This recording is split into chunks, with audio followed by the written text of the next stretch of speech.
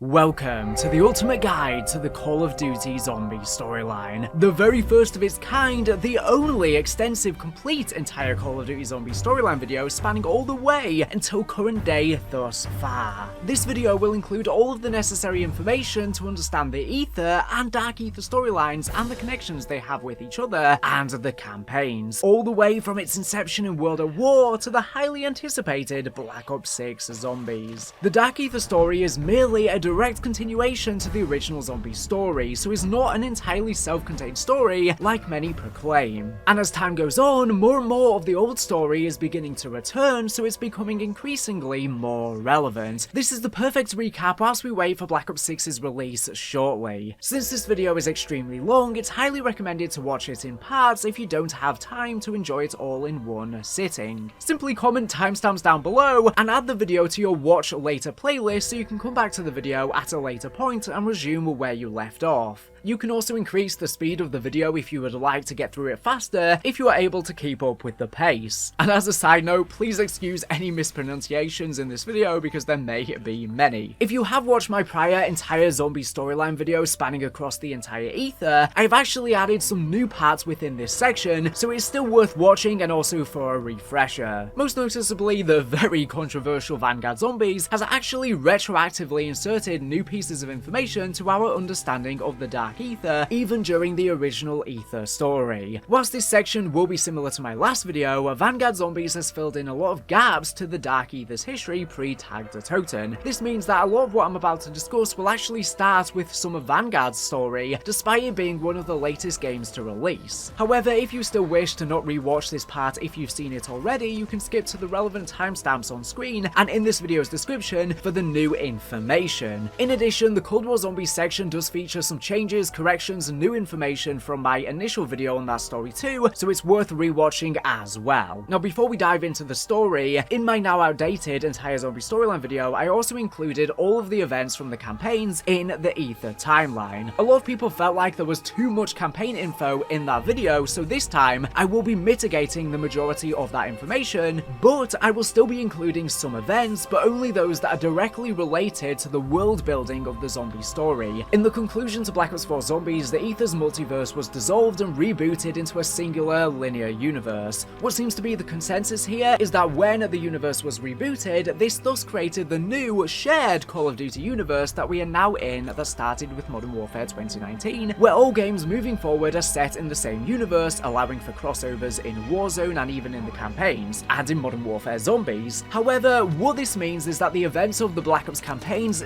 did take place within the prior multiverse, with of course different but similar events playing out in different universes, hence why we have multiple choices in both Black Ops 2's and Black Ops Cold War's campaigns. The old Modern Warfare trilogy and other COD games that are not a part of this shared world likely took place in the prior multiverse. In the new, rebooted timeline, the events from World at War and Black Ops' campaigns do still occur, but only one version of these events, whereas in the prior multiverse there was theoretically an infinite amount of outcomes and possibilities. In the prior multiverse there were crossovers in the campaign with such things as Element 115. In the new Dark Aether saga, there are crossovers with such characters as Weaver and Kravchenko whilst they are off-screen in the campaigns. The new rebooted timeline seems to be the only version of the Black Ops campaigns that are within the same world as the rebooted Modern Warfare games. This is all relevant to understanding that Zombies, and more significantly the reboot on Tag Der Toten, affected all Call of Duty games and their stories, whilst not directly referenced in these games. Zombies quite literally is the mold holding all of the games together. I just thought I would have to get that out of the way to recap this video, because whilst I'm mitigating all of the campaign information from the Aether story, of course that's very important to the Dark Aether story considering some of our main characters are directly from the old campaigns. With that being said, let's jump into the entire zombie storyline. To truly know where we are going within Black Ops 6, we have to start at the beginning.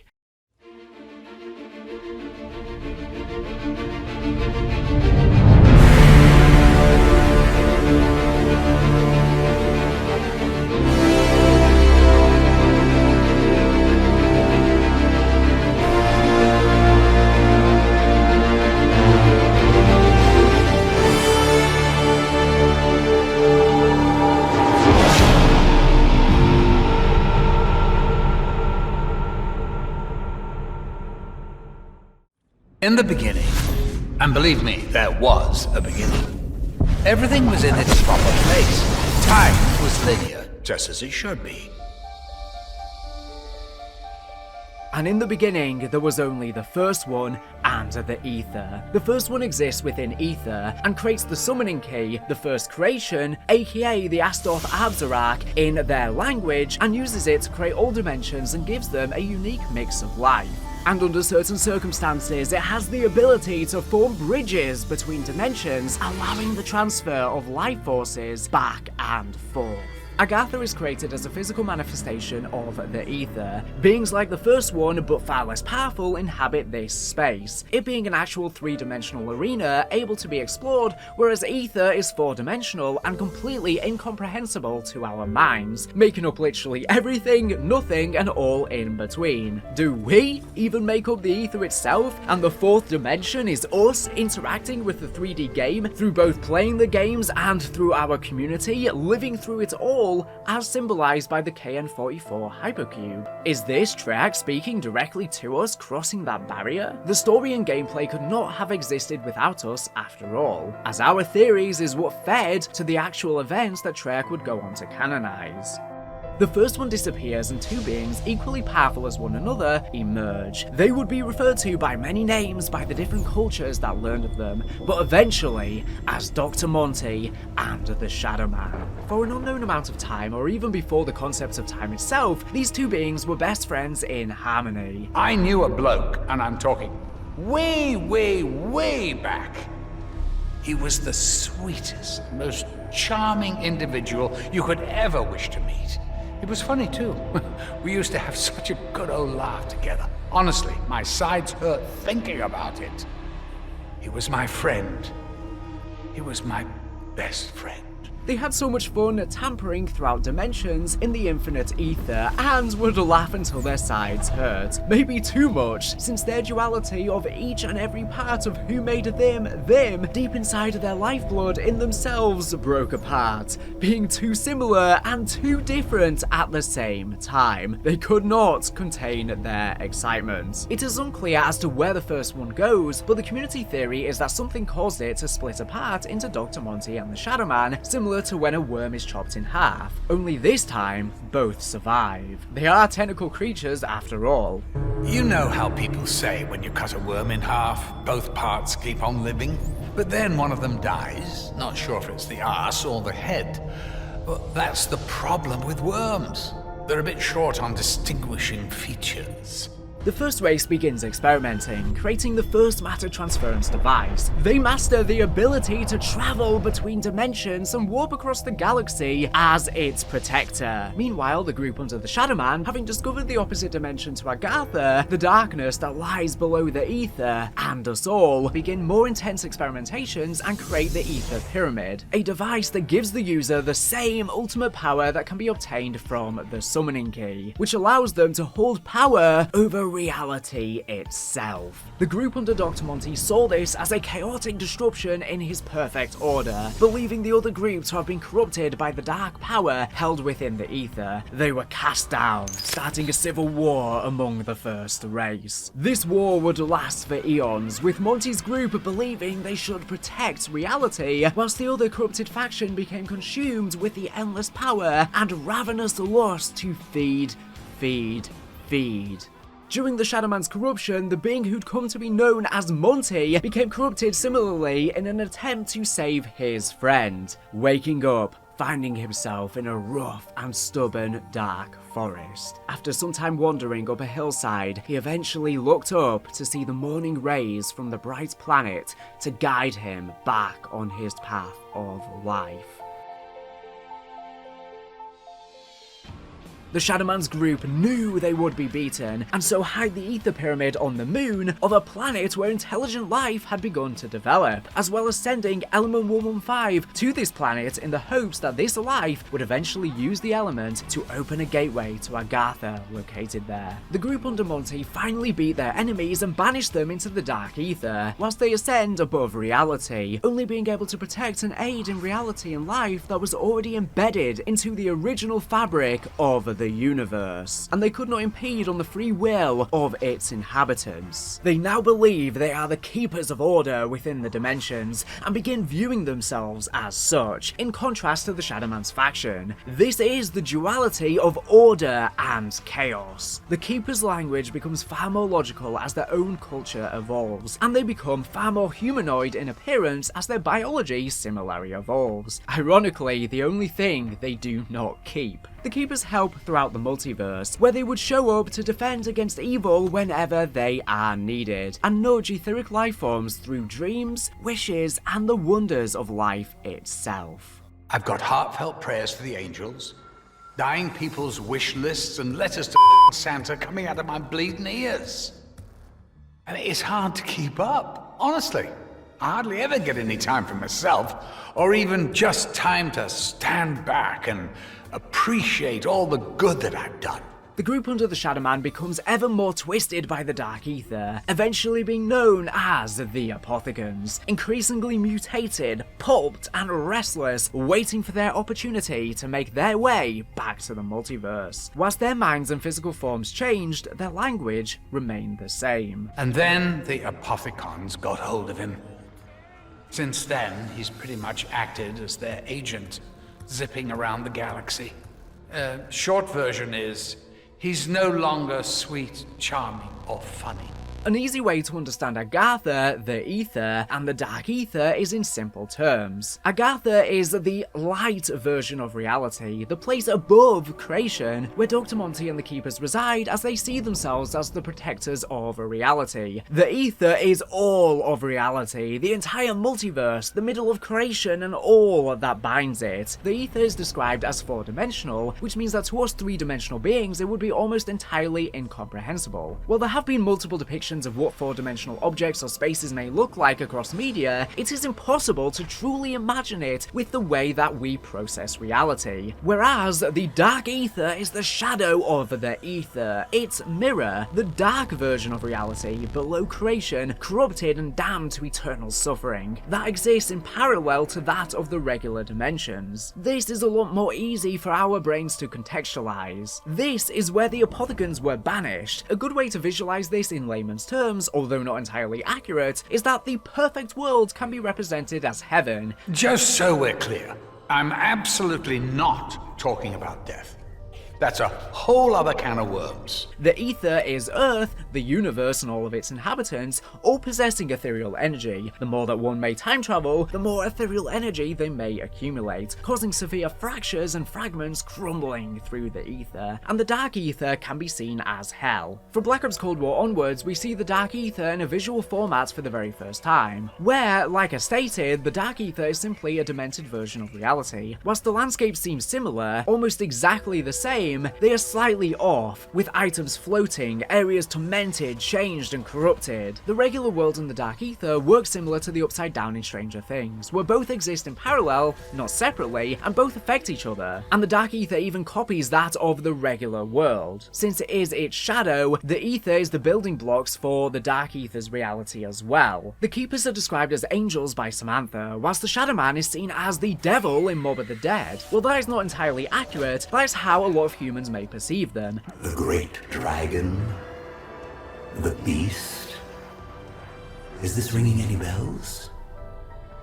Beelzebub? Lucifer? Satan? The devil?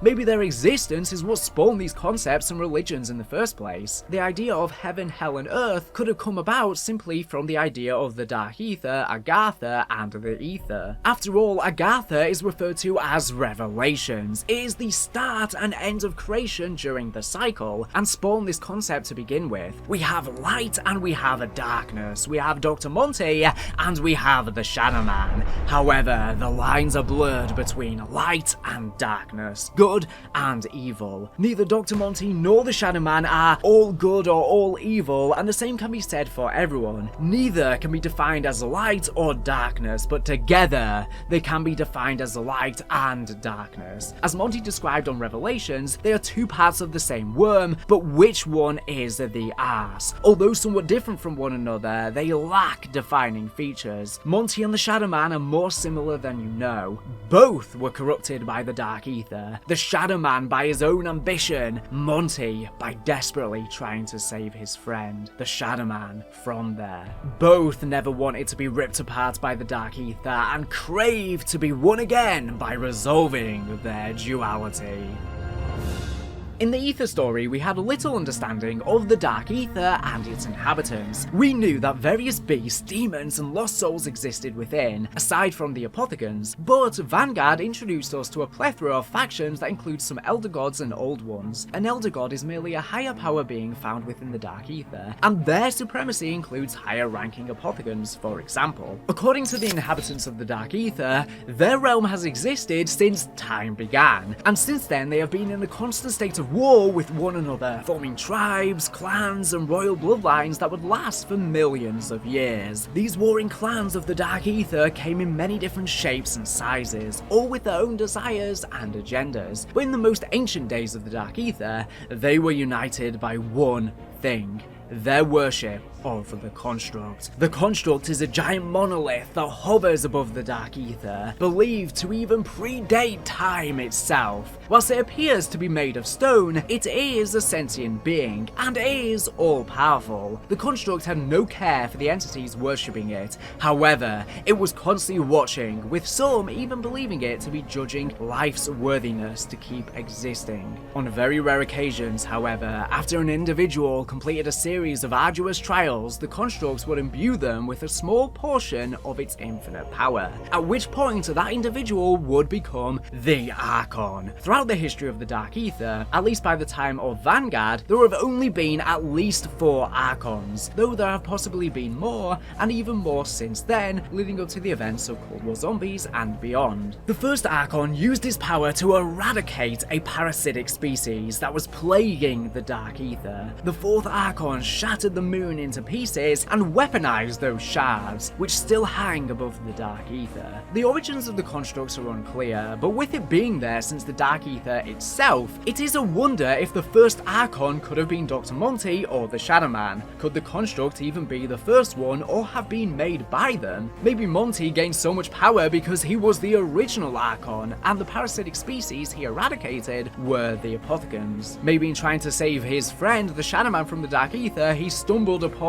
the Constructs, or maybe even the Shadow Man became the Archon, explaining his great power, or maybe the first one itself was the very first Archon, which then caused them to split into 2 afterwards. All is a mystery for now. As millennia passed, one clan rose to prominence in the Dark Aether, and eventually were considered its lords. They had yet to control the entire realm, but one particularly ambitious son of this bloodline would seek to change that. His name was Cortifex the Deathless. Through guile and deception, Cortifex's plans eventually culminated in the murder of his parents and his official ascension to Lord of the Dark Aether. He also took a wife, Syraxis, though was adamant on not wanting a child. Dark Aether entities do not die of old age, and so having a child to further his line was not a requirement and was seen by him as a threat, as the child could do to him what he did to his own parents. At some point following this, Cortifex became obsessed with the Construct, seeing it as the ultimate way to dominate the Dark Aether. He was able to successfully pass the trials, but upon appealing to the living monolith, it refused him for unknown reasons. Cortifex flew into such a rage over this that he would dispatch his 5 personal assassins, the Sisters of Agony, consisting of Isabella the Deceiver, to remove anyone else who would try and petition the Construct. Eventually, Syraxis became pregnant with a child child, and in a rage, Cortifex set out to punish both her and the child. He transformed Syraxis into a shadow of her former self, erasing her memories and changing her physical form to that of the newest Sister of Agony. She joins Isabella and the rest as sisters in arms. He then enacted some unspeakable cruelty on the child. And that is the last we will hear of Cortifex and these factions until quite a while.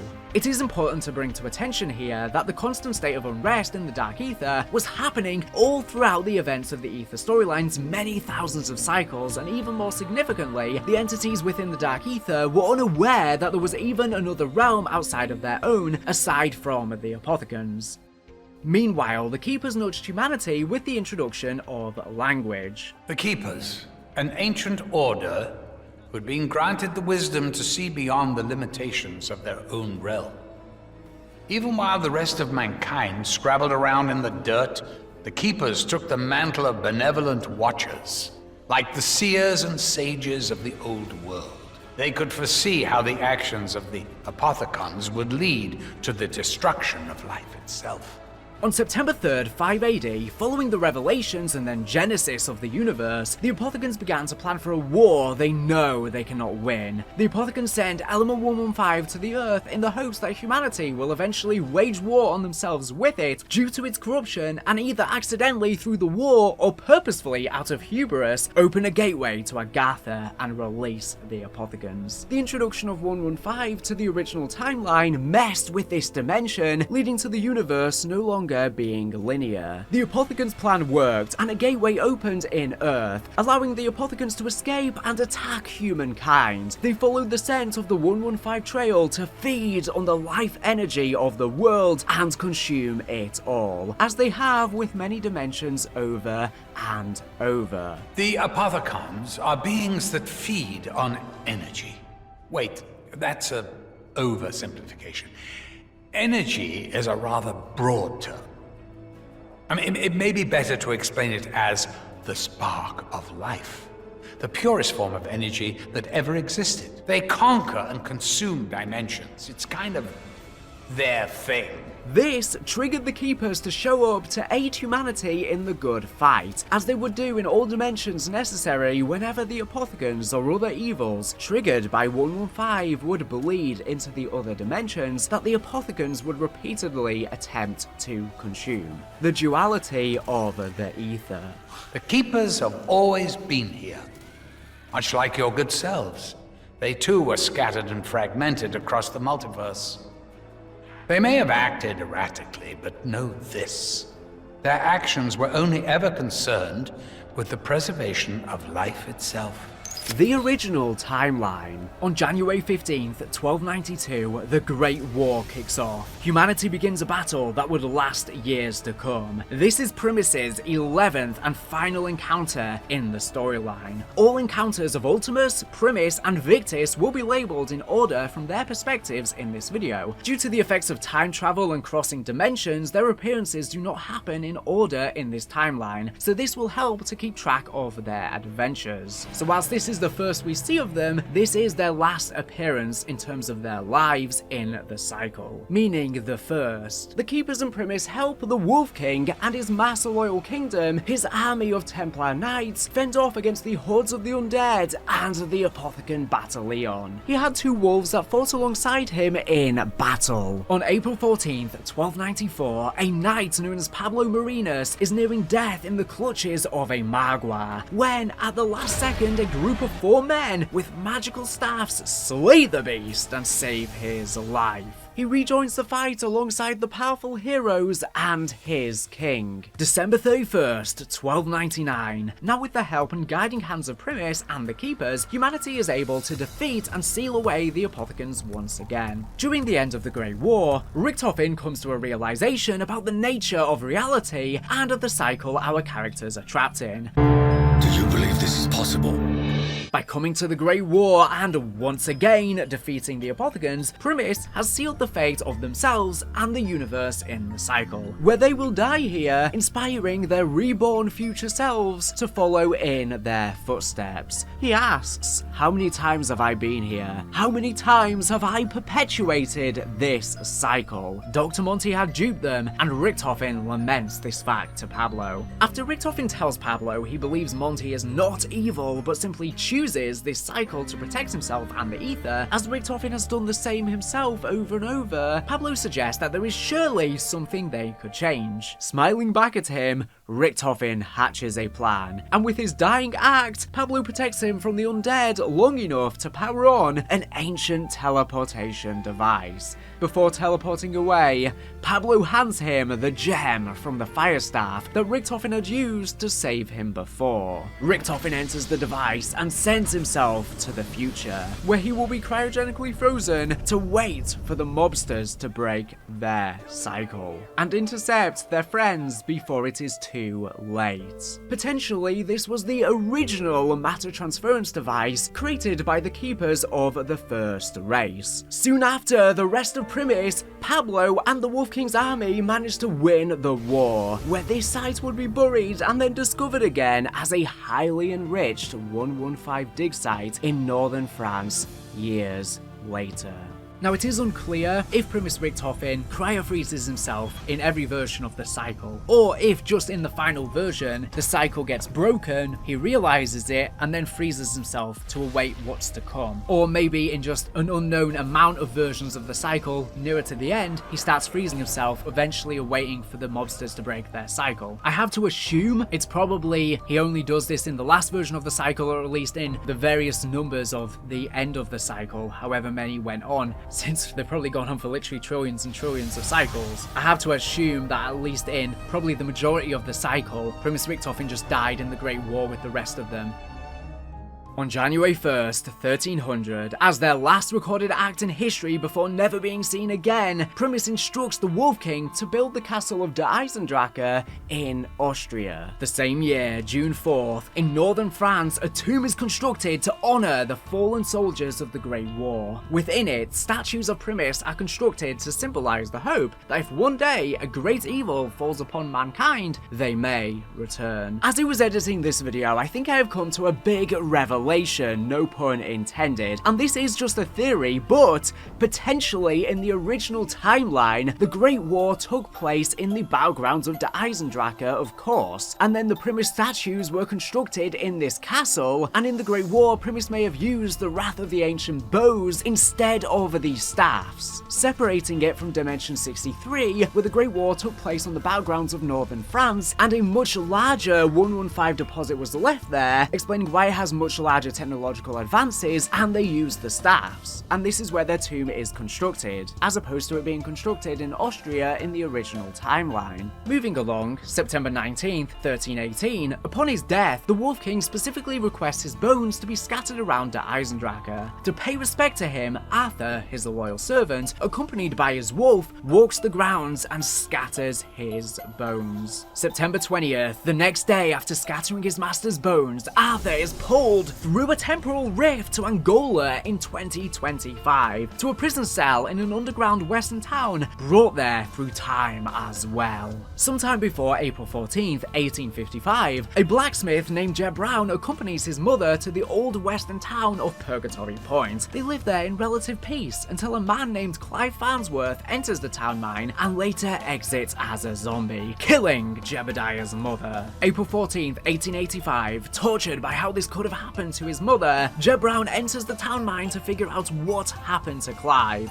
He does not exit for 5 days, even though to him, it felt like mere minutes. A few days pass, April 19th. 2 creatures from somewhere unknown to the blacksmith come down and speak to Jeb. He dubs them angels. These keepers give him the plans to construct a magical machine, the Pack-a-Punch. A couple months pass, June 30th. The Angels return and ask Jeb to create the Agarthan device. But Jeb is unable to acquire 2 of the ingredients they ask for. An elemental shard, as he has no way to control souls to infuse them into 115, Apothecant blood, as he has no way to travel to the bottom of the ocean to locate the giant Apothecant Elder God and retrieve it. As a result, Jeb insists he creates the only piece he had the ability to, a golden winding artifact that would come to be called the Seal of Duality. Not much time passes, July 3rd, Jeb Brown designs a device similar to the Seal of Duality, but far less powerful, the Vril device. Later that month, July 20th, depressed due to the death of his mother and desperate to return her to him, Jeb digs up her body and places her into the Pack-a-Punch machine. When she returns, she is neither alive nor dead, and instead becomes a ghost permanently bound to haunt Purgatory Point, one of the most twisted things in the entire zombie storyline. The next day, July 21st, the Angels return to Jeb Brown and ask him to place the golden device he created into the Pack-a-Punch machine to upgrade it. After some deliberation, one day later, July 22nd, Jeb Brown obeys the orders from the Angels and places the device into the Pack-a-Punch. Suddenly, the entire town of Purgatory Point is ripped from time and teleported into underground Angola in 2025, where what's left of the townsfolk are quickly overrun by the undead. We finally enter the 1900s. On June 30th, 1908, near the stony Tunguska River, a meteorite crashes which contains large amounts of element 115. Odds are one of the rocks shot through a portal at the beginning of Revelations. This makes element 115 the exact same as the real-life synthetic lab-created element Moscovian, and is what corrupts all those exposed and necrotizes the dead into zombies with the Dark Aether's magic.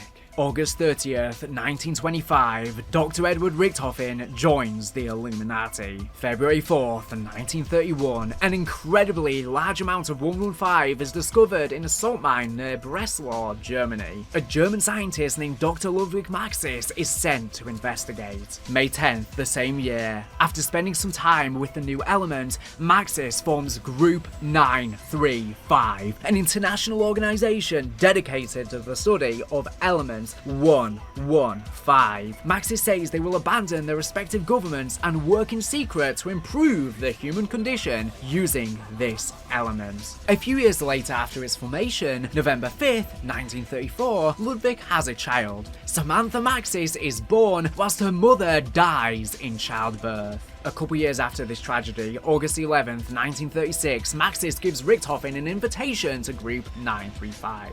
Richtofen, hoping to secretly infiltrate them for the Illuminati, agrees. A year later, April 10th, 1937, the Imperial Japanese Army discovers element 115 meteor fragments in a swamp within Japanese territory. They build the Rising Sun facility to continue their research. Division 9 is created to oversee its operation. The same year, June 14th, the United States government discovers deposits of element 115 in Groom Lake. A couple years later, July 2nd, Maxis and Richtofen begin teleportation experiments with the matter transference prototype to mild success. The subjects are teleported, but their chemical composition is altered, leaving them catatonic and changed. Maxis would later secretly inscribe on the device to M, who started me on this journey. Unknowingly, Monty wanted him to build this device to eventually reach Agartha and continue the cycle. August 8th, the same year, Maxis and Richtofen discover 115 can be used to reanimate the dead. However, the reanimated subjects are not receptive to commands. September 1st, Germany invades Poland, sparking World War II. Meanwhile, a couple days later, September 3rd, Richtofen produces the prototype for the Wunderwaffe DG series, the DG-1 or Scharfschütze. A couple months later, November 23rd, Maxis contacts the Reichstag and informs them that with funding, they will be able to mass-produce weapons ranging from energy rifles, undead hordes, super soldaten, and mechanical giants. The next month, December 4th, during test trial 151, Richtofen and Dr. Schuster successfully teleport a walnut. This is the first successful test where the chemical composition of the object is maintained throughout the process. The next day, December 5th, Edward's walnut original delivery fails to impress Maxis, who declares it a waste of time. He reveals to Richthofen that Group 935 will soon be funded by the Nazi regime. Richthofen worries this will lead to massive defections as 935 is an international group.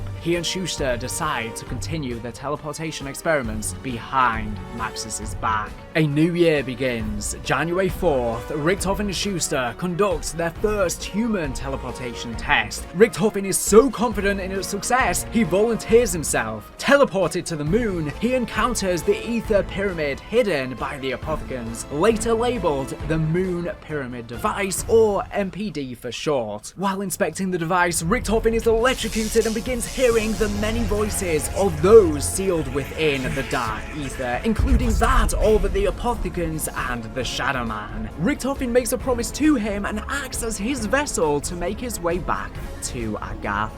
You do know that Richthofen is a friend of mine. I say friend, but really he's so much more than that. At one point, I almost considered him my apprentice. I mean, he did stab my reporter friend and steal the summoning key. But at one point, he did everything I told him to. I keep hoping he'll remember the promise he made to me so long ago. Long ago, I made a promise, a vow, to protect him. In order to keep my word, I have done bad things. Very bad things.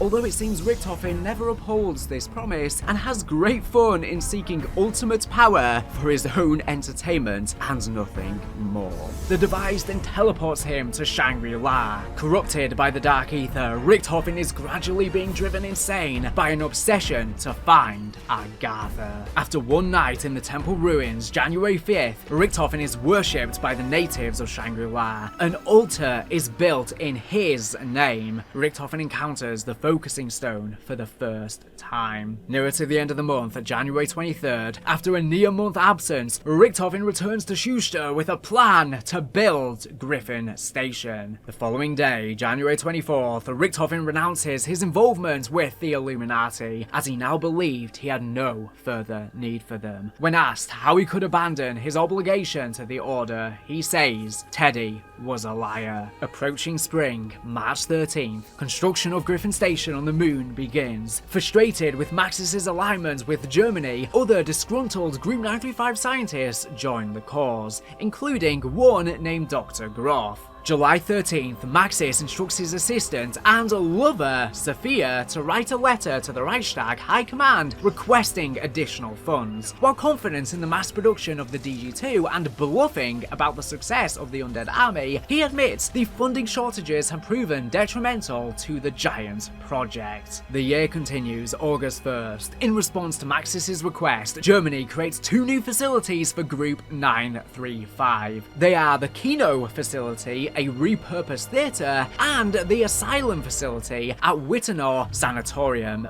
both in Berlin. The middle of the month, August 18th, as per Germany's request, the Japanese Imperial Army hands over the Rising Sun facility to Group 935, whilst Division 9 remains involved on site. October 3rd, Group 935 establishes a research facility in Siberia near the Tunguska River. It is here that the Super Soldaten cloning program would occur. October 6th, Group 935 establishes a research facility at Griffin Castle, Austria, codenamed the Eagle's Nest or the Iron Dragon, Der Eisendrache in German. This facility would serve as a test site for the V2 rocket as well as general holding for prisoners. June 24th, 1941, Nikolai Belinsky's wife is killed during the German advance into the Soviet Union. In an effort to numb the pain, Nikolai increasingly turns to vodka. The next year, January 11th, 1942, Maxis gives Fluffy to his daughter Samantha. The dog is expecting a litter. 9 days later, January 20th, Maxis tests the first file for storage on the Data Servant. Just under 1 week later, January 26th, on the Data Servant, Maxis catalogues locations with prominent Element 115 deposits. He includes information about its various applications and sites that the reanimation regeneration of dead cells is a possible side effect. January 30th, Richthofen completes the Wunderwaffe DG2 prototype. February 1st, with Griffin Station completed, Richthofen names Dr. Groff lead scientist and returns to Earth to continue the charade with Maxis. Working alongside Schuster, Groff is left to discover how to power the MPD. The next day, February 2nd, in a speech to his staff, Groff talks optimistically about Griffin Station's establishment as a permanent base of operations. Some months pass. April 17th, Maxis develops the ray gun prototype at the Rising Sun facility, whilst H. Porter works on developing the second generation model. Next month, May 15th, Group 935 recovers a variety of artifacts from a buried American Western town found in Angola, including the original golden Pack-a-Punch machine, the Vril device, and the Vril vessel or seal of duality, all built by Jeb Brown under the guidance from the Angels. June 13th, a result of temporal rifts in 1963 Kino, Monty reaches across time and offers a little nudges. One nudge is developing Group 935's Element 115 fused elixirs. They create 4 medicinal beverages known colloquially as Juggernog, Quick Revive, Speed Cola, and Double Tap. Monty helps here, just as he helped Ludwig Maxis build the first matter transference device, setting events in motion. Later the same month, June 28th, Dr. H. Porter takes charge of the weapons upgrade program and successfully reverse engineers and recreates Jeb Brown's Pack-a-Punch machine, though it is more inefficient than its predecessor. Next month, July 18th, Groff and Schuster unwittingly discover how to charge the MPD. When Schuster kills a rat near the device, its life force or soul is transferred into the device. These findings are reported to none other than Richthofen. Following this event, a couple days later, July 20th, Richthofen begins sending soldiers and scientists to the moon to be sacrificed, to experiment its true power, their souls used to charge the MPD. Nearer to the end of the year, November 5th, Takeo Masaki is dispatched by the Japanese Emperor to oversee the work of Group 935 and Division 9 at the Rising Sun facility. Next month, December 8th, Richthofen shares the Element 115 based elixir recipes with Griffin Station. They develop Mule Kick. Meanwhile, the following day, December 9th, Nikolai's brother is killed during the Battle of Stalingrad. December 14th, Richthofen creates the Monkey Bomb, a trap explosive device that attracts the undead, showing Richthofen's fascination with children's toys. Due to Richthofen's lonely childhood growing up in an orphanage, he developed a fragile ego in almost all universes, where he would make up fictitious lies such as his father being a famous scientist to try and appease the other children. They would mock him and write "Teddy is a liar" on the schoolyard walls. Richthofen could not sleep without his Teddy.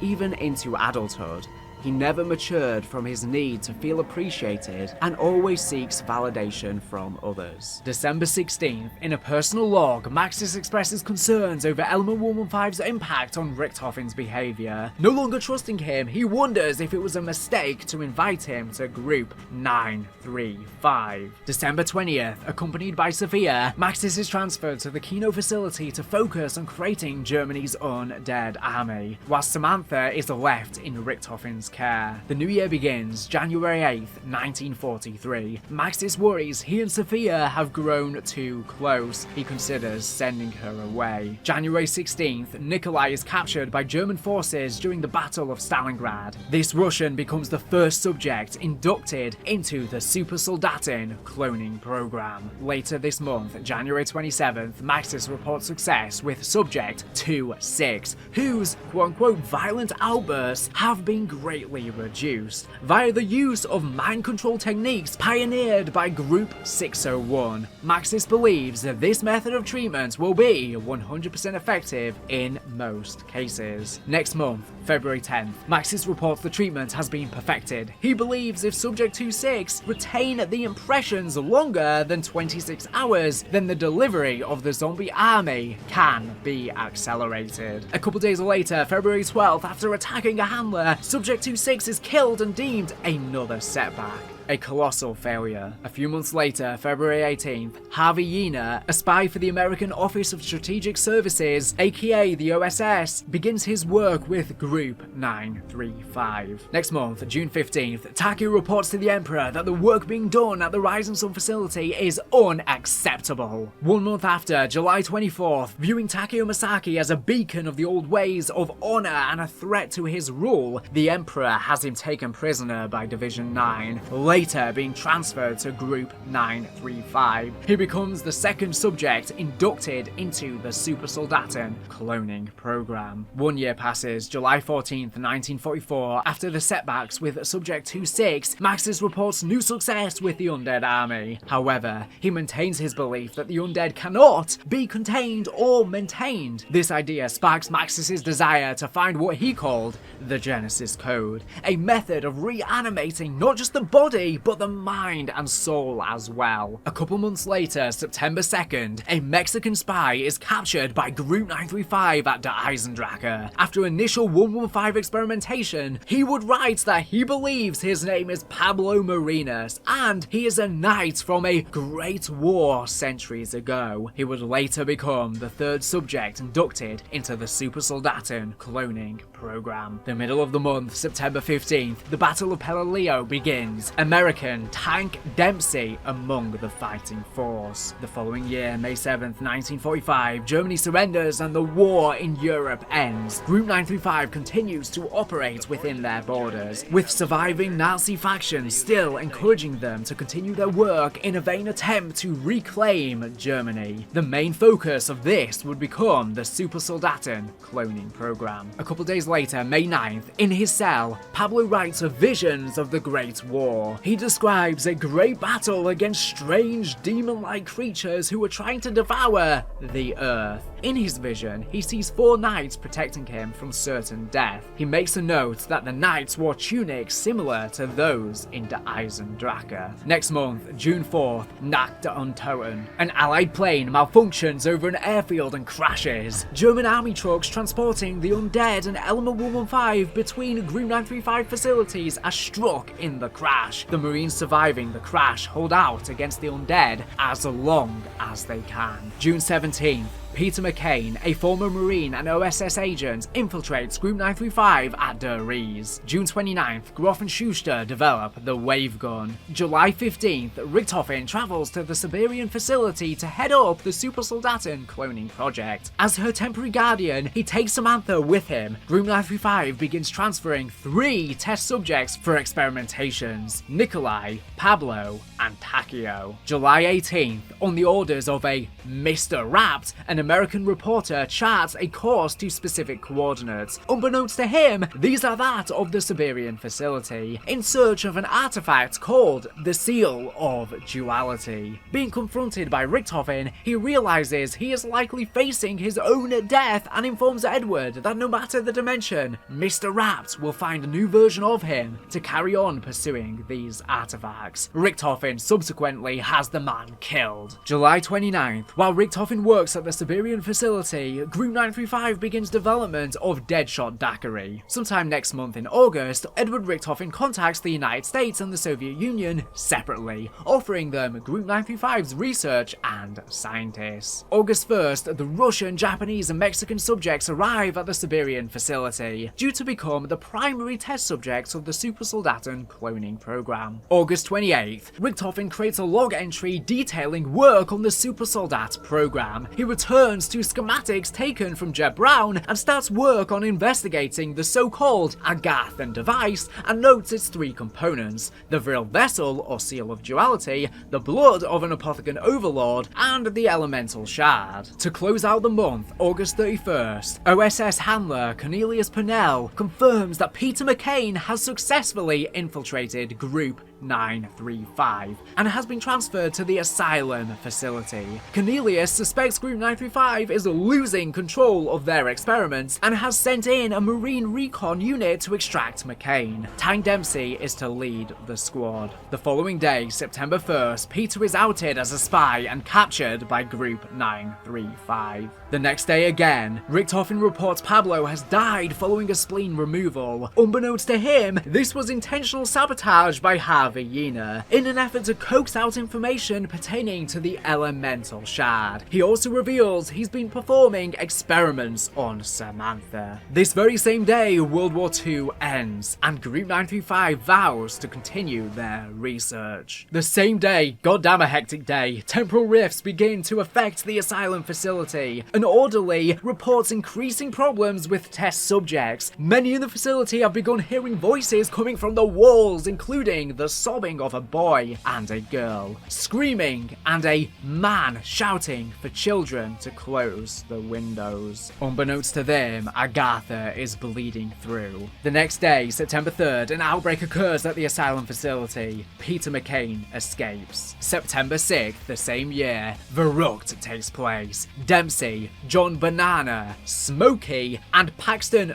Gunner Ridge arrive at the asylum facility to find it overrun by zombies. They fight off the hordes as long as they can. Dempsey is apprehended by Group 935. Gunner manages to escape alive. The next day, September 7th, John Banana writes messages and records his last words while being eaten alive by an undead Smokey. These would later be logged and stored on the top secret Dreamland server. A few days later, September 10th, Richthofen reports another spy has been captured and will be brought in to replace, quote-unquote, the Mexican. The subject is none other than Dempsey. A few days later, September 13th, Cornelius Purnell attempts to send a transmission to Peter McCain, telling him to rendezvous at the Rising Sun facility. September 17th, Dempsey arrives at the Siberian facility. The three subjects are cloned and murdered relentlessly over and over and over and over again in an attempt to make the perfect soldier. Many of these iterations resulted in abhorrent mutations, and it's important to note that it is unknown whether Ultimus, Dempsey, Nikolai, and Takeo are the original subjects or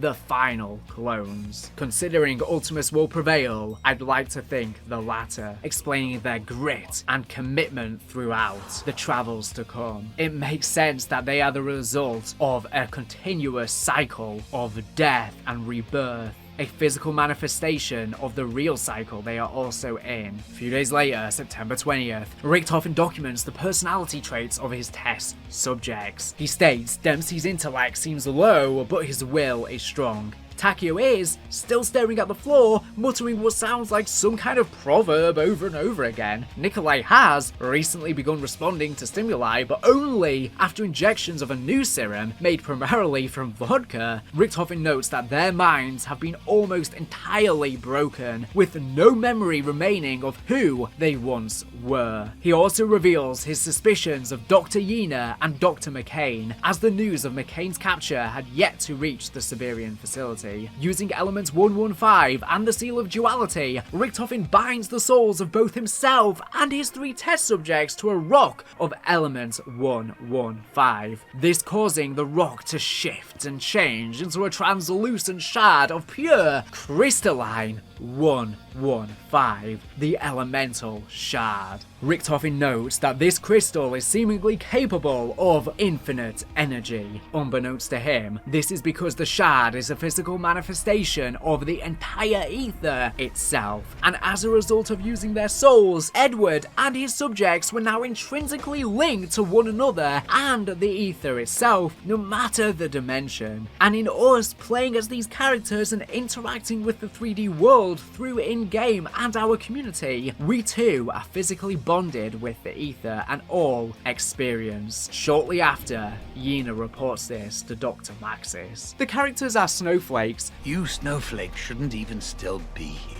Making up the world ice, the Yggdrasil of the entire universe, explaining why it would snow when a fracture would occur, and why snow is present in many of the teleportation animations. Snowflakes representing the characters binded to the universe make up its entirety. 4 days later, September 24th, Maxis returns to Der Riese. He orders Richthofen to do likewise so they may continue their work on the matter transference device. He also orders the elemental shard to be sent to Division 9 and reveals he has cancelled mass production of the DG2 as retribution for Richtofen's use of 935's funding for personal endeavours. Hypocritically, however, Maxis has been researching the Vril in his spare time just as Richtofen had. Though unknown to Maxis, the shard he had just sent away was, in fact, the key to the Genesis code. Speaking of, the Nova Crawlers were probably Group 935's failed experiments at recreating the Vril, aka the Keepers explaining their visual similarities, combining pig and human DNA sequencing. Broken Arrow under the American government would go on to conduct their own similar experiments. September 27th,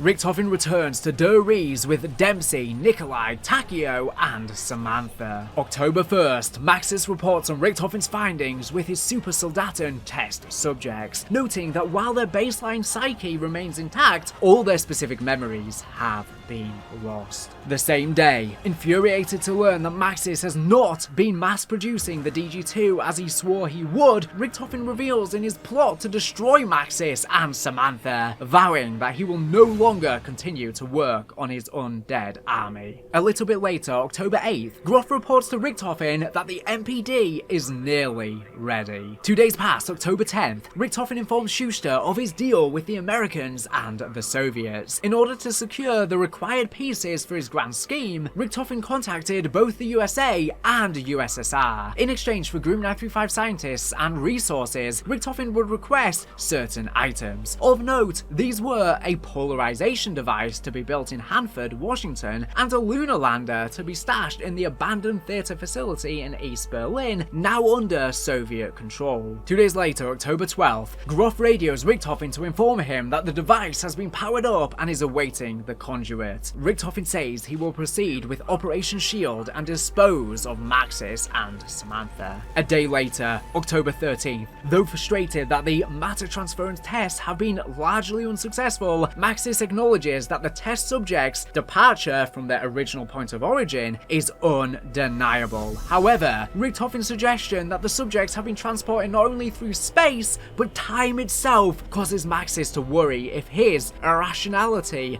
may soon prove a liability to their endeavors. And he was right. The same day, Maxis and Richtofen performed teleportation test trials on test subjects number 3, 4, and 5.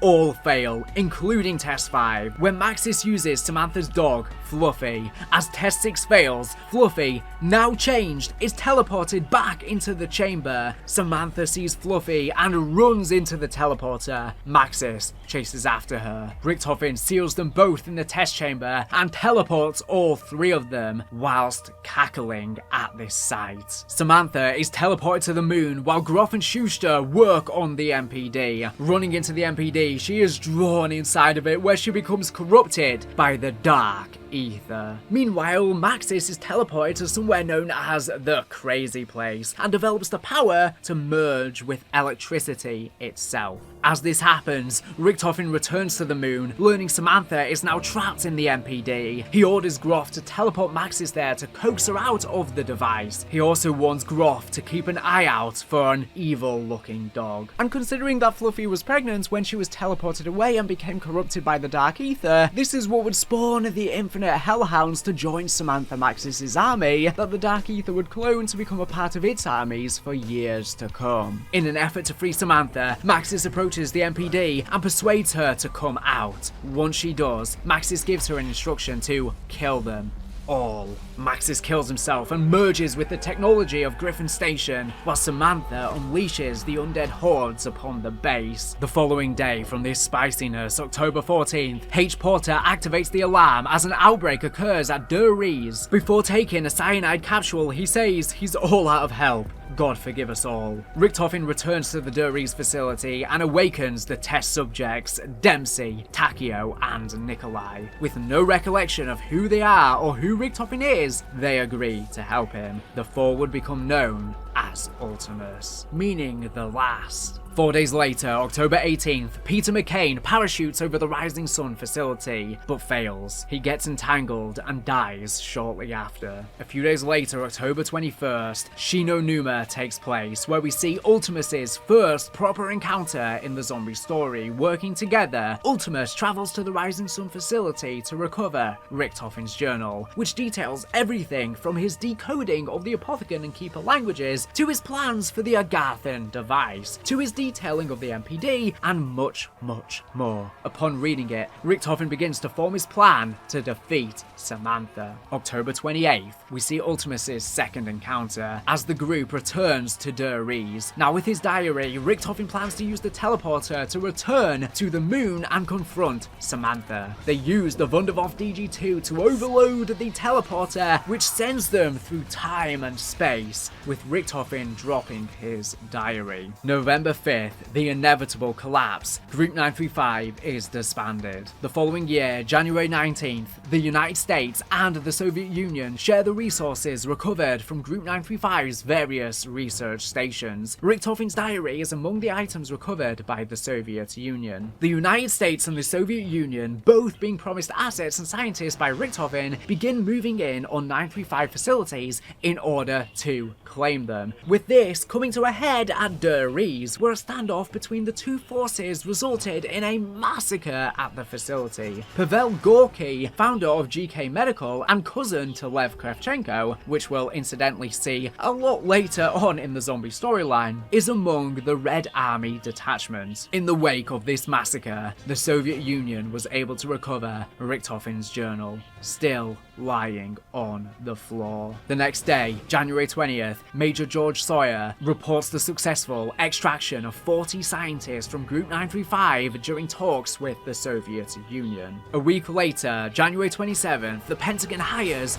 many former Group 935 scientists in an effort to replicate their work through Operation Stapler. January 29th, as with their US counterparts, the Soviets hire many former Group 935 scientists. Among them is Harvey Yner, who forms the Ascension Group, along with Anton Gersh and Friedrich Steiner, with Nikita Dragovich serving as the group's military representative. Unbeknownst to Moscow, Yner was very much still working for the United States and could not refuse the opportunity to become a founding member of the future of Russian science. February 2nd, Pablo Marinas begins broadcasting a signal from the Siberian facility in hopes of rescue. This would eventually result in the crashing of the Tungaren. March 23rd, Richtofen's demands from Operation Stapler are filed. They include a portrait of Richthofen in the Pentagon, a polarization device to be built in Hanford, and $20 in change. This man does anything for $20. The following year, June 27th, Dr. Schuster makes a personal log regarding his new position in the Pentagon. The Americans continue to push him towards trying to control the undead,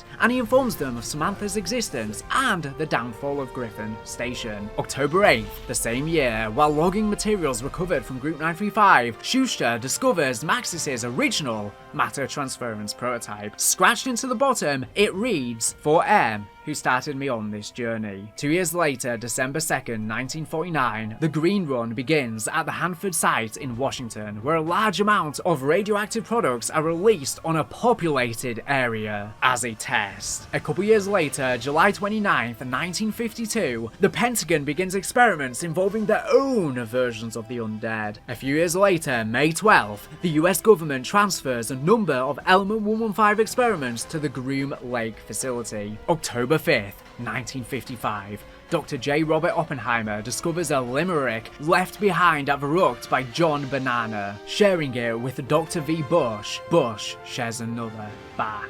October 19th, Gersh and Yuri Zavoysky begin working for the Ascension Group. October 24th, Dr. V. Bush shares 2 more John Banana limericks found at Verrucht. He notes that John Banana may have been trying to tell the reader something. He notes the letters DK-MFK. Unbeknownst to both men, this was somehow the login information for Dr. King, the suspicious chief staffer of the CIA, as if the 115-induced delusions experienced by John allowed him to learn that Bush and Oppenheimer would read his message, and so he attempted to warn them. October 31st, Dr. V. Bush shares translated files from the Dury's data servant written by Dr. Maxis with Dr. J. Robert Oppenheimer. The next year, January 1st, 1956, Robert Oppenheimer sends Dr. V. Bush his encrypted password for the Dreamland server, as his security clearance and files are being revoked due to his outspoken support for international control of nuclear power. The same year, April 25th,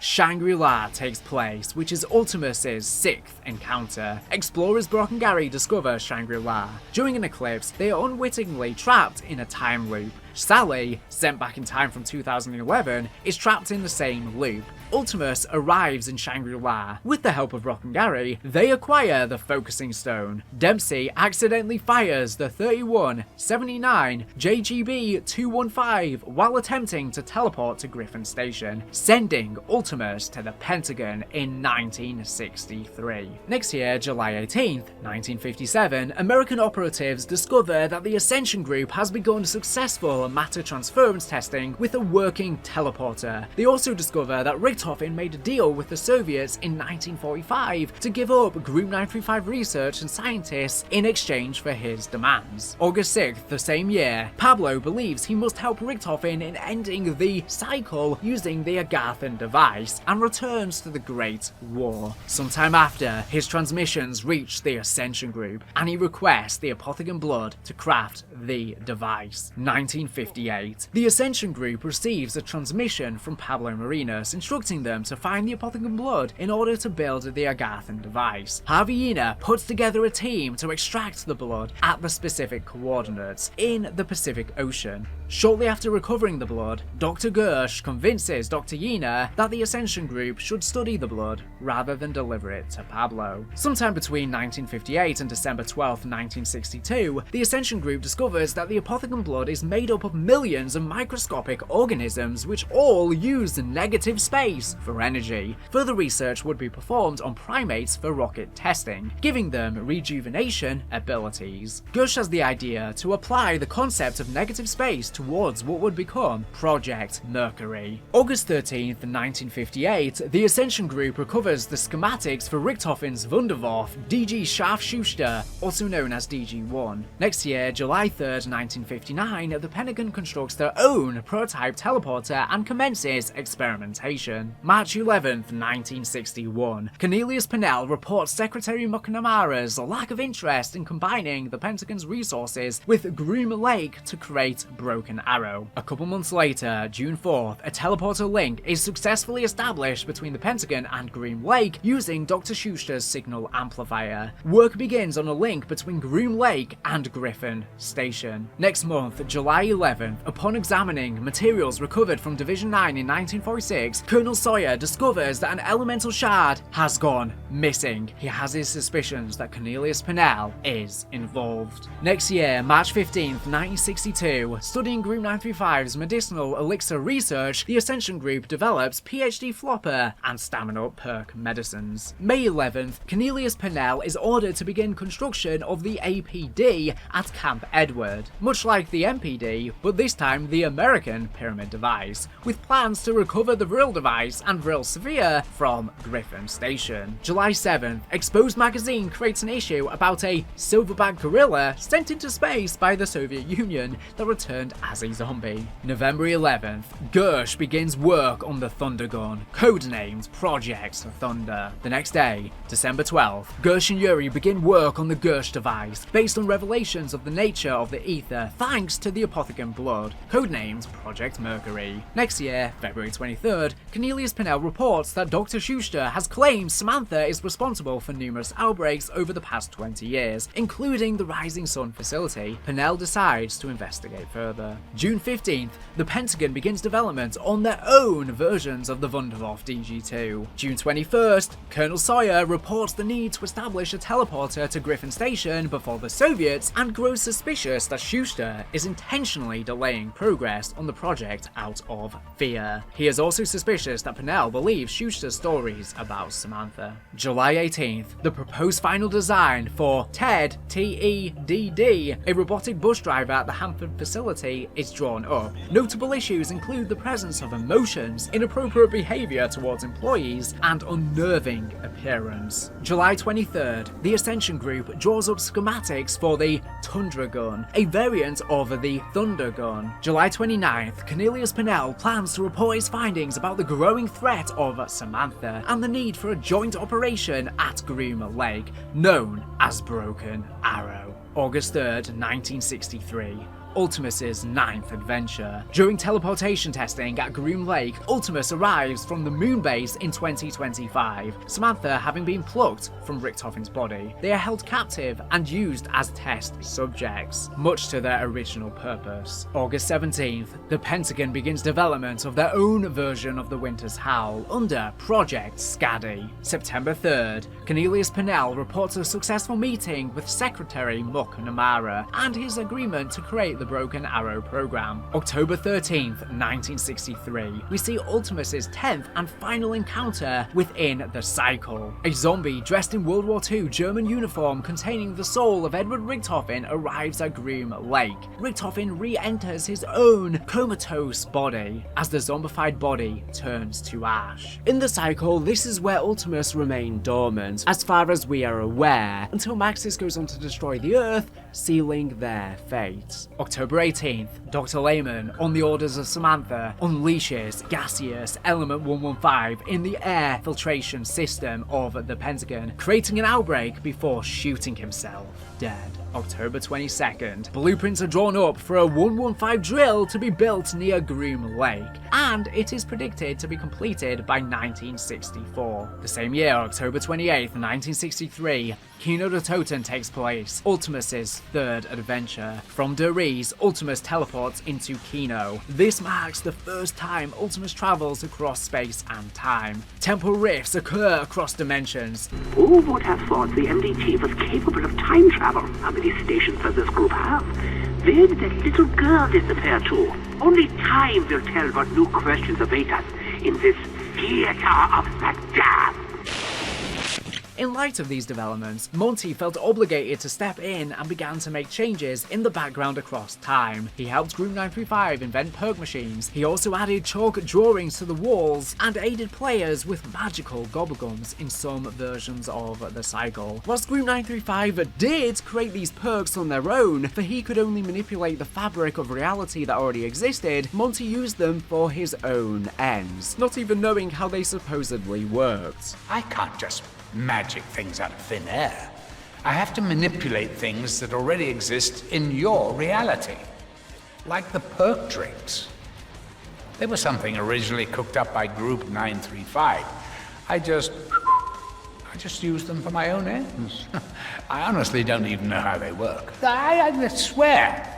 As for the songs, don't get me started. He even aided with a magical mystery box that temporarily displaced weapons ranging from all of space-time and the fabric of reality itself. Although Samantha, Richtofen, or anyone else who would gain power over the ether would have the ability to manipulate and move these devices for their own fun games. Magic box of weapons, the little clues here and there. I always try to give you a little help, without drawing too much attention to myself. Whilst the Keepers help with various nudges, the Apothecans did too, as they also had their own versions of the Mystery Box and Pack-a-Punch, for both factions tried to persuade various facets of life to their side throughout the years. Not only did he aid the characters, but Monty would interact with all life throughout the entire multiverse, listening to prayers and others among them. But he was not a true, all-powerful god like he would sometimes big himself up to be. It was all a bluff, and this power and responsibility was too much for his corrupted mind. He couldn't help everyone and was responsible for all of the good and all of the bad. I made an app once. At least I think that's what you call it. It started off really simple. All people did was press a button to indicate whether or not they'd had a good day. I tracked the data for everyone in the world. I mean, it was meant to help me understand people. It worked. But even in its simplest form, it was too much to take in. It actually made me depressed. It's hard trying to please everyone. Not only did Monty act as a through line manipulating the fabric of reality, but he served as a direct voice to us, the Zombies community, watching this video, transcending the game itself into our reality. Not only nudging the characters physically in the game, but interacting and nudging us, the community, through Easter eggs and songs, helping us piece together the ever-changing puzzles of the Aether and all that binds it. From Agartha to the Dark Aether, through Monty to the Shadow Man, Ultimus to Primus, Treyarch to us, the fans, and the duality of us all, allowing us to be involved and shape the story. Whilst the Shadow Man would tempt people towards corruption and absorbing their souls into the light of the Apothecan Sun to finally become at peace with existence, many would view him as Satan. Although both Monty and the Shadow Man could be viewed as creator, god, and or Lucifer, depending on the perspective of the spectator. They inhabit and make up elements of both myths. I know what you did, Richtofen. I know you found the Chronorium. You have suffered long enough. Why do you not embrace the cool warmth of the Apothecons? All your pain, all your suffering could be at an end.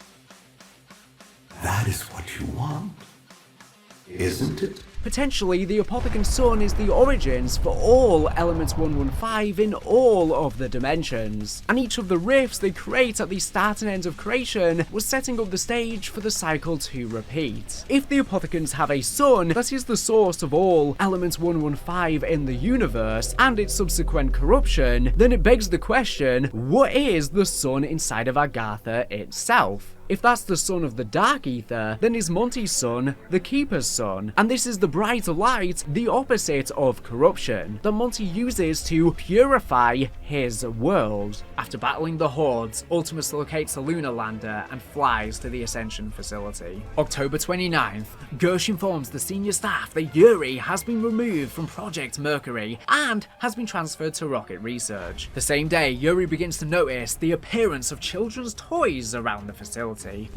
Lemnitzer provides a preliminary review of Broken Arrow's purpose as a joint operation between the CIA, Central Intelligence Agency, and Department of Defense, DoD, for all 115 experiments. He outlines the plan to hold a diplomatic meeting between President Kennedy and Fidel Castro to create an assembly of allied nations to combat Samantha should she become a threat. A couple days later, October 31st, General Earl Wheeler creates a memorandum for staff of the Pentagon in response to the recent outbreak caused by Dr. Lehman, who reportedly began hearing the voice of Samantha after reading Richtofen's journal. He informs the staff that the Pentagon must be properly maintained before President Kennedy's meeting with Fidel Castro. November 1st, upon reading Richtofen's journal, Yuri begins to hear Samantha's voice. Over several days, her voice will consume him, driving him to the brink of insanity. She orders him to resume work on the Gersh device.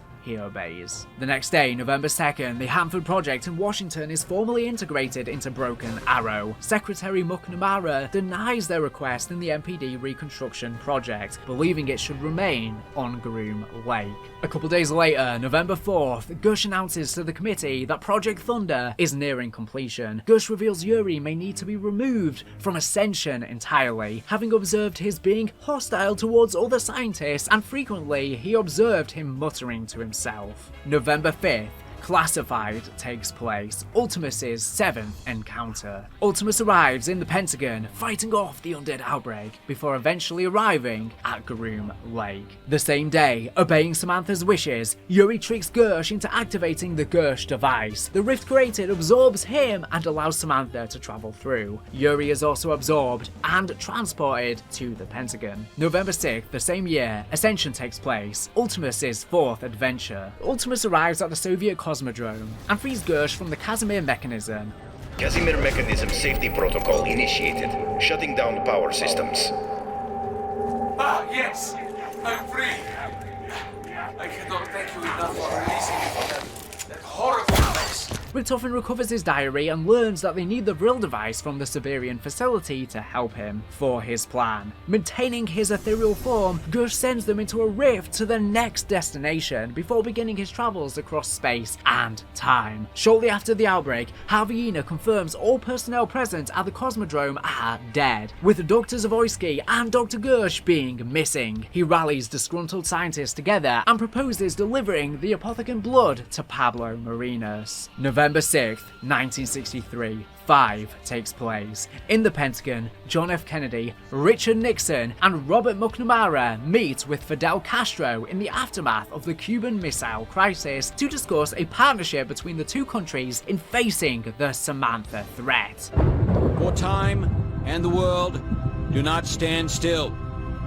Change is the law of life, and those who look only to the past or the present are certain to miss the future. I said, are certain to miss the future. Oh no, I missed that. Prime Minister Castro, this missile crisis was the last straw. We almost blew ourselves up. Now we invited you here today... In good faith. In good faith. To sort this thing out. And why is he here? He lost. As I always say, forgive your enemies, but remember their names. Now, gentlemen, as I like to think, in the long history of the world, that there are only a few generations. Sounds like someone breaking in. Just a storm, Dick. Sit down. Oh my God! It appears the Pentagon has been breached. Zombies. Gentlemen, at times like these, our capacity to retaliate must be, and has to be massive, to deter all forms of aggression. Gentlemen, lock and load. Viva la revolución! Any last words, Mr. President? Yes, Jack. Any superlative words of inspiration for our humble troops? Do not pray for easy lives, my friends. Pray to be stronger men. Due to the events at the Cosmodrome, a zombie outbreak occurs. Samantha sends Yuri to the Pentagon to thwart their survival, aka the Pentagon Thief, and since he went under similar MK Alpha interrogation methods to that of Mason, that's why he is covered in numbers. And of course he runs around the Pentagon trying to steal your weapons. After Gersh is freed and Ultimus departs from the Cosmodrome, the outbreak ends at the Pentagon. All 4 survive, at least in this version of the cycle. Other fractures, well, we will see. 2 days later, November 8th, Colonel Sawyer orders Cornelius Pennell to halt all ongoing attempts to combat Samantha following the 3rd outbreak at the Pentagon and the capture of Yuri. He confirms that with Dr. Gersh missing from the Ascension group, infighting has begun, and the group may soon fall apart. November 8th. With the loss of Dr. Gersh, Yina puts together a small team to deliver the Apothecon blood to Pablo Marinas in Siberia in order to craft the Agarthan device. November 19th, in an effort to avoid another undead outbreak, the US government creates the Broken Arrow program, establishing several facilities across the country. The Groom Lake program is folded into Broken Arrow. December 24th, CIA Director John A. McCone approves of Project MK Alpha, an extension of MK Ultra. Broken Arrow is set to build an artificial MPD, known as the APD, the American Pyramid Device at Camp Edward. Broken Arrow will use the APD as a method of interrogation. Between December 24th, 1963 and January 25th, 1965, the APD is constructed. However, Broken Arrow struggles to find a power source without access to human life force. Because it requires a localized power source, it is nowhere near as powerful as the MPD. Shortly after, Dr. Hale discovers that Atoms, ADAMS, powered by the elemental shard, can be used as sources. January 1st, 1964, the Apothecon Blood escapes containment at the Siberian facility, crashing the Russian ship and killing Haviyina just days before he was due to finally return to the US. Sometime before May 11th, 1964, Dr. Hale discovers that the elemental shard is capable of outputting an incredible amount of energy compared to the average 115, believing it to be Dr. Maxis's Genesis code. She notes that atoms charged with the shard exhibit traits that suggest they are sentience. Adam standing for Advanced Automated Machine. The same day, Paxton Gunner Ridge recovers the bones of Peter McCain, still at the Rising Sun facility, and has it sent to Camp Edward. July 1st, under the supervision of Director Purnell, Dr. Hale is able to revive Peter McCain using the elemental shard. This marks the true completion of Maxis's Genesis code. Sometime between June 1st, 1964 and February 8th, 1965, Peter McCain continues to recover from his revival and agrees to work for Broken Arrow. Purnell reveals that the DoD forced Broken Arrow to relinquish the elemental shard. However, he kept a portion for himself. Peter swears his loyalty to the company over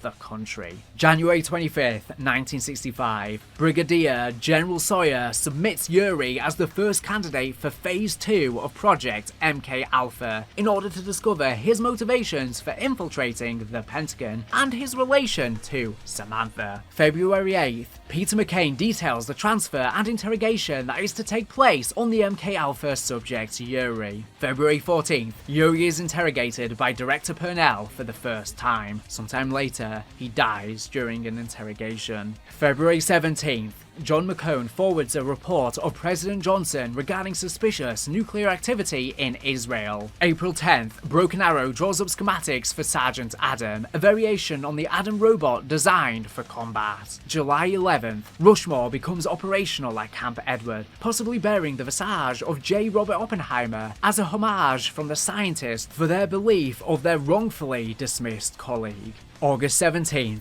the Department of Defense requests exploration of Project Toy Soldier to repurpose home service personal robots called Adams as soldiers. November 5th, schematics for the mobile matter transference device are drawn up by Broken Arrow. Shortly after, November 8th, blueprints for the Raygun Mark 2V, 2X, 2Y, and 2Z are drawn up. The following year, September 8th, 1966, Cornelius Purnell documents 2 dreams he had the night prior. In the first, 2 robed angels with carnivorous teeth take Purnell's mother away, and he has no way of stopping them. In the second, during an interrogation within the APD, electricity from the elemental shard is shot into Purnell's spine. The voices in Purnell's head informed him this was the path he must take if he is to ascend to Agartha. Purnell attempted to follow the schematics for the Agarthan device found within scans received from Yena detailing Richtofen's journal. However, Purnell believed the components did not exist, so this project was abandoned. August 3rd, 1967, Cornelius Purnell convinces Dr. Hale to assist him in testing the APD with himself and the elemental shard, flooding the interior with the shard's electricity. January 26th, 1968, Dr. Wise witnesses Director Purnell and Dr. Hale's unauthorized access of the APD. Shortly after, February 2nd, Deputy Director Peter McCain witnesses another of Director Purnell and Dr. Hale's unauthorized experiments. A couple days later, February 4th, Peter McCain logs the 2 incidences with Purnell and Hale, noting Purnell's increasingly erratic behavior as well as the Doctor's affection for Purnell. Purnell decides to inform the Department of Defense. Sometime between February 4th, 1968 and March 15th, 1968, Cornelius Purnell locks Peter McCain in solitary confinement. Peter's soul is placed into the body of an Adam. On March 15th, during Elemental Shard test number 54, Sawyer arrives and orders an end to the test. But Purnell, with the APD APD's power becomes Avogadro, leaking Nova 6 throughout Camp Edward. He is eventually captured and contained inside the APD itself,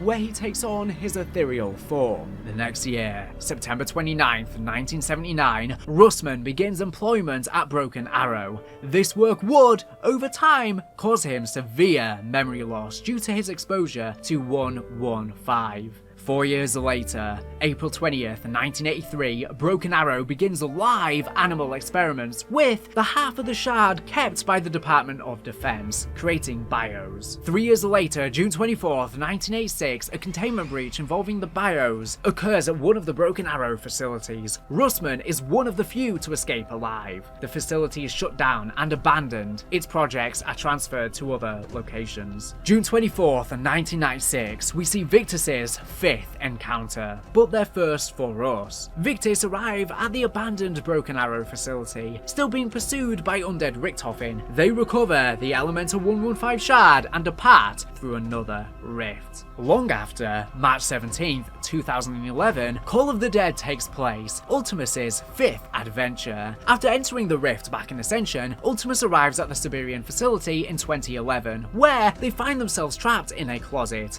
Ah! I'm blind! I'm blind! In my eyes! Holy shitballs! Me too. What did you do, Richthofen? I did nothing. There's a light switch. Oh, I think I found a lever. Perhaps this will turn on the light. No! Ah! Let go! That's not a lever! Richthofen! We need you to locate the power sources of the security system. They look like little half domes with a hole on top, kind of like a big... Forget it. If you destroy those, it should shut down the security system. Yeah, vodka. That might give me the distraction I mean, good idea. There couldn't possibly be anything left to drink anywhere. Could there? So now that they are occupied, I was wondering, could you do a special errand for me? I need you to retrieve a very important device. It looks like a long, stiff, hard golden rod. The fingers on the end. Meanwhile, George A. Romero films his latest project at the location. Samantha, in her pursuit of Ultimus, unleashes an undead outbreak. The film stars fight the undead horde. Well, I've always liked the monster within idea. I like the zombies being us. It's like zombies are the blue-collar monsters.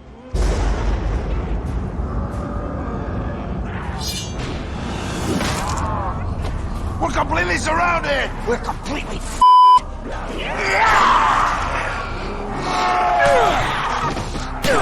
Are you girls kidding me? I've been praying for this shit! Come on! Boys, let's get to work.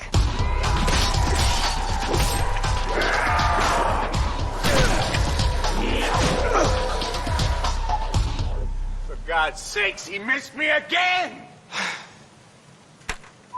Oh, cut!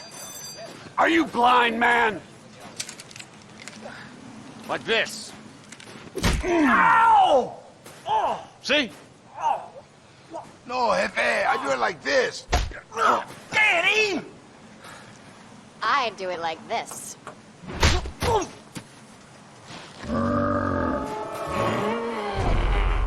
Get back to hair and makeup. You don't look dead enough. Come on, let's go.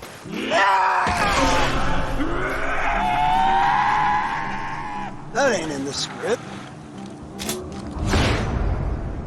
We're writing a new one. It's called Massacre.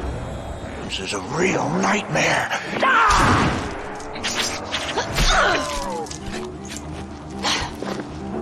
Let's slay some stiffs. Ultimately recovering the Vril device for Richthofen, Ultimus teleports to Shangri-La in an effort to acquire the next artifact required to defeat Samantha, the Focusing Stone. The next month, April 11th, following the disappearance of the Call of the Dead cast and crew, Romero's assistant Sally begins the search for her loss. Years ago, I did research for a World War II movie. I came across some old Nazi documents. I couldn't believe what I was reading. Element 115, necromancers, raising the dead, real creepy stuff. We're completely surrounded! Come on! The coolest thing? Some of that crazy shit happened right here.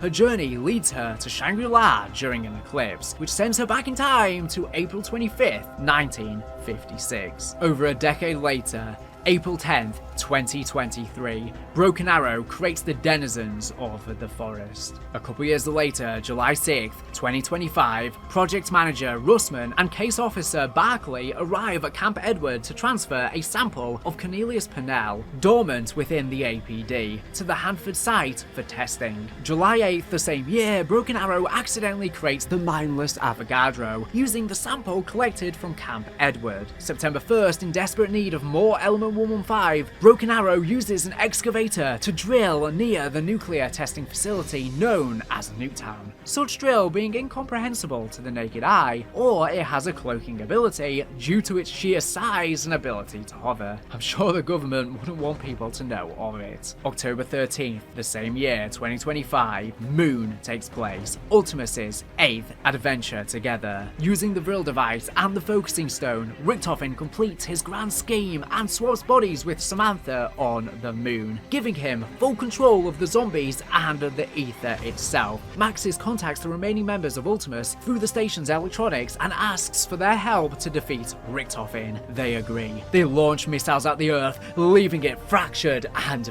broken. I have finished the calculations. Launch protocol initiated. Launch in 5, 4, 3, 2, 1.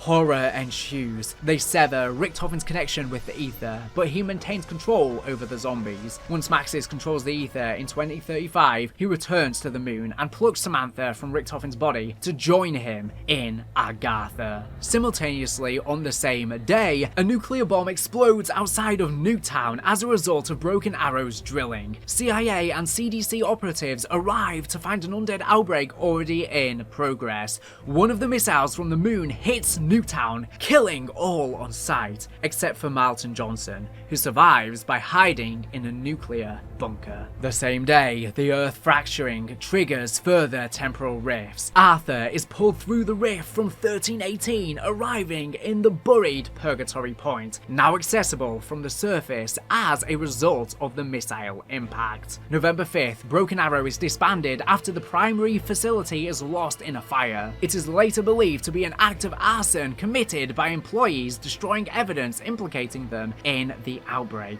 Russman, his mind broken after over 40 years of exposure to Element 115, begins to wander the Earth. A couple years later, March 18th, 2027, in a distress call, former CDC Assistant Director George Barkley reveals that the infectious containments have gone airborne. He advises caution regarding any allies showing signs of short-term memory loss, psychosis, delusion, and paranoia, common side effects of 115 that Ultimus know all too well. Later that month, March 27th, a society of survivors who eat the undead is formed. They are the Flesh. A couple months later, May 12th, Samuel J. Stullinger joins the Flesh cult. June 28th, through the consumption of the undead meat, the Flesh begin hearing Richtofen's voice. He tries to persuade them to build global polarization devices for him in pursuit of his new plan, to mend the rift in space-time and acquire full control over the Aether. The same day, Maxis begins communicating to survivors on Earth, telling those willing to listen to build global polarization devices for him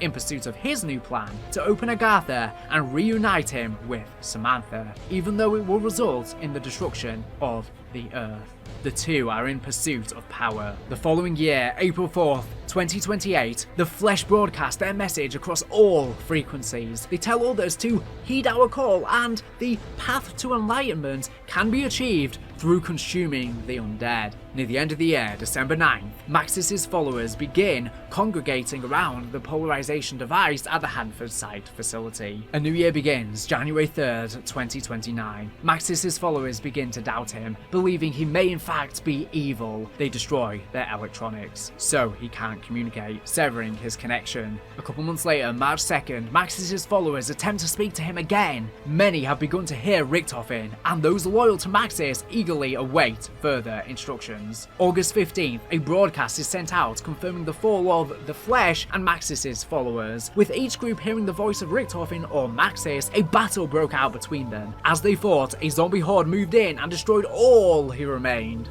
Stullinger is one of the few who escape. Richtofen and Maxis are left with no one to communicate near Green Run, where the first polarization device must be constructed. It isn't until years later, October 13th, 2035, Stullinger bumps into Russman, who has stolen a bus from an abandoned Broken Arrow facility, driven by none other than Ted. Later the same month, October 21st, 2035, transit takes place. Victus' beginnings, their very first undead outbreak together. Stullinger and Russman run into Martin and Abigail Misty Bryarton at a diner near the Hanford site facility. Maxis asks them to complete the polarization device in his favour. Stullinger, having consumed zombie meat, is contacted by Richtofen, who orders Stullinger to construct the device for him instead. The crew constructs the device for Maxis. The four would become known as Victus, meaning conquered or victim. Just a day later, October 22nd,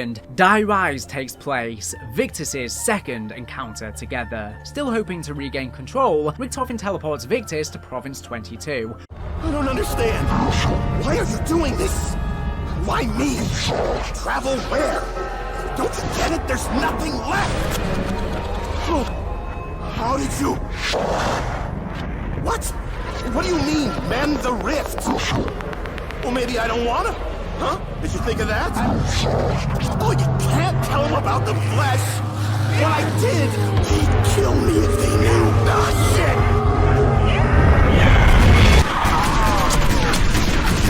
If you're gonna talk to your imaginary friends, Stu, you might want to wait till you're in a Z-free zone.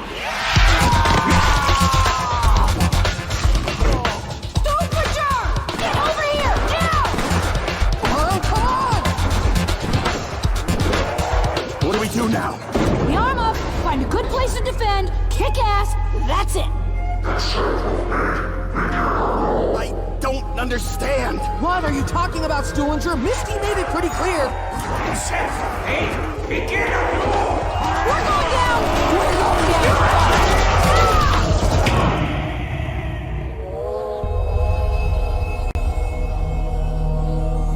Have we been here before? Where he demands that Stullinger activate the second polarization device. Once again, the crew sides with Maxis. The voices cease for some time, leaving Victus to wander the Earth. The following month, December 31st, 2035, Bury takes place, Victus' third travel together. Victus arrive at Purgatory Point.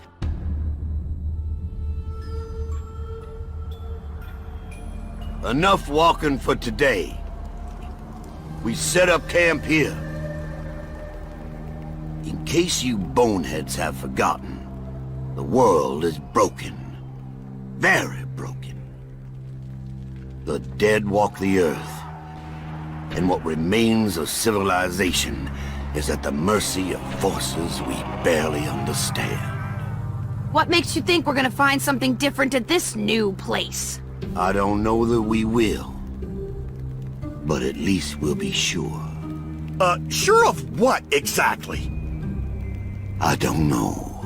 His memory's going again. Your name is Russman. Russ Man. That my first or last name? We don't know. You're just Russman. Yeah, anyway, you're a former operative from Broken Arrow. You've been walking the Earth since the, incident. Yeah. I think I remember. The town. That's right! That's where you found us!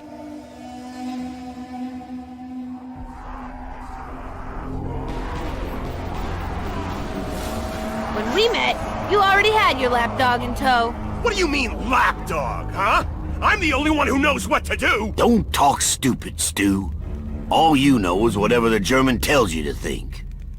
I don't think you're in any position to ridicule Mr. Stuhlinger, particularly given your own proclivities. You better watch your mouth before you say something you regret, boy. Enough! We need to remember why we're here. We've all been jumping through hoops for reasons we don't fully understand. Fully understand? All right, for reasons we don't understand at all. Point is, we do it. We keep moving, we keep fighting. What we do, day in, day out. If you really need a reason why we do this, I'll give you one. We do it because doing something, anything, is better than doing nothing. The rift is less than one day's travel. We move at dawn. What if we don't find answers? Then we'll just have to ask more questions. Now located beneath a mining facility in Angola, Africa, they discover Arthur in a jail cell. He assists them on their journey. The voices of Maxis and Richtofen return. They activate the final polarization device in Maxis' favor. Now corrupted by the Dark Aether, he reveals his true intentions to Victis and punishes Richtofen by trapping his soul in a zombie. The process has begun. Now I control the Aether's energy. I can at last reach Agartha! Ah, you fools! Why did you listen to him? Regretfully, I must inform you that neither the Earth nor its people will survive. Ah, I tried so hard to warn you. Don't cough! Once the gateway is open, I will finally be reunited with my dearest Samantha. Hello? Are you forgetting something? Even if your wretched daughter is still alive, she has my body! If you are so eager to re-enter the physical world, Richtofen, I will grant you that fish! Drawn into Agartha by her father, Samantha witnesses the evil that has corrupted him. When a rift opens in Dimension 63 in 1918, she reaches out to that timeline's Maxis for help. On January 10th, 2036, we see Primus Richtofen's 10th encounter. Between the events of Origins and Shadows of Evil, Primus Richtofen went on his own adventure, so I will also be chronicling Richtofen's adventures from his perspective. Richtofen instructs undead Ultimus Richtofen to pursue Victis and recover their blood vials. January 19th the same year is Victis' 4th group encounter. Primus Richtofen begins to manipulate Stuhlinger, as it wasn't just Ultimus who was able to speak to him, opening a rift for Victis to begin their new journey. Persuaded by undead Ultimus Richtofen and an army of the undead, Victis enters the rift. January 19th, the same year, Maxis destroys Earth and all its surviving inhabitants. So this is the canon ending of Buried. Maxis wins and destroys the Earth. But of course there is another version of events where Richtofen wins. Finally, I am in control! The Aether is mine to manipulate as I wish! The moon is now my own personal plaything! What have you done? I've won, Maxis! That's what I've done!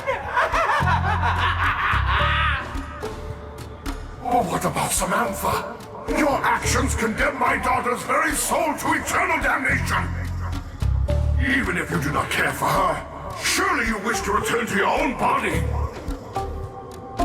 Not really, no. Won't I already possess the power to leave this netherworld and re-enter the physical realm once more? I can choose anybody I wish. As for you, Maxis, you will simply cease to be. I'm innocent! Toodles! No! Take a deep breath, Samuel.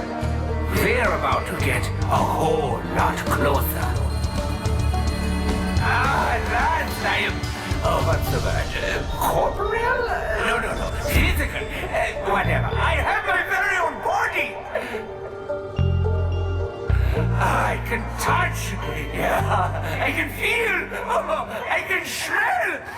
Oh, maybe that's not such a good thing. What is that stink? No. Wait. Something's wrong. I'm struggling to control my movements. Okay, maybe I just need some practice. Hey, what's going on? Oh, Samuel! You're still here? Okay. This is a little awkward. It's really not that different to how things were before, Sammy. We get to talk to each other, play games, have fun. It's really quite exciting. You'll like the fact that we're going to be eating more salad. That doesn't come in a bowl, but I do understand, Sammy. Just carry on as normal, and I'll try to leave you alone for a while. Oh, Samuel! You're still here? Okay. This is a little awkward. It's really not that different to how things were before, Sammy. We get to talk to each other, play games, have fun. It's really quite exciting. You'll like the fact that we're going to be eating more salad. That doesn't come in a bowl, but I do understand, Sammy. Just carry on as normal, and I'll try to leave you alone for a while. And probably in many versions of the cycle and in the multiverse, this happened many times as well. The cycle does not need the same events to repeat, so pretty much everything is canon. Every game we play, every death is a repeat of the cycle. There's other versions out there completing the cycle regardless in the infinite multiverse.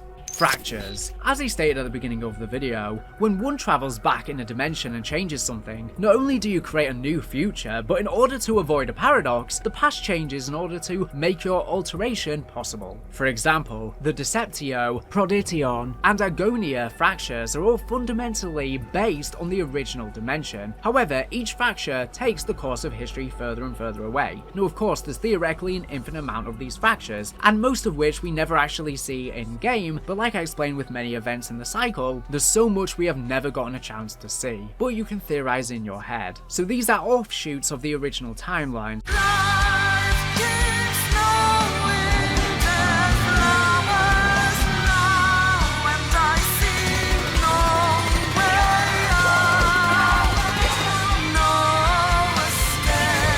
In the Deceptio fracture, on October 13th, 1945, the Giant takes place. Primus's third adventure together, which is also Primus Richthofen's 17th adventure on his own, which is also the end of Richthofen's adventure on his own, with 16 solo adventures before this. Primus Dempsey, Nikolai, and Takeo, having been teleported to the original dimension, somehow learned of Richthofen's travels in the 2-year gap he's been going on solo travels since Origins, and formed a plan to stop him. In these 2 years, they travelled across dimensions, following Richthofen's trails, and encountered various versions of himself at the same time, seemingly killing a few along the way too, as they attempted to kill versions themselves, seemingly not picking the right ones, and seemingly suffering from 115 delusions from prior and future cycles, and many lives they have lived. They return to the original dimension and meet at the Duries facility, just moments after Ultimus Richthofen trapped Maxis and Samantha in the teleporter with Fluffy.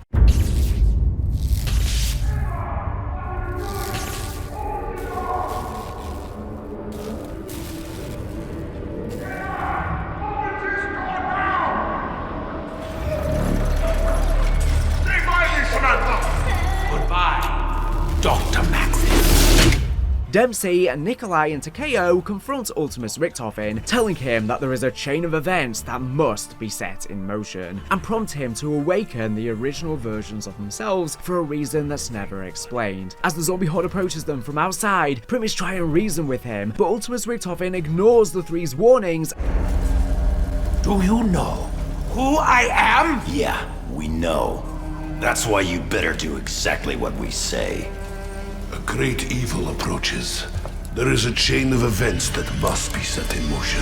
And turns on the teleporter as the whispers from the Shadow Man and other voices of corruption told him to press it to set events in motion to Agartha. Richtofen, whatever you're thinking of doing, don't do it! You do not want to meet what's on the other side of that door. You cannot begin to comprehend the great evil you could unleash.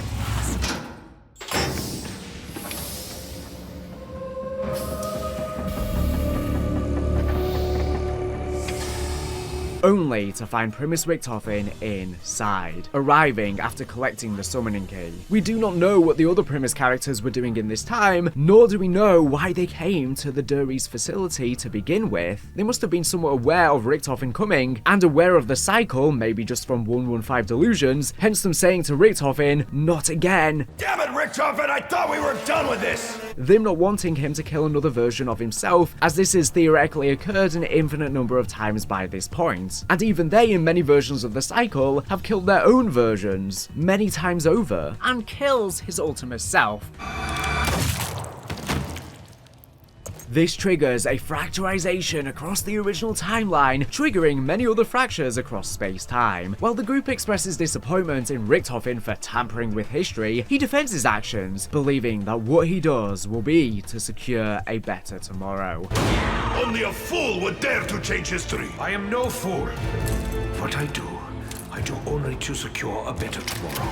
While the others fend off the zombies, Richtofen pretends to use the summoning key to acquire the original Richtofen's soul, which Dempsey notices. For his plan to come would involve him securing the rest too. In secret, he had actually already collected his soul in a far more horrifying way. He was likely embarrassed or disgusted to let the others know about what he did. We'll come on to that later. Primus fight the undead, and eventually the four activate a beacon in the facility, allowing Maxis from another dimension to locate them and track them throughout their oncoming travels. As they continue the zombie onslaught, Group 935 secures the Dempsey subject and transports him to Der Eisendrache. One of the changes that occur in the history of this fracture is that 935 were granted enough funding from the Reichstag in order to complete the giant project. As a result, Primus are able to pursue the Dempsey test subject in one of these giants. Later the same month, October 29th, Dr. Groff takes control of Group 935 in Ultimus Richtofen's absence, not realizing his fate at the hands of Primus Richtofen. To close out the month, October 31st, in the wake of haunted dreams and rumors that Samantha may be roaming Griffin Station, Groff worries the MPD may be corrupting the facility.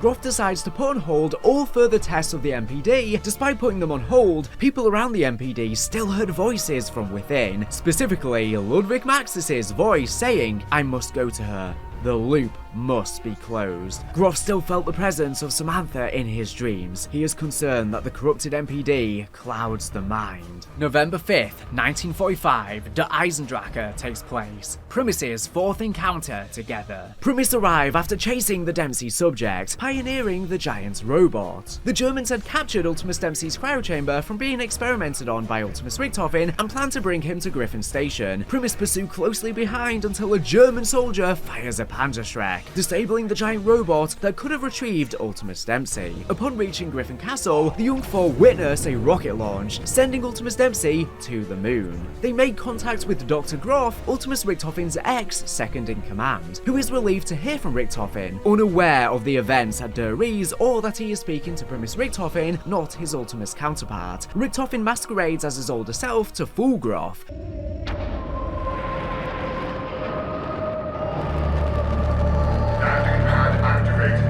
Damn you, Group 935! Am I to be forever tormented by the demented offspring of my former work? Richtofen! Is that you?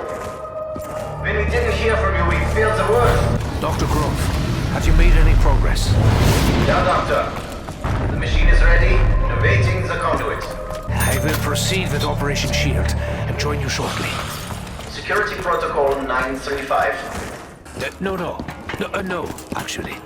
Maxis and his daughter have already been dealt with. Would you care to explain exactly what you are doing in the company of our enemies? Richtofen? Richtofen! Richtofen!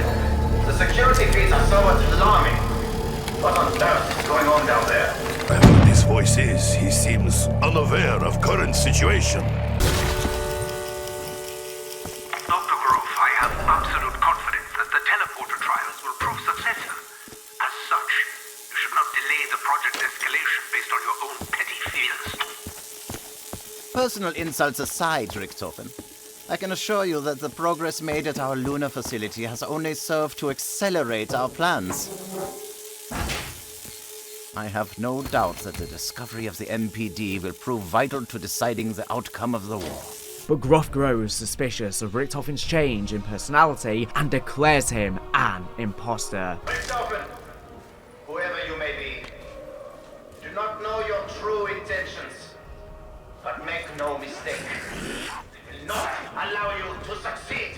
Groff vows to prevent Richtofen from escaping the castle alive. However, Groff's attempts to stop Primus fail. The young four use the death ray to bring the rocket carrying Ultimus Dempsey back to the castle, enraging Groff, who activates a failsafe electric shield to stop them from accessing the cryo chamber. To overcome this, Primus will recover the Vril device from the crash site and use it to awaken a ghost keeper. The keeper helps them by bringing the corrupted MPD from the moon to the castle. However, the keeper becomes corrupted by it in the process, forcing Primus to battle and eventually defeat it. Afterwards, Groff expresses his fury and vows to destroy them and the castle. To eliminate this threat, Primus launched several missiles at the moon using the summoning key, destroying it, Griffin Castle, and killing Groff and the remaining Group 935 scientists in the process, shutting their operations down in this timeline. Protocol initiated. 30 seconds to impact. We are reading multiple rocket launches. What have you done? You are a fool, Richtofen! Even the destruction of this facility and my own death will not prevent the advancement of our cause. You have stopped nothing!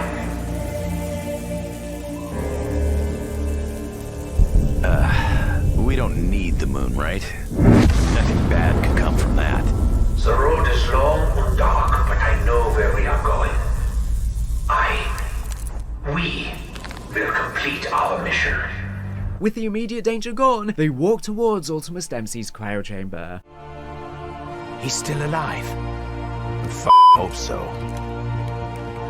Richtofen activates the summoning key, forcing the others to levitate in the air. In this poignant moment, Richtofen reveals his true plan to Takeo, Dempsey, and Nikolai. He intends to kill their Ultimus versions, capturing their souls in the summoning key, as he supposedly did with his own at Der Rees. This wasn't how it was supposed to go. We were supposed to secure the package and be in and out clean.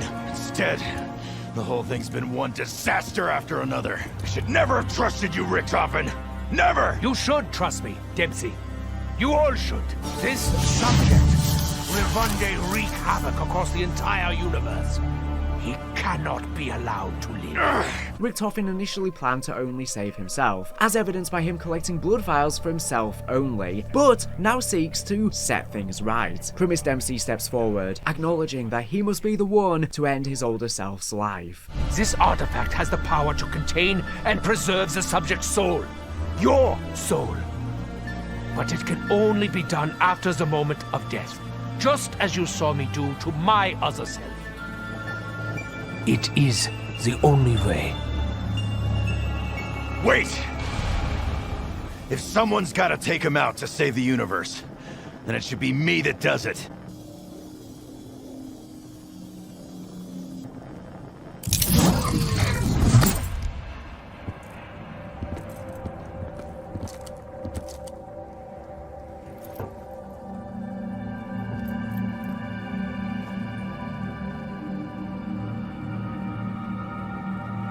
Good to see you, Tank.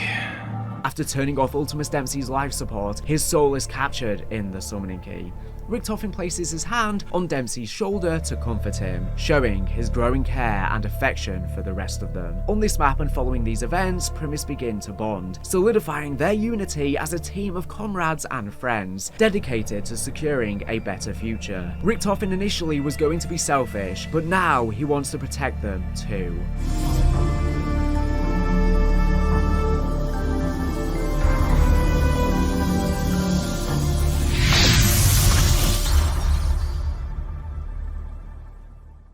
In the Prodition fracture, April 12th, 1942, overrun by the undead, the Rising Sun facility is lost. The same year, July 8th, Division 9 begins construction of the island facility. October 9th, with construction complete, Division 9 continue their projects at the island facility. November 5th, Takeo is dispatched by the Emperor to oversee the work of Division 9 at the island facility. The following year, February 6th, 1943, Division 9 expands experimentation to include use of prisoners of war, Division 9 staff, arachnids, and the possibility of reanimating ancient dragons from fossilized eggs, these being recovered within this fracture as a result of yet more changes to the past. However, these mythical beasts were never successfully reanimated, and Division 9 deemed this project a failure. June 15th, Takeo reports to the Emperor the work being done at the island facility is unacceptable. June 24th, on the orders of the Emperor, Takeo is taken prisoner by Division 9. He is used as a test subject for their organic plant-based experiments. A couple years later, September 13th, 1945, Cornelia attempts to send a transmission to Peter McCain telling him to rendezvous at the abandoned Rising Sun facility. October 18th, the same year, Zetsubo no Shima takes place. Primus's fifth encounter. Takeo and the other three then travel to a different fractured timeline to an island to secure Takeo's soul, arriving on a Japanese vessel amidst the ocean heading for a Division 9 facility, before being caught and the summoning key being taken away from him. I'm sorry! I don't speak Japanese. The object in your hand? It's gonna bring you nothing but pain. Believe me, I know. A brief fight ensues with the Japanese soldiers, with Richtofen burning one alive before he notices the key rolling towards the ocean. Luckily, Takeo had managed to barely catch the key by his fingertips, much to Richtofen's relief. I was close. Yes! A little too close! The four are then forced to swim to a nearby island, the destination they were heading for, as the ship blows up.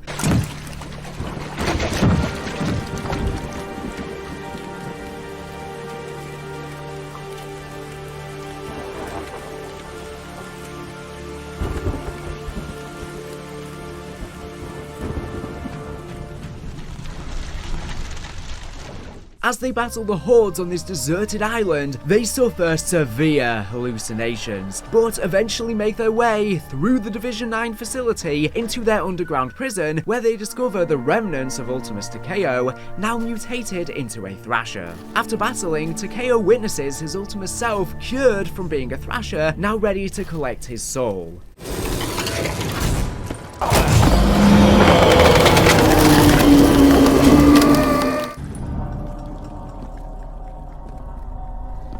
Your eyes, I recognize them.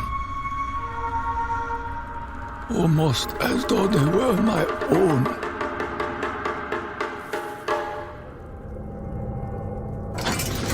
Takeo Musaki. I did not believe I would find you in such a place. I was a warrior. I fought many great battles for the glory of our nation, for the honor of the dying samurai spirit. I was a hero. I share this memory. I have lived many of the same victories. I later learned that my victories were unwelcome. His betrayal was driven by petty jealousy.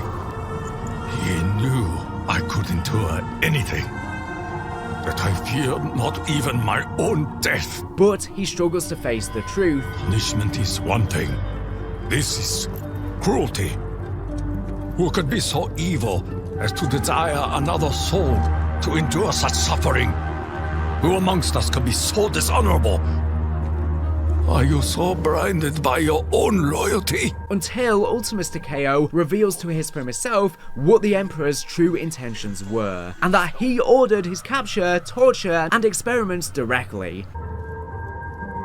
The orders came from the Emperor himself.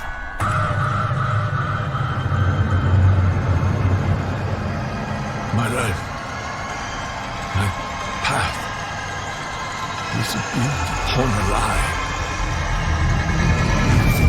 This realm may have been corrupted and consumed by evil, but we possess the power to change things. A better tomorrow. Takeo convinces his Ultimus self to go out with honor to secure a better future. None of us choose the means by which mercy will find us. But I am at peace. I understand what must be done. Will you be my Kaishakunin?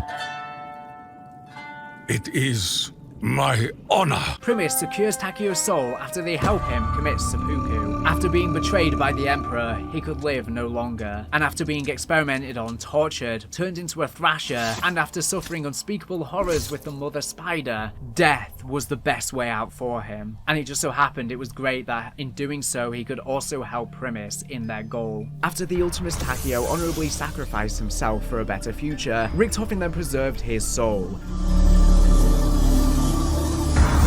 Initially, Dempsey suggested going after the Ultimus Nikolai. 3 down, 1 to go. Guess it's you next, Nikolai. But Richtofen said a chain of events must be set in motion. Nein, there is something else we must know. There is a chain of events that must be set in motion. Realizing that he wants to save his 3 comrades from their eventual fate too. Richtofen then takes them to the Alcatraz pocket dimension on July 4th, 1941, where the mobsters are still stuck within their loop. Richtofen meets his younger self and acquires the victor's blood samples. For the insurance policy, they return to the island before traveling to their next destination. Call it our insurance policy, in case we don't like where we end up. Their return marking their 7th adventure together, having experienced a couple in their detour to Alcatraz. On the same day, October 18th, 1945, Peter McCain makes his jump into Shinonuma as a temporal rift opens below him. As a result of Primus's universal fractures, the rift teleports him to Gorod Krovi, Stalingrad, bringing us to the Agonia fracture. November 11th, 1942. Groff confirms that Division 9 has completed the resurrection of the ancient beast for the Battle of the Eastern Front. Within this fracture, the past has been changed enough that Division 9 were able to resurrect these dragons. Reports suggest that the specimens are extremely dangerous, but the German stalemate on the Eastern Front with the Russians will soon come to an end, thanks to their involvement. A few months later, January 3rd, 1943, the Russians used stolen Group 935 research to create the Russian Gigant, the robotic Russian Mangler defense, and the ray gun Mark III. Next month, February 2nd, the Battle of Stalingrad doesn't end. Thanks to the technological advancements on both sides, World War II continues indefinitely. This fracture seemingly being based on Dimension 63, although that being speculatory. But Dimension 63 has much more advanced technology, so it makes sense that this is taking that even further. February 13th, working with Maxis at the Kino facility, Sophia reveals she was attacked by Subject 2-6. One day later, February 14th, having learned Sophia was attacked by Subject 2-6, Maxis kills her and transfers her brain into an artificial intelligence machine, the Strategic Operations Planning Heuristic Intelligence Analyzer, or Sophia for short. July 7th, Sophia is transferred to Stalingrad to oversee Group 935's operations. September 2nd, Javier reports the dragons have proven beneficial to the war effort at Stalingrad. He confirms that their Glock research continues to explore time displacement and movement across dimensions. November 6th, Sophia confirms the existence of Project Rasputin, the Russian Mangler soldier. The following year, January 11th, 1944, Sophia confirms the Russian Gigant robot has set back the German advance. Next year, April 14th, 1945, Sophia declares the Battle of Stalingrad is nearing victory for German forces, and that the Valkyrie drones have been deployed to locate any resistance strains and attempt capture. After the release of the large concentrations of Element 115 by German forces, the city becomes largely populated by the undead. Nikolai and his comrades continue to fight for what remains in Stalingrad. Later that year, September 2nd, World War II still rages on. Stalingrad has turned into a three-way conflict between Dragon, Maschine, and the undead. Without any remaining human survivors, Sophia is now trapped in the city. November 6th, drifting through space and time in his ethereal form, Gersh arrives in the Fracture. The same day, Gorod Krovi takes place, Primus's 8th adventure together. Primus jumped to this other fractured timeline in the middle of war-torn Stalingrad to kill Ultimus Nikolai Belinsky and place his soul in the Summoning Key. With the Summoning Key's help, the four are teleported out of the sky and parachute in front of Ultimus Nikolai's mech while he is distracted with vodka and listening to the Ace of Spades on his radio. A drastic change in scenery from the jungle deserted island. Primus grab onto the falling body of Peter McCain to help them descend. It's unclear as to where Peter McCain goes after this though. Upon seeing them, Ultimus Nikolai attempts to kill them until a dragon throws him into a building, him being one of the only humans left, although using the mech to survive.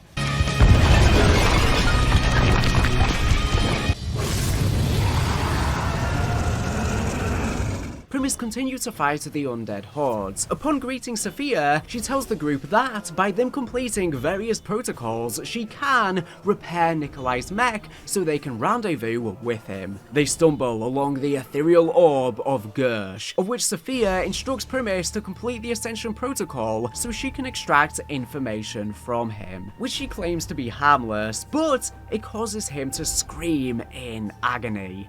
An anomaly has materialized. Do not worry why. This was expected. It is a life source that holds necessary information. Bring it to me. I will help it.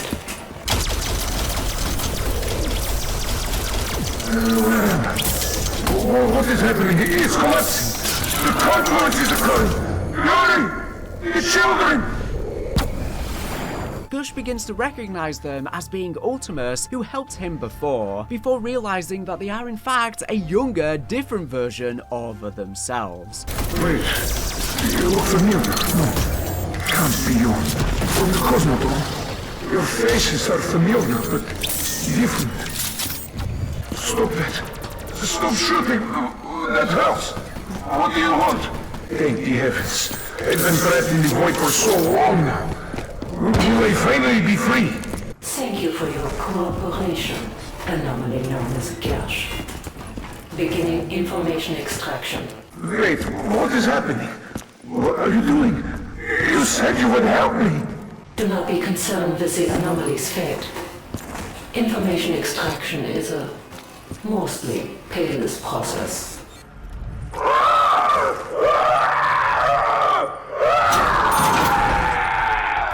With Primus and Gersh's help, Sophia manages to repair Nikolai's mech. They also help her extract a malfunctioning Russian Mangler robot and Valkyrie drone for analysis, as well as terminate a self-destruct sequence. She discovers and downloads knowledge, allowing her to unlock the ability to dimensional travel. For reasons unknown, Dr. Groff and Group 935 did not trust me with all data on interdimensional travel. You must download information stored on their secondary server. Battling through the undead, they eventually travel through a sewer system towards the mech, and Dempsey and the others make a temporary truce with Ultimus Nikolai in order to kill the dragon that threatened their lives. I am still trapped on the rubble. How about another favor for best friend Nikolai? My help? Have you not noticed the giant dragon? Perhaps you should be helping me! After they are successful in defeating it, Dempsey and the other three demand Ultimus Nikolai to surrender, to which he refuses and betrays them. You need to calm your big Russian ass down, Nikolai. The dragons, the German war machine, this whole nightmare. We can end it all today. We just need you to, stop all the craziness. Do exactly what we say. A true Russian never surrenders! This leads to Primus Nikolai having a brief conversation with his Ultimus version, stating they should stop trying to bury his emotion with an alcohol-fueled rage. And you align yourself with enemy!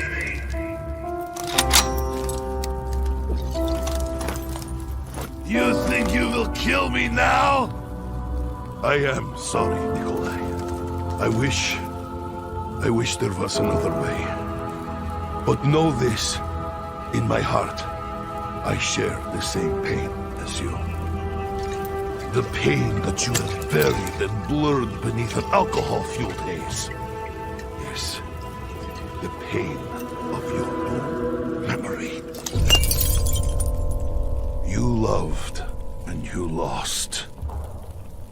Everything else has been delusional fantasy that distance you from painful truth.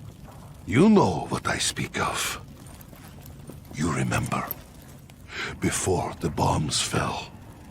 Before she was taken from us. Nikolai 1.0 had turned to vodka. His hallucination with his many wives was just him coping after the death of his first wife. In return, his Ultimus self shoots him, but he is luckily saved by his armor. Some things are forgotten for a reason! Showing his trauma is not over. The rest got to have closure. Unfortunately, they had to fight back and take his soul, take his life. Primus Nikolai retaliates with a devastating blow to the head with a shotgun on Ultimus Nikolai. After collecting his soul, they now had the souls of all of Primus.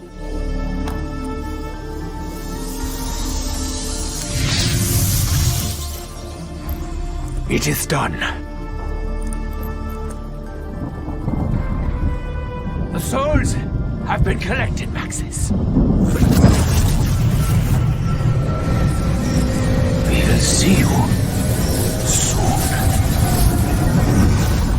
Richtofen opens a portal in the sky with Maxis' help and lights a beacon from the summoning key, which releases Ultimus Nikolai, Takeo, and Dempsey's souls to Maxis at the house in Agartha. They are confused why only 3 souls went up though. Now reverted back to children once they enter the house, restoring their innocence. After this, he says they will see Maxis soon, which thankfully he's been able to track them the entire time thanks to activating the beacon on the Giants. Later, the mysterious voice talking to them on the map contacts Dempsey, Nikolai, and Takeo, informing them that Richtofen can't hear them. He congratulates the crew on their progress of fixing the fracturing universe. However, he informs them that Richtofen had been searching for years for the correct versions of them to close off the dimensions, suggesting that the original timeline versions of the characters were the ones who determined the universe's disorder and fates of the incarnations of the alternate versions of the characters in other universes, who have all been erased due to the originals being killed off. As on Krovi, there's a much less number of universes now, as they're all closing down and condensing to the final map. He also tells them not to trust Richtofen and that he's actually been in the house for ages. Finally, the voice introduces himself as Dr. Monty, claiming it's so nice to speak directly to them for the first time, and say that they will be seeing him soon.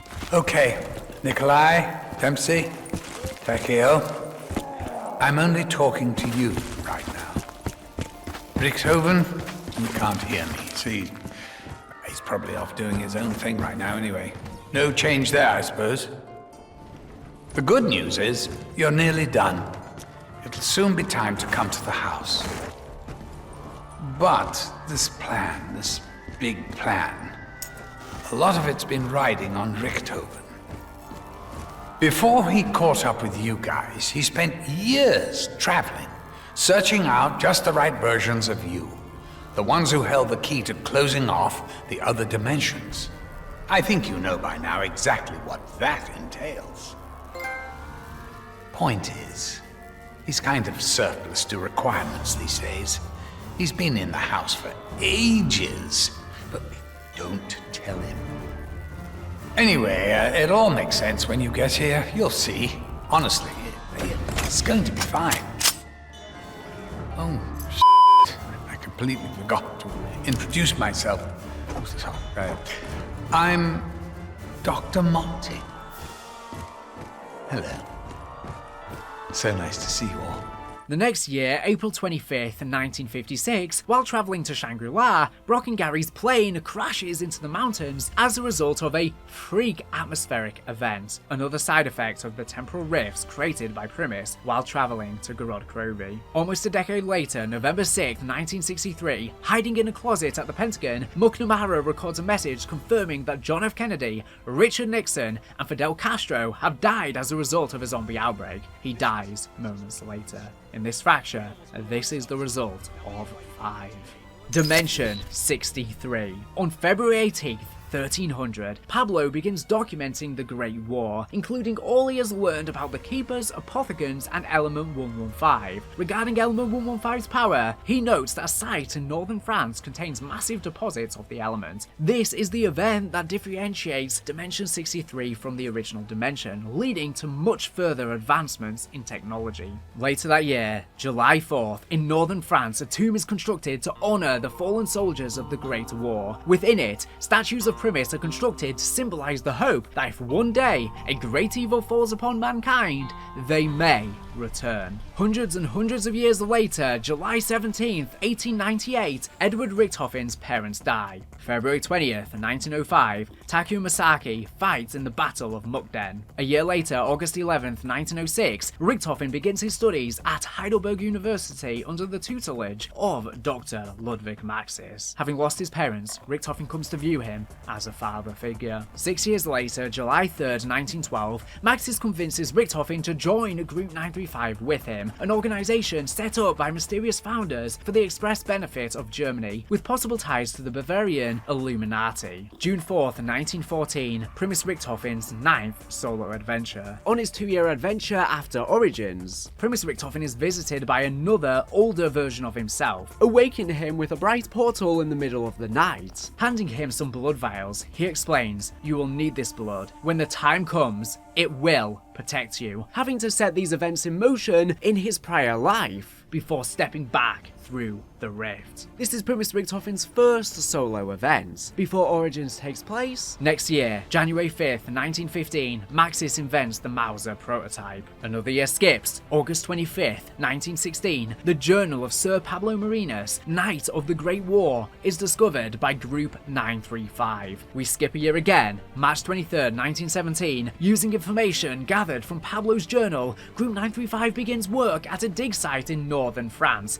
where they discover a series of underground tombs. August 21st, Group 935 discovers what appears to be the entrance to the tomb's main chamber. They struggle to gain access. May 11th, unable to access the main chamber, soldiers listen to a gramophone to alleviate their frustration, while listening to a recording of La Sauce Noire. The entrance to the main chamber unexpectedly opens. The camp's exposure to Element 115 begins. Later that month, May 21st, using information from Pablo's journal on the tomb's main chamber, Maxis draws schematics for the creation of 4 elemental staffs and instructs Richthofen to begin their construction. As the month closes, May 29th, the more Maxis reads of the Great War, the more he begins to question his understanding of the scientific world and the true nature of the universe itself. He finds himself open to the possibility of a higher power. Next month, June 11th, as Group 935 experiments with Element 115, they successfully create localized energy fields, which appear to function as portals.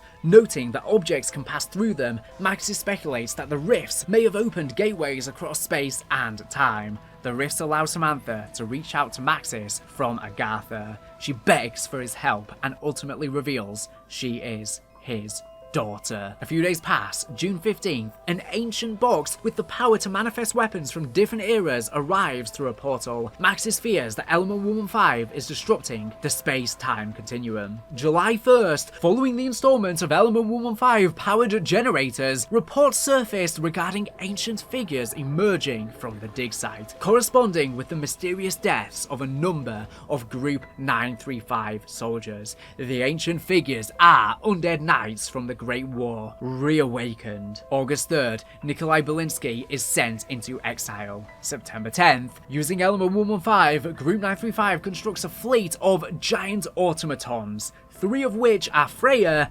Odin, and Thor. With this, they vastly outmatch the technology of the Allies. Later that month, September 22nd, Richtofen notes that in spite of Group 935's progress at the dig site, he is troubled by Maxis' growing obsession with Pablo's diary. October 6th, Takeo Masaki is dispatched to France by the Emperor to gather intel on Group 935's weapon technology. October 17th, Wall Street goes into a panic as stocks crash. November 19th, following reports of prototype armoured weaponry, strange lights in the sky, a mysterious plague, and even giant metal men, Tank Dempsey is deployed in northern France to assess the extent of Group 935's capabilities. December 10th, already exiled in Europe, Nikolai receives new orders from the Imperial Russian Army to investigate the enemy war machine. Still loyal to the motherland, he willingly obliges. The following year, February 23rd, 1918, Nikolai writes of the ongoing civil war in his homeland. He does not expect peace to last long, but he is enjoying his time in France. March 2nd, the same year, learning that the Emperor wishes to meet him to discuss a matter of great importance to our nation, Takeo writes that he feels a growing sense of dread in the wake of his recent dark, twisted dreams. April 14th, despite ongoing battles, Dempsey fares well in northern France. In a personal letter, he reveals that both the Japanese and Russian armies have also sent spies to investigate the activities of Group 935. Half a month passes. May 1st, Max is as obsessed with the voice of Samantha, who now speaks to him constantly. He believes her to be the key to everything. May 12th, believing that his mentor has been affected by Element 115 like others at the dig site, Richtofen reports Maxis' erratic behaviour to Group 935 senior staff. The following day, May 13th, Richtofen learns from Pablo's journal that the northern France dig site may be the single largest deposit of Element 115 on Earth. He believes this explains why it has affected so many at the site. The next day, May 14th, now completely consumed by Samantha's voice, Maxis swears he will no longer serve Group 935's mission. The following month, June 4th, 1918, Origins takes place. Primus' first adventure together. Element 115 awakens the undead knights from the Great War and quickly consumes the camp. Maxis is rendered catatonic by the element, thus Richtofen removes his brain, saving him before he turns the only way. Dempsey, Nikolai and Takeo unite on the battlefield as they witness Richtofen performing the medical procedure on Maxis. Their very first eyes on each other. What a way to go.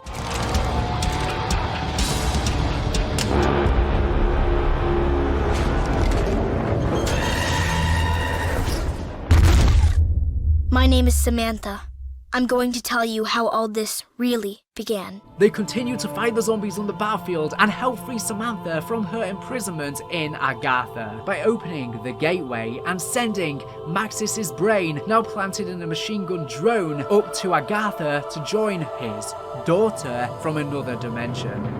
The ancients found the way to bridge the void. Zombie blood. Follow your footsteps. Freedom.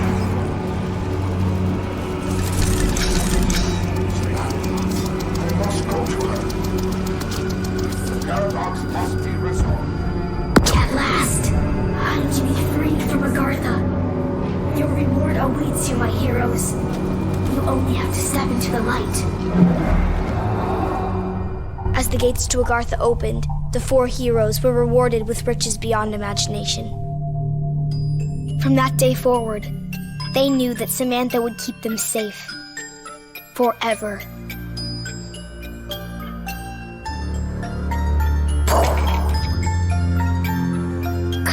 Getting everything wrong. I told you before their eyes should be blue. It's my turn, Eddie. I can do whatever I want. But you don't even know how to play properly. Girls don't know enough about zombies. Put some toys away, children. Make sure the windows are locked before you come down to the basement. We'd better do what your dad says. I didn't even get my turn.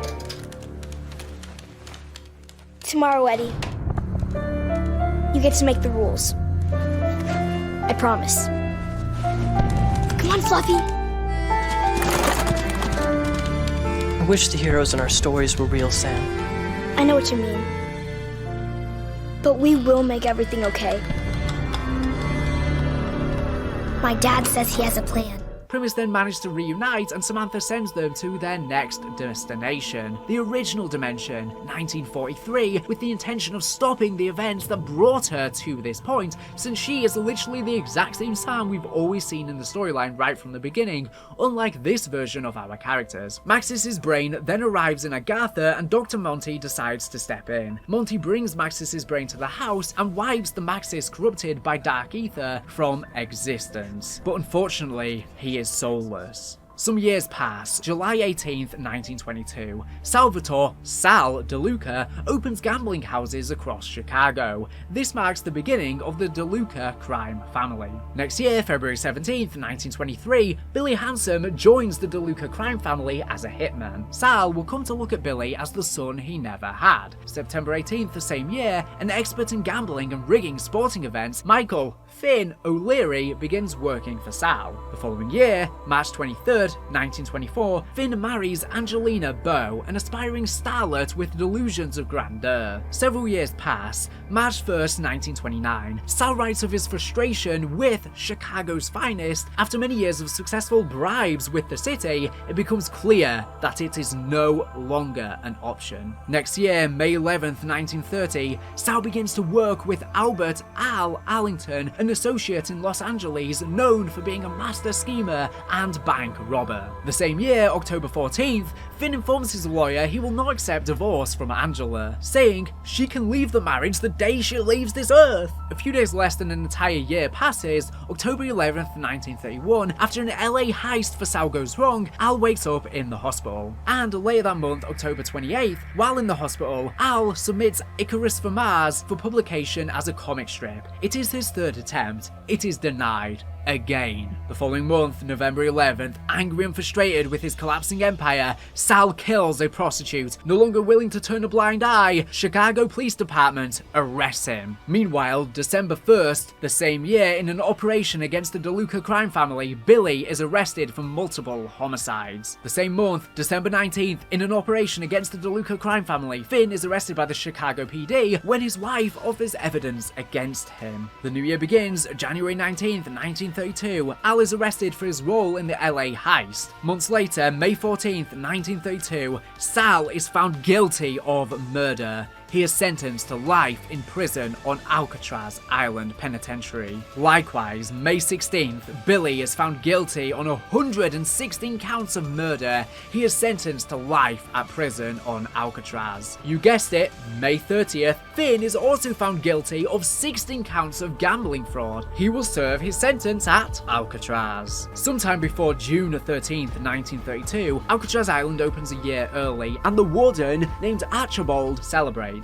The Illuminati begin operation on the island and take the warden into their protection for reasons wholly unknown to him. Sometime later, the warden bemoans his ability to contact the biblical Satan, of whom he is an avid worshipper of. The Illuminati, knowing far more than the warden, find his methods laughable. On June 13th, 1932 itself, Sal and Billy arrive at Alcatraz Island. June 30th, Finn arrives at Alcatraz Island. July 1st, Al is found guilty of grand larceny, grand theft auto, arson, conspiracy, and battery. He will serve his sentence at Alcatraz. August 3rd, Al arrives at Alcatraz Island. Frustrated, he tears up his Icarus from Mars comic strip, which ends up scattered across the prison. The following year, January 15th, 1933, Stanley Ferguson begins working at Alcatraz Island. A few months later, April 1st, Al convinces Sal, Finn, and Billy that they can build a plane and escape Alcatraz, called Icarus, paying homage to his failed comic strip. We come to the end of the year, December 2nd,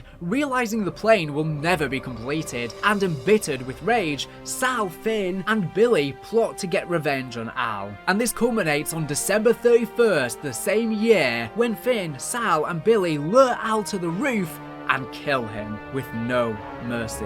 The same day, eventually making contact with the Shadow Man, believing he is the devil himself, the Warden is told to sacrifice the souls of 4 prisoners: Sal DeLuca, Billy Handsome, Finn O'Leary, and Albert Allington, and binds them to his body by taking his own life. This will serve a similar purpose to that of the Elemental Shard, in that the Warden's body will serve as the anchor for the Alcatraz pocket dimension, with the souls of the mobsters making up the fabric of it, as they become binded and tied to the infinite. The Aether itself, Ultimus and Primus tied to it via the Elemental Shard, cannot exist in the cycle without Mob of the Dead cycle existing. They are all tied to each other, in a paradoxical sense where neither can exist without the rest. The cycle being held together by the mobsters is metaphorically symbolized as the Icarus plane temporarily displacing throughout Black Ops 3, showing that it is also a key element in binding everything together. For their pocket dimension would bleed throughout all of reality, tied to the paradoxical nature of it through their blood. The Shadow Man tells him that this purgatory is a trap that will eventually ensnare 4 men led by Primus Edward Richtofen. The new year begins. January 11th, 1934, we see Richtofen's 8th solo adventure. Stepping through a rift, Richtofen secures the blood samples of Sal and Finn from the pocket dimension. January 19th, the same year, found guilty of Al's murder, Sal, Finn, and Billy are electrocuted by electric chair. When on the same day, the Warden kills himself via electric chair, creating the Alcatraz pocket dimension and trapping the mobsters in an endless cycle stuck in Purgatory, where Mob of the Dead takes place. Hey Sal, we must have been through this 50 times already.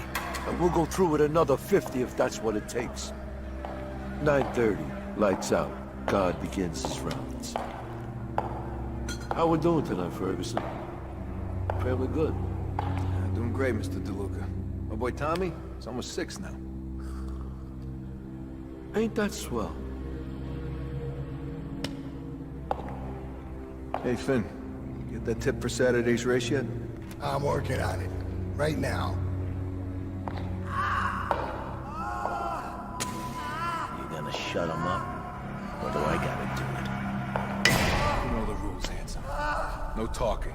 9:35, the Weasel launches into a song and dance routine. Damn it, Arlington. You gotta get the dog! Better be the real deal this time.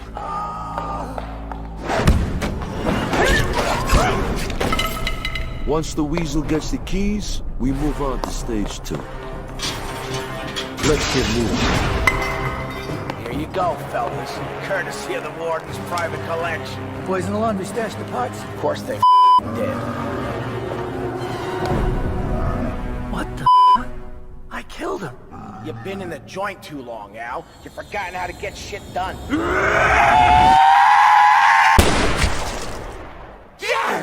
What the Sal, Finn, Billy, and Al battle waves of the undead as they find themselves trapped in a seemingly endless cycle. By killing the other mobsters, they manage to successfully build Icarus but cannot escape the island, for they will always crash into the Golden Gate Bridge.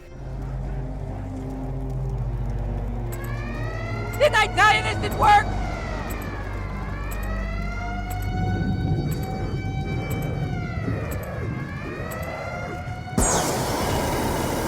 Finally, like Icarus, we take flight!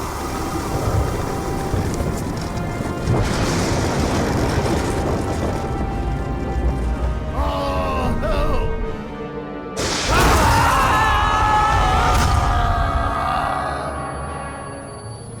I had a feeling it was you from the start. What is he, like the fucking boss of it?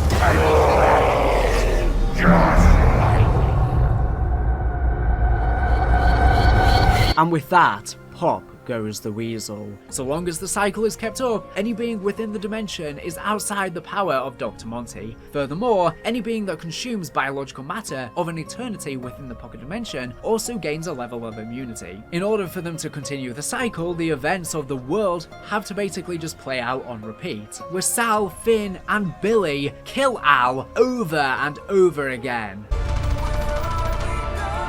It can't be like this forever. There has to be a way to break the cycle. Either wake me up, or just fucking kill me already. What did I do wrong? How do I put things right? Kill me! Kill me right here! Right now!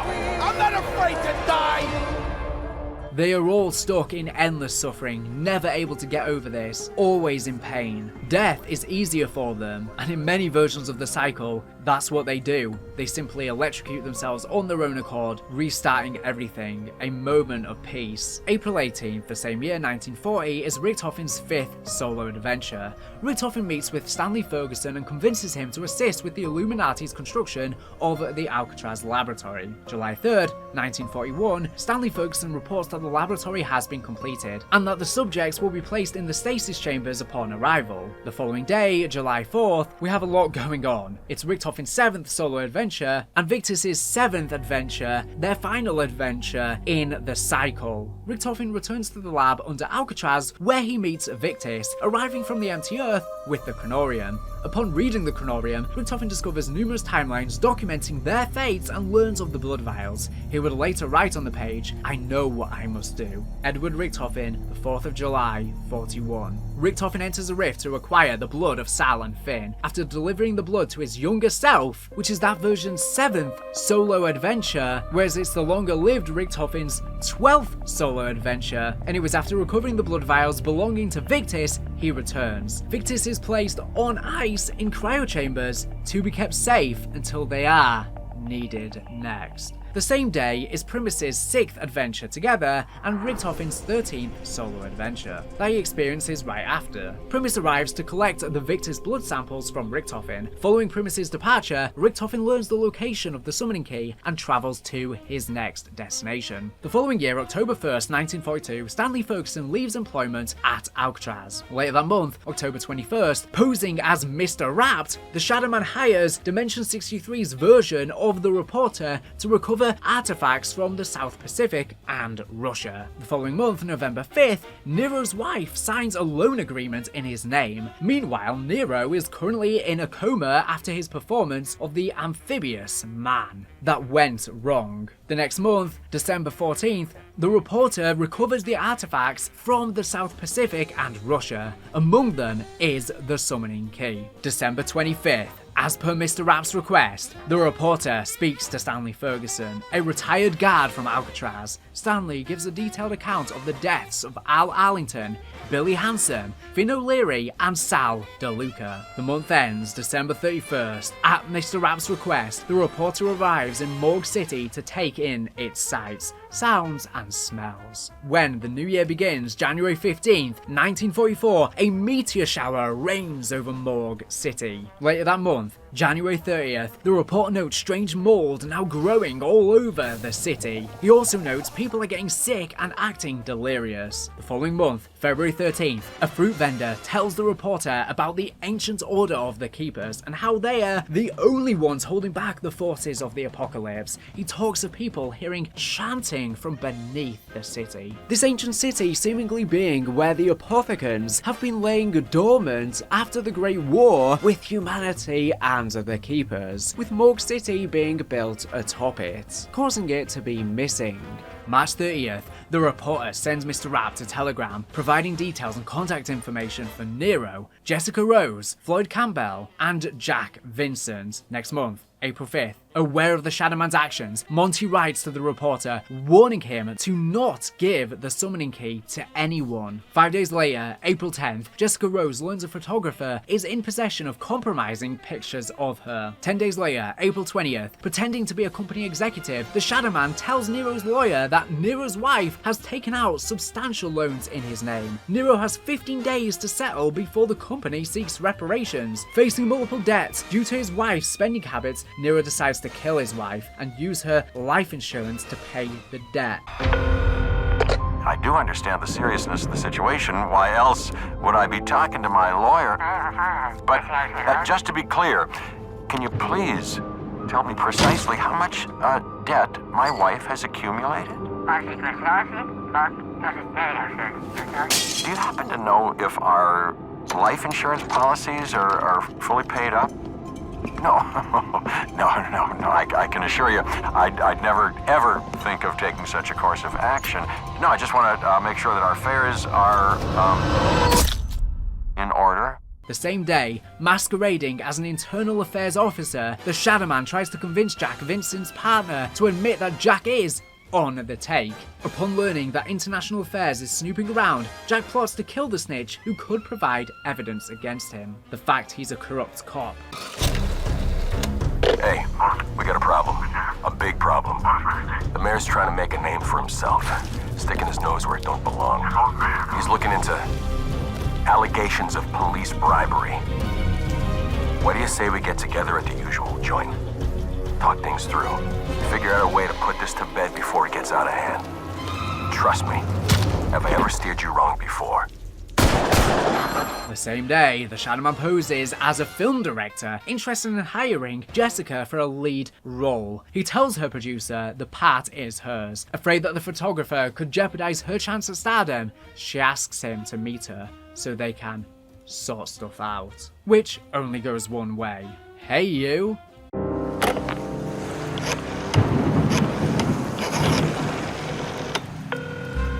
Hey, you. I know I yelled at you real bad. I know I said some things I shouldn't have said. But I was just angry. Upset. You know how close I am to this movie deal. I mean, they know about my dancing, but those pictures. You don't want to mess up my chance for stardom, do you, baby? What do you say? You bring over those prints and we can make up. Also on the same day, posing as a journalist, the Shadow Man suggests Floyd Campbell is a journeyman fighter to Floyd's promoter. Wanting to guarantee his shot at the title, Floyd decides to wear brass knuckles under his gloves, cheating for his fight with Tony King. I ain't fought in 18 months. I'm stepping in at the last minute. I only got 2 weeks to train, but the outcome ain't in any doubt. See, I ain't leaving nothing to chance. He may be the #1 contender, but his career ends tonight. You just make sure the ref knows to look the other way, because this ain't gonna be pretty. But once it's done, once you collect your debts and your bets, I get my shot at the title. The following day, April 21st, 1944, Nero misses a call from his lawyer, informing him the documents were forged and there's nothing to worry about. Likewise, Jack misses a call from his partner, saying he has his back with Eternal Affairs and that he has nothing to worry about. Meanwhile, Floyd misses a call from his promoter that the fight was a success and that he has a shot at the title. Similarly, Jessica misses a call from her producer. He says he didn't have a good feeling about the director and it didn't work out. However, he scored her a lead in the musical he and his partner are financing. Following these calls, Jessica kills the photographer and secures the incriminating photographs. Jack kills the snitch, who could turn him over to Internal Affairs. Floyd kills Tony King in the boxing match and cashes in on his winnings. Nero kills his wife in a quote-unquote work accident, cashing in her life insurance policy to square away the debts. On the same day, Richtofen's 14th solo adventure, where he arrives in Morgue City to secure the summoning key. But the next day, Richtofen's 15th adventure, April 22nd, Richtofen learns the reporter has the summoning key and confronts him. The reporter waves Monty's letter at Richtofen and orders him to stay away before attacking him. Richtofen kills the reporter in self-defense. April 25th, Shadows of Evil takes place, which is also Richtofen's 16th solo adventure. Nero, Jack, Floyd and Jessica are knocked unconscious at the Black Lace Burlesque Club. They wake up in a twisted version of Morgue City, shifted slightly from reality. Told they can atone for their sins by the Shadow Man. I have been watching. I have seen each and every one of your misdeeds. I know who you are.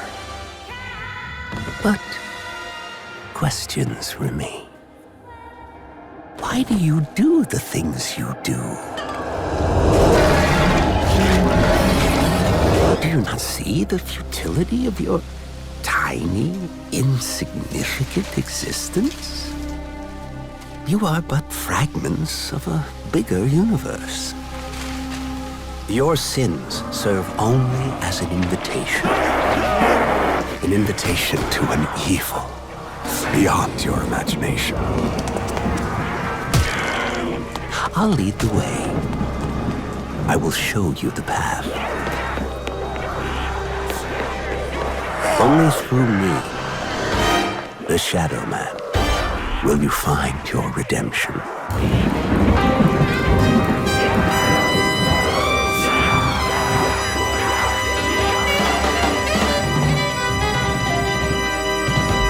You bear the mark. You are cursed. You must place your hand upon the stone. I can hear you.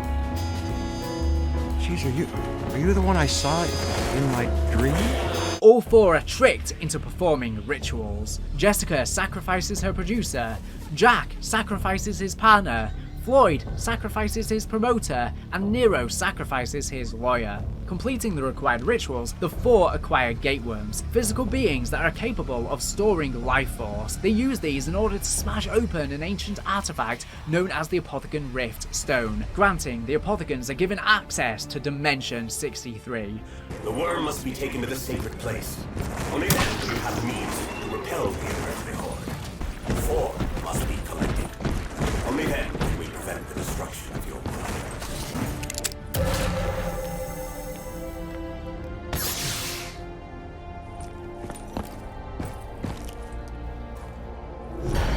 This shit is messed up.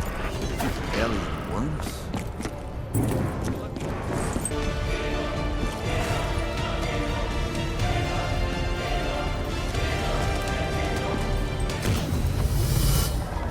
Your service to the overlords is appreciated.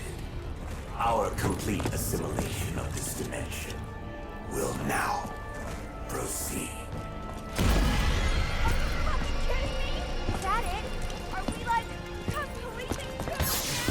Realizing they've been duped, the four work with the Keepers to defeat the Shadow Man.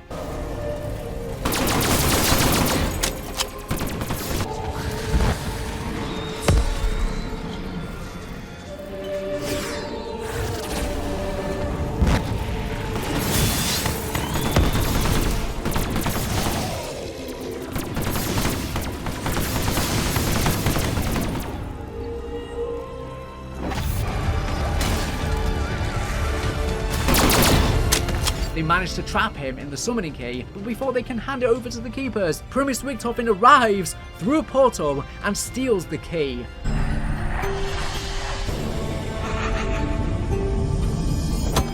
I'm so sorry. I really don't have time to explain. I have a universe to set right. Thank you, and goodbye. Dooming every living being in the entire dimension to certain death.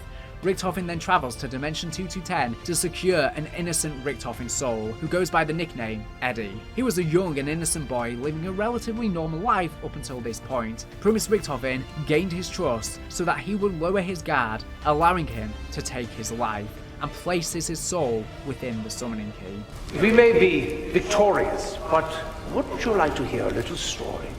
A story you've never heard? A sad story? Oh, man. Why do you always have to be such a Debbie Downer?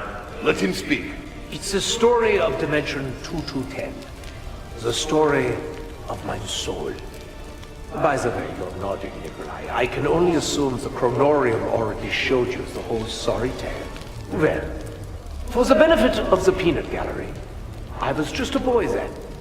An innocent. I was a sensitive child. A lonely child. Orphaned at a young age. I never got to know who I really was. But one day, I learned who I would grow up to be. What do you speak of, Richtofen?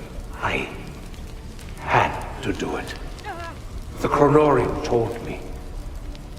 I had to trick the poor little innocent me into trusting a complete stranger. Jeez, Richtofen. I don't think I like where this is going. Me neither, Dempsey. But that's the sad truth of it all.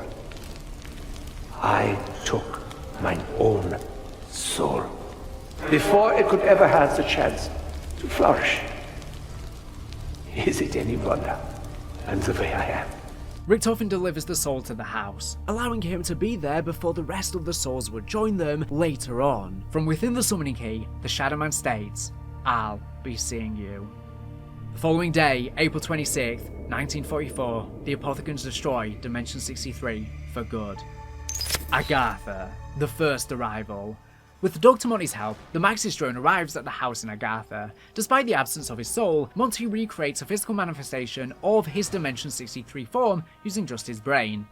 The arrival of Samantha. Monty brings Samantha to the house, the original Samantha we've always seen like I said before, reuniting her with the Dimension 63 incarnation of her father. Samantha's corruption. Knowing that Samantha is corrupted by the Dark Aether, Monty takes her away from Maxis and the house. She may have been returned to me, but I fear she is not as she was. In recent months, she has barely said a word. When she did, it was only to cry out for him, to call his name. What have I done? For this is supposed to be his perfect world, free from corruption, a simple countryside, a simple life, living in a recreation of Sheffield. There's not meant to be 115 here, apothecans, any corruption from the Dark Aether. It's just a simple countryside life in the meadows. Whilst there would be moments of corruption creeping back in, storms and apothecans trying to break war, Samantha would be mended, and Monty would perpetually protect his perfect order, trying to protect his world as best as possible. The isolation of Maxis. Alone in the house and missing his daughter, Maxis wonders if Richtofen will have the courage to fulfill the vow he made all those years ago. The rediscovery of the empty Earth. Having observed Monty for some time, Maxis uses the teleporter in the basement of the house to study and explore other dimensions. Among them is the empty Earth, where an alternative Maxis had constructed Zero Base, a facility that houses artifacts and replicas collected from a multitude of different timelines. However, his attempts to manipulate the empty Earth creates a reality too fragile to be sustained. The restoration of innocence. Monty returns Samantha to Maxis, her innocence apparently restored. Monty's plan.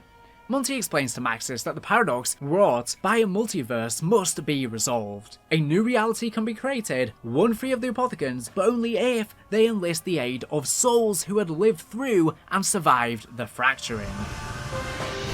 The chronorium secured. Among the artifacts that Maxis collected in Zero Base is an ancient book known as the chronorium. The chronorium shows only Samantha's path to redemption. A complete chronicle of the entire history and future of all reality, protected by various countermeasures. The facility can only be accessed by those possessing a soul. It's worth noting that, whilst the chronorium is detailing events, the chronorium can change because events are always in flux, in a constant cycle, not always the same, probably not even mostly the same. The Keepers seemingly had it created as a way for the reader to set events in motion and continue the cycle. But in realizing what they had to do, they can also realize what they shouldn't do, or should do to end the cycle. Richtofen's journey begins with his third solo adventure. Maxis tells Richtofen the plan to secure the chronorium and to locate the summoning key. Hearing the echoes of his other selves, Richtofen discovers his connection with Samuel Stullinger and decides to use Victis to acquire the chronorium. the manipulation of Stullinger, Richtofen's 6th solo adventure. Having overseen the construction of a laboratory beneath Alcatraz, Richtofen returns to the house in Agartha where he begins to communicate with Stullinger. Together, they persuade Victus to travel to a variety of locations in order to recover the Chronorium, leading to the Chronorium being retrieved with Victus's 6th adventure. Upon arriving at Zero Base, Victus provides blood samples that allow them to access the empty Earth and recover the Chronorium. The blood acquired with Richtofen's 11th encounter. Richtofen collects the Victus blood samples from undead Richtofen. The arrival of Edward. Richtofen collects Eddie's innocent soul from Dimension 2210, and Monty gives him a physical form in the house, thought to be safe with Dr. Monty. However, unlike the other souls there, he was already an innocent child, preventing him from ever being transformed by Dr. Monty. Remember this detail as it is important, and we will return back to this much later in the video. Samantha meets Edward. Eddie and Samantha meet each other for the first time. Samantha writes in a diary that Edward doesn't like to share toys. The happiness of the children. Monty brings Eddie and Samantha more toys. Kind of a metaphor of them playing out the entire Zombies storyline from within the house, which is, after all, the physical manifestation of Aether. This can even represent, metaphorically, when they were both in control over the Aether, and why Richtofen wants the eyes to be blue. Getting everything wrong. I told you before, their eyes should be blue. From the children's perspective, these were just stories, which they even reenacted in plays in the familiar theatre manifestation. In actuality, the stories were just as real as any other, and are the very basis for their own reality they reside in. Tomorrow, Eddie, you get to make the rules. I promise. I wish the heroes in our stories were real, Sam. I know what you mean. The fragility of memory. Maxis notes that teleportation and travel between dimensions could have a profound impact on the mind. He fears that the confusion caused by the collision of memories past, present, and future could lead to the collapse of reality itself. Everything was in its proper place. Time was linear, just as it should be. But a little thing called Element 115 changed all that. Especially when, what was it again? Yes, when Group 935 came along. Once they started messing around with it, they buggered everything up. 115 shouldn't even exist in your dimension. But nonetheless, here we are. Bloody teleporters. Our revels are now ended. These are actors, as I foretold you, were all spirits, and are melted into air, into thin air. And like the basis fabric of this vision, we are such stuff as dreams are made of. And our little lives are rounded with a sleep. These are what we knew as 115 delusions, but it seems it's a lot more complicated and tied to the travels itself, which are tied to the Aether itself, which is tied to 115, which is tied to Ultima Supremis, all bonded together. The arrival of the souls. Following Gorod Krovi, the souls of the other children arrive. Maxis tells Samantha and Eddie to put the toys away and to make sure the windows are locked before they come down to the basement. Look, they're here. Well, well, well. Sometimes free will does work out. Look at how he's used it. Trying to right wrongs instead of skulking about in the house talking into a microphone.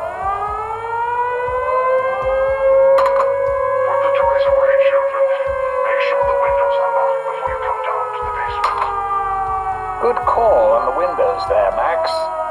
This whole process can get a bit messy. The children reborn.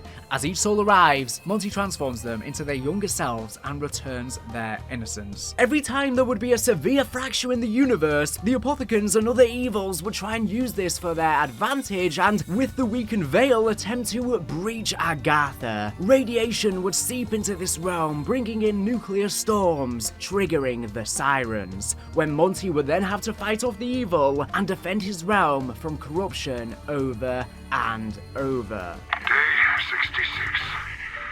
The children are gone, and the house feels empty. I miss their laughter, their games. The sirens have not sounded for several months. I do believe that we may have turned the tide in the battle. radiation levels from the fallout remain dangerously high. I can only pray I live long enough to confirm that my plan was indeed successful. And the dark presence that has haunted our dreams and infected every facet of our existence has finally been vanquished. Maxis tells them to shut the blinds to prevent the radiation that is corrupting the area and to call the sirens, as a great war is about to happen. The reason why Monty promised Richtofen and Maxis with the plan to have our characters' souls as children was under the guise of the claim to keep them pure and free from the corruption of the multiverse, by killing key versions of themselves that survived the fractures so they could live a supposed perfect life in Monty's idyllic, on the surface, paradise. For so long we have been fighting. Many battles, many wars. I lost only one. We have seen impossible things, cheated death countless times. I can no longer deny the possibility of an unseen power, a guiding hand, helping us to fulfill our destiny. My path is chosen, our fate is sealed. But the innocent, the children, those untainted by darkness and chaos, they can find a better tomorrow.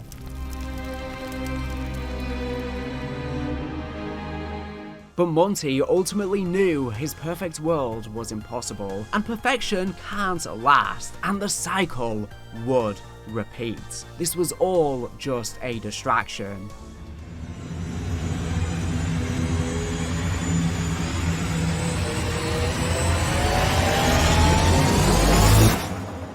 The arrival of Primus with Primus's 9th encounter and adventure. Soon after the events of Gorod Krovi, Nikolai along with the rest of the Primus crew finally arrive at the house via the MTD, bringing with them the summoning key. There, Richtofen reunites with Maxis and they all meet the children and Monty for the first time. Maxis and Richtofen destroy the MTD to ensure the house would remain safe, but letting his guard down, Richtofen leaves the soul key with the Shadow Man still inside. The voice inside calls out and whispers to Maxis, influencing him due to his lack of soul, and being recreated from just his brain, making him easy to manipulate and take hold of his physical body. You must help me. He heard voices, you see, calling to him. Only together can we prevent the destruction of your world. It wasn't really his fault. You know, he hasn't actually got his soul yet. All I got was a brain. Maxis was a bit of a wild card. I mean, you remember he was actually just a little drone the last time you saw him. Anyway, he's in the summoning key now. Buggered if I know how we're going to get him out. Maxis opens the summoning key, releasing the Shadow Man inside, whilst he himself is absorbed inside the key. Exploring his new surroundings, he opens a portal to Agartha from the Dark Aether, raising his hands in the air and unleashes an Apothecan invasion.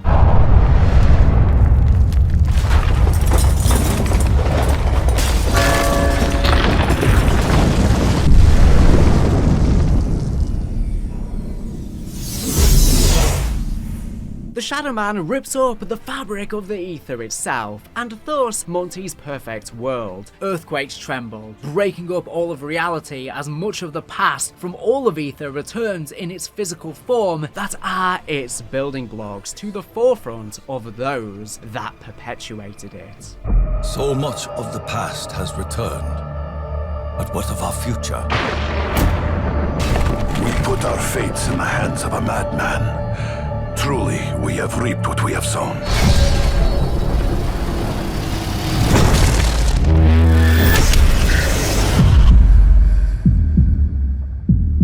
Mein Gott, what have I done?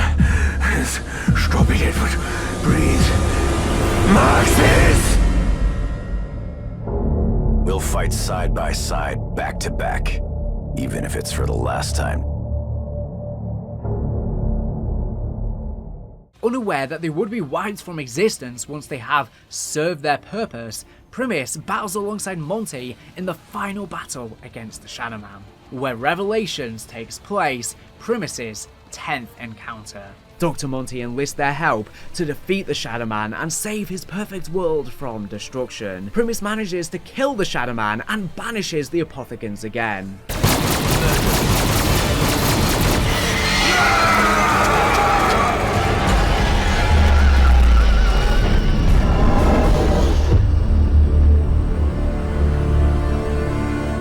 With the help of Maxis, still residing in the Summoning Key, he absorbs all of the souls of the children and their memories through their toys inside the key. These toys of the characters and all of the Aether's artifacts, as well as the snow globe given to Samantha, serve as a physical manifestation of the Aether itself. The great globe itself.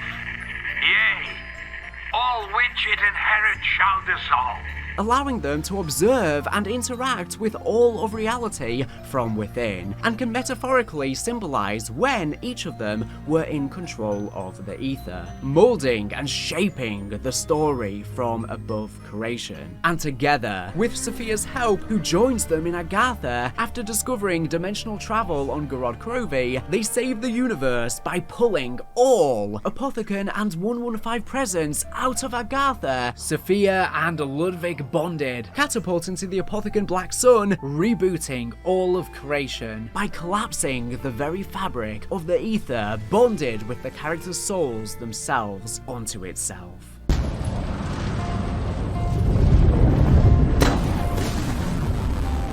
Sophia. Maxis. You know what we must do, my dear. Yes, my love. We will do it together. As one we are, now and forever.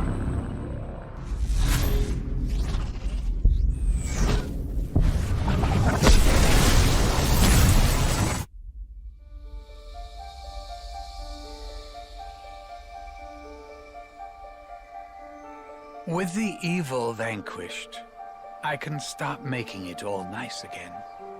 No undead, no apothecans, no shadow man. All of it gone. Forever.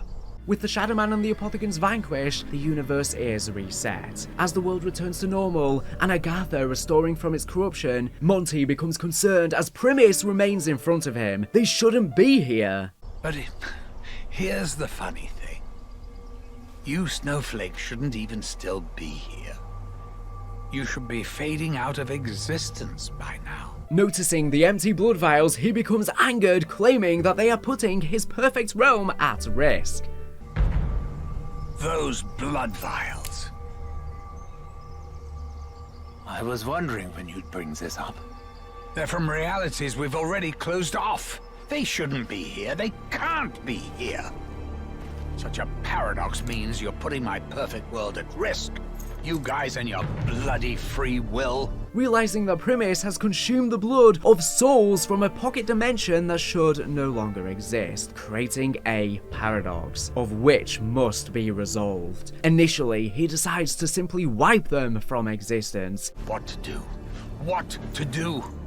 Well, you certainly can't stay here, or I just wipe you from existence. But decides to instead send them somewhere else. Monty sends them back to the Great War, throwing together some stuff he has left over. You could send us somewhere else. Somewhere we've never been. I suppose I could make a little corner somewhere in history. A place where I can dump some of the other shit that I've left over.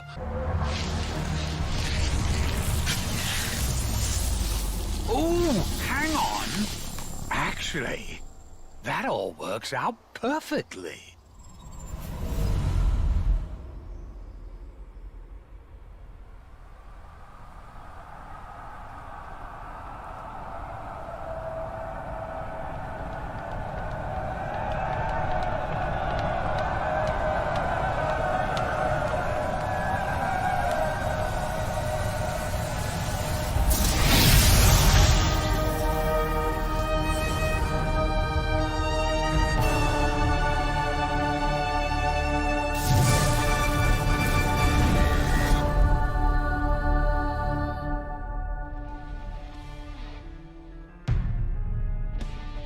ending up in the year 1299, where it all began in northern France just as the war is coming to an end. And thus, the cycle continues and Primus fails in finding a way out of this endless torment.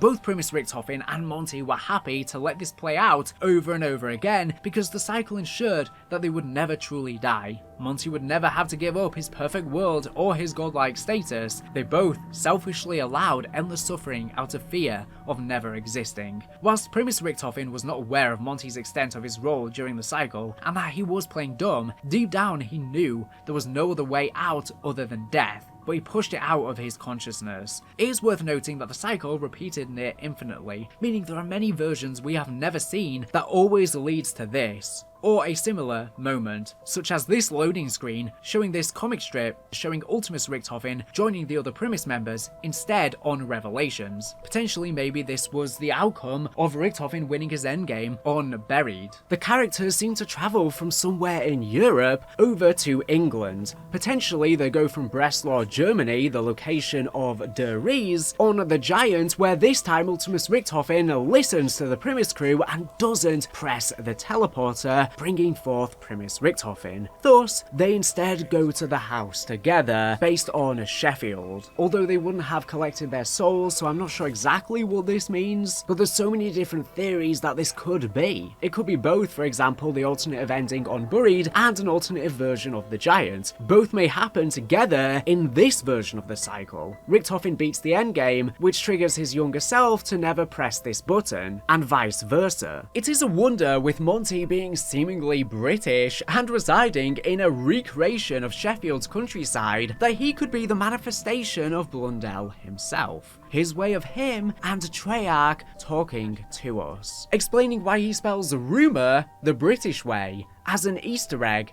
to us. By the way, I spell rumors with a U after the O before the R. That's a nice little Easter egg. In fact, it's everything.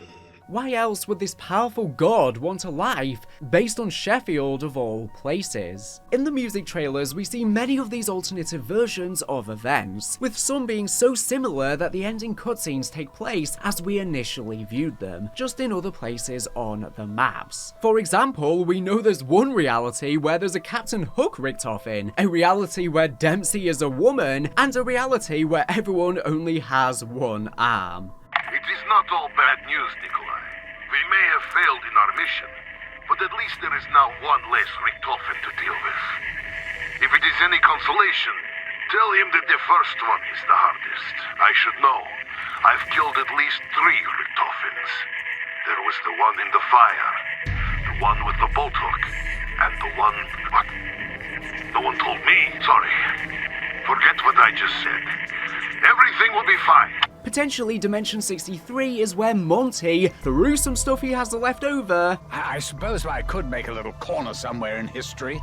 A place where I can dump some of the other that I've left over. At the end of Revelations, explaining why it has much more 115 than the other universes, and as to why the summoning key ends up here. The last we see of it in the cycle is it's floating in space. Potentially it, the source of life and the entire universe, was found on Venus. Then it was collected and brought to Earth. This cycle went on for millennia, but nothing lasts forever, and it was only a matter of time until something would change it permanently. In another version of the cycle, Primus completes their objective in securing Takio's soul on Zetsubo no Shima, and with the summoning key opens a portal to the Alcatraz pocket dimension. Things don't go the same this time. There is a chain of events that must be set in motion. The broken cycle takes place. Alpha and Omega. July 4th, 1941, in the Dimension 63/Purgatory dimension, Blood of the Dead takes place. On this detour between Japan and Stalingrad, Primus travels to Alcatraz just after Victis have been sealed into cryostasis. However, something is very wrong. Richthofen notes the dimensional insertion is slightly off, indicating something has changed. Was stumbling around in total darkness part of plan? You give us the fire, we'll give them hell. Do not speak so lightly of hell. Easy, Tech. I didn't mean the real thing. Gentlemen, We are here.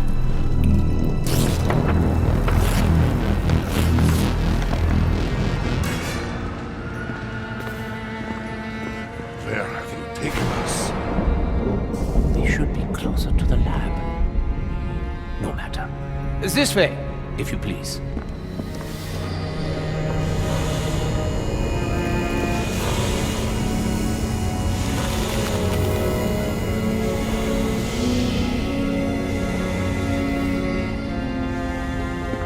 Having to travel physically through the prison to the lab, they meet up with the prior cycle's Richthofen, or could even be considered the next and final, depending on how you look at it, intently studying the Chronorium far more than the current Richthofen remembers doing himself. He hands Primus their blood vials, but before leaving, says to the other iteration of himself that he ought to read the Chronorium again.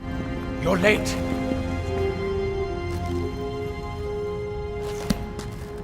Doctor? Doctor? Is there a problem? 2 for each of them. Survival depends on it. You remember? So much to do. A vessel for Maxis, the opening of the gateways. Are you sure you're not getting confused? You'll be needing this.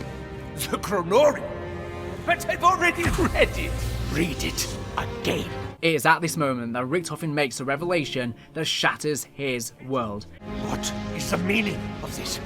The pages have changed, our blood, mine blood. You cannot possibly expect me to let this happen. You son of a... Let me guess. You're not gonna let us in on what that was about.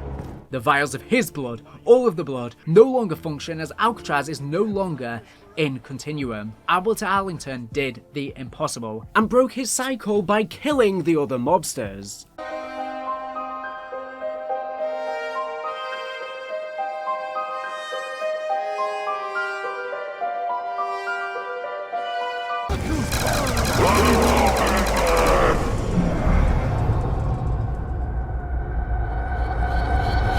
He did what Richthofen and Monty was always unable to do and broke the cycle with this, ironically breaking Primus's cycle in turn, since they could no longer collect the blood vials as their insurance policy. As the blood is now useless, if they are to consume it, it will no longer tie them to the pocket dimension, meaning they can just be wiped. Whilst this was Richthofen's ultimate goal, with his flawed blood plan, he is horrified by the fate the book has assigned to him, for he will finally have to make the ultimate sacrifice. He kept perpetuating the cycle, hoping that he'd find a better way out eventually, but never did. He could not attempt to face the truth.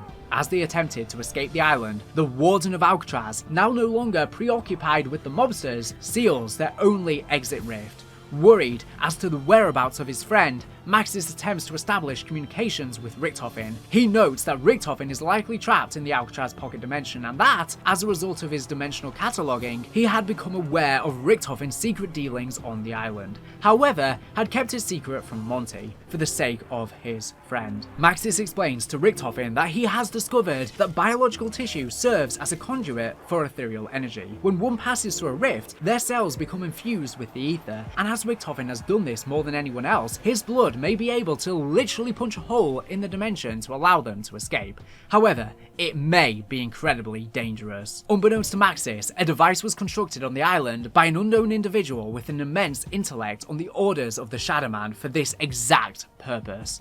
Guided by Icarus, the spirit of Albert Arlington, now free from the cycle, Primus manipulate the Warden's corpse, the vessel that binds the dimension together, and use this to weaken the dimension to a significant enough degree that they can use Richthofen's blood to escape. However, in this final crucial moment, they are captured by the Warden, and there's nothing Al, the seagull, can do to help.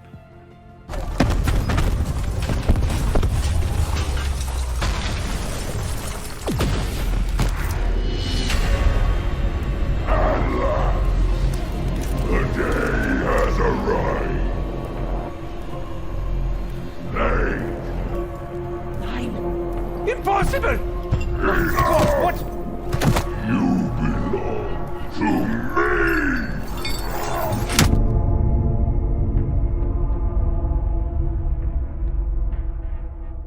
Not realizing he is simply a pawn for the Shadow Man, the Warden believes he must use the blood of Primus to maintain and open a portal to the Dark Aether, to allow what he believes are the hordes of hell to wreak havoc upon the Earth.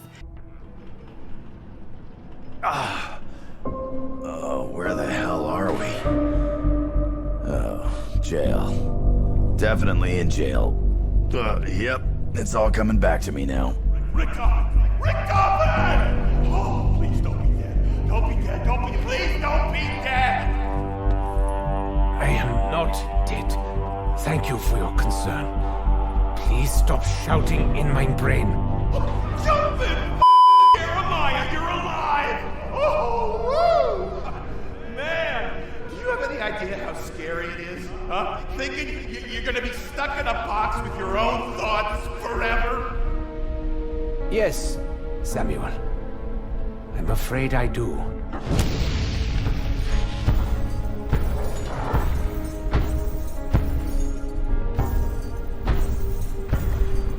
You think that this is your prison? That you can repay your debt to existence? Well, this is not a matter of debts. Though debts you certainly owe. This is my life sentence.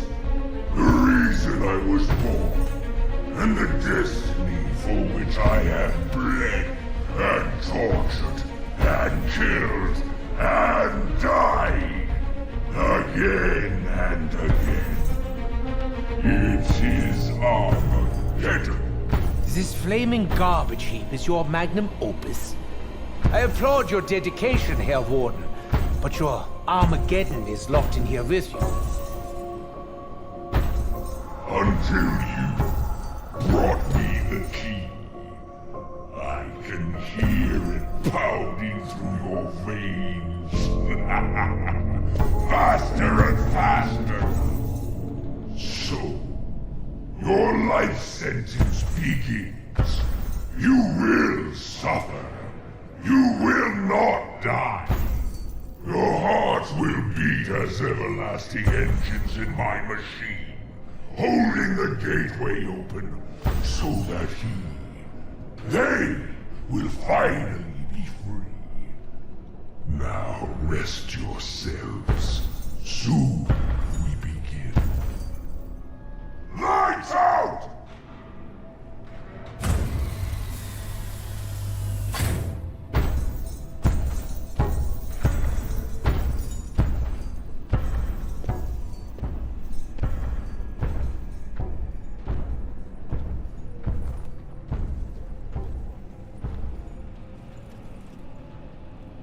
Oh no. No, this ain't it. Ideas? Anybody? Come on, all the we've been through and we just... Wait a second! I hear something! Aided by the spirits of Sal, Billy, Finn, and Al, now also free from their endless suffering, Primus escape their cells and confront the Warden for the final time. Sal, Finn, Al, that teensy little seagull. The ghosts of Alcatraz have bought us the time.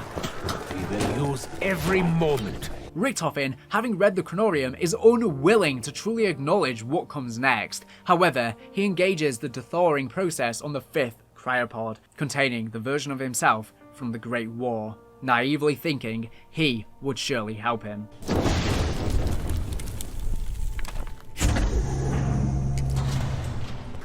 Holy Doc. How many mansicles you got down here? The thawing sequence has begun.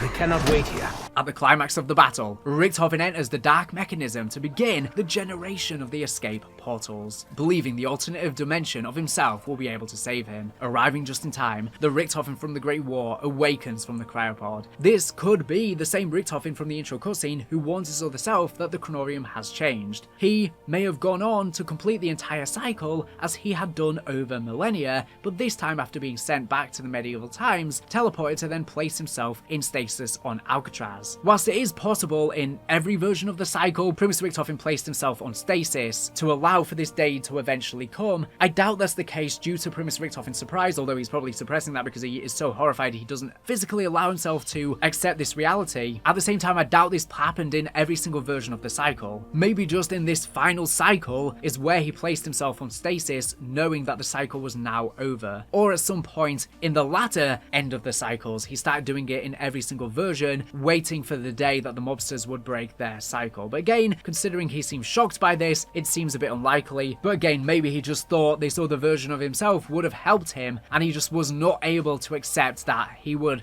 betray himself to save the multiverse. If it was just the final cycle where he placed himself on stasis and he realized the cycle was now broken, this most likely was able to happen before the Weasel broke the cycle, so the blood still had a purpose. The Chronorium could have warned him the Weasel was in the process of breaking the cycle and hurried to get the cycle done.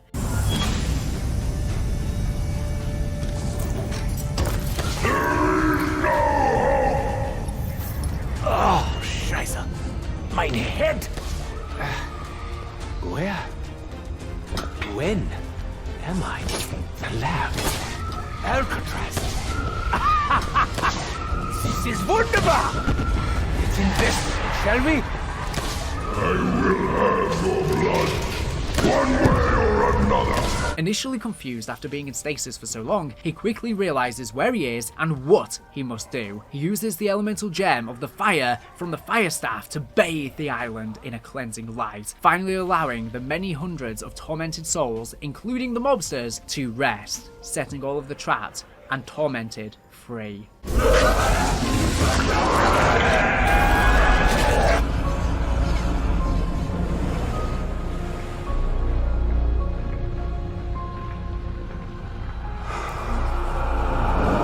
Listen to how the spirits sing.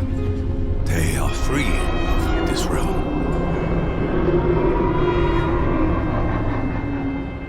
Ain't that swell? Does that mean we win? I would be greatly relieved if that were so. I am in no hurry to ensnare my mortal soul. That will not be necessary, Nikolai. The future has changed.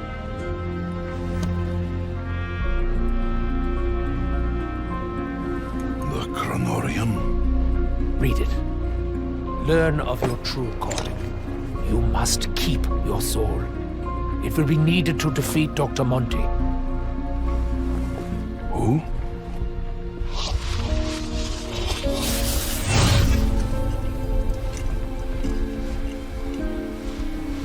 Hello? Hello? I am still here. Wait!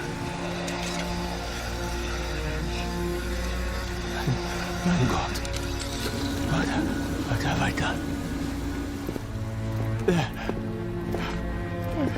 I honestly thought you were going to let me bleed to death. It was so sad. The cycle is broken, Herr Doctor. As such, insurance policies are no longer needed. I wish I could tell you I was sorry, Edward. But I'm not. No! No, you can help me! You're a doctor! Wait! Don't you know who I am? I have been witness to miracles and calamities! Dimensions born and collapse! I walk a path no other can take! No!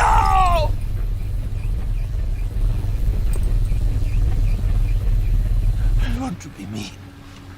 Someone who did all the hard work!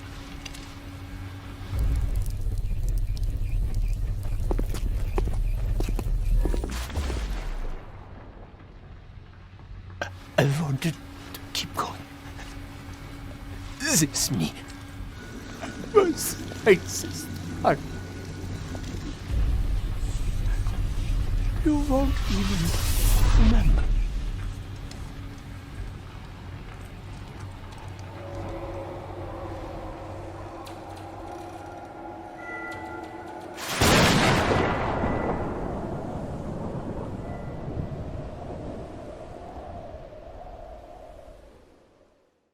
Richtofen, still suffering in the dark mechanism, with his blood being painfully extracted and processed, is given a glimpse at hope when he lays eyes upon his other self.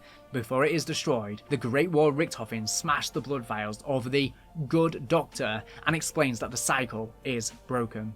He says he's not sorry, and he is fully aware of his own egotism surrounding the blood vials, and through his friendship with Pablo, now understands the misery and sacrifice that this egotism has caused. Just as fractures rewrite the past, this event cannot occur logically, and there cannot be two Richtofens coexisting in this manner, and so the memories of Primus are rewritten. To them, this martyred Richtofen never existed.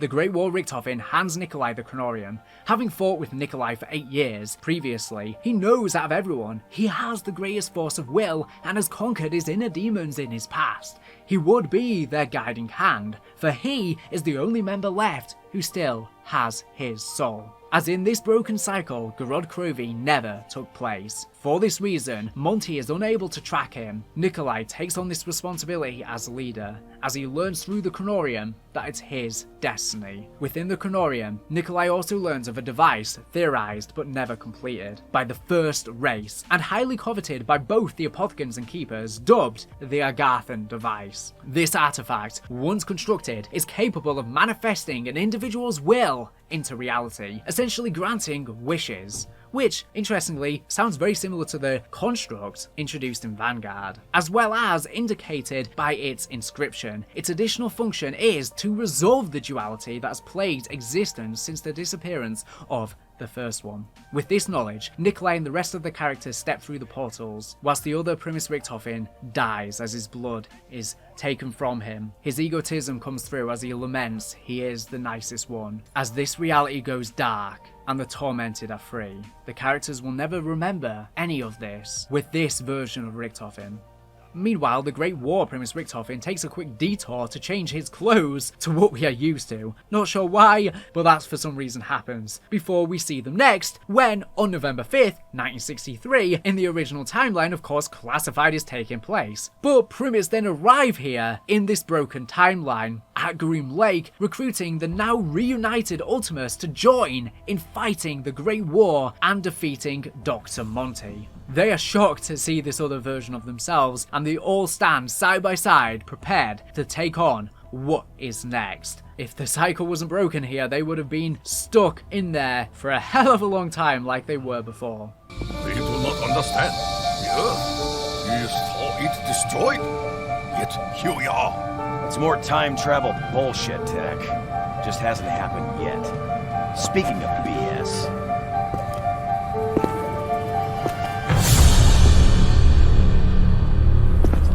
How the hell did you get back in your body, Doc? Does it matter, Dempsey? I'll tell you what matters.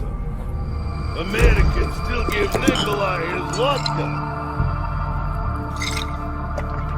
If that's your plan, Nikolai, give up and drink yourself to oblivion, or do you want to make a difference for once in your life? You. Oh, Scheiße. You four must come with us. In time, it will make sense. Now. Intruders on the base. Now we must go, quickly. There is a war to be fought. War? What kind of war? A war unlike any you have ever seen. The Great.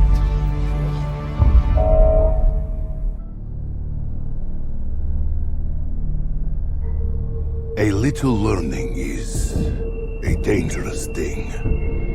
Drink deep, or taste not the Pierian spring. So goes the poem. I understand its meaning.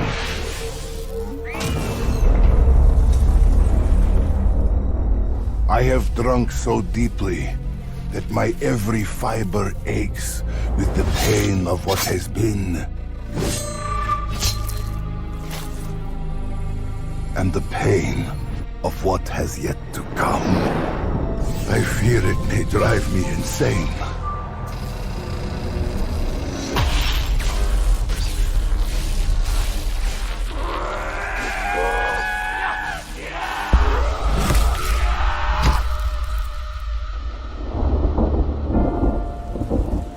worlds.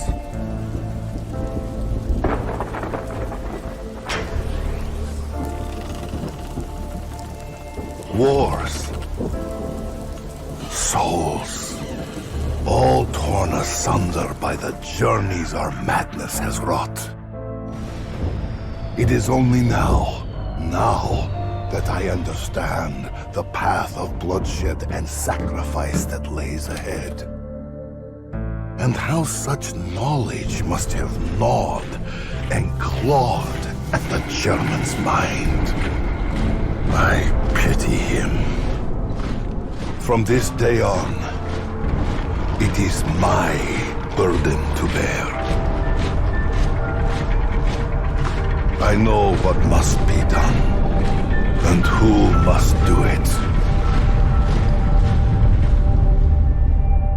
May they all have mercy on my soul.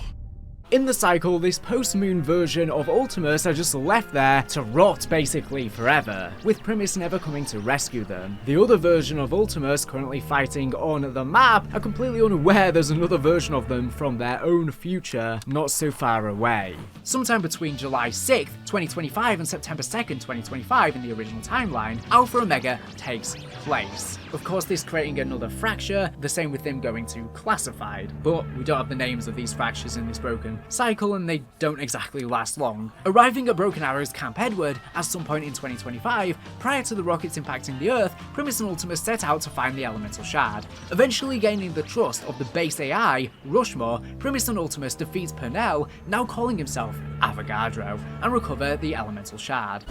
My ammunition supply has run out. Here is Takio. You only made me stronger. I would have been fine with a stripper popping out of a cake, but not this. Voice print verified. Director Purnell, is that you? Cornelius Purnell was a mortal name. It cannot encompass what I have become. If you must call me something before I destroy you all, call me Avogadro. Warning. Threat level mainline. Entity has escaped containment. Failsafe protocol enacted. All personnel duck and cover. This is not a drill. Nuclear detonation in 10, 9, 8, 7, 6, 5, 4, 3, 2, 1.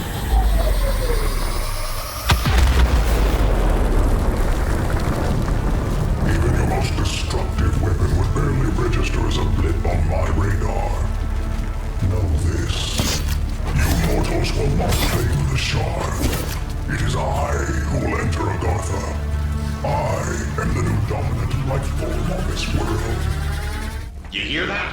We have him now. Go to the central panel to initiate prisoner transport.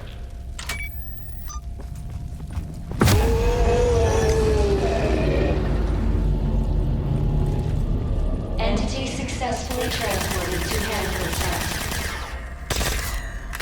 Rest easy, my friend. Avogadro is now safely contained in a Broken Arrow facility in Washington State. He's their problem now. We won, because that's what Americans do. We win!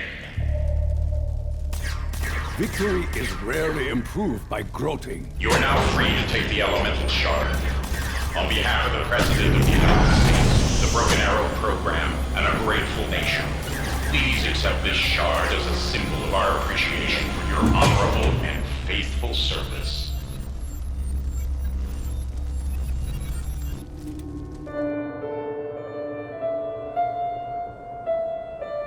Happy, Nikolai? Everything playing out as the Chronorium predicted.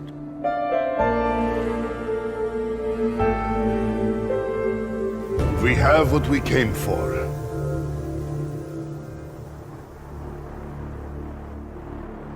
The elemental shard. Hooray for us! It's too late! Maxis?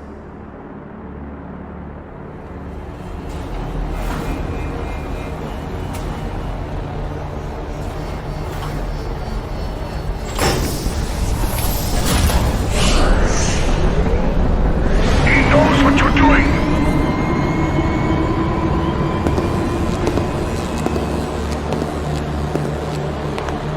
Who knows? Who does he speak of? Dr. Monty. What's happening, Nikolai? You are too late.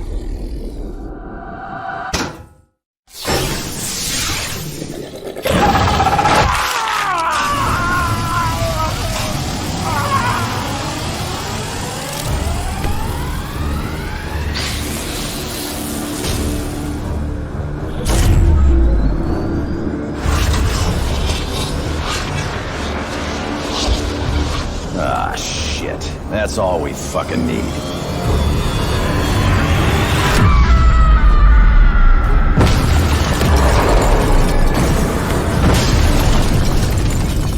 Hello, Samantha. Who is the boy? That would be us. We're going to fight the war, Eddie. The great war. Then, we're going back to the house to kill him and burn it all to the ground. Agartha, the Aether, the infinite, everything.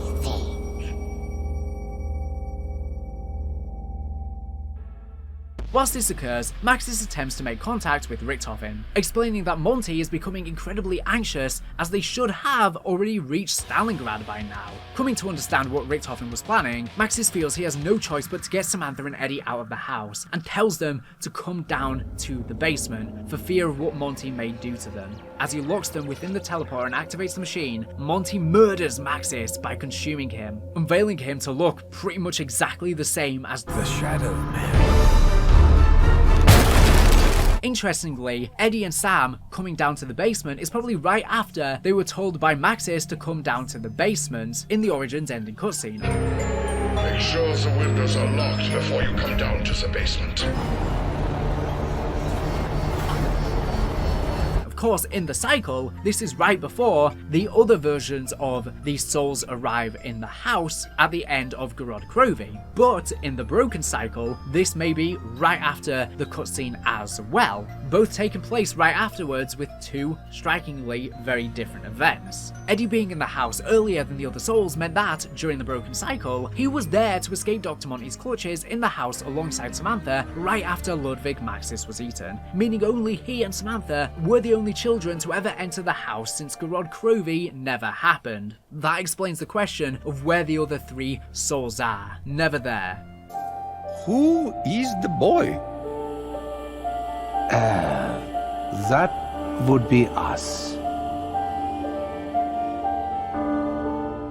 Sometime before Tag Der Toten, Pablo Marinas awakes to find the Siberian facility overrun by undead. Every time he attempts to escape, he is pulled back towards the lighthouse, and starts to realise that if he can escape this, his destiny and visions were a sign that he can help Primis break their own. For he shall not just be a bystander of the Great War, but the one to put a stop to the War of the Loop once and for all. He will help Primis and Ultimus close their own stories. For this is his destiny he envisioned over and over, and why he too was sent to the Great War. He realizes that he is trapped in his own cycle, not just here, but a key role in the overarching cycle like the rest of them. Sometime after January 1st, 1964, in this fractured original timeline, Tag Der Toten, arriving in the forest, Primis Nikolai and Ultimus Richtofen, now the de facto leaders of the group thanks to their combined knowledge, understand what must be done. The group begin to celebrate their journey's end, whilst Nikolai takes Samantha aside, explaining that when the time comes, she is the only one who will be able to end this madness once and for all.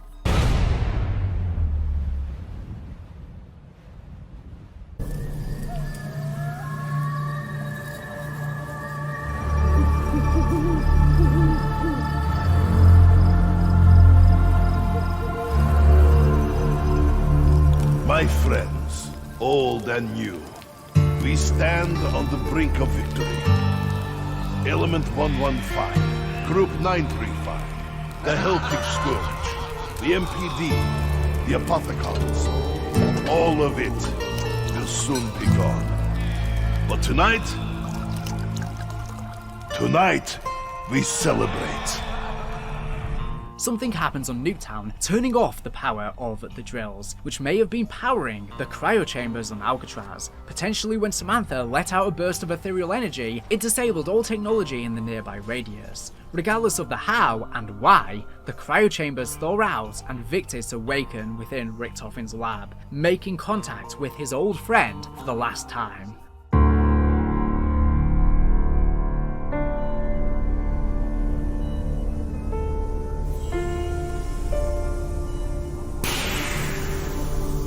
What?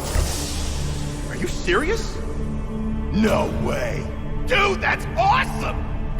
Stu? Oh my.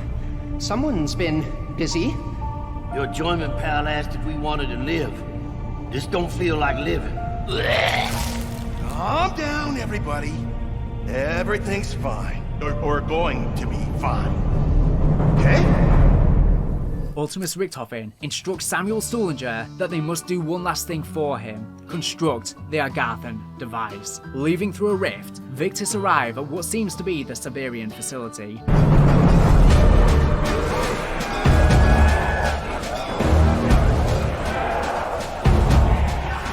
We got a whole bunch of maggot feeders headed downstairs, and we ain't got no weapons. Yes! I'm telling them now, but they're all a teensy bit grumpy because they just woke up. Hey, Stu! You want to be a bit more specific about what the voice in your head is actually saying? Dr. Minty? What? Is he like a bad guy? We gotta go.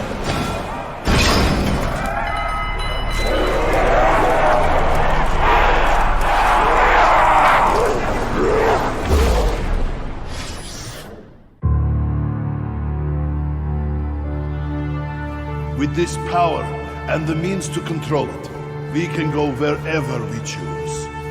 At last, we can return to our homes, our old lives, our families.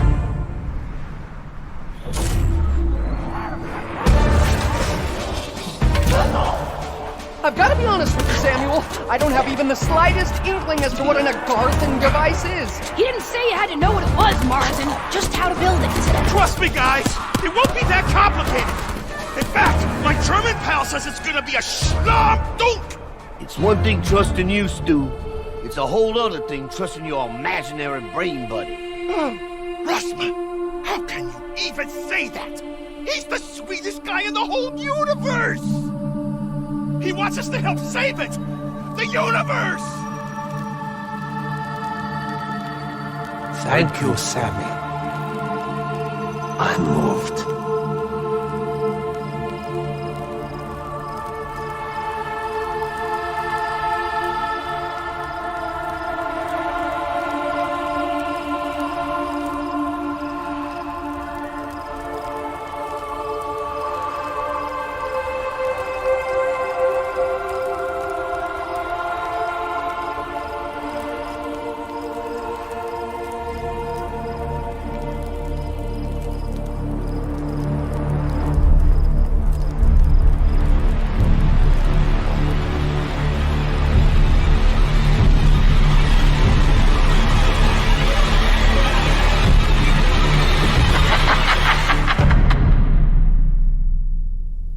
However, just as with Alcatraz and Morgue City, this location has been extracted from its proper place and shifted somewhere else. It seems that Shangri-La takes place half of the time on Mars, with it transitioning from Earth to Mars through the eclipse, and that Tag Der Toten takes place inside a pocket dimension similarly, the portal to which is located inside of the moon of Mars, Phobos, a nod to the theories of Shangri-La being on Mars.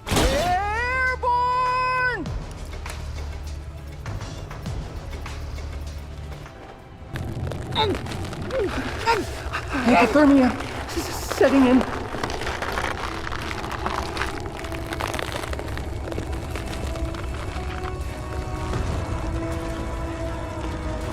Victis reached the lighthouse and encounter Pablo, the Mexican test subject who many years prior had died at the site. Within the forest, Primus and Ultimus recount their exploits to one another. They proceed to celebrate around a campfire, drinking and eating. Primus Nikolai explains to them that the Great War, the Apothegons, the Keepers, the Dark Aether, the Shadow Man, and Monty are just legends and tales from the Chronorium. He reveals that both the Shadow Man and Monty became corrupted by the Dark Aether, one from his own ambition, and the other trying desperately to save his friend, whom he separated from. They are legends contained in the book, the Chronorium.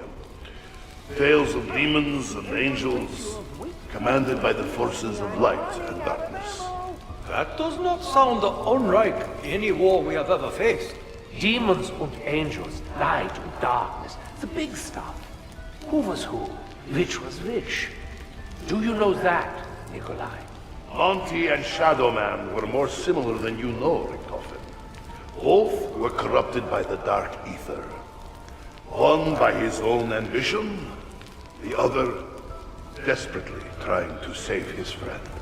He reveals the greatest war was the war they were all fighting amongst themselves and each other throughout the endless cycle. Endless death and rebirth over and over again. Endless hordes, endless war, endless pain, endless hope, endless joy. Constant clashing and chaos amongst all that perpetuated it, just as much as their endless torment makes up the Aether. In us playing, dying and living over and over again, round after round, our experience as a community makes up the Aether and the Great War just as much as them, including our own community's infighting. We have lived and experienced everything, as have they, through their lenses, and our own, through our own way as fans, as those who got the characters past every map and onto the next, solving Easter eggs, making theories that then get canonized, such as Samantha Amaxis herself, shaping the direction of the mode through our endless discussions on our likes and dislikes and so forth. The story and gameplay could not exist without us. We are bonded to the Aether just as much as Treyarch are,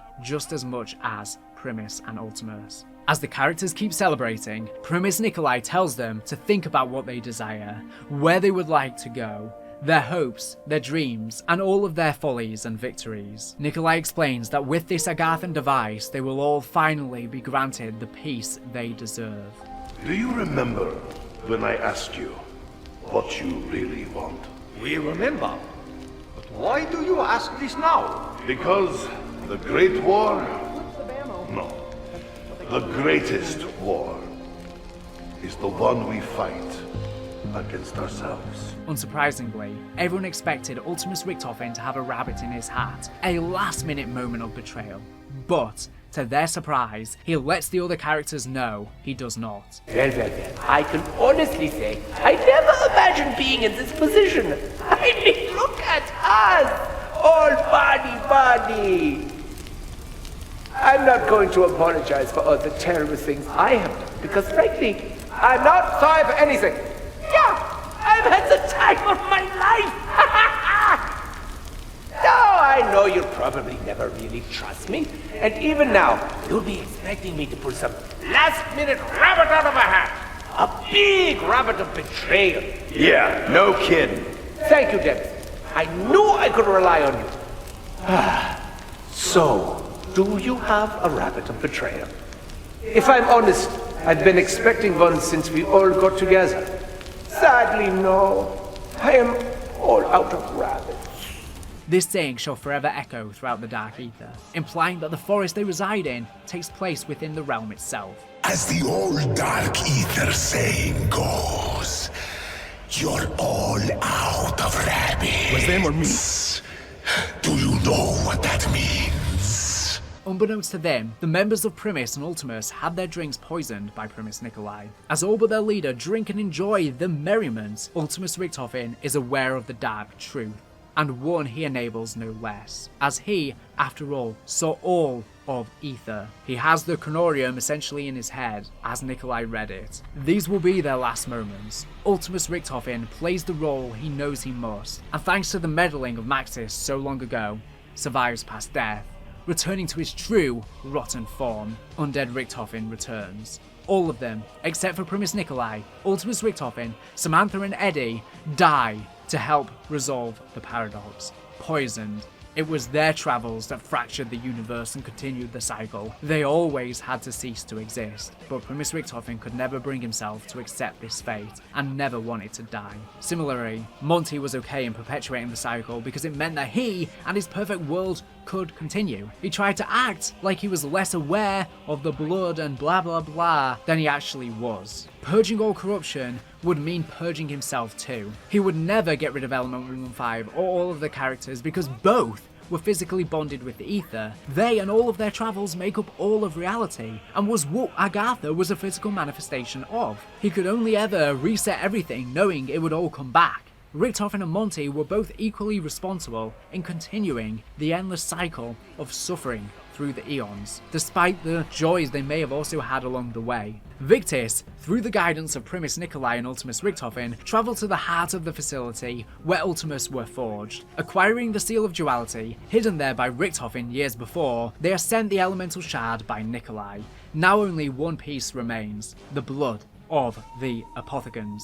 Communicating with the blood, they learn it is saddened and despairing. The once arrogant and primarily powerful race have been humbled, even swallowing their ancient pride and speaking in the language their betrayers had created to replace the language of the first one. Returning the scattered elements of the blood submits to Victis, admitting that the duality must be resolved.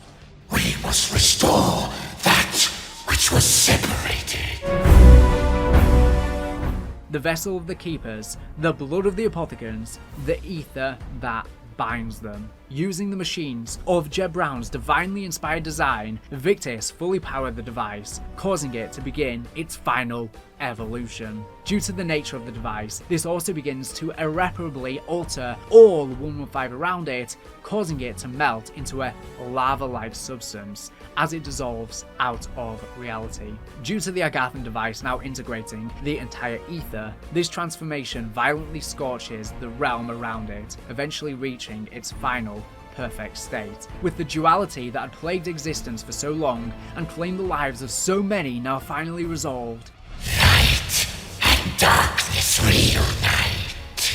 It was time for Victis to fulfill their final purpose, their destiny. A chain of events must be set in motion. One final paradox to cement the breaking of the cycle. Handing the Seal of Duality to Pablo, he opens a portal and brings himself to where his destiny requires. He would become Sir Pablo Marinas, once and future hero of the Great War. He would be set upon by the Apothecan hordes and be saved by Primus. He would help one of the men who saved him realize that the sacrifice of so many lives for an endless loop was not worth it, and that it must end. He would give his final moments protecting that man, so he may be sent forward and eventually help break the cycle. He would help to bring about the end of existence, and he would help birth it anew. Collecting the Agarthan device left by Pablo, Victis transport it to the forest, where Primus Nikolai and Ultimus Richthofen await the end. To the Keepers, the word seal means lock, and that is the device's final purpose. The summoning key, or more appropriately, the Astoth Abzurak, key to all, is used on the lock of duality, causing the infinite imbued within the summoning key by the first one to explode out, and the Aether, in the form of the elemental shard, to shrivel away. Nikolai grants Richthofen his final death, and, knowing the Aether, in its sentience, would attempt to keep him alive and bring out the cycle once more, has Samantha fulfill her vow to end the one that would otherwise perpetuate the infinite, having the poor child shoot at him with a welling, with Samantha urging Eddie to look away as she does the deed. Throughout, she's constantly trying to protect him and look after his innocence, acting as almost a older sister figure for him as he cowers behind, not saying literally a single word since he exited the house, showing he's extremely shy and probably very traumatized by everything that he has seen in these final moments. All of the death of everyone, the sacrifice, the pain, and hearing Samantha shoot Nikolai directly. Through Sam and Eddie witnessing all of this death, and calamities to end the story. It likely undid their purification and haunts them with trauma. With reality collapsing, everything that spewed forth from the Aether was banished to where they belonged, the Dark Aether, in the hopes they may never harm anything again. The entirety of creation starts to fade away. The zombies, the apothecans, Element 115, and even Monty himself all faded into the shadowy realm, locked away. We don't know what happens to the Shadow Man. Like I said, it seems the Apothecans and Keepers attempted to restore their duality and were likely successful, but the Shadow Man was in the summoning key as it was destroyed. It's most likely that he is gone forever. With the Apothecans and Keepers seemingly restoring as one race and being cast down once again, it's unclear what's left of their factions, but regardless, in turn they were fractured throughout the Dark Aether, leading to similar, different demented beings emerging from their dust through eons more of corruption. Even Victis, they too were banished to eternal damnation in the Dark Aether, having to make the ultimate sacrifice, their lives tied as much to the survival of the Aether as any other. They were unaware that they would be cast down, leading them to feel betrayed by Ultimus Richtofen, who instructed them telepathically via Samuel Stullinger's ethereal link with him. What are you talking about? We found the Agartha device! I know. And I'm so sorry. Richtofen even apologised to Samuel in their final moments, but he went along with Nikolai's plan, thanks to his infinite knowledge unlocked via the Aether. He was a misunderstood man, and he always knew this day was coming, and the only way to end the troubles and endless suffering that was caused by them. Victus would describe the Dark Aether as extremely cold, and they were lost. They would try calling out to Richtofen without getting an answer. Is this thing on? Richtofen! Hey, Richtofen! You've been gone from my head a really long time. I gotta be honest, I'm freaking out a bit, man. It's so quiet. I can actually hear myself think. Do you know what that's like? It's not nice at all. So, listen, buddy, old pal, we gotta talk. You sent us here, of all places, but you forgot to tell us what to do. It's dark, it's damp, it's just really filthy. I think the roaches are crawling with roaches. How is that even possible? Wait, shoot. Am I even talking to the right Richtofen? Oh, you could be the other one, right? Or the other one. Yeah, you know what? Just go talk to your Richtofen pals at the hoity-toity Ricky Gang Clubhouse and find out what the we're supposed to be doing! Did Eddie also hear Stullinger in his final moments cast away? That much is a tale for another day. There is no more Agartha, no more Aether. The Aether was the entire multiverse, bonded by the heroes in their travels. Everything and nothing. Now there is just the Dark Aether and a singular universe. Aether doesn't exist anymore, so I don't know what we can regard this single universe as, since the Dark Aether is still the reflection of it, but it's a lot simpler now. Agartha was the physical manifestation of Aether, which too no longer exists. The Dark Aether was always the inverted, demented version of reality, whilst now it just has all of Aether thrown in and reflects/mimics the regular world. With the cycle broken and the duality resolved, thanks to the Agarthan device destroying the summoning key, a gateway known as the Way Through opens up for Samantha and Eddie, the only remaining characters from the Aether story. Samantha being the one from the start, Eddie being a version of Richtofen we've barely gotten to know. A pathway to a new universe unburdened by the corruption brought by the Aether since the first moments of existence. As the multiverse fades away, they tightly hold each other by their hands and walk towards the light into the new world, and hopefully a better tomorrow.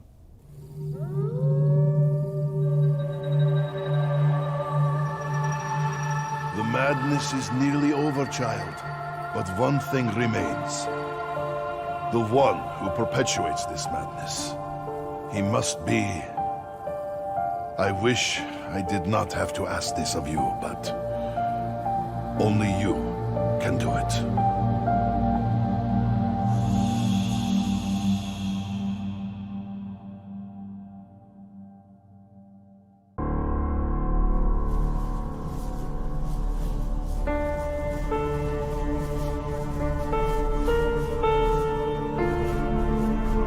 Comrades, as we toast our victory, I want each of you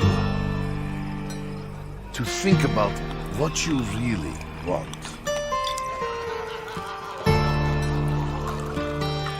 Where would you like to go now? Believe me, you can have it.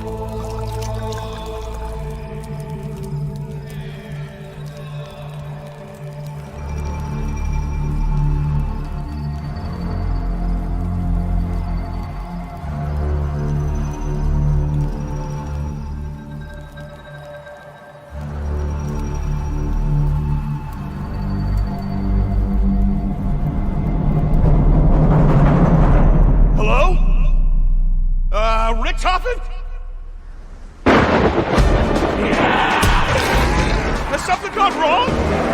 We did everything you asked! You haven't forgotten about us, have you? No, Sammy. I haven't forgotten about you. It is time, Richtofen. The multiverse must come to an end. The paradox must be resolved. At least, it will be quick.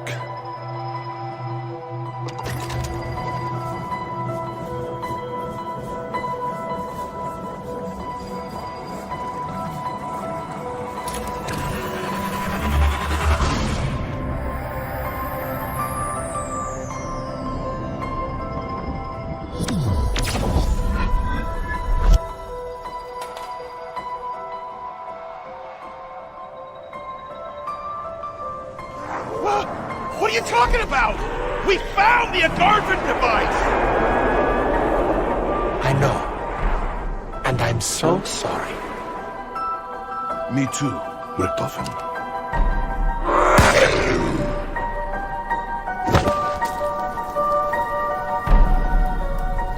We fought for what we wanted. We got more than we deserved. All the chapters of our lives, good and bad. Even if there was no witness, even if no one cared to see, it still happened somewhere. We fought the Great War over and over, but victory could never be ours.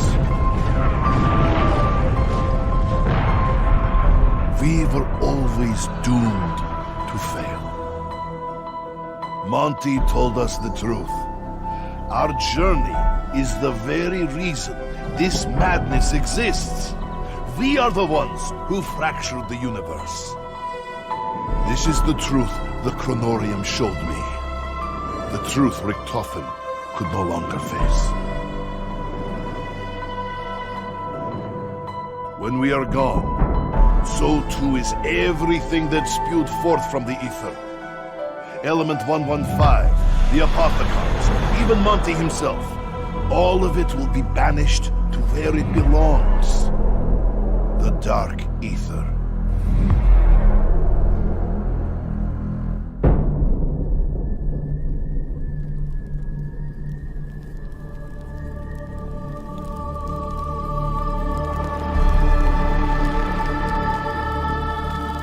We should not be here. Our time has passed.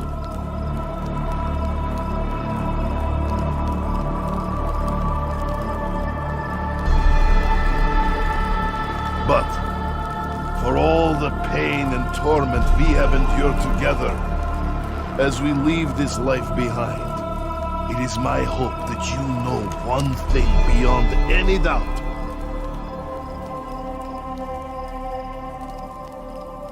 Look away, Eddie.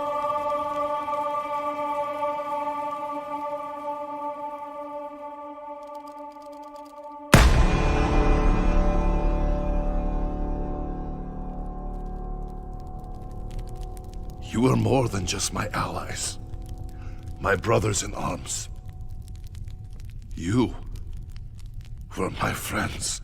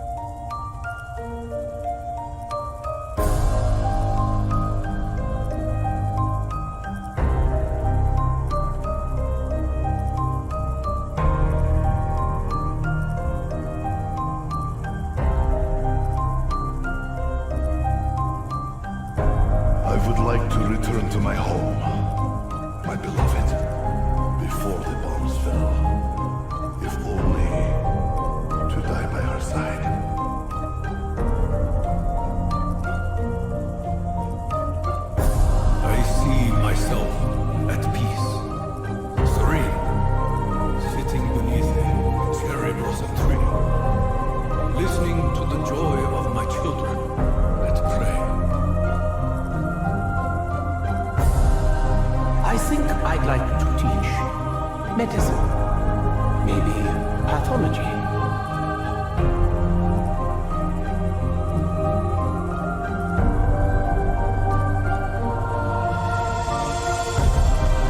You know, the more I think about it, the more I think I'd be a darn good DI. Get those kids toughened up.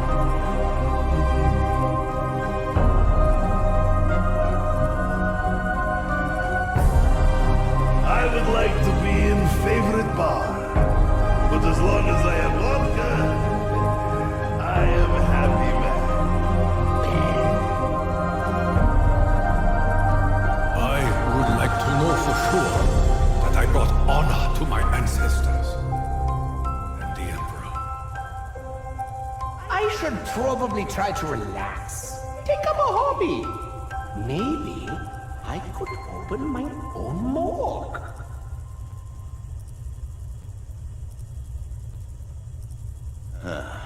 Let me think about it. Wherever I go, you know I'll be kicking ass.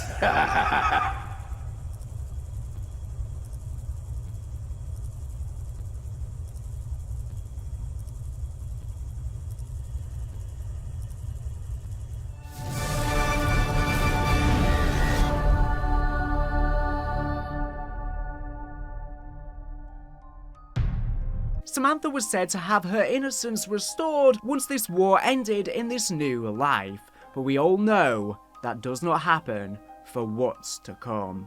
The Chronorium shows only Samantha's path to redemption. When war is over, she will be normal child again. Innocent. Same as boy. No, that's nice to know. It's been a long time since I've been innocent. Do not remind me.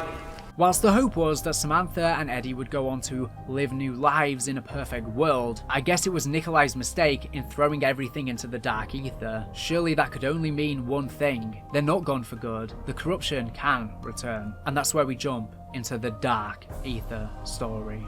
The very end of Black Ops 4, our characters sacrificed themselves to collapse the multiverse and try and create a singular world where zombies didn't exist. And they were half right. Before we jump in, I want to use this as a quick break/midpoint as we transition from the Aether storyline into the Dark Aether storyline. And I also want to reiterate that a lot of the Vanguard section and the lore building for the Dark Aether was within the beginnings of the Aether story, so if you skipped over that section to the Dark Aether section, you're going to be missing some important context. So if you did skip over the Aether section, I will have timestamps on screen to where I detail lore that was introduced in Vanguard Zombies that is very important to the Dark Aether story, despite it happening in the past. Things will change pace here, so let's all take a moment to compose ourselves. Everyone still on board? Let's keep going. At some point, mysterious objects of great power, such as the Mystery Box and Pack-a-Punch Machine, appeared in the Dark Aether without warning. These were the many creatures and artifacts from the Aether banished to the Dark Aether by Nikolai at the end of Tag Der Toten. This was an eye-opening moment for the denizens of the Dark Aether, as before they had believed their reality was the only reality. At least the majority of them, aside from the Apothegons and maybe some other factions, now aware of other beings, they attempted to gaze beyond the dimensional veil, but after locating Earth, all they found were little more than cave people, clearly far too primitive to have designed objects like the Pack-a-Punch Machine. Regardless, some entities took interest in the newly discovered humans and began to interact with the various emerging civilizations, though they were rather limited in what they were able to do. Syraxis, for example, appearing and communicating to them through fire and crystal balls, but unable to do much else. After some discussion, Syraxis the Shadow and Bellicar the Warlock devised a way for them to cross over into the other dimension. Through objects they called artifacts, they would craft an item that would appeal to a given human culture, bind their own essence to it, and cast it through the dimensional veil. Once picked up by a human, they could bond to them, allowing the human to use some of their power. Syraxis created a dragon with the intent of being sent to the Japanese. They went on to believe her to be Kitsune, a mysterious fox spirit spirit god. Be'lakor creates a mask for the Maya in South America. Invicta the Destroyer, a legendary soldier of the Dark Aether, crafted a short sword to be used by the heroes of Greece, who initially viewed him as the god of war, Ares himself. After bonding with the Greek hero, Achilles, and helping him in the siege of Troy, their two legends became inseparable, and Invicta would later be believed to be the spirit of Achilles himself. Nauticus the Conqueror, commander of Cortifex's Night Legions, created a war horn which was received by the Norsemen, who believed him to be Ymir, the father of the Frost Giants. Cortifex, however, put very little thought into his artifact, believing to be above it, simply putting two pyramids onto a stick and sent it to ancient Egypt, where it was received by the pharaohs themselves. All of these entities would have an influential impact on the various world cultures, being seen as gods and demons over many of the years.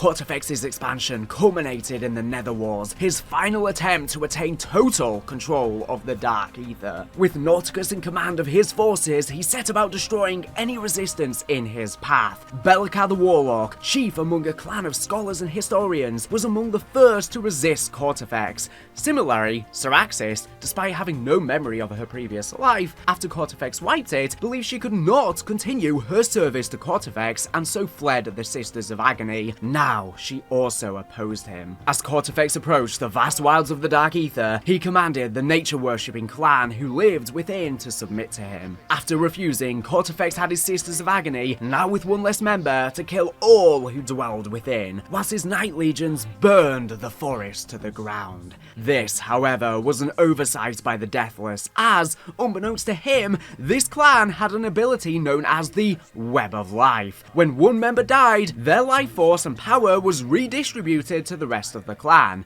Unfortunately for Cortifex, one single member survived. Vakana, now the last, and she was now effectively immortal with all of this combined power from her fallen comrades. Sometime following this, at the Battle of Obsidian Ridge, Invicta the Destroyer, legendary soldier, fled the battlefield, eventually finding his way to Be'lakor's resistance. Cortifex, seeing Syraxis was still meddling in affairs on Earth whilst equally being a thorn in his side, set about dealing with his former wife once and for all. He crafted a new kind of artifact, a bronze mirror, and cast it through the dimensional veil to a small swampy island in Okinawa, on the Japanese archipelago, familiar to us from the Aether Story as Shinonuma. Now, without all of that history, this island was where Syraxis had first crossed over from the Dark Aether to the human world, and she often had her host come back to visit. At the time, around the Edo period, which lasted between 1603 and 1868, in the history of Japan, Syraxis was in possession of the Lord of the island.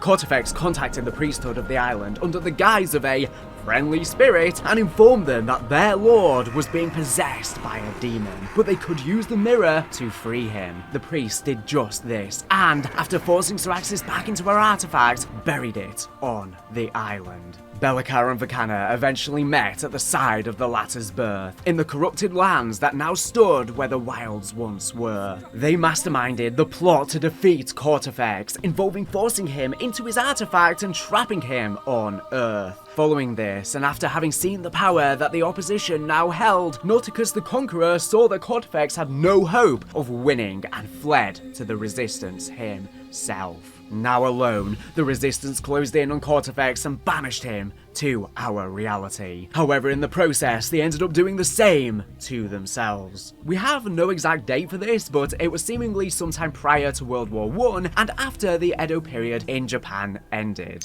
The Societe Occult. As the Dark Aether entities had consistently meddled with humanity throughout their existence, certain humans took notice and attempted to consolidate their own power through the forbidden knowledge and magic that the Dark Aether entities could provide. Beginning as secret priesthoods, these individuals eventually banded together in medieval Europe, formerly as the Societe Occult. These individuals, through their conversations with the Dark Aether entities, were able to learn rune magic, the method method of channeling Ethereum used by all Dark Aether entities, allowing them to quickly become the puppet masters of the continent's politics. Eventually, they had learned enough to compile the Tome of Rituals, a book containing hundreds of rune magic spells. The Society were constantly changing their location to maintain secrecy, until one of their leaders, Lucien Porret, a man in contact with Nauticus, erected the Hotel Royale in Paris, France. He chose the location as the intersection of the catacombs beneath the street were in the pattern of a Dark Aether rune, allowing them to channel an incredible amount of power at the location. We learn that areas of mass death/casualty cause weak spots between the regular universe and the Dark Aether. It is worth noting that now with this knowledge of rune magic, we can retroactively look back at the Aether story. Rune magic, for instance, is described as being able to be co-opted and used in different languages invented by different tribes of the Dark Aether. Various examples of rune magic perfectly parallel the powers and use of the Apothecan language runes, especially in the sense that they become more powerful when inscribed at places of great suffering and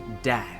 This allows us a better understanding of how their magic functions, as well as how they tie into the scale of the greater Dark Aether. We also learn through Nauticus's objective of the Augmenters. The Augmenters are worms that relate to dimensional fertility and tear holes in the lines between dimensions. These worms, like rune magic, are made more powerful at sites of great suffering and seem to thrive on negative human emotion. This, again, is extremely similar to the Gateworms and their tortuous use in Shadows of Evil, sacrificing the Morgue City residents with ties to the crew on the map. It seems incredibly likely at this point that most of the magic the Apothecans used and were known for are in fact simply facets of Dark Aether magic in general, and they were simply our first window into a far bigger world than we once realized. This even extends to Dr. Monty, with him apparently being corrupted by trying to save the Shadow Man as well. He likely gained similar magic, becoming essentially the god of creation. Even once the Dark Aether entities had been banished to Earth, the members of the Societe Occult continued to hold rituals at the Hotel Royale, allowing them to contact the entities across the world trapped in their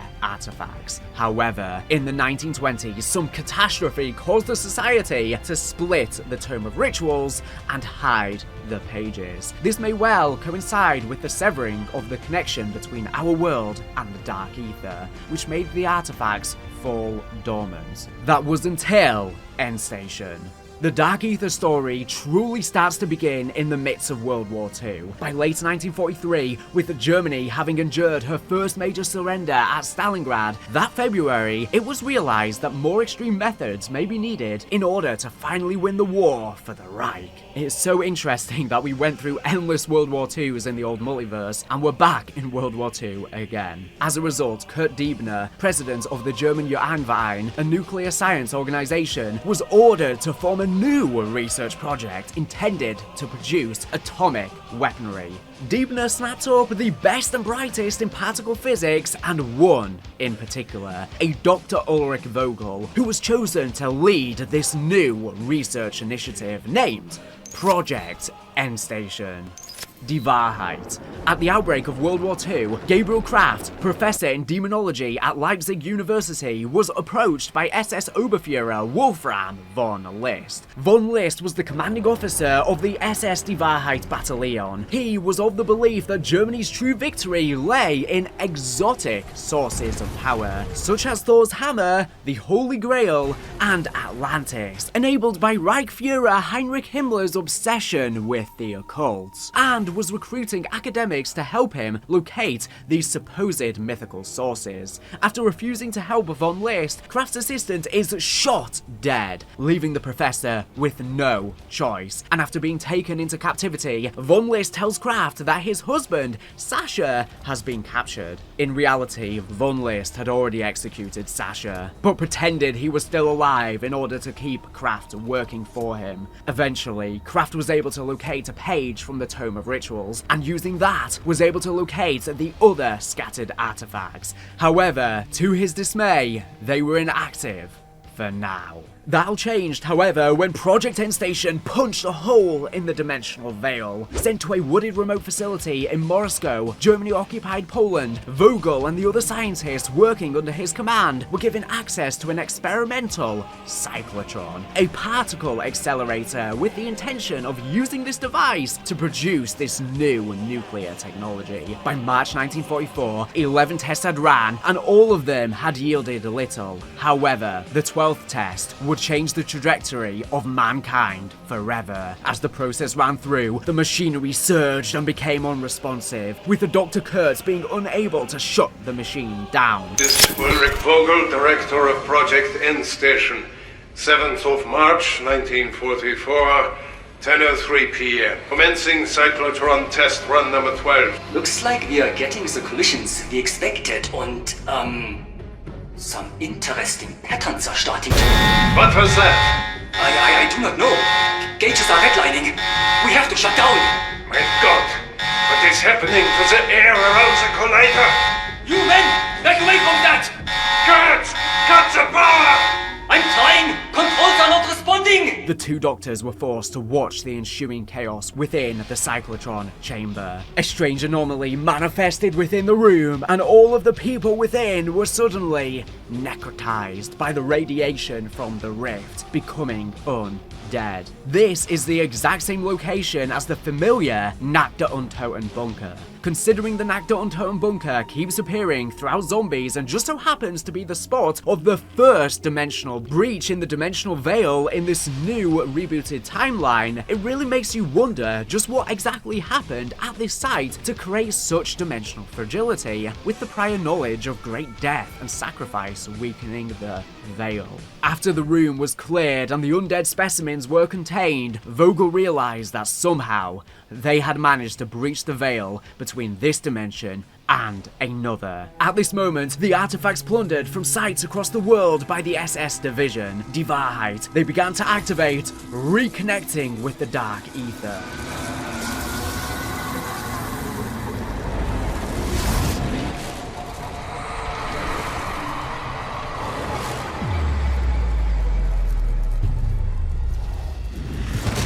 This is their Anfang. Von List, unaware of this development at Endstation, who were Die Wahrheit's rivals, touched the scepter of Kortefex, only to suddenly bond with the ancient entity. Suddenly, Kortefex promised Von List that he would give him an army with which he could win the war single-handedly. All he needed to do was get him back to the Dark Aether, where he could claim the construct. Von List agreed and took his battalion, including Professor Kraft, to war-torn Stalingrad, where hundreds of Nazi mass graves lay in wait. After arriving and setting up in a dilapidated office building, Kraft decided he could no longer stand idly by, and bonded with Bellicar through her mask artifact. Kraft began planning with the ancient scholar on how best to defeat Kortefex, but was forced to allow her to retreat back into her artifact, as Kraft's body was not strong enough to support the possession of the Dark Aether entity, though the two maintained a mental link. He sent out a distress call, which 4 Allied commandos answered in March of 1944, reaching the square in Stalingrad just as Von List erected a powerful barrier Dark Aether spell. Kraft sealed himself in his office using a spell from the Tome of Rituals and lowered the 4 artifacts to the commandos out of his window in a small wooden box. Now imbued with the power of their new partners, Kraft's Special Forces began the fight against Von List. The Special Forces team were able to access multiple theaters of Die Wahrheit's operation, including Murviela, France, where Von List planned to rally his undead army,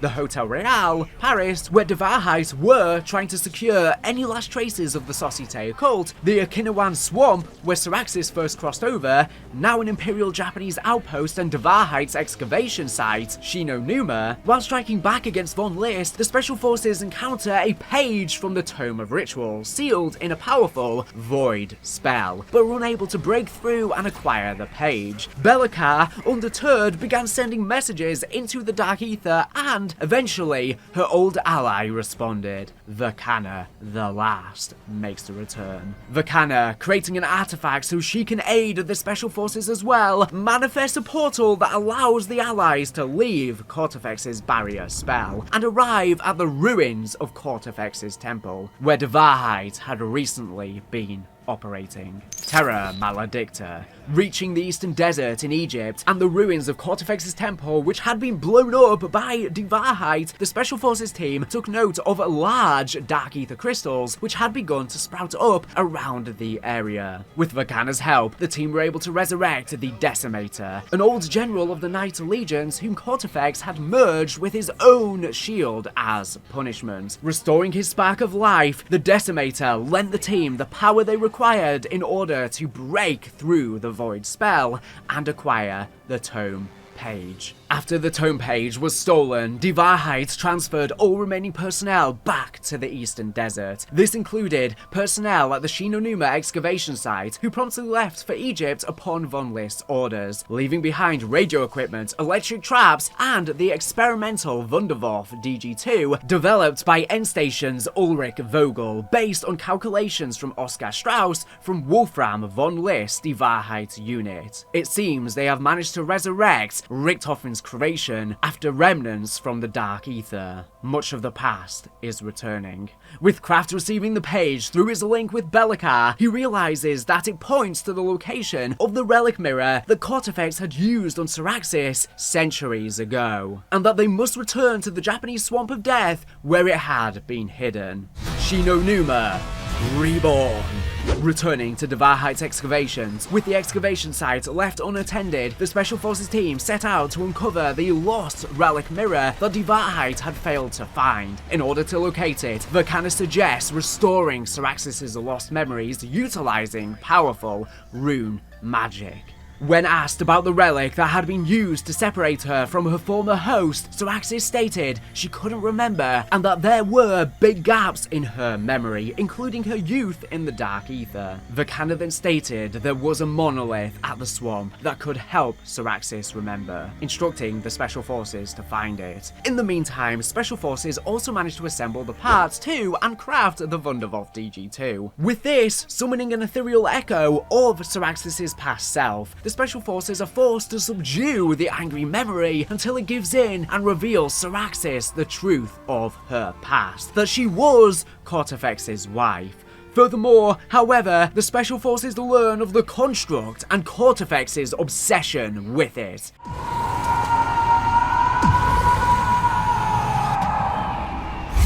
Damn you! Just leave me alone! I need to know what you know. Now, spill it! Why did Kortifex erase my memories? Why did I even matter to him? You are a part of his clan, a member of the royal bloodline. You were his bride, Syraxis, his consort. No one mattered to him. No, that can't be true. I am nothing like Kortifex. If you cannot handle the truth, then die! Oh. Oh! It's all coming back to me now! Everything! His bottomless cruelty. What he did to our child. My mind fading as he shoved that cursed mask on my face. And even worse, how could I forget the construct? That's his real endgame. He always coveted its power. If Kortifex and Von List gain control of that monstrosity, everything and everyone, living or dead, will end up as their playthings. Now with the relic mirror in hand, they leave the swamp and return back to the Eastern Desert, though are alarmed at what they find upon their arrival.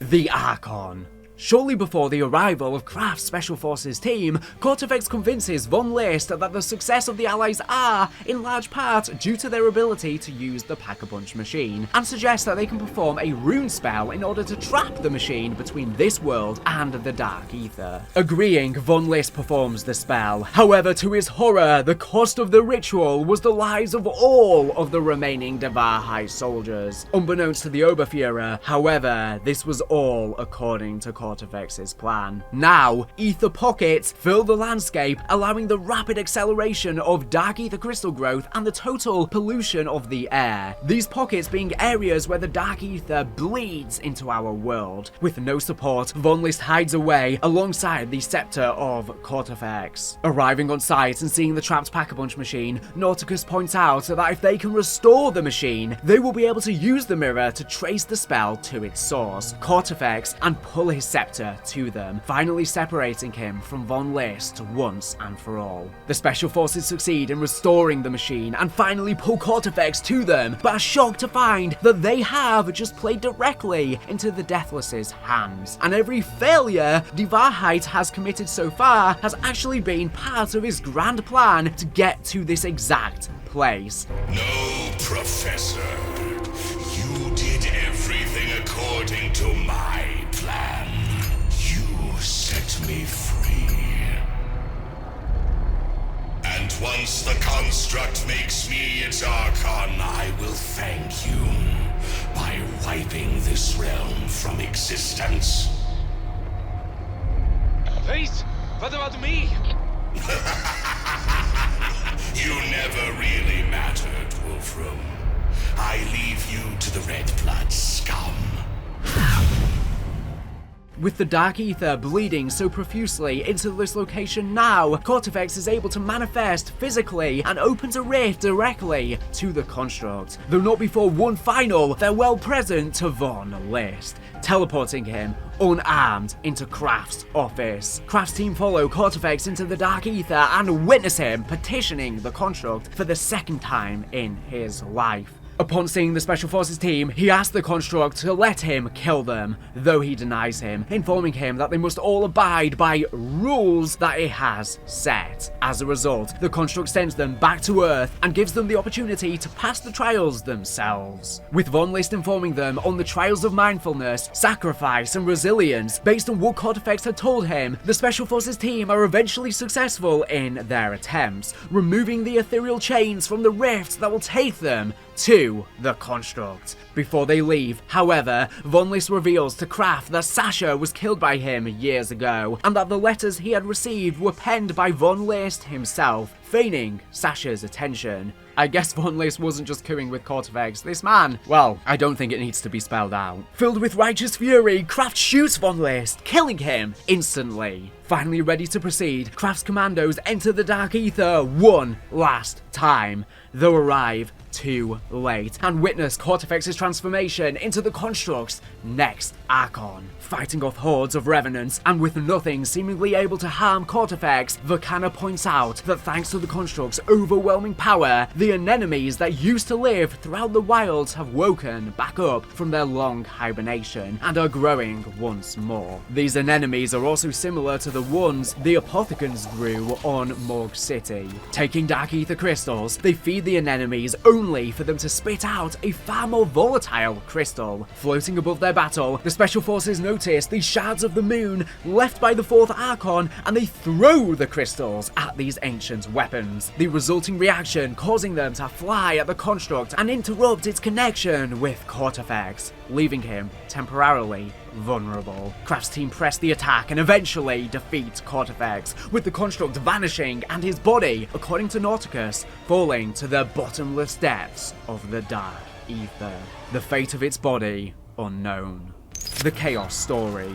As a side note, a lot of people were curious after the release of Shi no Numa in Vanguard, as in a piece of intel, Gabriel Kraft mentions that the artifacts of the Dark Aether are similar to items mentioned by an Alistair Rhodes called Sentinel Artifacts. Kraft learned so much from him. His notes and journals proved invaluable in advancing his knowledge. Many people have taken this to mean that the Chaos Story from Black Ops 4 is canon with the current Dark Aether story. However, this isn't necessarily the case. When Kraft mentions Rhodes, he says he is an amateur demonologist, and that the Sentinel artifacts he wrote about were never found. This is a huge contrast to the Chaos Storyline, where Alistair Rhodes is a world-famous archaeologist, but now he's much smaller scale. This likely points to the idea that whilst there is an Alistair Rhodes in this dimension, not all of the exactly supernatural aspects of the Chaos Storyline likely exist, leading Rhodes to essentially be a nobody. The Chaos Story most likely then just existed within the prior multiverse that was reset on Tag Der Toten, with no real crossover crossover to our old story. What is interesting, however, is that Trek are taking ideas and themes from Chaos that were never fully fleshed out and reusing them for the Dark Aether saga, such as the idea of entities from another dimension altering the course of human history, or a secret society in control of Western civilization, as the Societe Occult are essentially the New Order, as well as we even have red Dark Aether crystals that seem to resemble Prima Materia, although I very much doubt they are the same, but they serve similar purposes. So much so that the purple Dark Aether smoke that we've recently seen has been grabbing and taking a hold of fallen soldiers and necrotizing them in a similar way that Prima Materia would transform them to the undead. As a result, we may potentially see familiar faces or even lore elements from Chaos return in the future, but they will likely be very different from their counterparts from within that old story. They can reintroduce similar themes without literally that entire story having to somehow fit in with our current timeline, because it just can't really line up properly. Yes, Jason Blundell did say Chaos is not at all canon to Aether, but with him leaving Treyarch quite a while ago now, I guess the team have re-evaluated this, and whilst I don't think the full story is canon, I wouldn't be surprised if more themes and elements from Chaos show up in Black Ops 6 and beyond. As currently there's only been small elements introduced, I don't feel like re-explaining the entire Chaos story. However, if it ever becomes more prevalent and I do an updated entire zombie storyline video, I will include a whole recap on the Chaos story if I deem it necessary, but for now, it's merely small elements creeping in the background. Maybe it will grow larger though.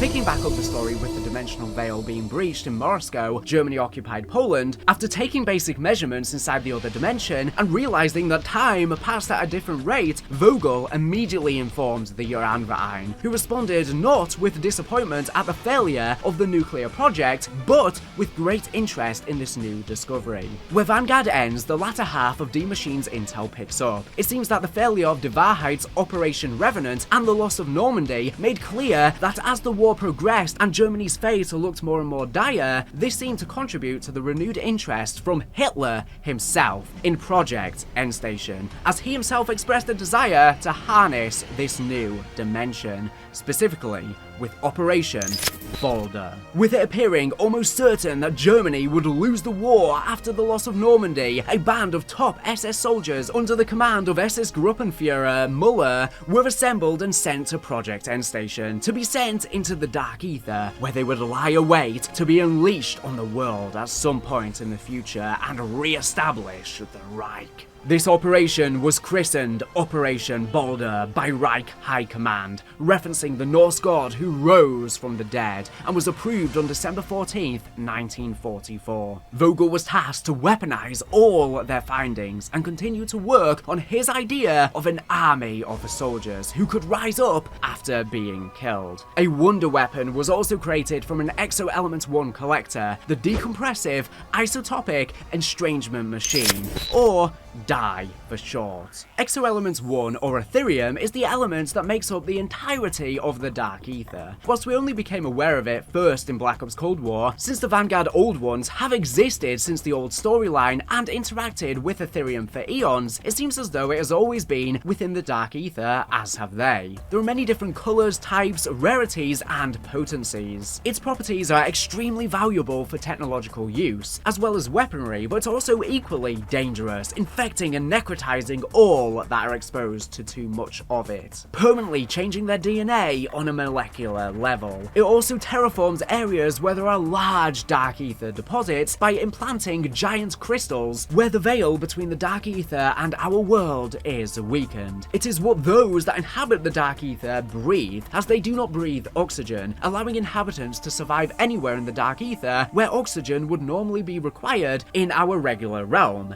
such as the moon, or anywhere in space for that matter. It is the lifeblood of the Dark Aether, meaning that zombies and other life forms from there cannot exist without it, which is why it terraforms our world as it is making the landscape and atmosphere habitable for its beings. Whilst it is similar to Element 115 in the sense that it's a magical space element from the Dark Aether and creates zombies and has similar delusional side effects, contrastingly 115 does not require constant exposure, so zombies can theoretically roam the world, whereas Ethereum-infected zombies require constant exposure, so we generally only find them within incursion zones, at least until any scientific discoveries are made. This is an important distinction as it keeps the story more self-contained. The Dark Aether, being a reflection of our world, is physically cloning our world and warping it in its realm. The inverse is happening when it terraforms. As the group of Task Force Boulder arrived on site, all of the scientists at End Station fled the area, except for Ulrich Vogel, who voluntarily stayed behind to take vital readings after the team passed through, as having the cyclotron produce a stable gateway would involve overloading the power couplings and prevent the cyclotron from being able to be disabled. Though he accepted his duty, Vogel couldn't in good consciousness leave his daughter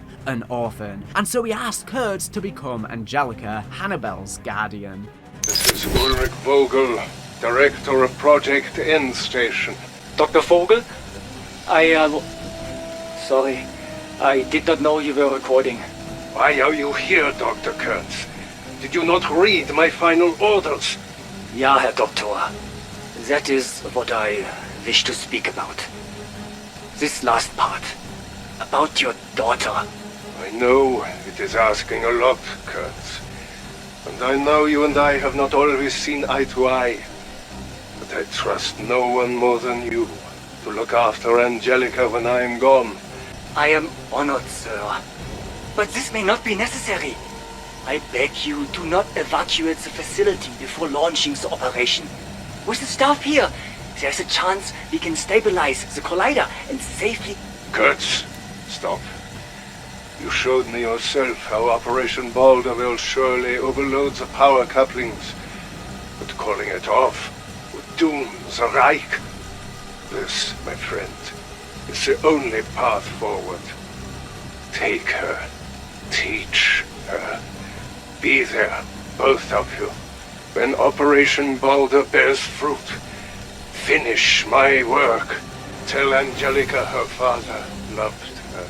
Within the next 2 weeks, on February 3rd, 1945, the Soviets arrived in Moscow and found End Station. After entering the facility and being overrun, the People's Commissariat of International Affairs, or NKVD in short, Colonel Pavel Lazarev was sent to the site in order to figure out exactly what happened. Understanding that the machine had somehow produced the undead, he found a young Russian tank mechanic, Sergeant Kazimir Zykov, and volunteered him to be sealed into the facility and shut the machine down. Interestingly, there was no sign of Vogel. After trying everything, Zykov, desperate and thinking of his family, realized he would have to sacrifice himself to prevent this power from ever being used by the outside world. How can I be of service, Comrade Lazarev? There is a machine I need you to deactivate. Understood? Da. Congratulations, товарищ! You're going to be a hero of the Soviet Union. He flung himself into the anomaly and closed it from the inside, succeeding in his mission, but trapping himself in a strange and unforgiving world, the place below creation. The film reels about Project End Station were sent to the Soviet archives and remained hidden for almost 40 years. On February 21st, Kurtz and Angelica were captured by the Red Army when Lazarev found Kurtz and the young Angelica hiding with him, believing she is Kurtz's daughter. Shortly after this, Lazarev blackmailed Kurtz by threatening to kill Angelica, forcing him to give up the locations of the other End Station scientists. Kurtz agreed, but were forced to move to Russia under new names and work for Lazarev. Kurtz is given the name Ivan Valentin, and Angelica is given Alexandra Valentina. In Russian, female surnames often add an A to the end. This is Colonel Pavel Lazarev interrogating prisoner Lucas Kurtz. Why did you and so many others desert the facility? We were ordered to evacuate. We did our duty to the fatherland. That is all you will get out of me. I will have that little girl we found hiding with you shot. No! Wait. I will tell you where the rest of the end station staff are hiding. You come back to Mother Russia and continue your work. For me. She will receive a proper Bolshevik education and become a productive member of society. At around the age of 5, Valentina heard a voice talking to her, claiming to be her father. At first, she doubted this, but then he referred to her by her true name, convincing her that it was really Ulrich Vogel. A tale of two orphans. Whilst Kurt tried to raise her as a supportive father, he prevented her from an interest in the sciences in order to protect her from following the same path as her real father. All the while, the voices she heard in her head taught her science, allowing her to rapidly become a prodigy, and at the age of 16, be accepted into Moscow's Institute of Physics and Technology. When Kurtz found this letter, he forbade Valentina from entering. However, in response, she poisoned her father's oldest friend, likely under the influence of the voice she believed to be Vogel. Alexandra, is it time for tea already? Yes, Uncle. Be careful. It is quite hot. Tea can never be too hot. Alexandra, can I have a moment, please? About our discussion yesterday, I only wish to protect you from the mistakes we made. I understand, Uncle Lucas. But I do not agree. My father was a brilliant man, and you were a pathetic worm lurking in his shadow. How dare you denounce his work? How dare you sit there and feed me lies? Careful, Alexandra. Your father... I will go to university, Uncle. You will not stop me. Father is disappointed you lost your way. You abandoned Operation Boulder. The tea... What have... done... Alexandra! She would go on to graduate top of her class in 1960. A decade later, in 1970, she would be recruited into the KGB and at some later point was transferred to Spetsgruppe Omega, the formation of Omega Group. Omega Group was formed on August 30th, 1975 by KGB chairman Yuri Andropov to identify, study, and weaponize psychotronic phenomena, telepathy, telekinesis, etc. from biocommunications to bioenergetics. Members of the organization were comprised of specialists from Spetsgruppe's Alpha, Smirch, and Viempel, and were tasked with conducting special military-based operations. There were a select amount of key personnel derived from previous experiences in other experimental research programs were tasked with investigating possible weapon applications from any exoscientific phenomena discovered. However, Omega Group never managed to find a scientific explanation for psychotronic abilities, but still conscripted a handful of Russian citizens with genuine talents and turned them into intelligence assets. Their gifts, however, were impossible to reproduce, and all of the assets were either killed in action or suffered psychological breakdowns.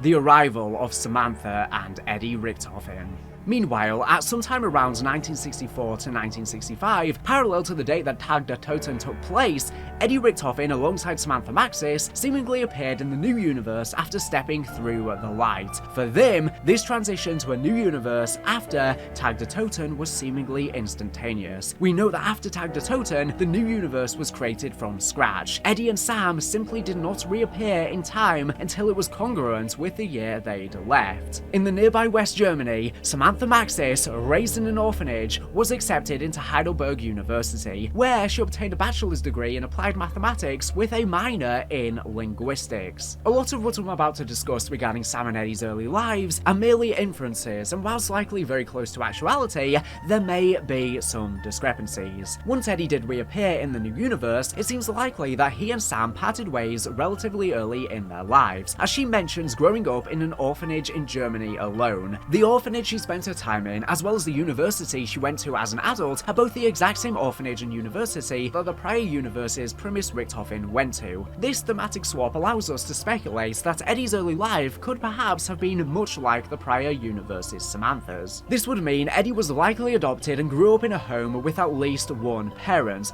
thus making him the only Richthofen to not grow up an orphan. These factors would result in this Eddie Richthofen becoming distinctively different than any prior incarnation. And now, the only Richthofen left after Primus and Ultimus Richthofen were both wiped from existence after Tag Der Toten. This family were also likely Americans, considering the high rank that Eddie goes on to hold within the American government, and these positions likely being kept away from immigrants at the time. This can also be interpreted due to the less Germanized and slightly American accent that we hear from his distorted voice in the intel for Black Ops Cold War, as well as the Liberty Falls intro cutscene. I'll get your sweater from the car. Fire! Run! Where his German side seems to come out more under intense stress. Director! Project Janus! Emergency! Override! I swear to you, Sam! You'll never be free!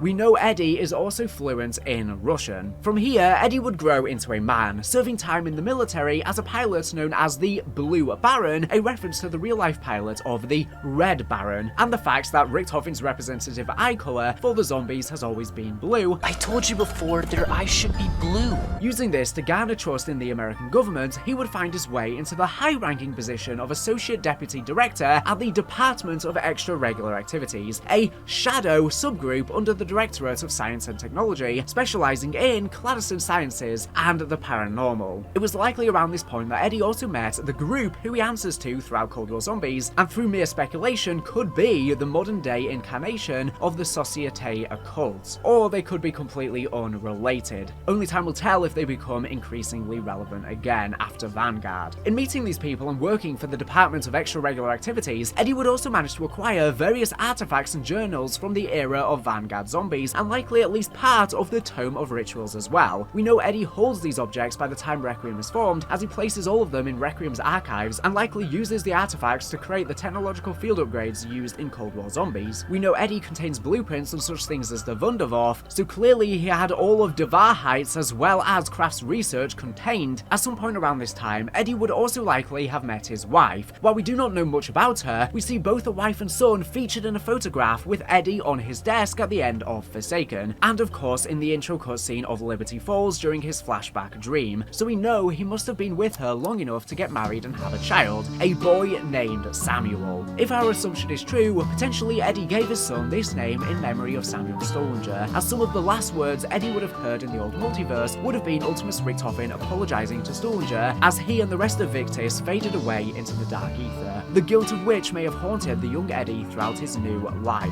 This family that he would build during this time would prove to be a major driving force behind his actions from this point forward. It seems they lived a relatively simple life in the countryside of America, whilst Richthofen was likely up to shady stuff in the background. But he got as close to this perfect life that they were promised by entering the new universe, as he was thought to be the only purified soul after Samantha became corrupted again. We don't know if by him witnessing the calamities at the end of the Dark Aether Story and all of the death and sacrifice, if he too corrupted. I would assume that he probably did, and that was probably extremely traumatizing, but at the same time, Samantha did, for example, tell him to look away when she shot Nikolai in the head. Potentially he was able to contain himself from the corruption, which if only Samantha became corrupted again, that would set up their dynamic, but I digress. Personally, I think they both corrupted somewhere along the lines again, kind of defeating the point of their new lives and their purification in entering the new universe. A year later, Samantha Maxis was recruited into the BND, the West German Intelligence Service. On October 18th, 1978, the CIA formed a joint task force with the MI6 in order to find and kill Mason, Hudson, and Weaver in what they dubbed Operation Charybdis, due to their involvement with Mason, who was deemed a threat to national security.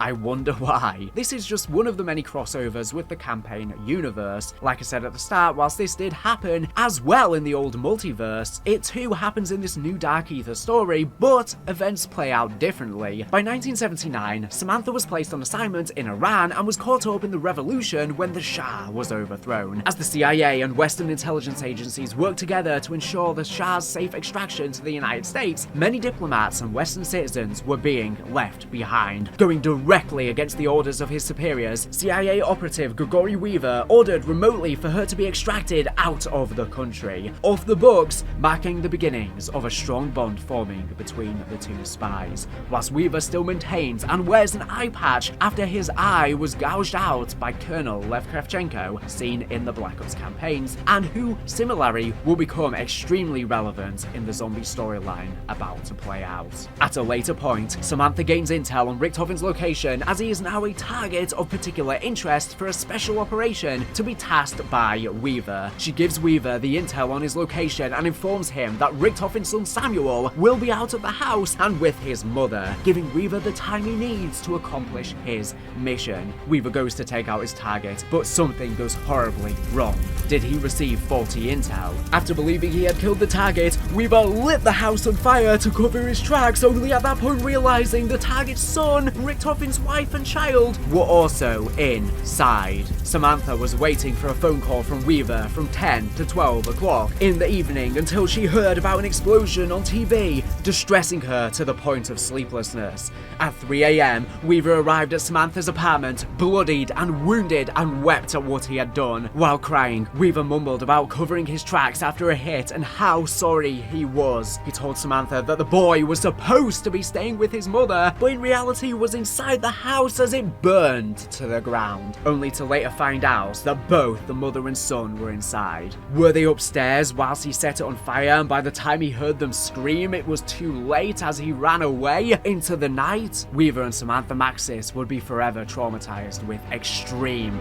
guilt. Samantha would later state that she believes these events would eventually come back to haunt them. This is the first time Samantha and Weaver ever meet face to face, only communicating remotely previously, and through their shared trauma is really where their relationship begins to take a hold. In later recounting this horrific day many times over, Samantha made it very clear throughout that she promised to keep Samuel safe, and how sorry she is that she failed him. This event likely took place on American soil, with, like I say, him seemingly growing up in America. If Richtofen was trying to lay low, this can't have been good for him. The events of this day would set up Richtofen's motivations for getting revenge on the two who took his cherished family away from him, and his hopes to find a way to bring his family back.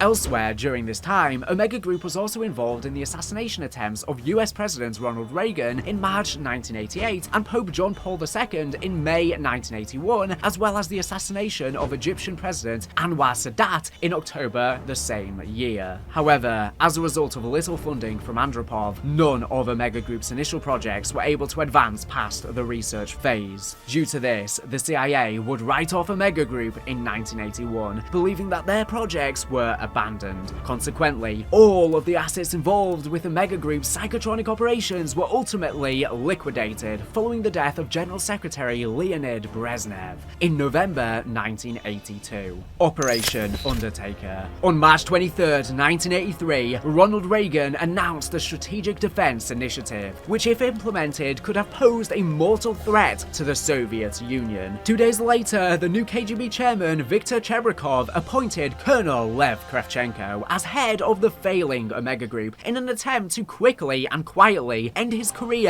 after the embarrassment at the Lubyanka building. Kravchenko followed suit under the pretense to revitalize and restore Omega Group to full readiness in order to offset the threat posed by the SDI. The very next day, Kravchenko ordered the unit's research and development team to scour the NKVD and KGB archives, tasking them to find something useful enough to give Omega Group a new purpose to work for, or else he would terminate the organization and reassign its members. He appointed Gorev, his protege and the son he never had, as his right-hand man, and placed the impressively intelligent Alexandra Valentina as the head of Psychotronics. Shortly after this, on July 15th, she presented him the two 1945 end-station tapes, which she had retrieved from the KGB archives after 4 months of digging. In reality, Valentina was aware of the films for nearly a decade, but chose not to reveal them until the time was right. Seeing the tapes, Kravchenko approved Operacja Roboyshtik, also known as Operation Undertaker in English. And Dr. Valentina is sent to Project Endstation, alongside Dr. William Peck, a former sketchy Department of Defense researcher with a supposed IQ of 179, higher than Einstein himself, although it's unclear if he forged that. But regardless, Peck was exceptionally intelligent, but was hard to work with and displayed a lack of empathy, which bordered on an undiagnosed sociopathy disorder, causing him to be passed on for promotion several times. While he was still in the United States, Peck was engaged to a woman named Martha. Born in 1940, Peck graduated with a doctorate in theoretical physics at only 20 years old. He became program manager in the Department of Defense and was in charge of the directed energy weapon laboratories, who was identified by a CIA mole as an ideal candidate for defection by Dr. Alexandra Valentina of the Omega Group, who saw him as an exemplary candidate for their exoscientific phonema research lead. Peck would soon join Omega Group in said position, defecting to the east, now a traitor to his country.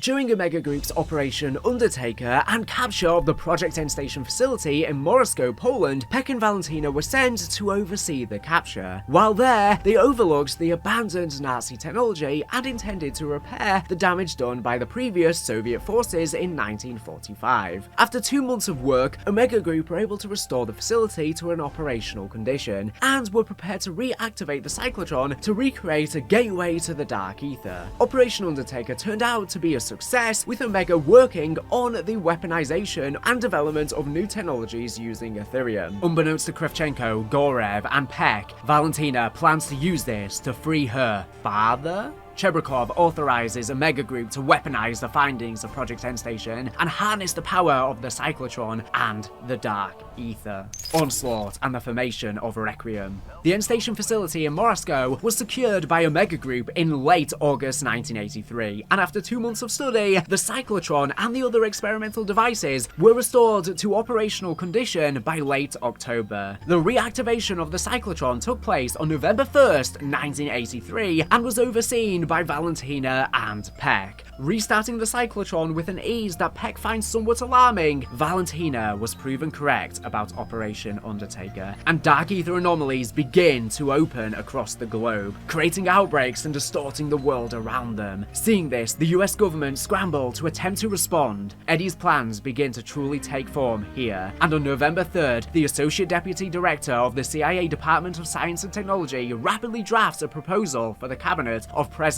Reagan for a new office within the DS&T, with NATO representation specifically for the handling of these outbreaks. The Office of Requiem. With Reagan even expressing himself, he is very excited to get this show on the road. Eddie takes advantage of the situation and uses his place in the DS&T to get into a meeting with high-ranking government officials and gets them to place him as the director of Requiem. Eddie is granted free reign to choose who leads the departments of Requiem, and he takes this opportunity to set up his revenge on Weaver and Sam, as well as chooses the most talented people he could find. He personally requests the kill order of Operation Charybdis to be rescinded, sparing the trio, allowing him to personally choose Grigory Weaver as the Special Operations Officer for his office, for death would have been too easy of a way out for him in Richthofen's eyes, and he needs him for something. After some initial pushback, the DCI agree. Richthofen states, Weaver's unorthodox approach to covert ops may be exactly what's needed to take on this unprecedented threat. Richthofen also approves Elizabeth Gray to lead Requiem's study of the other dimension and the creatures emerging from it, thanks to her help being a top research scientist in the fields of genetics and biology, and her papers on anaerobic organisms and speculative theses on alien biomes. He elects Oscar Strauss to lead studies on new discoveries and outbreak zones to determine determined scientific and military applications. However, despite his regrets, his past associations with the Nazi regime make Strauss a controversial choice. Richtofen points out the same was true for Werner von Braun, who led NASA to the moon. For now, Strauss has Requiem's full support. Finally, he selects Mackenzie Carver, who is well known to many in the intelligence community. A veteran of the Korean and Vietnam conflicts, Mac has served as DoD liaison to the CIA for over a decade. While his blunt talk and aggressive demeanor have sometimes impeded his career advancements, those qualities are well suited to his role at Requiem, applying data and materials from Requiem Ops to develop weapon systems capable of keeping Soviet aggression in check. Around the same time of Requiem's operations commencing, Eddie also contacts the Omega Group agent Dr. William Peck, offering Dr. Peck a safety net of being able to come back to the US and be given work in exchange for becoming his mole at Omega Group. Eddie, however, uses the codename Argus the entire time to hide his identity. Likewise, Peck used the codename Captain Whiskers in reference to his own pet cat when communicating to Richtofen the entire time. William J. Casey says to Eddie, "This proposal, is it yours?" To which he says, "Yes, sir." A subgroup within the Directorate of Science and Technology. Internationally staffed, it will provide the illusion of involvement for our allies while remaining firmly under our control. To which Casey said, "Office of Requiem sounds a little ominous." Eddie says, "Then it is having the desired effect, sir." This is the note of the initial proposal. Requiem from Latin to English meaning a mass for the dead. Requiem's motto is Vicurimus Mortem, which again from Latin to English means we shall have conquered death. Unbeknownst to the rest of Requiem, Eddie himself has ulterior motives to the creation of Requiem, answering to a mysterious corporate uber-rich cabal of the Board of Directors. Eddie was above all else dedicated to the completion of Project Janus, manipulating everyone and all sides behind the scenes to his liking throughout, always keeping his identity anonymous, communicating only through memos. Die Maschine.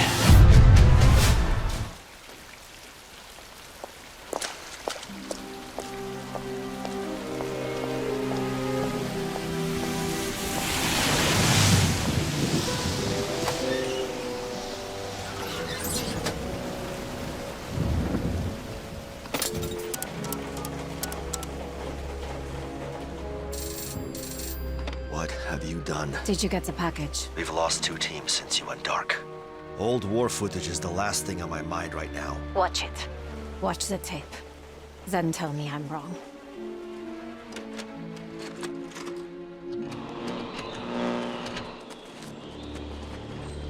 How did you get hold of this? A friend in the KGB. A late friend. Germans have Russian friends? Yeah, some of us do.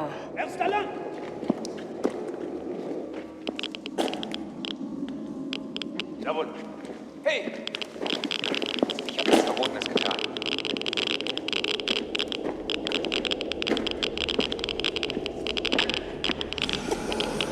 What the hell is that? That is why you needed to see the tape. Die Maschine.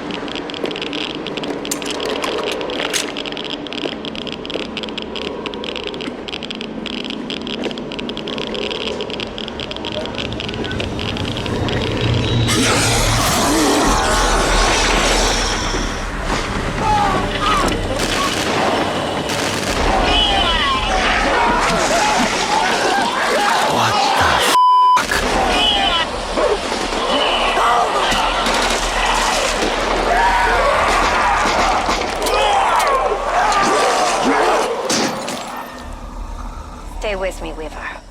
The next part was shot 1 week later.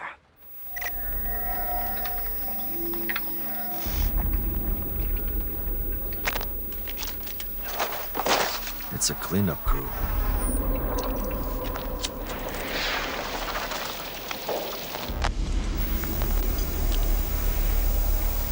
Poor bastards.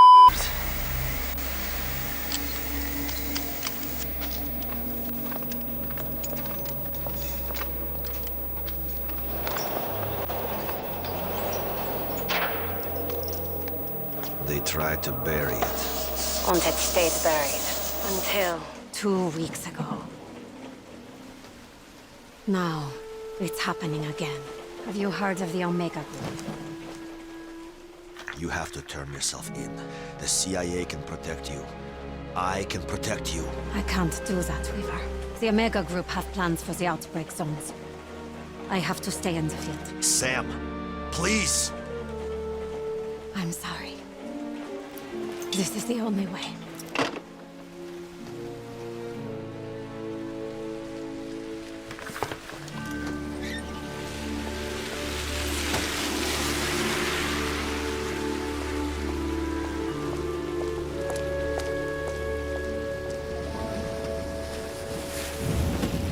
On the basis of intel sent in by Samantha Maxis to Gregory Weaver, Richtofen authorizes Requiem to undertake Operation Cerberus to attempt to close the cyclotron. Weaver orders the strike team to investigate the site of Project N Station in Moscow, Poland on November 13th, 1983. It was here they begin to piece together the mystery of the outbreaks happening around the globe. Omega Group had entered this facility and reactivated the cyclotron after all these years. While Requiem were unaware of the motivations at the time, Dr. Valentina had used Omega Group by giving the files on N Station to Kravchenko. She planned to release her father, and according to the steps that she had been given, the first step was restarting this machine. Upon infiltration of the bunker, the strike team explored the facility and found a Dark Aether computer, able to send and receive communications with people trapped inside the Dark Aether. The computer, unbeknownst to Requiem, had been designed by none other than Kazimir Zykov while inside the Dark Aether, and was a key part in his plan to get someone to release him back to our world. After activating the computer for the first time, the strike team were contacted by Zykov. He rewarded them for their efforts, and they continued trying to shut down the cyclotron. There was even another secret trial machine, and upon killing zombies in the Dark Aether by the cyclotron, giant footsteps were heard above, which similarly rewarded them for their efforts. Interesting, huh? Once they discovered Dr. Vogel's computer and found his hidden password in his journal with the code AHV, aka Angelica Hannibal Vogel, they activated Der Veschler, a machine capable of restoring brain function to an undead specimen. After trapping the Megaton inside, his ability to think was somewhat restored, but his body remained that of a monster.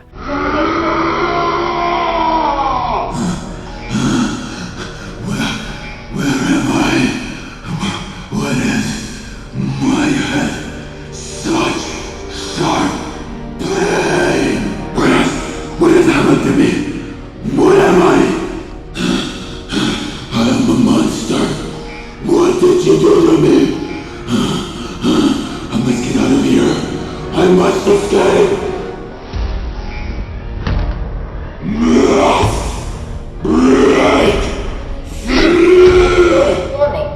Subject has broken containment. Once they managed to calm him down, they learned from him who he was. His name was Orlov, and he had been forced by Valentina and Omega Group to reactivate the cyclotron alongside another man named Medvedev. While Orlov was unsure of this action, Medvedev was excited at the opportunity to advance Soviet supremacy, even at the cost of his own life. As they completed their orders, both men perished and were changed by the Ethereum exposure. Orlov split internally over his loyalty to his country, but fear of the consequences of their actions became Megaton, a zombie who was literally split apart. It seems the Dark Aether was able to replicate many versions of the Megaton Orlov, as the Dark Aether is able to do with all other entities, copying them at a molecular level. Medvedev, more confident, became Mayak, a more powerful Megaton Overlord creature who could not split and was trapped inside the Dark Aether, being red in contrast to Orlov's yellow. With Orlov's help, thanks to being lured with a photo to help him reminisce over his wife and daughter, the strike team disabled the cyclotron and closed the dimensional anomaly. When the strike team escaped the facility thanks to helicopter Raptor 1, realizing his condition, Orlov sacrificed his life to arm and detonate the nuclear bomb still left over from the atomic experiments in the lab, ensuring the destruction of Project N Station, the cyclotron, and Der Veschler for good. Good work, Strike Team. We've closed the breach. But I got a feeling Omega Group is just getting started. Bridging the gap. With the resounding success of Operation Undertaker, a new operation called Operatia Inversia, or Operation Inversion, was approved by Omega Group on November 9th and would be led by Valentina. The goal of the operation was to weaponize Ethereum and anything they could find within the Dark Aether to win the Cold War. Controlling the bridges between their world and the Dark Aether would allow them to harness and weaponize to heights the world had never seen before. An Ethereum arms race had been ensuing between East and West, and thanks to Operation Undertaker, the dimensional veil between this world and the Dark Aether was weakened significantly enough to enable further experimentation with the other dimension. Locating an area of particular dimensional fertility in Quang Chi Province, Vietnam, the USSR, at Omega's behest, immediately contacted and agreed upon a site with the Communist Vietnamese government. A week after the reactivation of the end station cyclotron, Omega Group was granted permission by Vietnam through use of a pact to establish a base on their territory called Operation Outpost 25, which would be built on the former site of Firebase Ripcord. The construction of a facility here began on November 11th and was completed a few months later on February 10th, 1984, and would be overseen by Dr. Peck, with Peck being named as the facility's lead scientist. On December 8th, Peck designed the Omega Portal Chamber, a large dome-like structure for a stabilized gateway, and just a month later, on January 8th, 1984, Peck and Dr. Dmitry Koklay managed to create a new and stable rift to the Dark Aether using an Ethereum sample recovered from Project Endstation, contained within a portal chamber. Though not considered a true gateway as not as powerful, it marks the first portal controlled by humans on record since Project Endstation. At the moment he knew he was successful, Peck goaded his assistant, Dr. Koklay, and believed he had surpassed even Dr. Vogel's work. Egotistical much. In the coming months, Omega would rapidly increase their understanding of Ethereum thanks to the experiments occurring here. Test number 32. Dr. Koklay, you may proceed. Activating resonator. Beginning magnetic amplification. Dimensional barrier identified. Beginning particle distortion. Barrier membrane integrity at 50%. Amplification is still approaching the limits prematurely. Increasing voltage output from Ethereum crystal. It's working. Membrane integrity at 40%. Amplification has reached maximum safety parameters. Let it ride, Dimitri. Let it ride. Increasing voltage output. Amplification exceeding safety parameters. They're shutting it down. You touch that button, I'll have you gut it like a fish and fed to your comrades in Solyanka soup. Membrane integrity down to 10%. You Mudak! You get us killed. Great. Adjusting distortion frequency to pattern echo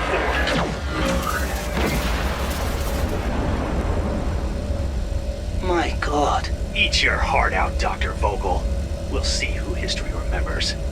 Unfortunately, this abusive relationship between Peck and his assistant would only worsen as time progressed, as Omega's Aethernauts returned from the other dimension with their crystals, and often without their sanity. Koklay set to work trying to make a new Ethereum weapon, the Reiki 84. On April 8th, modeled after the classic Russian Kalashnikov family of rifles, merging remnants of ray gun technology from the Dark Aether with an AK, but was scolded by Peck for wasting their time. Peck would not only insult Koklay for this, but would also ironically steal the design for himself and claim it as his own work. Throughout Peck and Koklay working together, Peck was emotionally abusive to him the entire time, constantly discrediting him, putting him down, saying he's a waste of time and resources, which meant Koklay grew to hate him, and rightly so. Meanwhile, in neighboring Laos, an Omega Group captain, Sergei Ravanov, was sent in alongside Colonel Lev Kravchenko to investigate a small dimensional breach that had occurred there.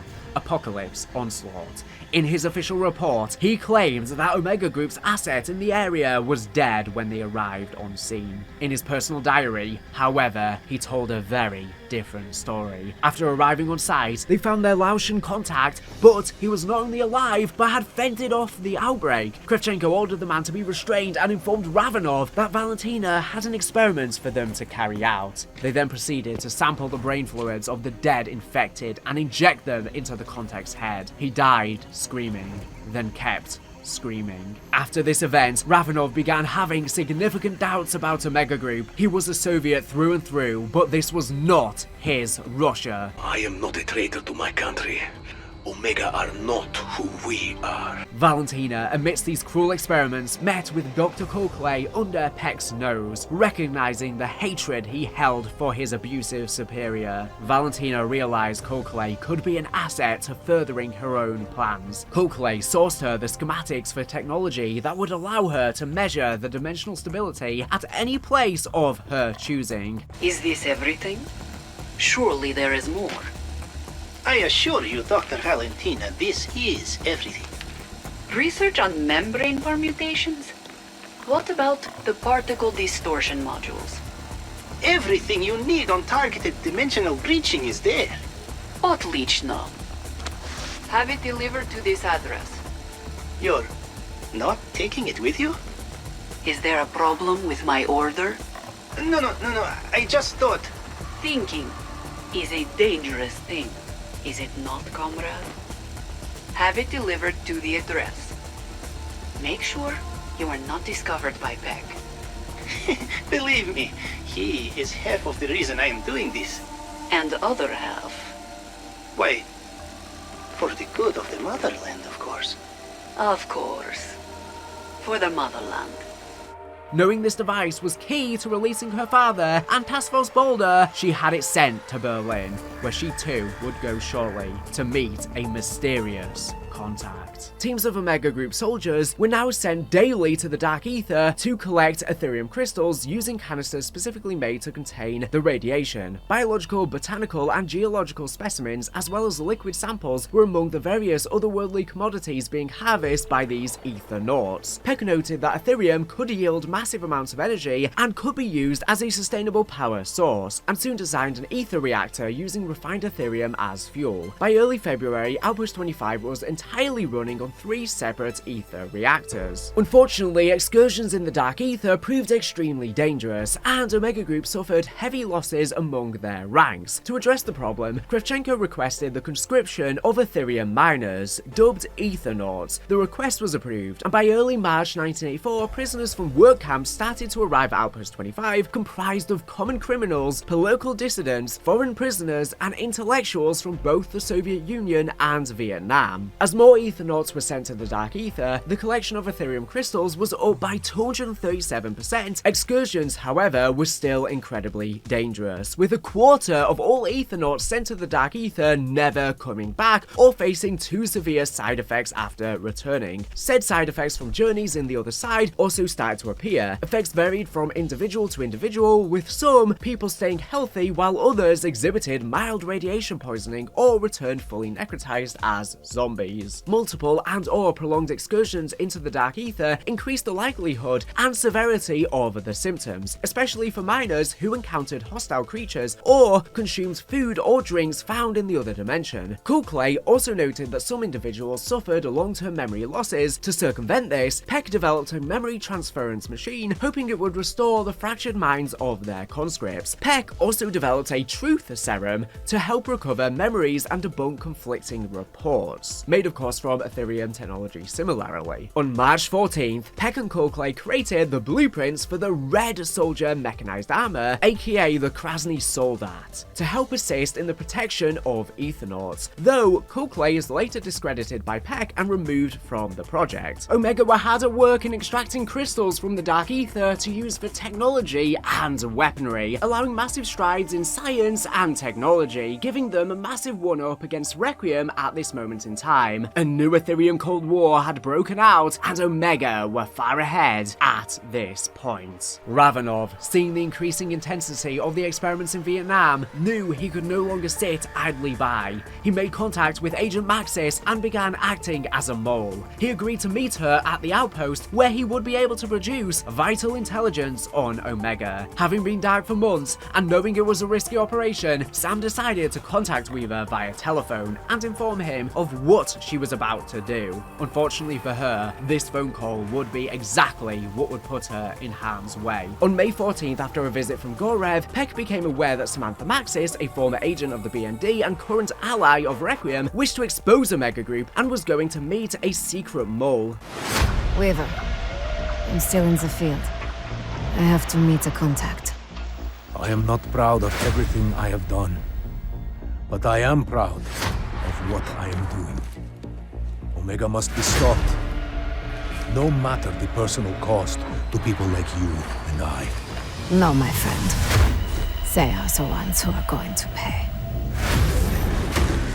They have already opened their new worlds. However, before the two could meet, Maxis was captured in June. She would be brought to Outpost 25, where Peck would personally torture and interrogate her to try and learn the identity of the mole, as Kravchenko wanted to interrogate her to figure out who the mole is. Maxis refused. No one is coming for you because no one cares about you. From dust you are, and to dust you will return. Being a Requiem phone line, the director heard every word of Samantha's call with Weaver and decided it was a perfect opportunity to advance his plan and get revenge. He made contact with one of his many assets, none other than Dr. William Peck, and informed him that Maxis would be arriving at the base. He, however, neglected to mention that Ravenov was her contact in Omega, sowing the seeds of distrust and rivalry. Considering that Richtofen was playing all sides, it could have also been Richtofen that gave Gorev the intel that Samantha was approaching the facility and had a mole. With Maxis now in custody, he also instructed Peck to directly disobey Kravchenko's orders for a comprehensive interrogation and instead throw her into the Dark Aether. Additionally, he did not expect her to get out. Richtofen, of course, was playing all sides, Omega and Requiem, like a game of chess, to all do his bidding for him, creating conflicts and resolutions. It's worth noting that, at this time, Peck didn't know who this contact in Omega was, only that they could potentially secure him safe passage back to the west and give him a clean slate if things at Omega were to not work out in his favor. Peck started not only to interrogate her, but also torturing her with no result before proceeding with the director's request: throw Samantha Maxis into the other dimension. However, at the moment he did this, an outbreak immediately began at the facility, with the phase consuming the area between the village at the bottom of the firebase and the facility itself. For Samantha's powers had reawoken, sending hordes against her will, very reminiscent of the old days. Requiem later agreed with this hypothesis and believed this to be a result of none other than Maxis, as she grew a multitude of psychotronic powers whilst in the Dark Aether. While she was strong enough to resist Peck's interrogating fairly well, the Dark Aether preyed on her weakness. Having been thrown in there, her rage, amplified by what she just endured, began to build up. In her efforts to survive in the barren land, she even went so far as to butcher a group of Omega agents in her sleep, who had been sent in whilst her memory on those events is hazy. When I opened my eyes, there was blood on my hands. I stared at it, not knowing if it was mine. Then I saw the bodies. Omega soldiers. They looked like victims of a frenzied attack. An attack that continued even after they were dead. I have a knife.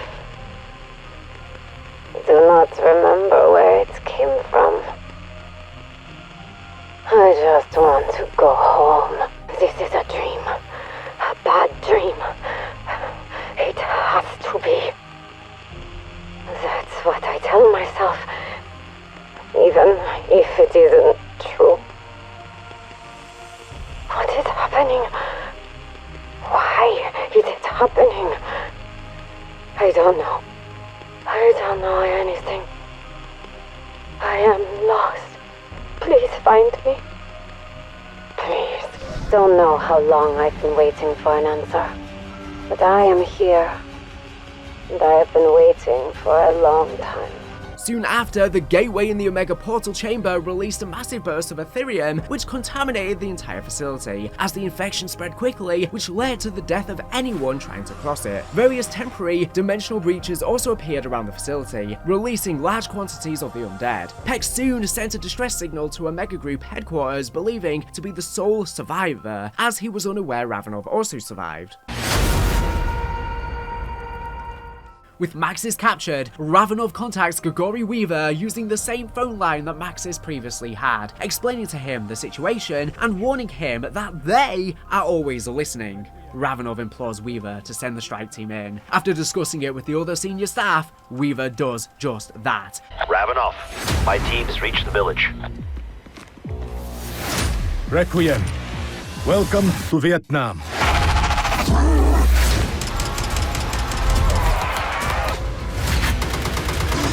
We have to get out of here now.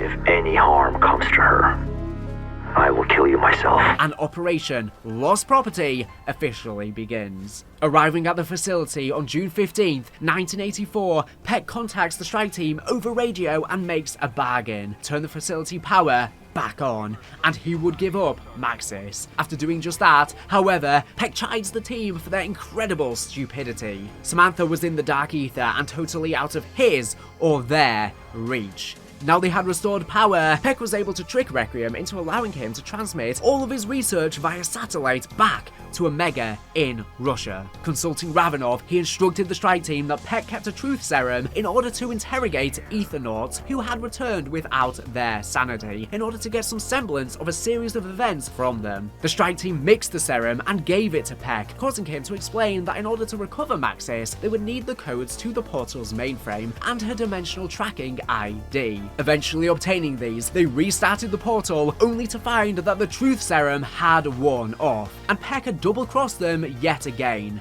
Thankfully, Requiem had an ace up its sleeve. Designed for use in Operation Threshold, this secret weapon of Requiem was an orbital laser that used pure Aetherium to pull high-value targets straight from the Dark Aether into our world. Locking onto Sam, the laser blasts the portal chamber and they retrieve her. She seems visibly disorientated as she stumbles out, with a purple glisten seen reflecting in her eyes. She only vaguely recognizes the Requiem strike team. Her memories are a blur. Ironically thrown in on Firebase C at the hands of Richtofen after a similar inflammation thanks to her. Maxis survived the shadowy hellscape long enough to reflect on herself and her path, scavenging weapons and gear to form a new but nostalgic outfit, reminiscent of the characters we beloved, long since gone. On their way out to escape the facility, the strike team come face to face with their first true Elder God in the village, a being known as the Order, a culmination of many lost souls. Managing to defeat it, they escape with Sam as Raptor 1 arrives on the scene with his trusty helicopter.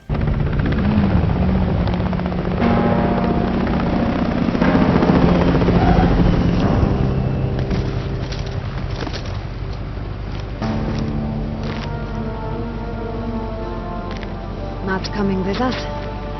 There is an operation underway in the Ural Mountains. I have to stay in the field.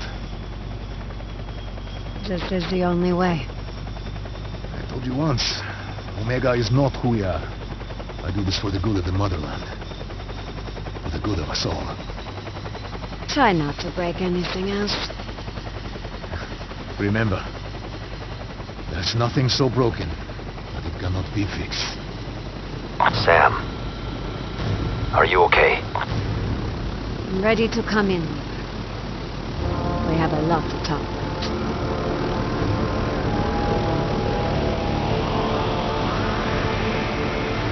Ravenov informs Maxis that he would stay behind in order to carry out ops in the field, as his cover had not yet been blown with Omega, informing her of a large operation taking place in the Ural Mountains. Nikolai said that the Chronorium would outline the events needed to unfold to purify Samantha, and that when she and Eddie would enter this new universe, their innocence should have been restored once again. The Chronorium shows only Samantha's path to redemption. When war is over, she will be normal child again. Innocent. Same as boy. However, she has been corrupted by the Dark Aether again and has suffered immensely in this new life, as Richtofen has too. So clearly the Kronorian lied, which makes me think it could be acting as the Dark Aether's vessel. It's very unclear unless this is just a big plot hole. By the time Requiem left Vietnam, back at Outpost 25, a detachment of Omega soldiers led by Valentina arrived to extract Peck. To his surprise, Kravchenko also traveled to Vietnam, making a special detour just for him. After having expressed his discontent with Peck's actions, disobeying him and throwing Samantha into the Dark Aether, Kravchenko asked him to show a demonstration of his commitment to Omega. And as punishment for letting Outpost 25 fall, Kravchenko then pulls out a knife and cuts one of Peck's eyes, just as he did to Weaver before.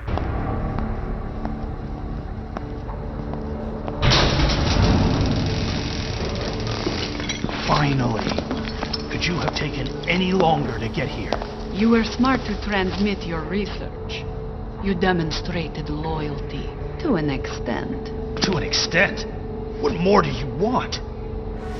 Just wait until we get back to Moscow. We'll see what the Colonel thinks about this.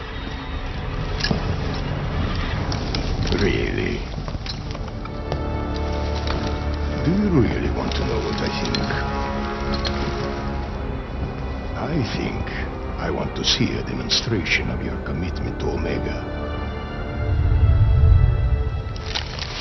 Tell me, Doctor, which is your better eye?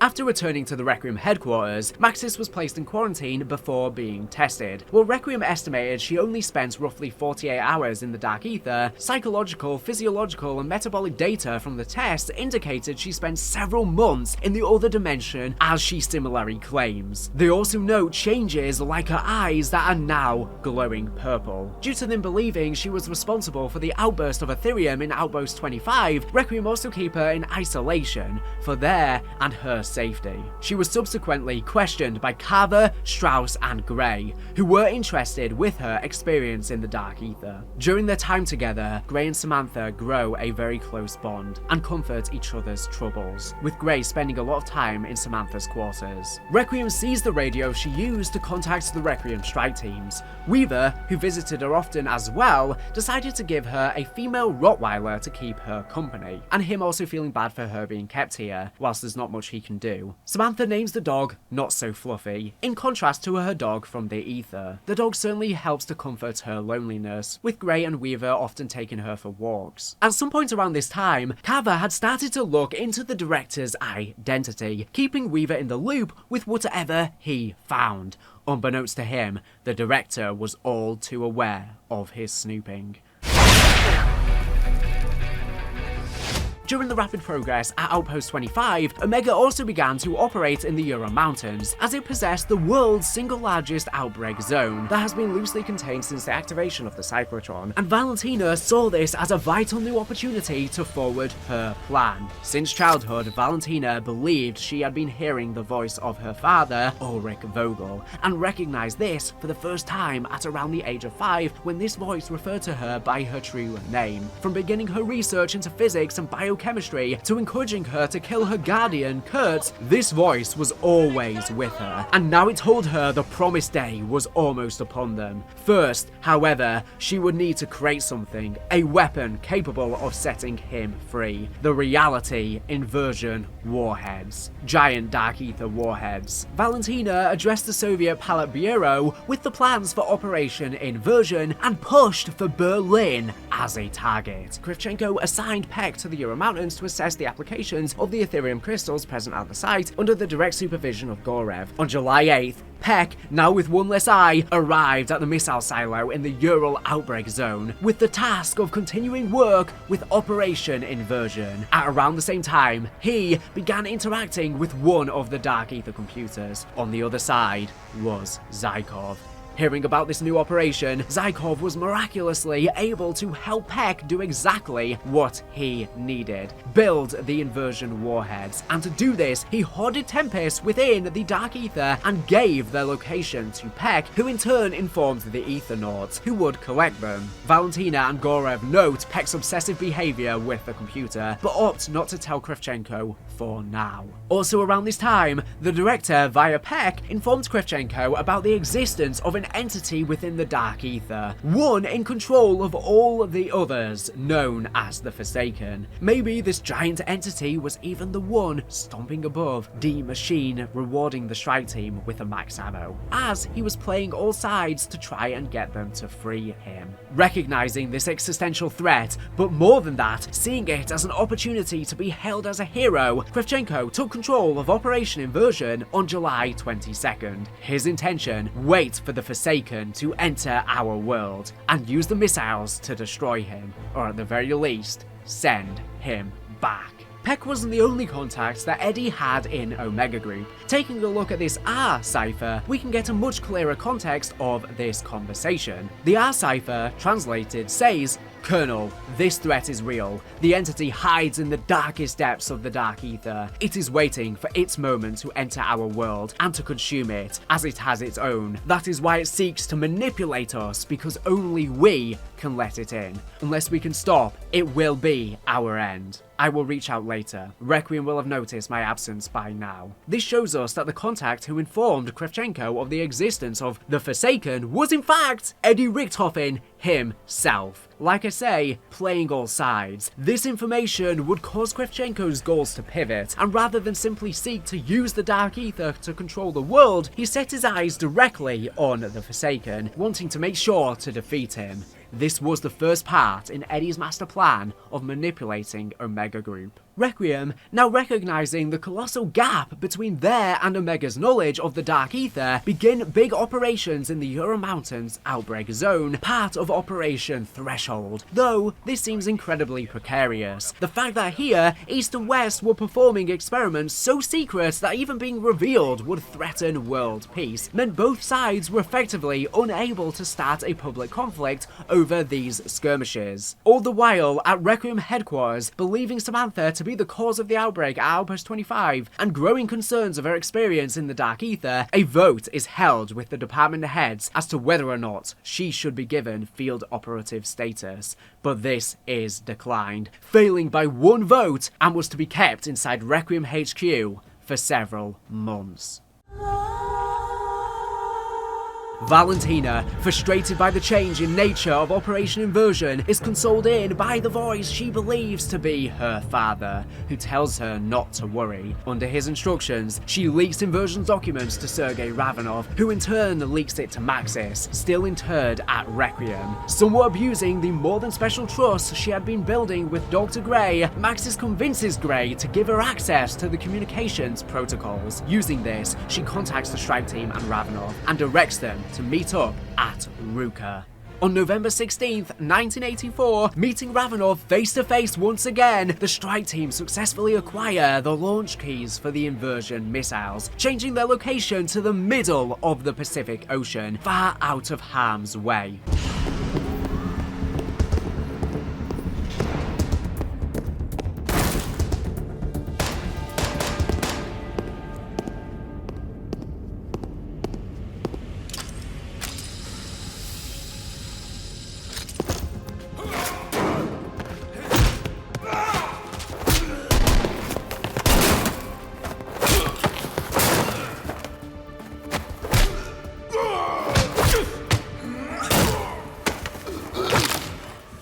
Requiem!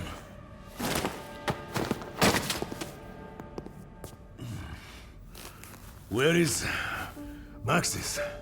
I'm here, still being held by Requiem. They don't want me in the field. They do not trust you. But we do know what is at stake, yes? Somehow, Beck found a way to supercharge the crystal's power for his warheads. By using those crystalline creatures. If the warheads at this facility were to detonate, they would trigger an inversion in this reality, creating outbreak zones wherever Omega chooses.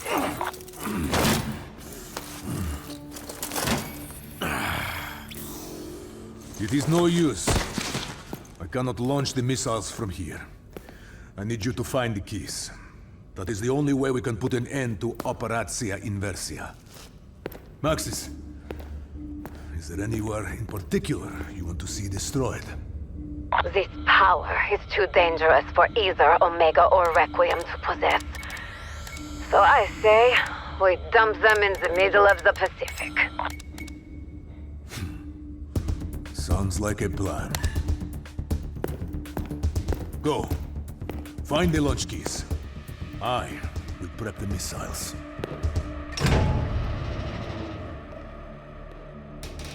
Just as they are preparing to leave, however, a legion of Tempests begin flying towards the silos through 2 colossal Dark Aether portals in the sky, joining together into one colossal Tempest, incidentally blocking the silos with large Ethereum power node crystals. Another crystal destroyed!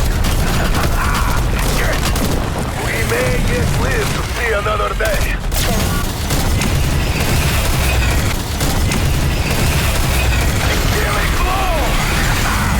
The crystals are destroyed!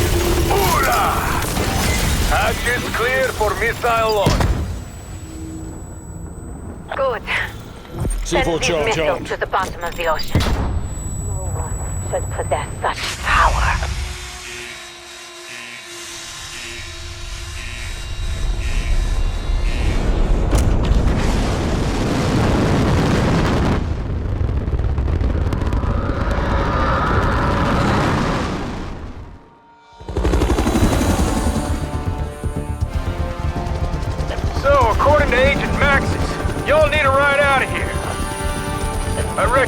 Pretty pissed at her going behind his back and all, but there weren't no way I was gonna leave y'all hanging.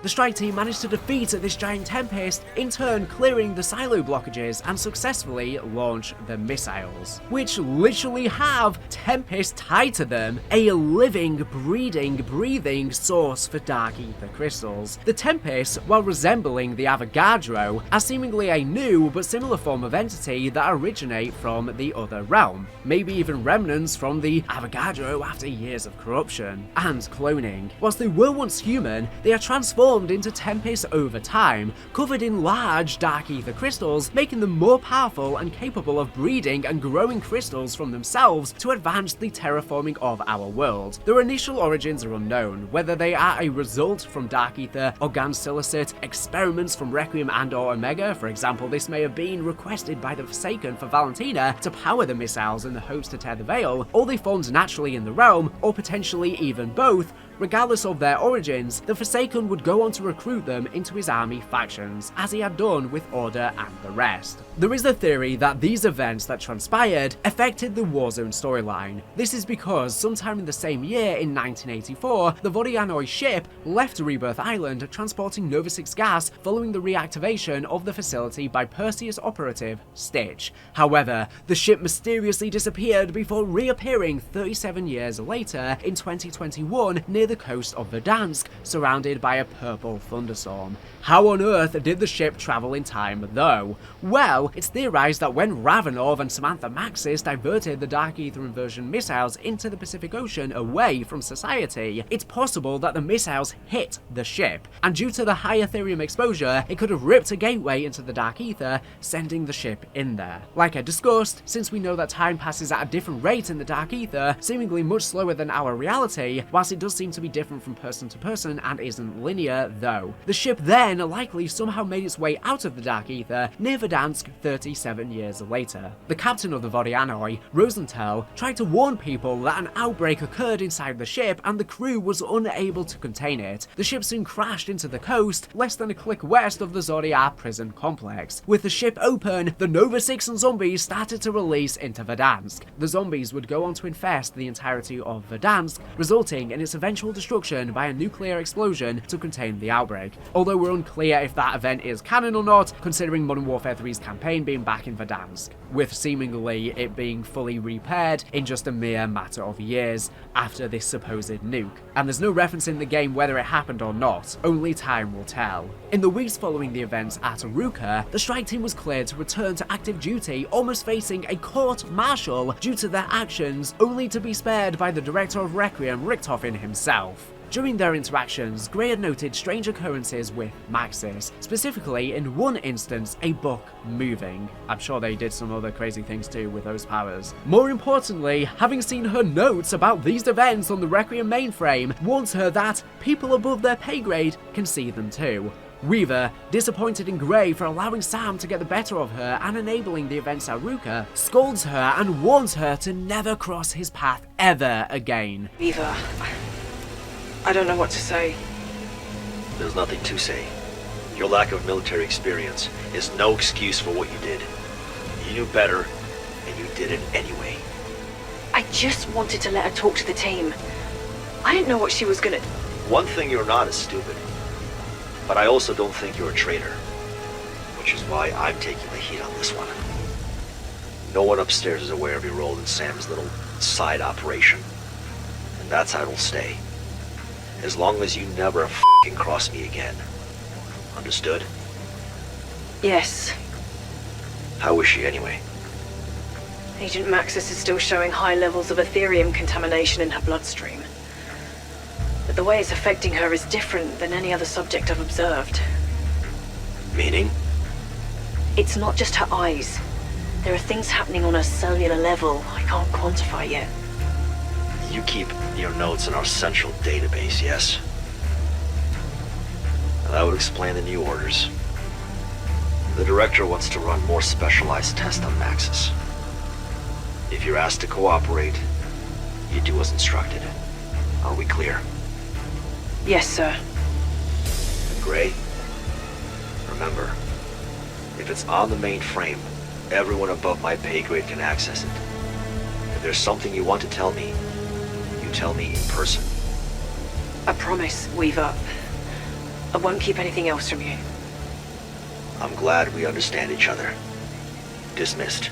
He also confronts Maxis and, after a heated exchange, confines her to her quarters, with no more walks around the facility with her dog like he, Samantha, and Gray would often do. Unfortunately, Gray's warning came too late. By this point, the director had already marked Sam down for special tests. Weaver received new orders from the director of Requiem and, on December 1st, had Maxis taken away for additional testing, based on reports from Gray about the high levels of Ethereum contamination in her bloodstream and changes on a cellular level. As she was taken away, Weaver promised to take care of her dog. Hey! Take your hands off me! You're to undergo some additional testing. Why are you doing this? Orders from the director. On December 3rd, after 2 days of travel, Maxis arrived at Block 8, a classified facility of the CIA built with an Ethereum seal to ensure that she cannot escape the facility. While she can still use her powers, communicate with people telepathically, and move objects within the seal, and can create portals, she cannot create a portal to escape herself. A testing facility designed to take care of psychics and people who have been affected by the Dark Aether. She was maintained in isolation after she attempted to flee the facility upon arrival. Maxis was subjected to several interrogation sessions led by the director of Requiem to assess her powers. During their time, Samantha states to Richtofen that Weaver cares for her, but not in the way you think, and that they have shared history, shared trauma, likely referring to them both being responsible for the death of Richtofen's family, to which Richtofen says, "You know, I was quite forgiving of the situation. I could have had Weaver arrested." After 15 days, the director managed to push her by stating that nobody at Requiem was caring for her, especially Weaver and Gray, which she could not believe, and he explains to her that she was just a sad, little lost girl. This glimmer from the ether, filled with anger, Maxis used her telekinetic abilities to break the glass in the room. Hello, Mr. Director. Oh, you let me come in. You're very perceptive, aren't you? Do you know how long you've been here? Not counting bathroom breaks and mandatory exercise. 15 days. As of today.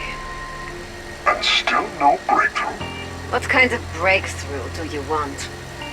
Your only goal seems to be trying to make me angry. But I'm not. Just disappointed. You're probably going to be more disappointed when this session is over. You do know that none of them really care for you. Strauss, Carver, Weaver, even Gray. They've barely inquired as to your current situation. That's not true. They wouldn't want me to be here. You're just trying to manipulate me. Test my emotional responses. Like you did with them. Do you even know how much trouble you caused for your Requiem friends? Going behind their backs on your little secret squirrel mission with Ravenov. I looked Weaver in the eye when I was taken. To be brought here. He didn't want this. You like him, don't you? Not in the way you think. We just have history. Shared history. Shared trauma. You wouldn't understand. I do understand. In fact, I was very forgiving about the whole thing. I mean, given Weaver's failures and lapses in security, I could easily have had him disappeared. Don't test me. Maybe I still should. I'm warning you! What on earth could you possibly do to me? You really are just a pathetic, sad, little, lost...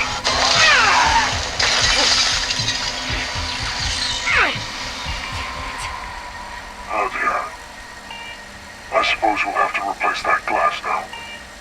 But at least we're making progress. The director continued to torture Maxis over the next 2 months. It is important to note that Richtofen never faltered, hiding his identity throughout his interrogations of Sam, at least that we are privy to, communicating only via a microphone with a voice changer, meaning that she should not have his identity despite her experiencing amnesia. Her memories of who Richtofen is would have likely come flooding back. Interestingly, many of the quotes mirror Hudson interrogating Alex Mason in the Black Ops campaign. At around this time, Carver begins doing more digging into the exact nature of the Dark Aether. Thanks to his military career, he was the first to recognize the parallels between the power structure in the Dark Aether and that of an army. His question though, who was the commander-in-chief? Carver found that very answer lying on the director's desk, confirming his worst fears. There was an exceptionally powerful being at the top, and it was growing in power, unbeknownst to him being the Forsaken. As well as this, Peck continues his communications with Zykov. Frustrated at the failure of Operation Inversion, Peck inquires as to whether Zykov could help him get more Tempest to attempt it again. However, Zykov assures him that was not necessary. Instead, he would help Zykov build a device that would be able to stop the Forsaken, a way to bring Zykov home. In doing this, Zykov would be able to give Omega the knowledge necessary to kill the Forsaken.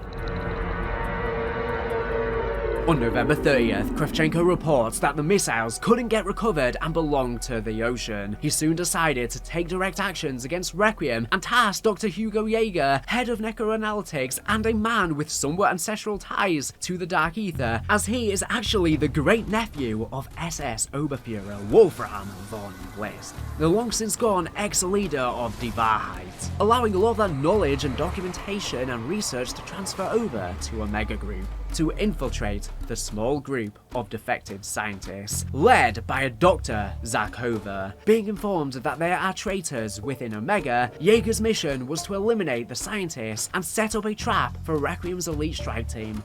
To lure Requiem's so-called elite strike team into a trap. Fortunately, crashing helicopters is easy This operation was called Operatia Isichenye, or Operation Excision in English. Gaining their trust, Jaeger contacts Ravenov, now officially disavowed by Russia for his part in the events at Ruka, and tells him they wish to defect. Ravenov, too happy to strike a blow at Omega, arranges with Requiem to have them extracted.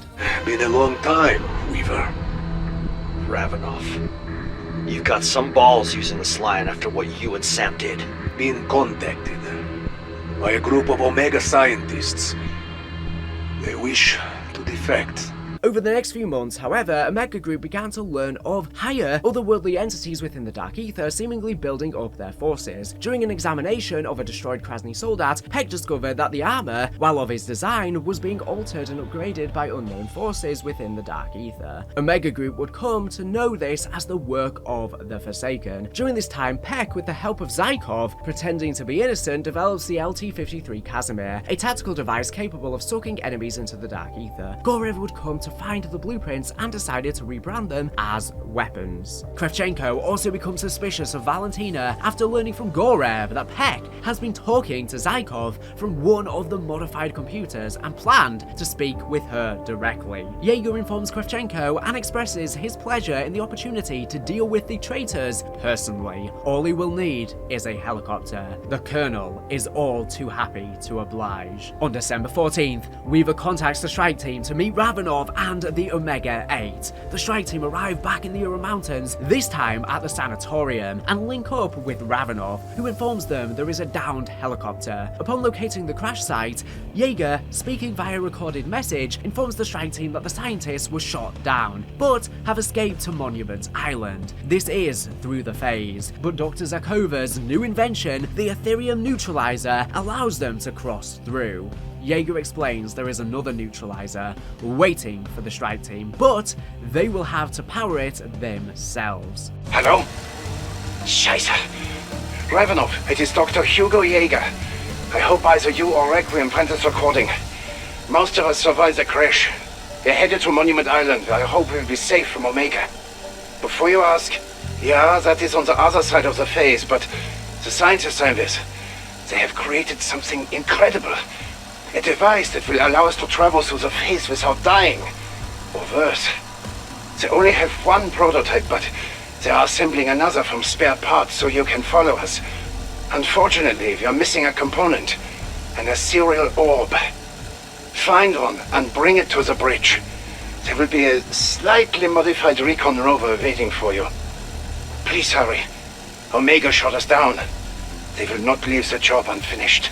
Finding an ethereal orb of a boy, a lost child, and a strange toy bunny rabbit named Mr. Peaks, the strike team power the neutralizer and cross the phase. Arriving at the island, home to a monument, however, they find the corpses of the Omega 8 scientists butchered, and another log from Jaeger expressing his hatred for the traitors and wishing Auf Wiedersehen to the strike team. Hello, Requiem. So glad you could make it. Enjoying my handiwork? Do not worry, they did not go quietly. Dr. Zarkova, she put up quite the struggle.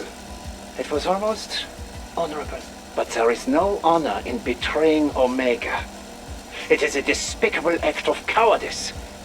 When Kravchenko learned of the plot to defect, I could not volunteer fast enough. Once I infiltrated their group, the Colonel gave me 2 tasks. 1, kill the traitors. Easy enough. Nothing a hacksaw and a gas can could not solve.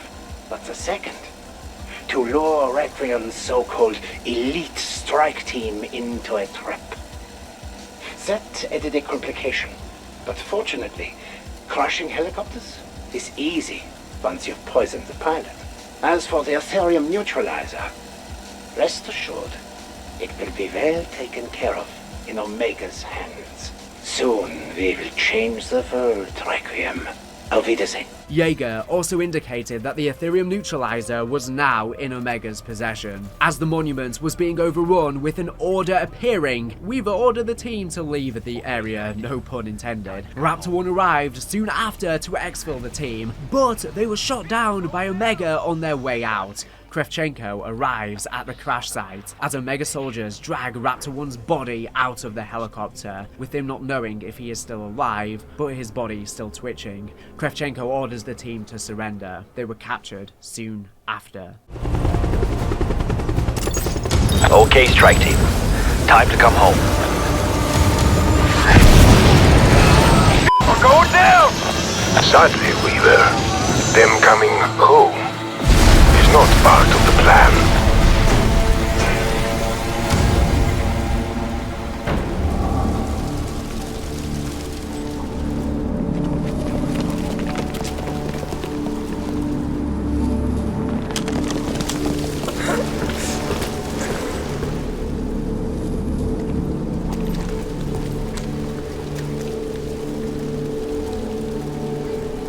Surrender now.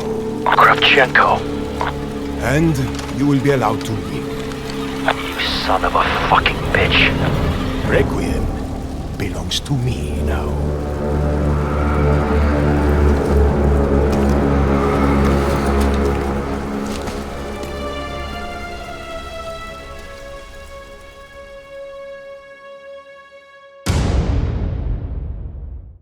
After the director has Kravchenko successfully obsessed with the existence of the Forsaken, he communicates more with Dr. Peck, who is beginning to suspect his identity. The director instructs Peck, under the guise of speaking to Zykov, that instead of seeking to kill the Forsaken, he should instead attempt to capture it, and gives him the schematics of a device capable of containing the creature. Peck informs Kravchenko of this, though lies and says Zykov told him of this new plan. The Colonel is more than happy with the idea of gaining a new superweapon for the USSR. While Peck says that Zykov offered to help, and this may be somewhat true, the person who actually designed the technology used to defeat and capture the Forsaken was Eddie Richtofen himself. He simply had Peck say that it was Zykov to make Kravchenko go along with the plan much quicker. In January 1985, Valentina broke off from the Omega Group, revealing herself to be Angelica Vogel. Valentina makes her move. She goes to Berlin and finds N-Station's Berlin lab within the sewers. Constructing a small-scale inversion warhead, she opens the gateway there and enters the Dark Aether, changing her. Finally meeting with her father, she realizes something is horribly wrong, but by this point is far too gone to consider the implications. She then waits for the armies to assemble at the head of the portal. It should be noted that due to the dimensional fertility in Berlin and the more advanced nature of the portal, the gateway here is incredibly stable. Meanwhile, CIA agents stationed in Berlin locate a dead drop that wasn't meant for them. Inside, they discover information on Project Janus. Here we see just how far Richtofen is willing to go to keep Project Janus a secret. The CIA agents initially think it couldn't be real, but their reactions to the documents provide the clearest look at Project Janus we get throughout the storyline. Tuesday. We recovered a communique this evening at one of our dead drops. I don't believe it was meant for us. It's addressed to the Office of Requiem and details a Project Janus. One, I don't know what an Office of Requiem is. I checked the mainframe, but I don't have any clearance. And this Project Janus, this can't be real, right? There's some pretty insane stuff in here. Your guy at HQ can look into this. What should we do here?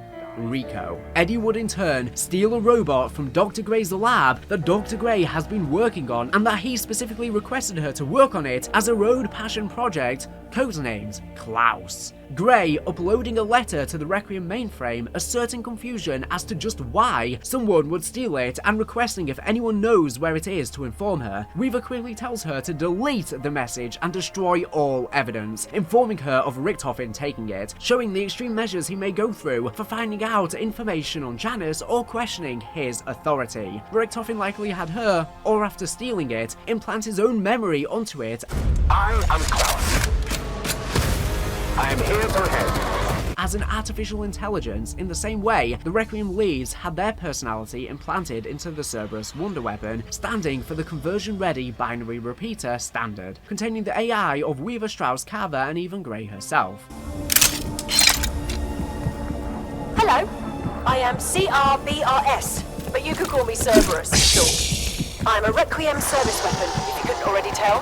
Gray created this, and interestingly enough, according to Gray, the AI of the characters for the copycat companion module Sophia to provide further fire for anyone using the weapon was simply modelled off the voice recordings from all of the Requiem heads. I don't know how they've managed to have such advanced AI training to copy their personalities, so I wouldn't be surprised if some Dark Aether cloning magic helped aid this technology. Richtofen would then make sure that Klaus handled the situation by sending him an encrypted instruction. From Requiem to Klaus, subject, complete your mission. You have orders. The security of Project Janus is your top priority. Contain the situation, find and destroy the intercepted communique, then tie up all loose ends. We cannot allow this to get out. The situation would end up resolved, thanks to Klaus destroying whatever documents they found, and slowly, one by one, killing each CIA agent who had managed to learn of Project Janus, even if they believed it wasn't real.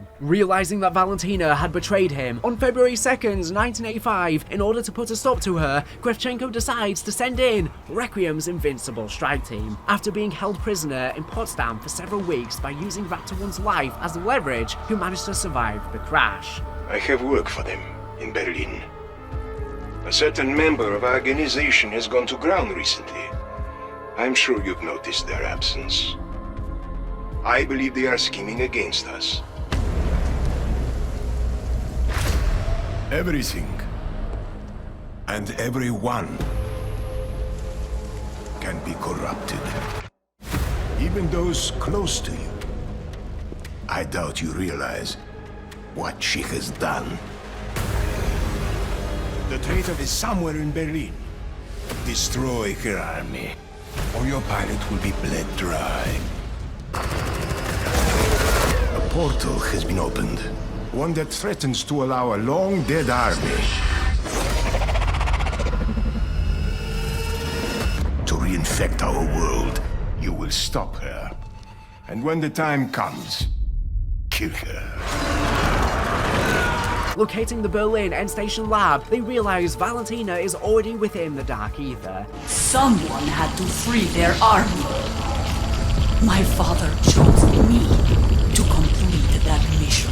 They activate Klaus and finish what the CIA agents started, retrieving the components to build an inversion warhead to close the gateway. Unfortunately, in order to properly purify the crystals, they would need a being made of concentrated Aetherium. Luckily, Valentina in her new form was just this. They fight and defeat Valentina, using her to complete the warhead, and have Klaus enter the gateway to detonate the warhead from the other side. You cannot stop the Forsaken. He will consume this world.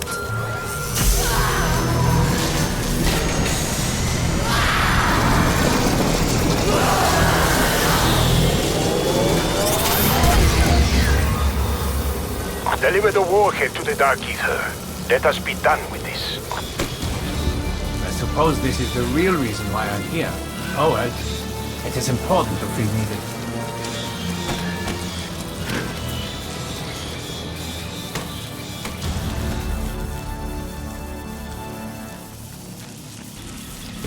If you want me to survive, you could try doing something! There was junk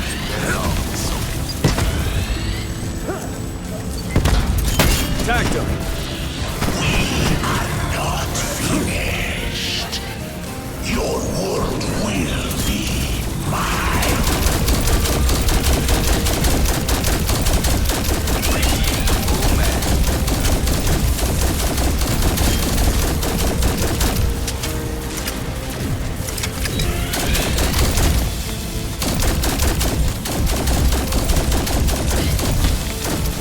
I'll be the same.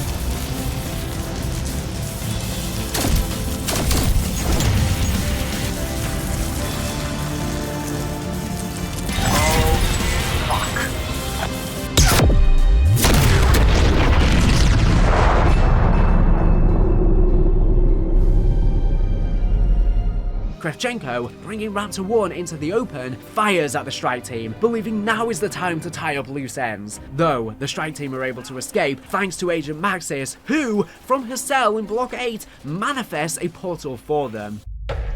Agents of Requiem, Your ally, Raptor 1, is now free. All you need to do is come and collect him. Boy, are you a sight for sore eyes. I do appreciate your assistance, but regrettably, I cannot allow you to leave Berlin. До свидания, Requiem. I'm trying to help you, but you need to be ready to move.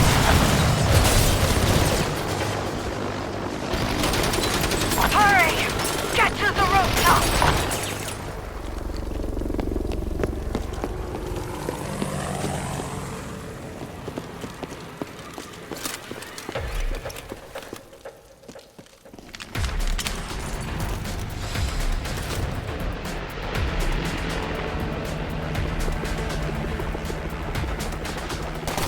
Now, Sam.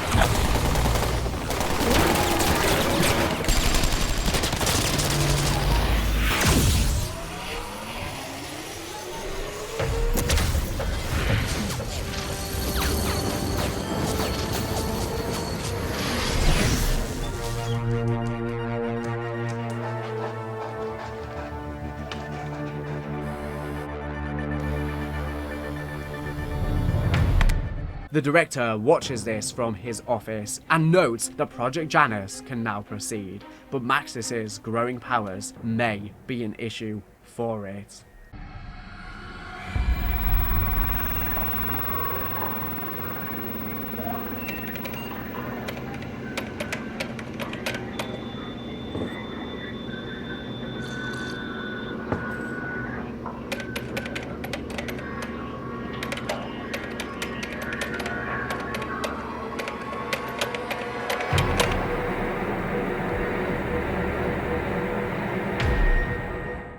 Outbreak zones expand. Almost instantaneously after the strike team's victory in Berlin, the outbreak zones begin to exhibit new behavior. Swirling vortices of primordial Ethereum appeared, a much more archaic form of Ethereum that's existed for a long time in the Dark Aether, much more enriched and powerful. And where previously terraforming occurred through a long process of creating and growing the giant power node crystals, one of these vortexes could create a power node in 1/4 of the time. Alarmingly, this allowed new outbreak zones seemingly unconnected to the Ural Mountains but on a similar scale to appear. In these outbreak zones, they encounter Piotr, a lost soul who almost succumbed to the Dark Aether but was saved at the brink by his encounter with Sam. Now, by hiding in the loot chest, he is able to briefly cross over back into the real world and help the strike team, though is eventually pulled back in by the Forsaken. The director, during this time, continues work with Sam in Block 8, performing further psychologically intensive tests in order to allow her to correctly harness her powers. You going to electrocute me again? I really hope it doesn't come to that, but I know what you're capable of. I just want to see it for myself. During these interrogations, he even states he could have had Weaver and her arrested so easily considering her disobeying orders and contacting the strike team and Ravenov in the Ural Mountains to divert the inversion warheads. His manipulation includes forcing her to kill an Omega soldier with her mind, otherwise her closest, more than a friend Grey, would be shot. During one session, he threatened to shoot her dog if she didn't teleport her somewhere safe. Eddie's experimentations on Sam mirrors the concept in the classic Aether storyline of Richthofen, also experimenting on young Samantha Maxis as a child. The difference this time, however, is that the experimentation seems to have ultimately been for her benefit. Eddie uses threats against the lives of her dog Not So Fluffy, as well as Dr. Grey, her likely romantic love interest in the storyline, to force Samantha's emotions to awaken her true abilities, which we got a glimpse of at the end of the Aether story. By the end of this traumatic experience, however, and likely due to the manipulation, Maxis claims she realizes the director was right and that he had made her realize that she was a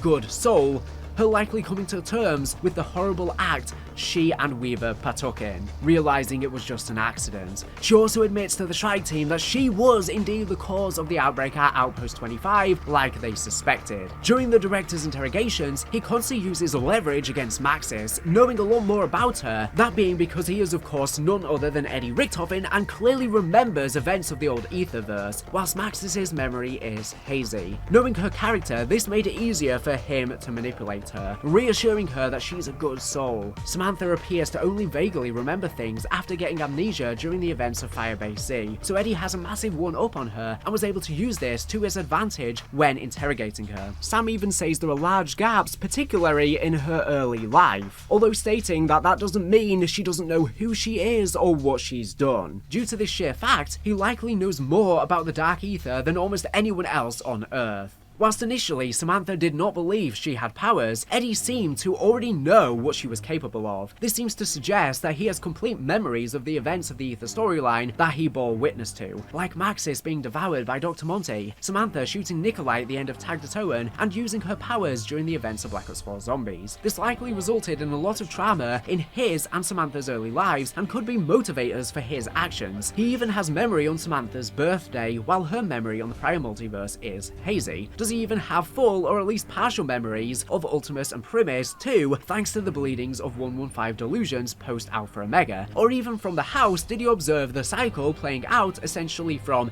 heaven as a spectator, personified through him and Sam playing with the toys? Samantha's initial reaction is that the director is evil and cruel, but by the time the experimentation / manipulation was complete and she had better control of her powers, she was grateful for him. But how long will that last? She felt that without him, she would have never realized that she was a good soul and would never have awakened her abilities that would be key in the fight to come. These powers would be needed for what is next, and was why Richtofen had her unlock them to begin with, not for some good, righteous reason to make her realize she's a good soul, and her realizing her purpose is to help. Furthermore, the director also once again addresses the same shadowy group he had done shortly after the Berlin incident, referring to them as the redacted board of directors, explaining that despite them wanting to use the Berlin gateway for Project Janus, had he not closed it, the Forsaken would have destroyed them all. He recognizes the fact that the destruction of the world isn't necessarily a big motivation for them, and so instead notes that a global apocalypse wouldn't be particularly good for their and their shareholders' pockets either, insinuating that they are a cabal of uber-rich individuals who require Janus for a hidden agenda, but clearly a big motivator for them is simply money. Such motivators for them may be Dark Aether technology for war efforts, medicine, an undead army, providing private military companies and government militaries, advancing power generators. They can theoretically gatekeep all of this technology, maximizing profit by drip feeding it to the world, whilst Richtofen uses them for his own agenda and his own goals, some of which may be shared with them with the different outcomes and purposes. As the striking deal with these new threats in the outbreak zones, Zykov once again makes contact, explaining that with this increase in terraforming, the world's only hope is to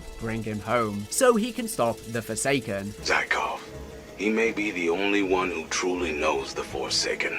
Are we suggesting we somehow break this lost Russian out of the Dark Aether? Poor bastard's been in there longer than anyone.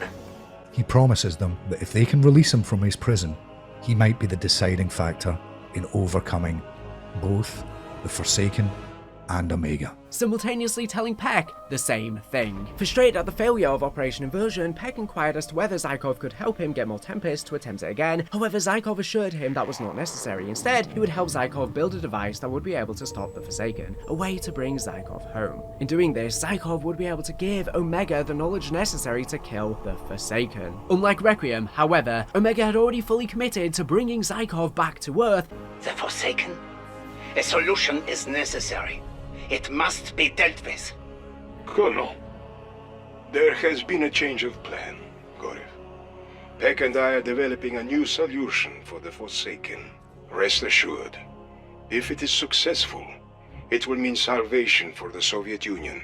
We will be heralded as heroes. After Valentina's betrayal, Omega Group would begin working on Operation Izbavitel, which was dedicated to freeing Zykov from the Dark Aether in hopes he would help them capture the Forsaken. On February 9th, Peck reported to Kravchenko that he had identified Zykov's position in the Dark Aether and had even designated a location, a former testing ground for Operation Inversion, Test Site Anna in Ukraine. Due to the heavy use of primordial Ethereum in the lead up to Inversion, the dimensional veil here is particularly thin, and the infrastructure already on site makes it ideal for the high voltage power required to power the machinery, specifically a replica of the end station cyclotron and an amplifier to allow Zykov to be untangled from the darkest depths of the Dark Aether and brought back. Peck reported to Kravchenko that he had identified Zykov's position in the Dark Aether, adding that test site Anna would best suit the construction of a primordial Ethereum-powered machine designed by Zykov needed for Operation Izbavatel. On April 18th, Peck suggested to Kravchenko that all Omega Group departments halt operations and focus their attention on Operation Izbavatel. A desperate Kravchenko reluctantly agreed, with all of Omega's attention going towards this operation. Initially intended for July 4th of 1985, Kravchenko forces Peck to complete the amplifier and cyclotron an entire month sooner,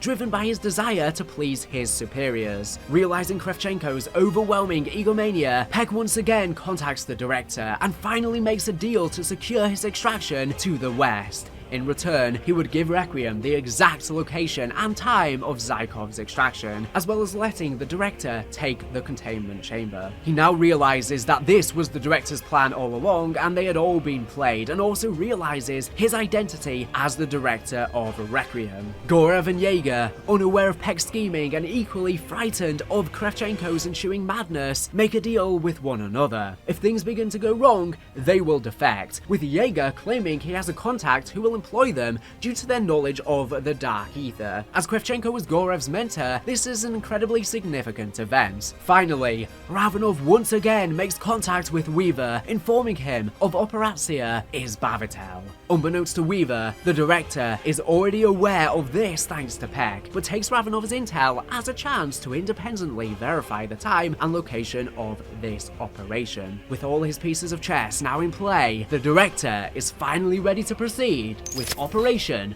First Domino, much like a domino starting a ripple effect for his goals with Project Janus. In the early hours of June 4th, 1985, the strike team infiltrates the site, aided not by Raptor 1 this time, but by a portal by Sam, still in Block 8. Now she is better understanding her powers. As they make their way through the base, they find it noticeably empty, and already crawling with undead. In an effort to start the cyclotron and amplifier to free Zykov, an outbreak was caused, though this was seemingly of no real care or consequence to Kravchenko. This is Dr. William Peck. It is the 4th of June, 1985, 9:32 a.m. This is test number 8 for dimensional extraction. Must you start with that every single record? Oh, deja vu all over again. All teams are in position, ready to proceed. Colonel. Activating resonator. Beginning magnetic amplification. Well, what does it show? Dimensional barrier identified. Proceeding with scan. Barrier membrane is fluctuating. Increase voltage output by 10. Anything? We're picking up something. I'm just not sure what. It's him. I know it. We can't be sure. Increasing voltage output by 20. By 20? What are you, insane? Don't you dare. Damn it! Captain, get your men into position. I want the threat neutralized now.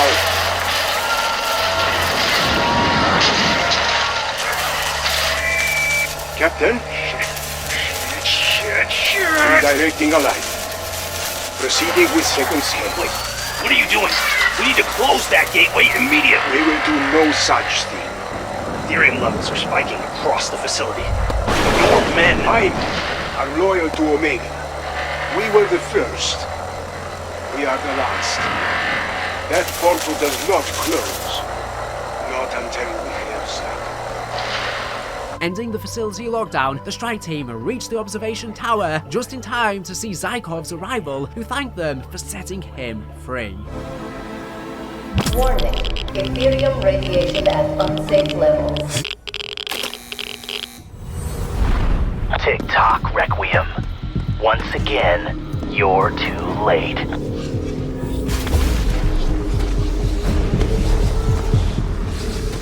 My friends, you did it. You brought me home. I have long awaited this day to take what is mine.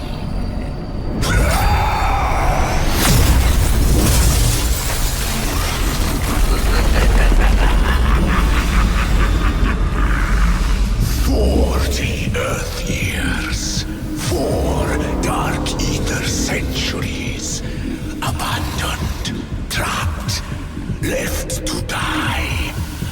But I endured. I fought. I consumed. I evolved.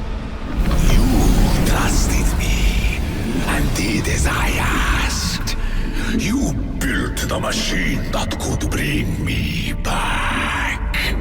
The Dark Aether shall consume your world. This realm is mine. Colonel, you have to believe me. I didn't realize he was the creature. You fucking fool. The wolf was at our door and you let him in. You have doomed us all.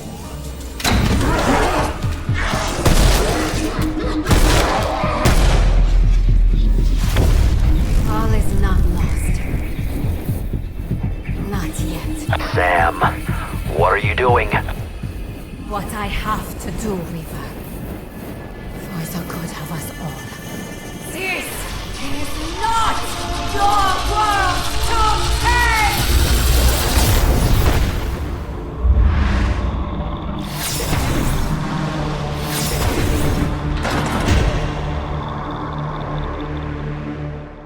Unfortunately for everyone, both Requiem and Omega have been manipulated, just as Valentina before them, and Zykov was, in reality, the Forsaken. Valentina's father, who she believed had been guiding her throughout her life, was actually the Forsaken all along, and we had similarly been manipulated. He lets the strike team know that Zykov had been aiding us with mended perk machines, the Pack-a-Punch, crafting tables, and power-ups all along so that we would eventually be able to free him. He was the demonic voice we heard speaking to us all along. Importantly though, Kazimir Zykov was not just another stolen identity. When he arrived in the Dark Aether, he really was Kazimir Zykov, but the centuries he spent inside fundamentally changed him. As he transformed, he explained that the 40 years in the outside world were 4 centuries in the Dark Aether, and during that time, he was guided by nothing but the will to survive, killing and consuming everything in his way until there was nothing left. In turn, absorbing everyone's powers, becoming the hierarchical lord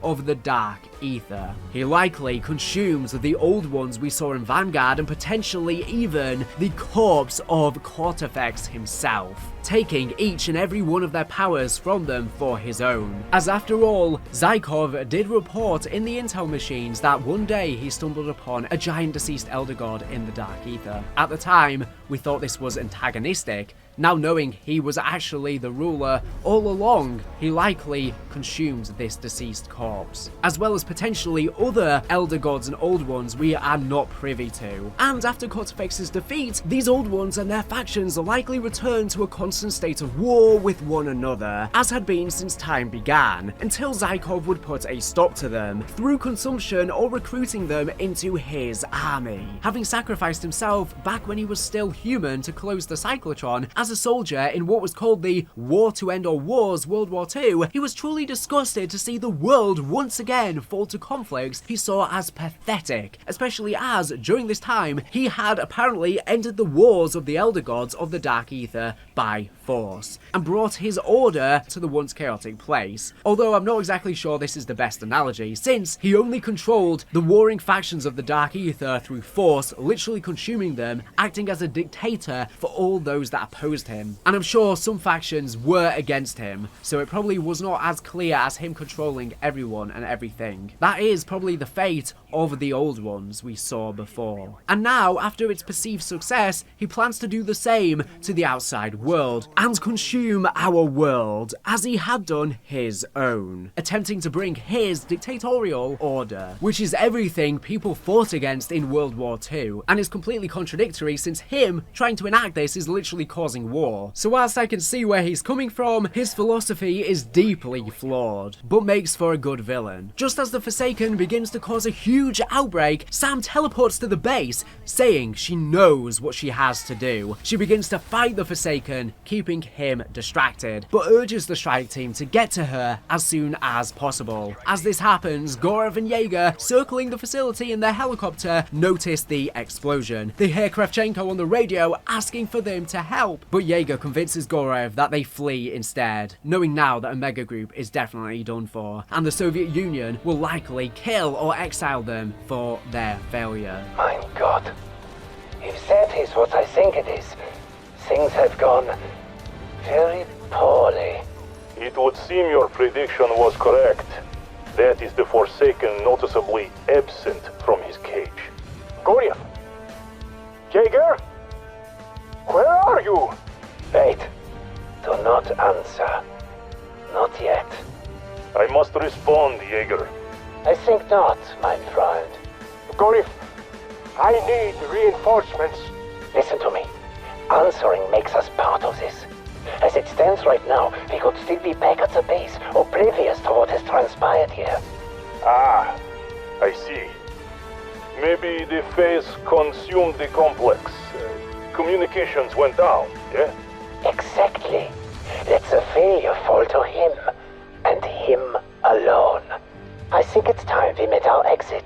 As the Forsaken prepared to make way for the consumption of Earth, Peg attempted to explain himself to Kravchenko, who in turn slapped him to the ground in anger, calling him an effing fool, and saying that he had doomed them all, and he was an idiot. A group of zombies then broke into the observation tower, where the two were forced to hold off against the undead. Kravchenko's patience with Peg was now completely gone, with Kravchenko threatening to kill him and end his scientific career, all the while still demanding to find a way to capture the Forsaken for the Soviet Union's use. As the team moved through the now terraformed base, the Requiem staff say their only real option is to construct an Aetherium neutralizer, as the path to Sam and the Forsaken is completely blocked by the phase. In turn, Peg told Kravchenko to blow it out his ass and assisted Requiem in building an Aetherium neutralizer to head to Main Street and face the Forsaken. Thankfully, in the time since the burned blueprint of it was recovered in Operation Excision, Strauss has had time to refine it to such a degree that it can be constructed in an emergency if the right materials are found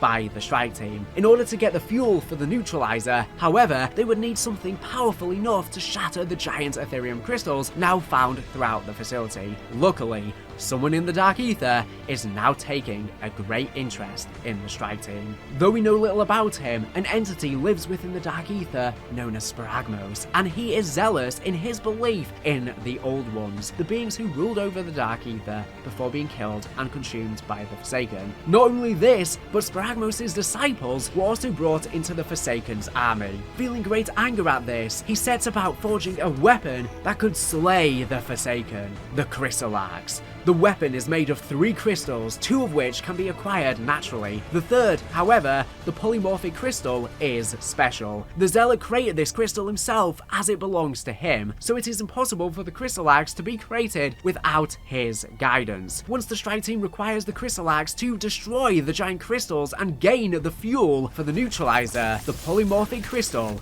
mysteriously happens to fall out of the dimensional anomaly above the facility. Now with the weapon in arms, the strike team are able to fuel the neutralizer and reach the Forsaken. As they begin down the tunnel, however, Peck accidentally shoots a gas line in the observation tower, causing a massive explosion and leaving the fate of both him and Kravchenko unknown for the moment.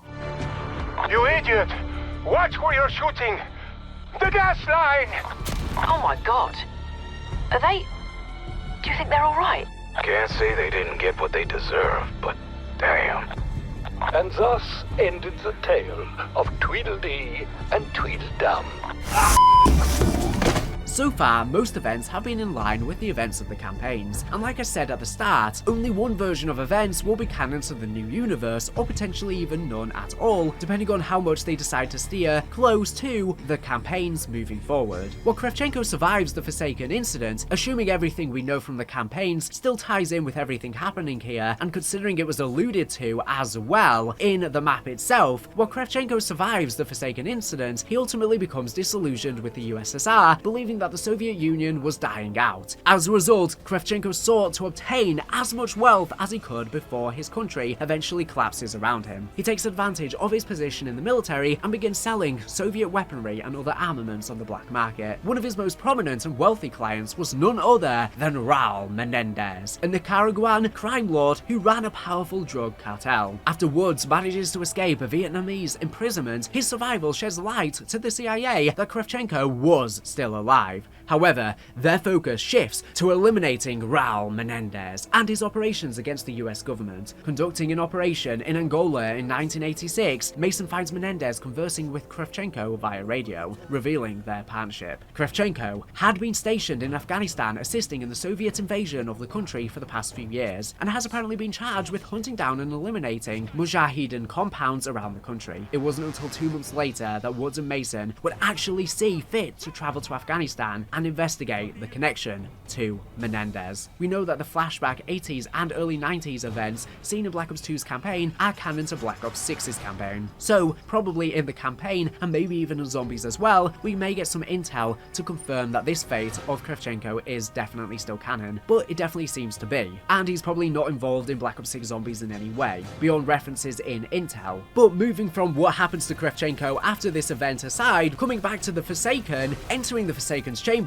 the strike team break his armor while Sam charges the Ethereum targets, allowing the team to tear the entity apart limb by limb. Eventually, this exposes a giant gateway to the Dark Aether within the Forsaken's core himself. Partway through the battle, however, the Forsaken shows the strike team a vision of Weaver, Strauss, Carver, and Gray in a prison, each having been killed by a bullet to the head, with the message last seen on Alcatraz, "No one escapes alive," written on the wall, with seemingly a Dark Aether person with glowing purple eyes in the background. Probably Samantha Maxis, and this matches the name of Requiem itself being a mass of the dead, which makes me question if Richtofen wanted this all along. With the Forsaken almost dead, he suddenly lets out a burst of energy, almost killing the strike team and rapidly causing outbreak zones to appear across the world, this even causing the total collapse of the Ural Mountains outbreak zones into pure phase, before eventually completely dissipating. Sam, knowing what she has to do, laments Richtofen's most likely manipulative words that she's a good person, before sacrificing herself by entering the anomaly at the Forsaken's core, defeating him but trapping herself in the Dark Aether in the process, essentially sealing this twisted dimension from the inside. We're getting reports of outbreak zones expanding around the globe. You will not consume this world! Not as long as I am here! Sam, whatever you're thinking of doing, don't do it! I'm not a bad person, Weaver. I am a good soul. I know what I have to do. I'm sorry. This is the only way.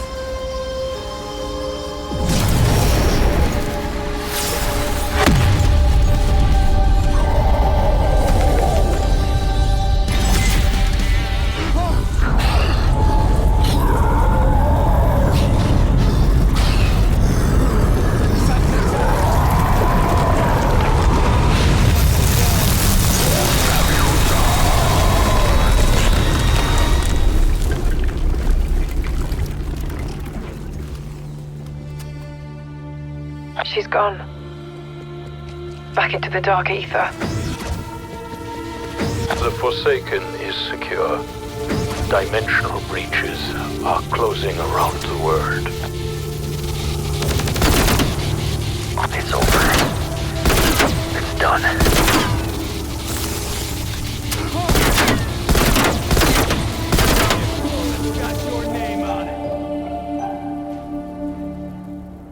It seems that with the immense guilt of what she did to Richtofen's family, she saw sacrifice as the only way to prove she's a good person. The problem with black and white outlooks on morals, and probably also was why Richtofen was able to leverage her. With the Forsaken weakened enough, the containment chamber activates, absorbing the Forsaken and sealing him inside. After 2 long years battling undead outbreaks across the globe, the CIA-led Requiem team finally succeed in closing closing the last remaining dimensional portal, banishing its denizens back into the nightmarish hellscape known as the Dark Aether. However, the team's success came at a heavy price. As Requiem celebrated their victory back at HQ, the director addresses the redacted board of directors once again, and informs them that they have successfully captured the Forsaken, and that Maxis is now locked within the Dark Aether as he intended. This meaning she is no longer a problem for Project Janus. Worse is to follow, as Requiem's senior staff members, the strike team, and Raptor 1 are unceremoniously arrested by military police and taken away on the orders of Richthofen. The strike team were to be sent to Black Site 13 for indefinite containment. Samantha's jumper can be seen in Gray's locker as she is marched off, a reminder of how close they were. Samantha's dog can be seen in the background, showing that Gray was still looking after it after Samantha was gone, but it's currently unclear as to what happens to it after, but the new Hellhounds do look strikingly similar to it. The director watches this unfold from his screens in his office. Everything went according to plan, picking his case up from his desk, where we can see a photo of his past life as an Air Force pilot and another with his wife and son, along with a familiar snow globe of Dr. Monty's house inside of it, which has to be a very important detail as it seems to be an exact replica of the snow globe, meaning that not only is this likely to show he remembers his experience in the house and probably looks on it fondly, but he somehow retrieved the exact globe, potentially from the Dark Aether, since as far as we're aware, neither Eddie nor Sam physically carried it or any items into the new universe. I wonder if it could even be a Dark Aether artifact with powers, able to even play with the story itself, as previously it was personified in this way when Samantha would play with it. The director leaves his office, possibly for the last time. Eddie has shut down Requiem and will now proceed with the next phase of Project Janus. He accomplished all of his goals and played everyone like chess, but for how long can he maintain this meticulousness?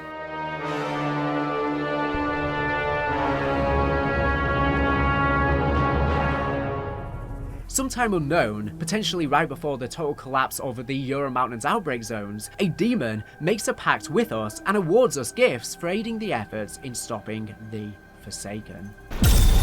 You will learn more in time. Our ways are of the old world. We will not be forgotten.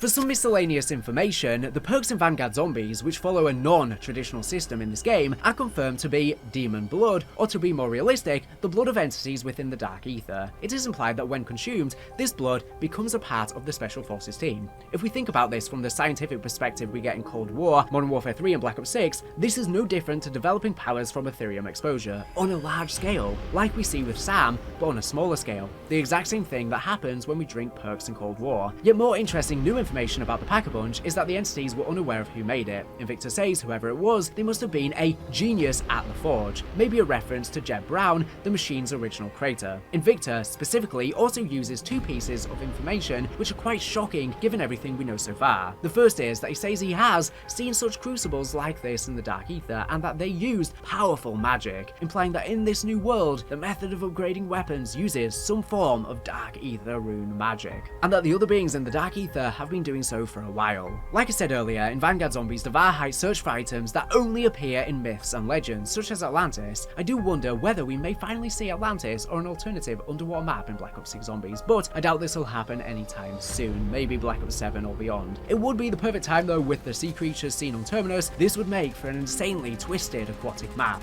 especially considering it may be a highly weakened point between the world and the Dark Aether. High levels of Aetherium contamination could allow inhabitants to theoretically breathe underwater, and the Dark Aether itself is oceanic in nature, at least the version we've seen in Black Ops Cold War, Black Ops 6 and Modern Warfare 3, unlike Vanguard, that went for a red, more archaic hell-like appearance. Maybe it became this way as well due to Zykov, it has a similar purple crystal look. Drake has been trolling us with Atlantis since Zombies even began in World at War, so I hope that this meme can finally become a reality one day. Whether it's in this game or beyond, we'll have to wait and see. With that said, we are now moving into the storyline of Black Ops 6 Zombies. Terminus Island. 7, 5, 9, 20 miles a day. 4, 11, 17, 32 the day before.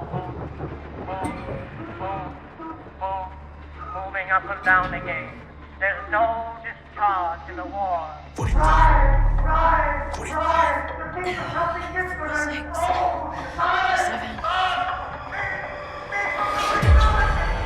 Scheiße! I cannot take this anymore!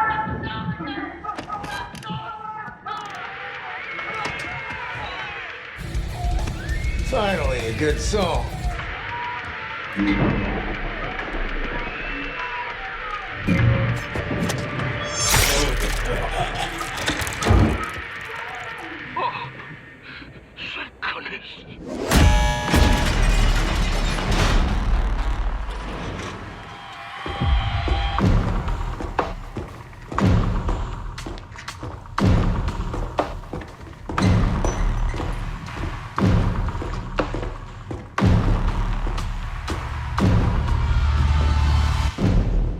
Who the hell are you?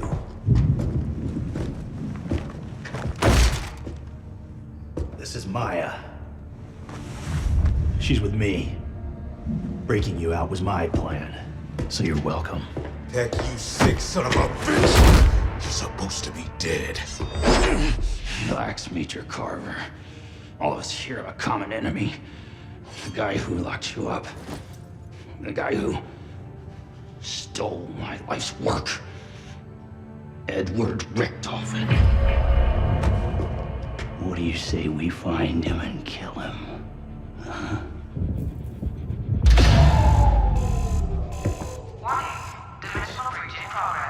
Let's get out of here. That wasn't a fucking deal. We're not going anywhere till we find my brother. Look, it'll take me some time to get their helo spun up, and we do kind of owe it. Okay, Raptor 1. Go locate the landing pad. Peck, Strauss, hold up in the guard station. I want Richtofen's coordinates. Go to the store power, and then locate this woman's brother.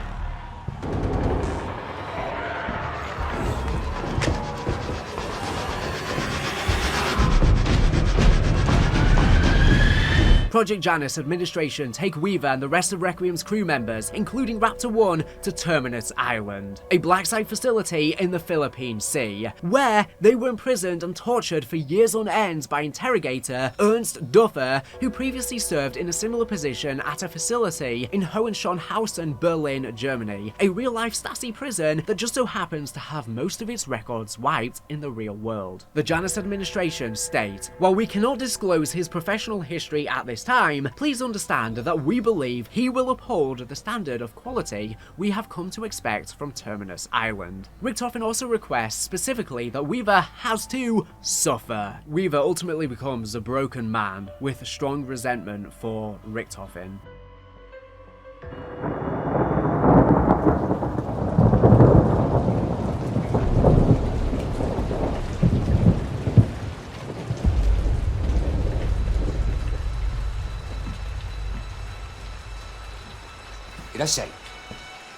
I need to rent a boat. Where do you need to go? Here. Are you sure? There's nothing there. What is it you're looking for? I'm looking for some old friends.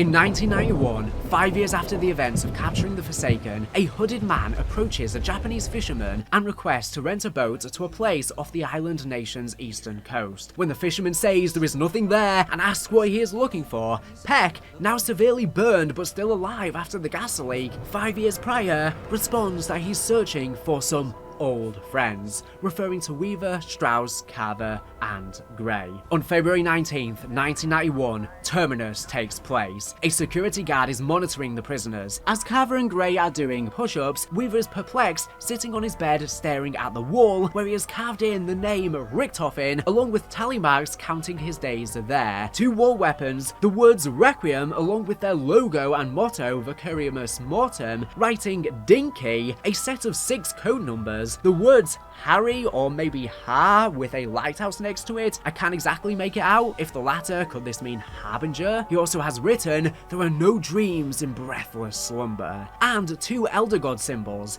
one of a cult that worships them, and one that is meant to protect from them, as well as the constructs from Vanguard and some sort of symbol representing death. While Strauss seems to have completely lost his sanity due to his Ethereum addiction and age, taking things the hardest. He's lived a hard life from his role in aiding the Nazis all the way back in World War II, which started everything, to everything since. It's no wonder he's more susceptible to addiction as a vice, looking the worst out of all of them, whilst Raptor 1 is the only one smiling as he plays with a ball and is pleasantly surprised as the secretary guard changes the song to Pareidolia from Shangri-La.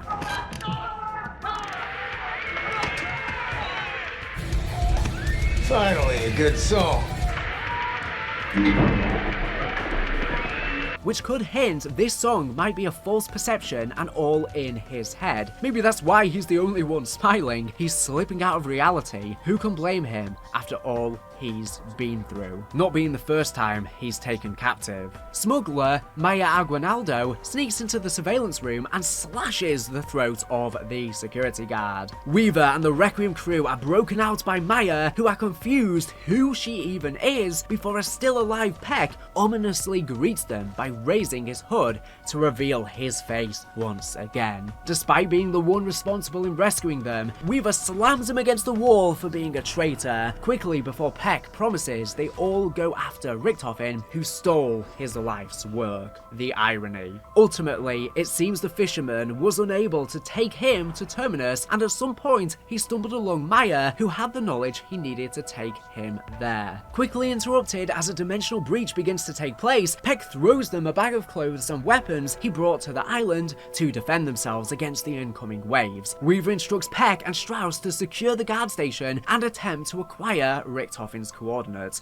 while Raptor 1 tries to locate an exfil, while he, Maya, Carver and Gray handle the undead outbreak and attempt to locate Maya's brother, who was also on the island and is the reason for her helping Peck in the first place. It's possible that this is the spot in the Pacific Ocean, or at least close enough to where the Operation Inversion warheads laid, where the walls between the world and the Dark Aether may have been weakened, allowing the incursion to occur. We also know that the Warzone map Ashika Island, that takes place relatively close on a Japanese island in the Pacific, experienced some unknown and not publicly disclosed events during the mid-1990s to halt the development of the island, and access to it has been heavily restricted ever since. This could have something to do with the giant zombie outbreak spreading there similarly. There were even mentions of a giant sea monster that could be the same Kraken that breaks the shore on Terminus that the crew have to defend from when precariously exploring the island. Speaking of the Kraken, it could be an old one. Taking place over half a decade later, Black Ops 6 Zombies continues the Dark Aether storyline, exploring the fortunes of key characters whilst also delving into Richtofen's motivations and goals. During the intervening years, former Requiem staff Gregory Weaver, Mackenzie Mac Carver, Elizabeth Gray, Oscar Strauss, and Stony Maddox, better known by his call sign Raptor 1, we finally have a name to assign to him, have been incarcerated at an outpost known as Terminus. Terminus, a mysterious garrison located in the Philippine Sea.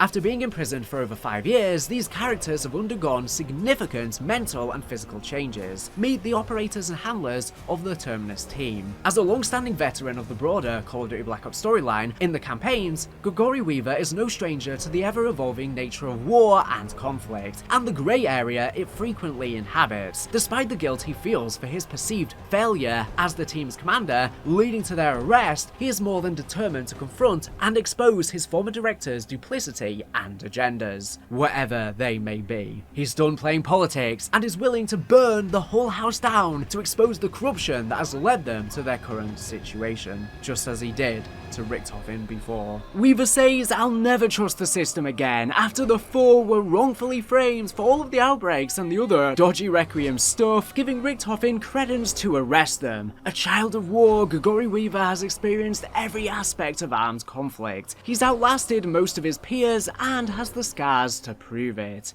He continues to be driven by duty and is committed to righting the wrongs of his past," likely similarly referring to what he did to Richtofen and his family. Which is interesting that he wants to right the wrongs. Is that referring to somehow his family? Because he wants revenge on Richtofen, so that's surely not righting any wrong he's done to him, so I wonder what that's about specifically. Or is it just referring to his guilt in the fact that that event led to Richtofen arresting them, and he wants to right that wrong, and he feels stupid for never realizing that they were all being played into a trap, and he was literally working for the person he tried to kill. Elizabeth Gray is no longer the meek and somewhat naive scientist who was so thrilled to be invited to work with Richtofen that she was somewhat blind to the realities of the Dark Aether threat and the dubious ethics of those who sought to control its power. These qualities had already changed with the loss of Samantha Maxis, but the injustice of her imprisonment brought out a tougher side she never even knew existed within her. She says, "I helped create this, and I'll be the one to stop it." Betrayed and imprisoned by her superiors, she must summon her will to survive in order to find justice for what was done to her. Thanks to Carver's mentorship and training, her transformation has made her more than capable of facing any threat head on. Speaking of Carver, his lifelong belief in the military, not to mention his own distinguished career, has been shattered. He is understandably aggrieved, but not bitter. On the surface, it may seem that he has run out of will to give, but instead, he is more dedicated to his friends and colleagues than ever, and believes that with determination, they will right this terrible injustice. He says, "As long as I'm standing, this ain't even close to over." Mackenzie McCarver's military career began with distinction, but now his record is marred by tragedy and consequence. Betrayed and imprisoned by those he trusted, he now has a purpose: to clear his name and reclaim his former life. As for Strauss, not only has he not fared well under the strain of incarceration and intense interrogation, his age and increasingly eccentric personality mean he is deeply reliant on his colleagues, not just for his own physical well-being, but also his sanity. Events take an explosive turn when Maya Aguinaldo, a young Filipina smuggler, arrives on the island in pursuit of her own and very personal agenda related to the disappearance of her own brother. Maya says, "Here's a tip, stay the F out of my way." More significantly for our team, she is accompanied by a familiar, but far from welcome, face. There are many profanities that could be used to describe Dr. William Peck, but even the most offensive ones would fail to adequately do justice to just how detestable he is in the eyes of our heroes, whilst he only sees them with one. Why was Maya's brother captured on Terminus though? Was it just that Janice was collecting nearby residents for their Dark Aether experiments, or did he do something specifically to warrant his capture? If Maya is a smuggler, maybe her brother is too, and he tried to smuggle research from Terminus leading to his capture, or he discovered too much about them somehow else. Does Maya similarly have knowledge on what is going on? Maya and her brother took their father's smuggling business to the next level, which definitely implies that both her and her brother were smugglers, and it's very well possible that, like I say, the next level she's referring to is potentially stealing a lot of the Ethereum research from Requiem Requiem and/or Janus, and now he's locked away because of it. And maybe whilst he was trying to do a heist, he got captured. Relying on her wits and cunning, she must now set her sights on those responsible for the disappearance of her missing sibling. Jumping back to the etheric incursions, with the outpost being overrun at the end of the intro cinematic, even though Aguinaldo and Peck are primarily here to set our heroes free, their arrival coincides with Terminus Island suddenly becoming the epicenter of yet another outbreak. Consequently, suspicions are high. Not only that, but it soon becomes clear that the chaos on Terminus is not the only incursion from the Dark Aether. On the other side of the globe, the West Virginian town of Liberty Falls in America is also facing its own zombie onslaught. Personal grievances with Peck and suspicions aside, the dire circumstances mean that this disparate group of battle-hardened heroes has little choice but to fight together if they are to have any chance of survival. This conflict will likely continue throughout the quest and DLC, though providing an interesting dynamic. It is interesting that all of the characters now know of the name Richtofen and that he is/was the director. During the 5 years on the island, at some point they uncovered that Richtofen played them the entire time. Did they overhear his name from the guards, or did Richtofen even introduce himself directly to them? Maybe to spite Weaver even further for his atrocity in accidentally burning his family before the events of Cold War when trying to kill him, but failing. Peck discovered the director's identity at the end of The Forsaken, but likely has used the past 5 years to further research into him and his agendas, likely knowing the most as to what is happening out of them all. The question is, if Weaver now knows that Richtofen was behind everything, why does he still want revenge on him? Does he even have any right to after he literally burnt his family? Do the other characters even know he did this? It is unlikely, and maybe at some point in the story they will discover this shocking revelation, causing extreme tension and distrust with Weaver as an individual, and they will likely blame him entirely for the past 5 years of torture, experiments and imprisonment they've experienced. Liberty Falls. During the close of Black Ops Cold War Zombies, Richtofen began requesting digging underground tunnels in rural West Virginia called Liberty Falls, planning to import lots of resources there, including 5,000 tons of steel as the first stages of his plan. They have been hiring scientists, military personnel, operations personnel, and custodians. They used a cover story of a nuclear power plant tower failing and leaking to evacuate the locals. As predicted, a few locals weren't exactly keen on giving up their land, asserting their rights as American citizens to protect their property. Janus planned on starting construction on a giant wall around this time to keep people or things in and outsiders out, but were ultimately denied planning permission. Over the next several years, Eddie started setting up a new test site under Project Janus in Liberty Falls, where the Forsaken's containment chamber was held and studied, and Richtofen requested large amounts of Ethereum to be brought into the town, likely to construct a stable gateway, as well as all of the other experiments that Janus are up to. He also remained haunted by the deaths of his wife and son. It took 5 years for them to fully enact all of their plans with Project Janus, turning it into a secret government-run town. It is very well possible that Richtofen lived close to, somewhere else in West Virginia, or even in Liberty Falls itself. At the time his house was burnt down, but that is entirely speculation with little substance. It's just based on the intro cutscene with his family seemingly being in the countryside by the town. I'll get your sweater from the car.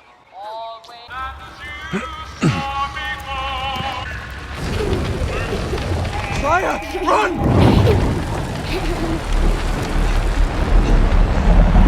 For God's sakes! Run!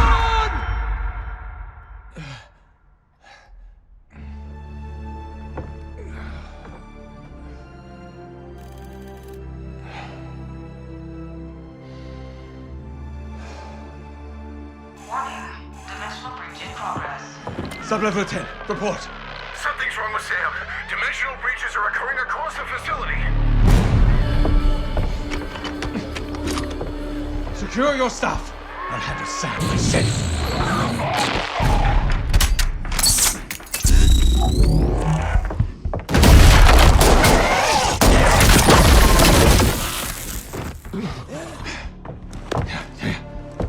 Blanchard, secure the command post. Call in response teams. Get Liberty Falls locked down. Copy? Copy.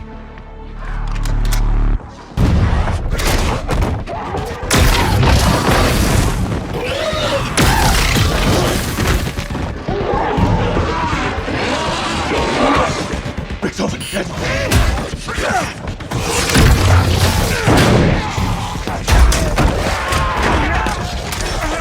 Director, Project Janus! Emergency! Override!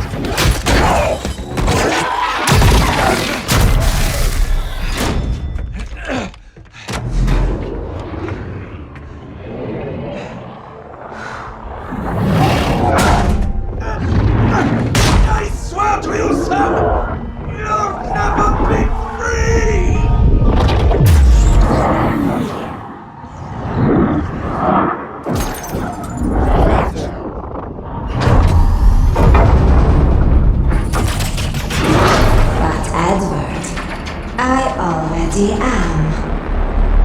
On February 18th, 1991, after waking up from a nightmare of his past, Eddie was shocked to be immediately notified of a dimensional breach while on site at Liberty Falls by a scientist who states something's wrong with Sam. He didn't seem surprised, as he seemed to predict this day may come. Using a Wunderwaffe DD2 in his bedroom, Eddie ferociously defends himself, showing his expertise, military training, decimating all zombies in his path. After Weaver infiltrated his previous home and killed his family, he always stayed prepared now. He continues to defend himself while also rescuing and ordering Janus Security Detail operative John Blanchard to call in a response team and made his way down to the sub-level basement. As Eddie took an elevator down, purple mist seeped through the elevator and grabbed him, rocking him up and down as he called out to Samantha, claiming he would never set her free. The mist then phased Eddie through a portal, possibly trapping him in the Dark Aether. As the elevator door opens, revealing the containment chamber having seemingly been taken over by Samantha. The containment chamber breaks free from its wires and begins hovering as Sam states, "But Edward, I already am," in response to Richtofen telling her she'll never be free. There are quite a few implications that could be possible. For one, the containment chamber may actually be an entirely separate one from the one that Richtofen had pet crate to contain the Forsaken, as it is seemingly much larger with a yellow/orange glow instead of a red one, and has hexagon panels all over its side. Alternatively, it is possible that Richtofen merely had the Forsaken's chamber upgraded/had him transferred into a much larger one, and it then became corrupted by Samantha Maxis. Or even, this could be an entirely separate chamber unrelated to the Forsaken, and he is either being held close by in Liberty Falls similarly, or elsewhere. My personal theory is that this is actually an AI, artificial intelligence recreation of Samantha Maxis' personality, held in the chamber, and Richtofen had her created because maybe he misses her, and she was built to control Richtofen's mainframes and protocols. The reason why I think this makes more sense than it being a real Samantha Maxis is because it completely contradicts the established canon that Samantha sealed the Forsaken away within the Dark Aether itself, trapping her. But I guess real Sam could have started controlling his technologies from within the realm, similar to Zykov controlling the Intel machine whilst not being physically free, and sending hordes of zombies too to weak Veil spots, with her not actually being fully free, but with her end goal to fully free herself eventually. Eddie may have used similar cloning technology to how Grey made AI replicas of Requiem's personalities, which just so happens to have been contained in a small orb with the Cerberus Wonder Weapon, similar to the giant orb that Samantha now controls. This AI may have gained Dark Aether powers and enhanced sentience on its own accord thanks to the real Samantha, who it's based on having powers, and Richtofen could have merely overlooked this fact, or the AI became corrupted by the Dark Aether itself and may have even begun cloning it, or the AI could have been controlled by the real Samantha Maxis, like I said, and she is using it as a way to communicate with the outside world whilst being trapped in the Dark Aether. The reason why it's likely to be an AI version of Samantha is that her voice sounds distinctively robotic and very similar to the Cerberus companion modules. But Edward, I already am. Hello, I am CRBRS, but you could call me Cerberus, sure. As well as the fact that there are Project Janus Sam trials in the game, but it's not just Sam, it's S.A.M. Similar to how Zykov aided us with rewards in Cold War Zombies. Players can complete challenges, although this time, the machine will phase in and out of reality, indicating maybe she is too. The fact this is called S.A.M. trials and not Sam trials means it is an acronym for something, in the same way that the Cerberus was an acronym, and we can even see a hologram of the containment chamber, meaning these trials are being sent from the chamber, not just here but to other areas where the outbreak outbreaks are starting due to her, such as on Terminus. I wonder if Richtofen had Sam be the basis for the AI due to her real-life enhanced powers that might give increased strength to these technologies. The containment chamber and underground labs was likely why Richtofen was having mass amounts of metal brought into the town with custodians and scientists. It is likely that this Sam is also who simultaneously causes the outbreak on Terminus and potentially other locations around the globe. Yet to be seen. And the surveillance personnel at Terminus Island even had various marks mapped on a computer screen that likely other Janus operations and/or locations of zombie outbreaks. One in West Virginia, of course, one in India, Brazil, the middle of China, and even one in Russia, and many other throughout the world's oceans. Speaking of acronyms, you may have noticed that the containment chamber and the Forsakens is very similar to the design of the Sophia robot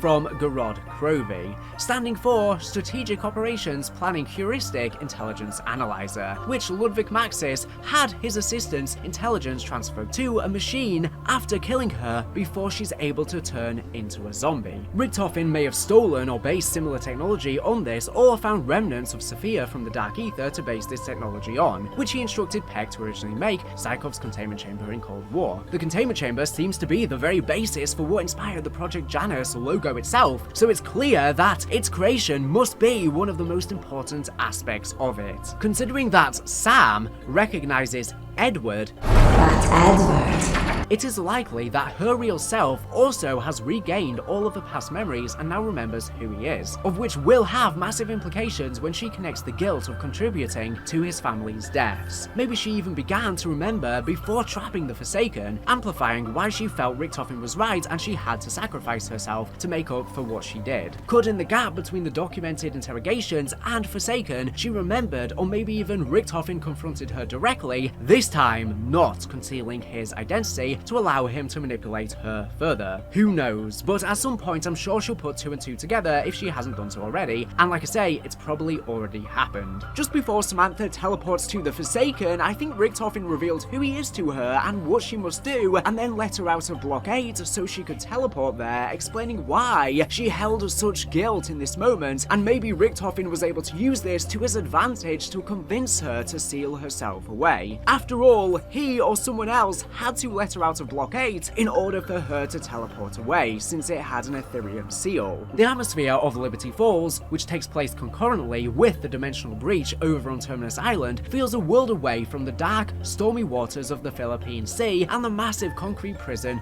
Gregory Weaver and his crew are fighting to escape from. Players must explore the once idyllic and now horrific small West Virginian town of Liberty Falls, whose residents have either fled or barricaded themselves into the settlement in a last desperate attempt to survive, which we'll probably attempt to rescue on the map. By the time we arrive, playing the map, assumed to be part of the Project Janus forces under the watchful eye of Security Chief John Blanchard, the town is overrun and the battle seems well and truly lost.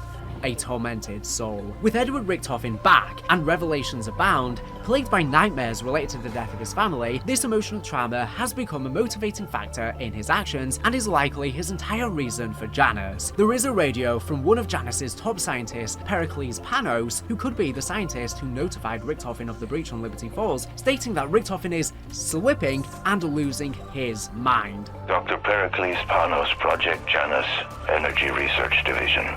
It has become abundantly clear. Director Richtofen is slipping. If we fail, it will all be down to Richtofen and his hubris. He fears the worst, and that the total collapse of the Janus operation could be down to Richtofen's hubris. Richtofen appears to be continuing his duties as the director, though this time he's heading up the Cladison Project Janus organization from an old mansion on the hillside above Liberty Falls, the town itself. Unlike Cold War Zombies, where everything went according to his plan, in the gap he is no longer the precise mastermind he once was, and all of his plans are faltering, with unforeseen and uncalculated circumstances putting him on the back burner. A shocking twist from when we last saw him in Cold War, smiling after accomplishing all of his goals. He has now visibly aged considerably and is very shaken up. A different, unknown set of characters battle their way through the barricaded streets, with Project Janus security chief John Blanchard acting as a handler. He assumes your team to be part of Project Janus security cleanup operation and monitors your progress against the undead from afar. He orders them to try and rescue 3 missing Janus scientists, as well as lets them know he is trapped holding out in the mansion. Blanchard to Alpha. 3 Janus science staffers are missing somewhere in your AO. Locate and extract. I'm counting on their expertise to end this outbreak. Who is this elite unit we play as on Liberty Falls, and why did the actual Janus security not arrive though? Were they prevented by whoever sent in the elite unit? Could they have been sent here by Peck, explaining how he'll attempt to get Richtofen's location? Or could they be some kind of alternative group against Janus? Potentially Pantheon from the campaign, who we know have infiltrated the CIA to the highest levels and plan on detonating weapons of mass destruction. It would be nice to have a crossover. Or could they even be higher ups in Janus trying to sabotage Richtofen because they no longer feel confident in him as the director? So the group to send in may be sent by the redacted board of directors. The redacted board of directors obviously have a name, hence why it's been redacted, so maybe that name is what they actually are. So maybe they're not the Janus strike team specifically, but more so the upper echelon of Janus that have a different name. I also do wonder if they could even be the strike team from Cold War and they got broken out by whoever sent them there, considering we do not see them in the Terminus cutscene, only Raptor 1, but maybe we'll encounter their cells in the quest. The most important thing regarding the fact that they are seemingly imposters, aside from who they actually are, is that surely sometime during the quest, Blanchard will figure this out, at which point they may stop obliging to Blanchard's orders, and this could have massive consequences. The rivalry between them will likely be a huge part of the plot of the quest. Considering it's unlikely we play as these operators on future maps, I do wonder if they die by the end of the quest and or fail to save Blanchard, leading to the Terminus crew having to pick up where they left off later. This redacted board of directors may be trying to cover up the outbreak and place all of the blame on Richtofen, as this would completely mess up their plans and they may want him dead and blame him for Liberty Falls going so wrongly. Whoever they are, I do wonder if they could have even been who gave the assassination order on Richtofen to Weaver and Sam. What was he doing to warrant the target though? Was Project Janus even in the works previously, or is there only a reaction to this event? Does he want to harness or return something or someone or many from the Dark Aether and someone wanted him dead for it? What happened in Samantha and Eddie's early lives to cause them to separate? Did he do something bad to her or someone else, or even the other way around? Additionally, there is a Dark Aether Piercer, a temporal generator power modular that we seemingly build on the map, and an achievement called World Domination. Tap into your super villain side. Maybe that's even the main quest, we don't know. So maybe we do make it worse and play as the bad crew. Either that or we try and control all of the anomalies cropping up to localize them, as throughout the map these ether storms are cropping up. Maybe we make the storm worse for some reason to try and control it, and then maybe it summons Stormcaller from Modern Warfare Zombies and we fight it, because we know that Strauss had seemingly encountered it before. Obviously he's not on this map, but I assume they're going to come here in the future. We will have to see. It does seem we may be generating these rifts for power or some other purpose. Like I say, it could be trying to control them. Maybe we have to make it worse in order to make it better. And whilst the outbreaks take place simultaneously on Liberty Falls and Terminus, the maps are not actually concurrent. In contrast to a lot of their statements, the outbreaks take place at the same time. The intro cutscenes take place at the same time where the outbreaks begin, but of course on Terminus, we are playing right after the crew escape from their chambers and the outbreak ensues. However, Liberty Falls were playing as this cleanup crew, or whoever this elite unit was that was sent in, about 12 hours after the outbreak actually began. So there's going to be a bit of a gap, and what this could potentially mean is maybe in the Liberty Falls quest, we're going to be contacted at the end by the Terminus crew, which means we really should be completing the Terminus one first and then going on to Liberty Falls, even though Terminus is the much more difficult one. So probably Liberty will be completed first. And it seems like this elite unit we're playing as on the map will discover the remnants of the Janus cleanup crew found dead atop this rooftop where they held out in the final moments. So maybe we're going to find some of them here left over. We'll find their dead bodies, but we might also find some survivors and have to try and save them, or make it even worse. It really depends on whatever the motive is of this elite unit. Footage from an incursion at a once quaint, now overrun West Virginia town also gives you the first glimpse at the second launch map, seemingly the epicenter of the Dark Aether outbreak. Chaos is crawling through Liberty Falls, with much of the local population now succumbing to the results of of a second simultaneous dimensional breach, them ripping civilians apart, a massacre, a tragic tale of Liberty Falls ensues. One such person who survived but bore witness to the horrific outbreak and slaughter of civilians is Crystal Miller, a 5-year-old child. On February 23rd, Crystal was interviewed recounting her traumatic experience by John Blanchard, doing extremely well, the outbreak she experienced of course happening before we actually play on the map, before the strike team was sent in, with her only being rescued afterwards, interviewed just 5 days after the outbreak, showing Blanchard likely holds out for a while. The DLC. But what will actually happen throughout the main quest on the launch maps as well as the DLC of Black Ops 6 Zombies? Whilst of course we do not know exactly, there are some educated guesses we can make. The Terminus team will probably be successful in escaping the island, despite the name meaning that no one is ever supposed to escape. I do not think the characters will be successful in rescuing Maya's brother though, because otherwise why would she continue to help them get revenge on Richtofen, assuming she remains as part of the crew? If she were to successfully save her brother, the only reason she joined Peck on Terminus to begin with, it's possible that her brother has already been taken elsewhere or to another facility, meaning she'll have to continue to track him down, or he has been killed or turned into a zombie, leading to her wanting to get revenge on Richtofen with the rest of them throughout the course of the DLC. There is a food-motivated zombie on Terminus that's mentioned as still responding to the name Nathan. Could this be Maya's brother? He is described as being highly manipulative, so it's urged not to engage with him. Maybe the quest on the map will see us communicating with him, unaware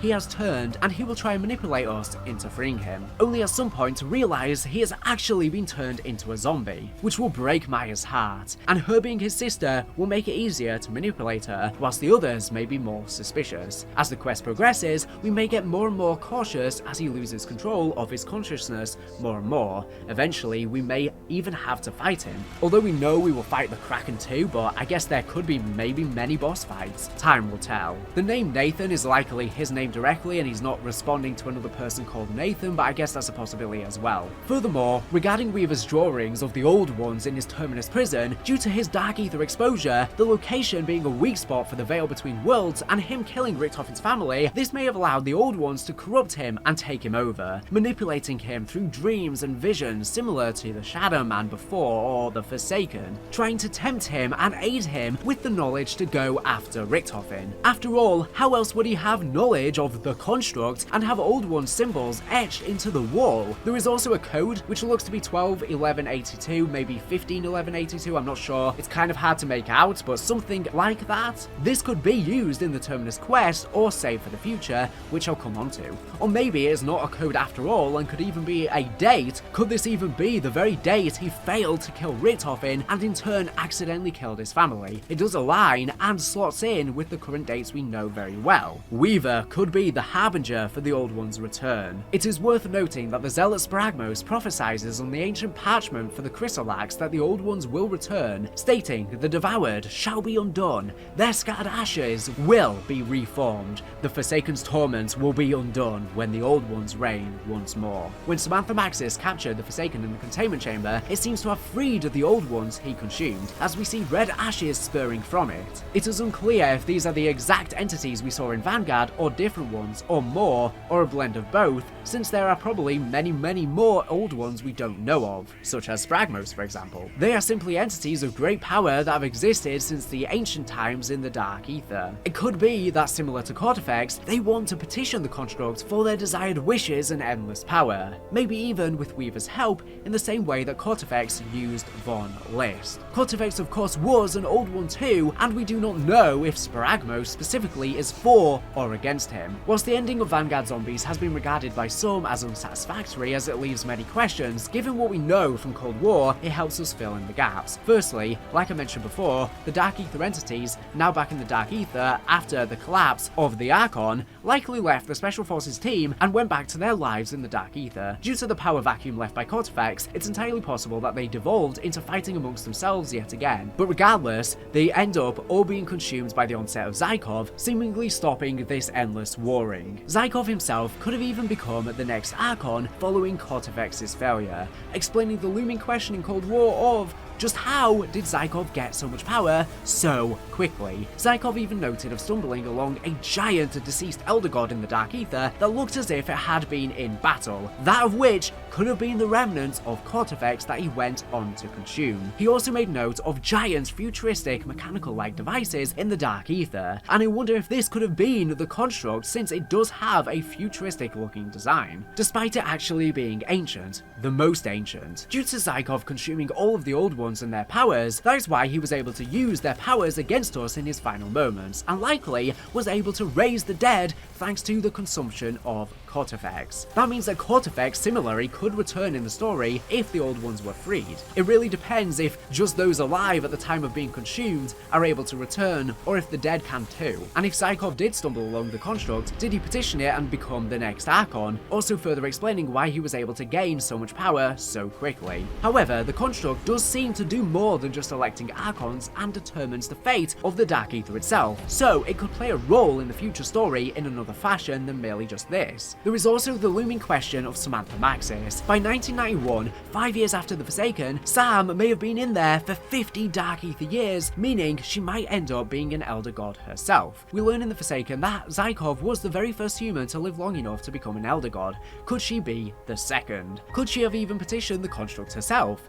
Is she even still on our side anymore after all of these years of Dark Aether corruption? Does she want revenge on Richtofen for throwing her in there, despite her accepting it before, or does she still believe she made the right choice? It could even be that Richtofen himself wants the construct's power by way of bringing his family back, since it can grant any desired wish, theoretically. In the Terminus quest, whilst we are trying to locate the coordinates of Richtofen, we likely don't find out exactly where he is immediately, especially since he got taken by the smoke. And it just seems too easy that we'll find it out already on the first map. My guess is, over the course of the DLC, we will get closer and closer to him. There have been 4 DLC maps codenames leaked, that being The Keep, Dig Site, Janus Towers, and Mansion. Whilst we do not have confirmation on the order, this is my guess for how events will play out. I think after the characters escape Terminus, they will head to a nearby fortress/castle, aka The Keep. This could be a Janus facility where Richtofen was having materials and people brought to and forth from the island. On this map is where I think they'll find out Richtofen is at Liberty Falls, or they need to go here for a specific item or intel first before heading there, or this keep is located somewhere far away entirely. Afterwards, I think they'll head to Liberty Falls. They either go to Dig Site or Janus Towers. Dig Site being where Richtofen was digging tunnels, maybe trying to retrieve Dark Aether artifacts. We see a skeleton of a T-Rex in Richtofen's mansion, so this may have been uncovered when digging these tunnels. It's also very well possible that the Dig Site is located entirely somewhere else in the world. I think they'll head to Janus Towers at some point, which are likely the giant towers we see in the distance on Liberty Falls. As to what Janus are doing with these factory towers, I have no idea, but clearly they're doing some kind of Dark Aether experiments and building something, or this could be where/what Richtofen needed steel for and could even make up part of the nuclear power plant he had the fake cover story created around, although the metal was also probably used for the underground tunnels and containment chamber. Finally, I think the last map will be the mansion on top of the hill itself. I think the quest will see us exploring potentially the garden inside the mansion, which looks so huge and is actually based on the real-life hilltop house in Harper's Ferry, and I think the goal of the quest could be trying to access the elevator. Richtofen, of course, accesses it via direct ID, but maybe they are able to hack into it, or, like I mentioned before, the code on Weaver's walls, which I think is 121182, could even be for this elevator, and the old ones could have been helping them, or they gain access via some other way.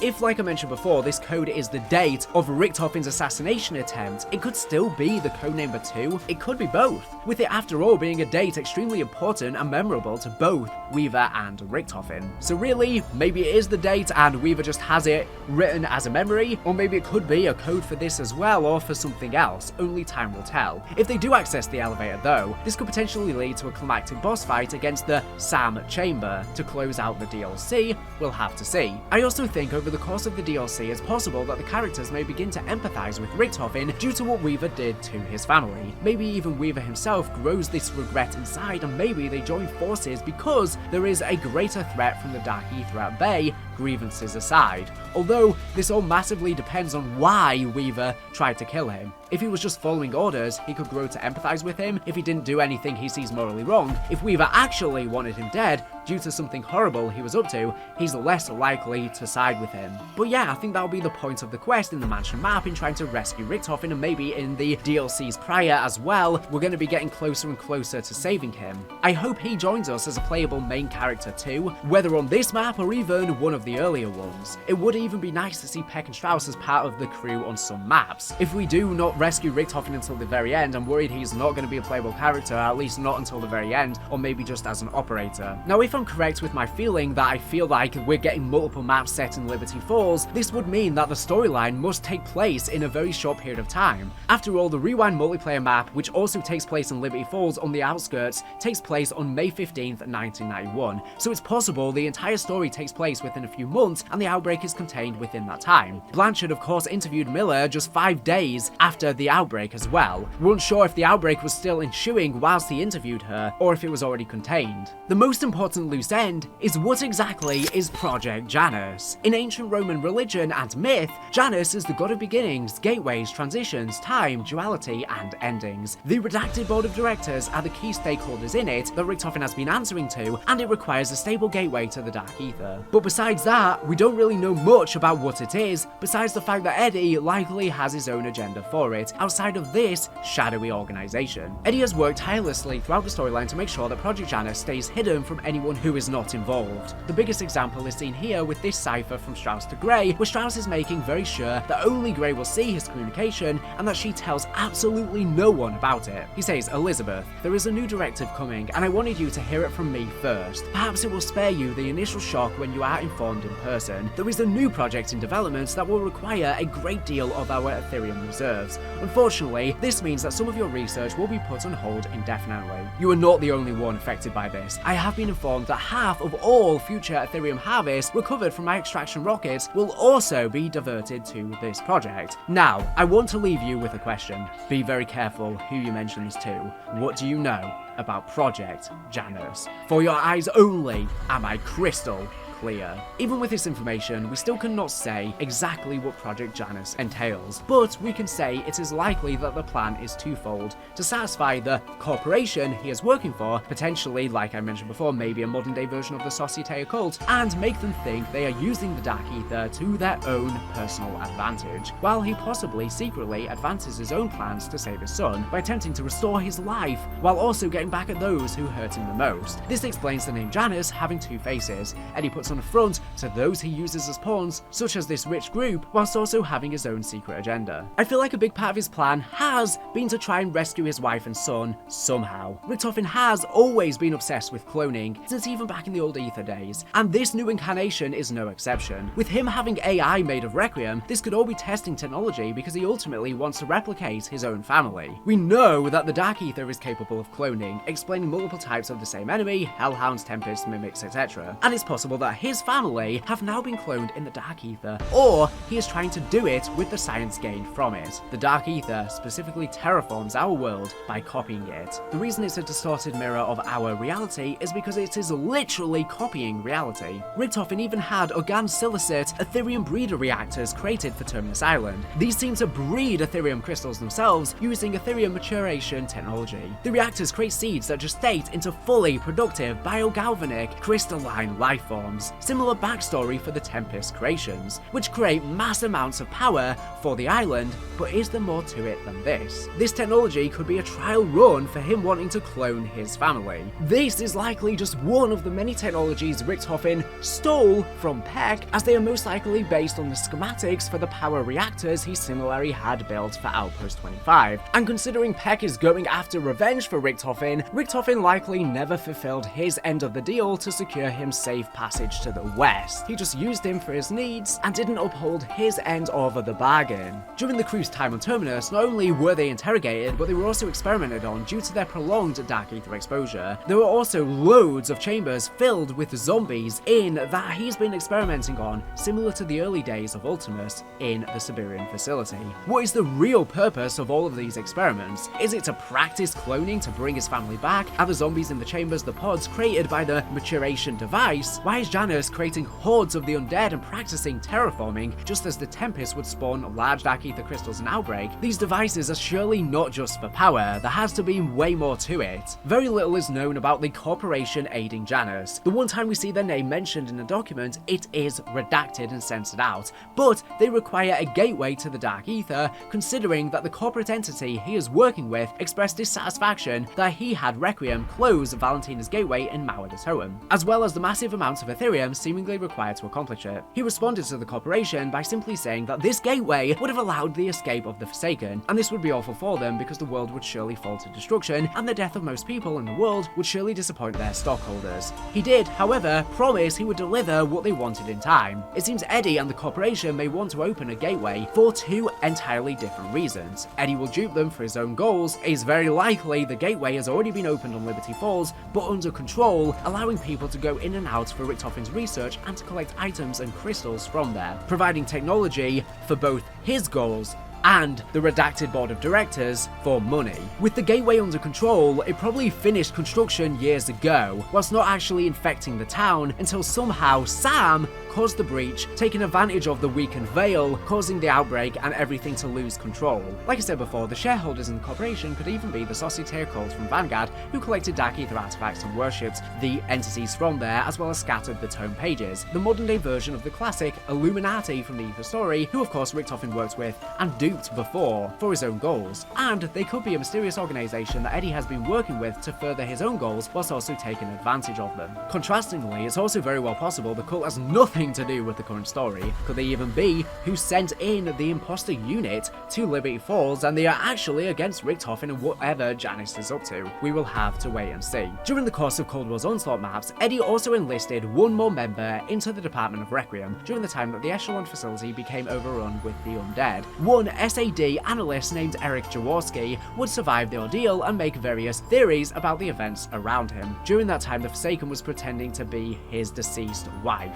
but he went on to stop the outbreak. He would write all of this down in case he did not survive the chaos. Not falling for the Forsaken's manipulation, from this we can see Eric Jaworski's wife is truly missing, but we do not know what happened to her, and the communications with the Dark Aether, like I say, were likely the Forsaken trying to draw her in. What is interesting to note is that Eric would be placed under Carver in the Containment and Security Department, and is likely the person next to Carver in the Forsaken's ending cutscene, and we do not see him arrested. Perhaps due to his strong will and mind, with not being tempted by the Forsaken on Echelon, the director might still have plans for him, hence why he even picked him to begin with, as he proved himself worthy, considering that he saw potential in him. But so far, Eric Jaworski has not reappeared in the story since Echelon, and it's unclear if we'll see him in Black Ops 6 or beyond. Another massive loose end is Mr. Peaks. This is the bunny rabbit that has replaced Samantha's teddy bear in the mystery box, and also aids the players with rewards throughout the Vanguard and Cold War Zombies maps. In Black Ops 6, he will now also be aiding us with Gobblegums, showing he may be just as important as Monty in this new story. Given the fact he appears in Vanguard Zombies, this means that he has existed within the Dark Aether for a very long time, potentially even during the Aether story.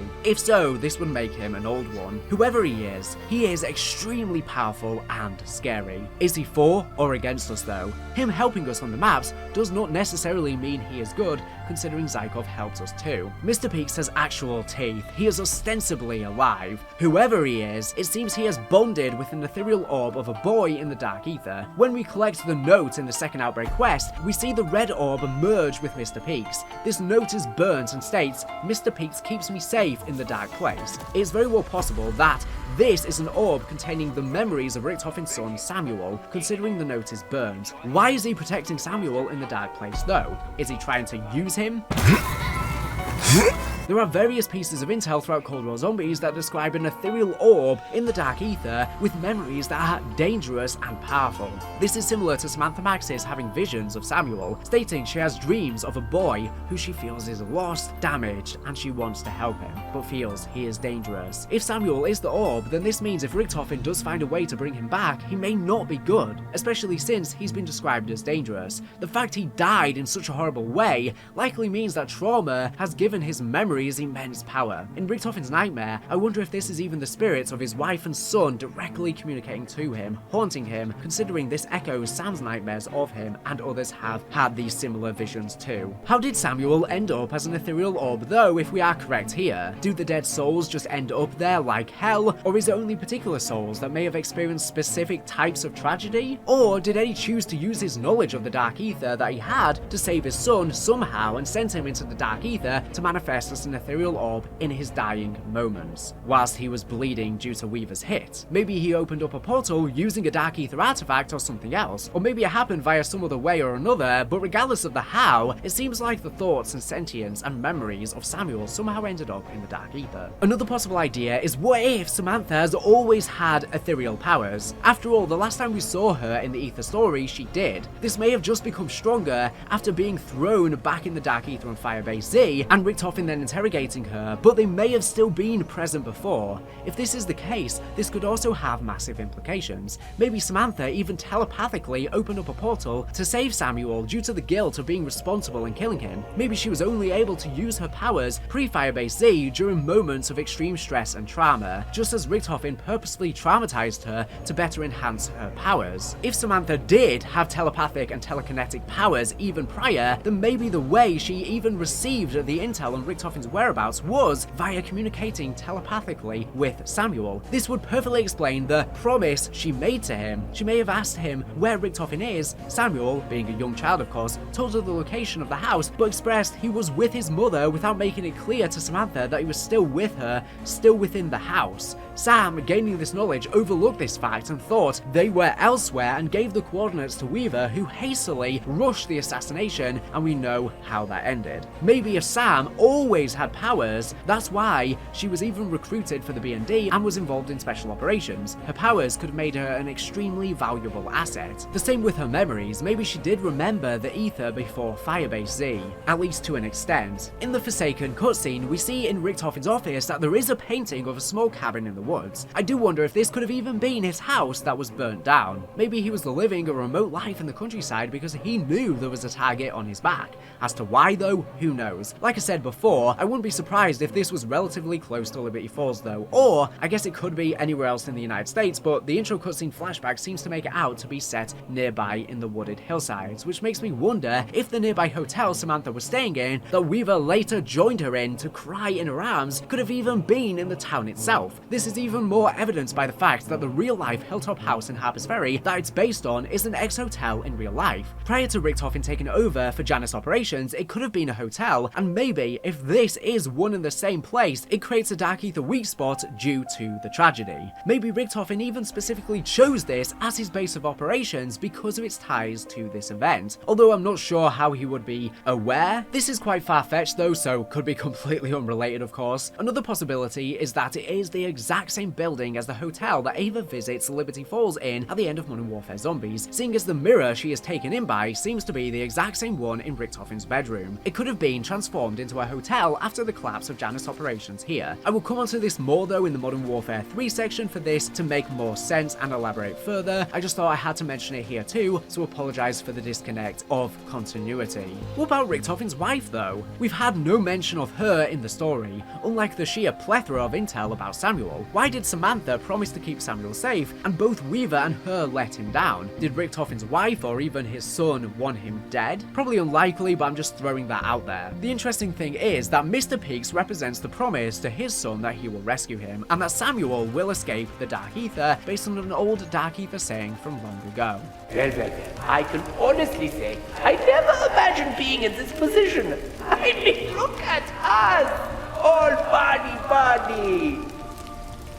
I'm not going to apologize for all the terrible things I have done, because frankly, I'm not sorry for anything. Yeah, I've had the time of my life. Now, I know you'll probably never really trust me, and even now, you'll be expecting me to pull some last-minute rabbit out of a hat. A big rabbit of betrayal. Yeah, no kidding. Thank you, Dennis. I knew I could rely on you. So, do you have a rabbit of betrayal? If I'm honest, I've been expecting one since we all got together. Sadly, no. I am all out of rabbits.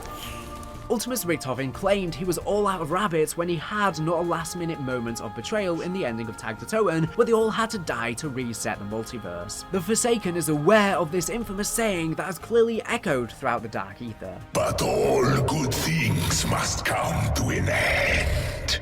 As the old Dark Aether saying goes, you're all out of rabbits. Was them or me? Do you know what that means? It means no more escapes. This time, no one gets out alive.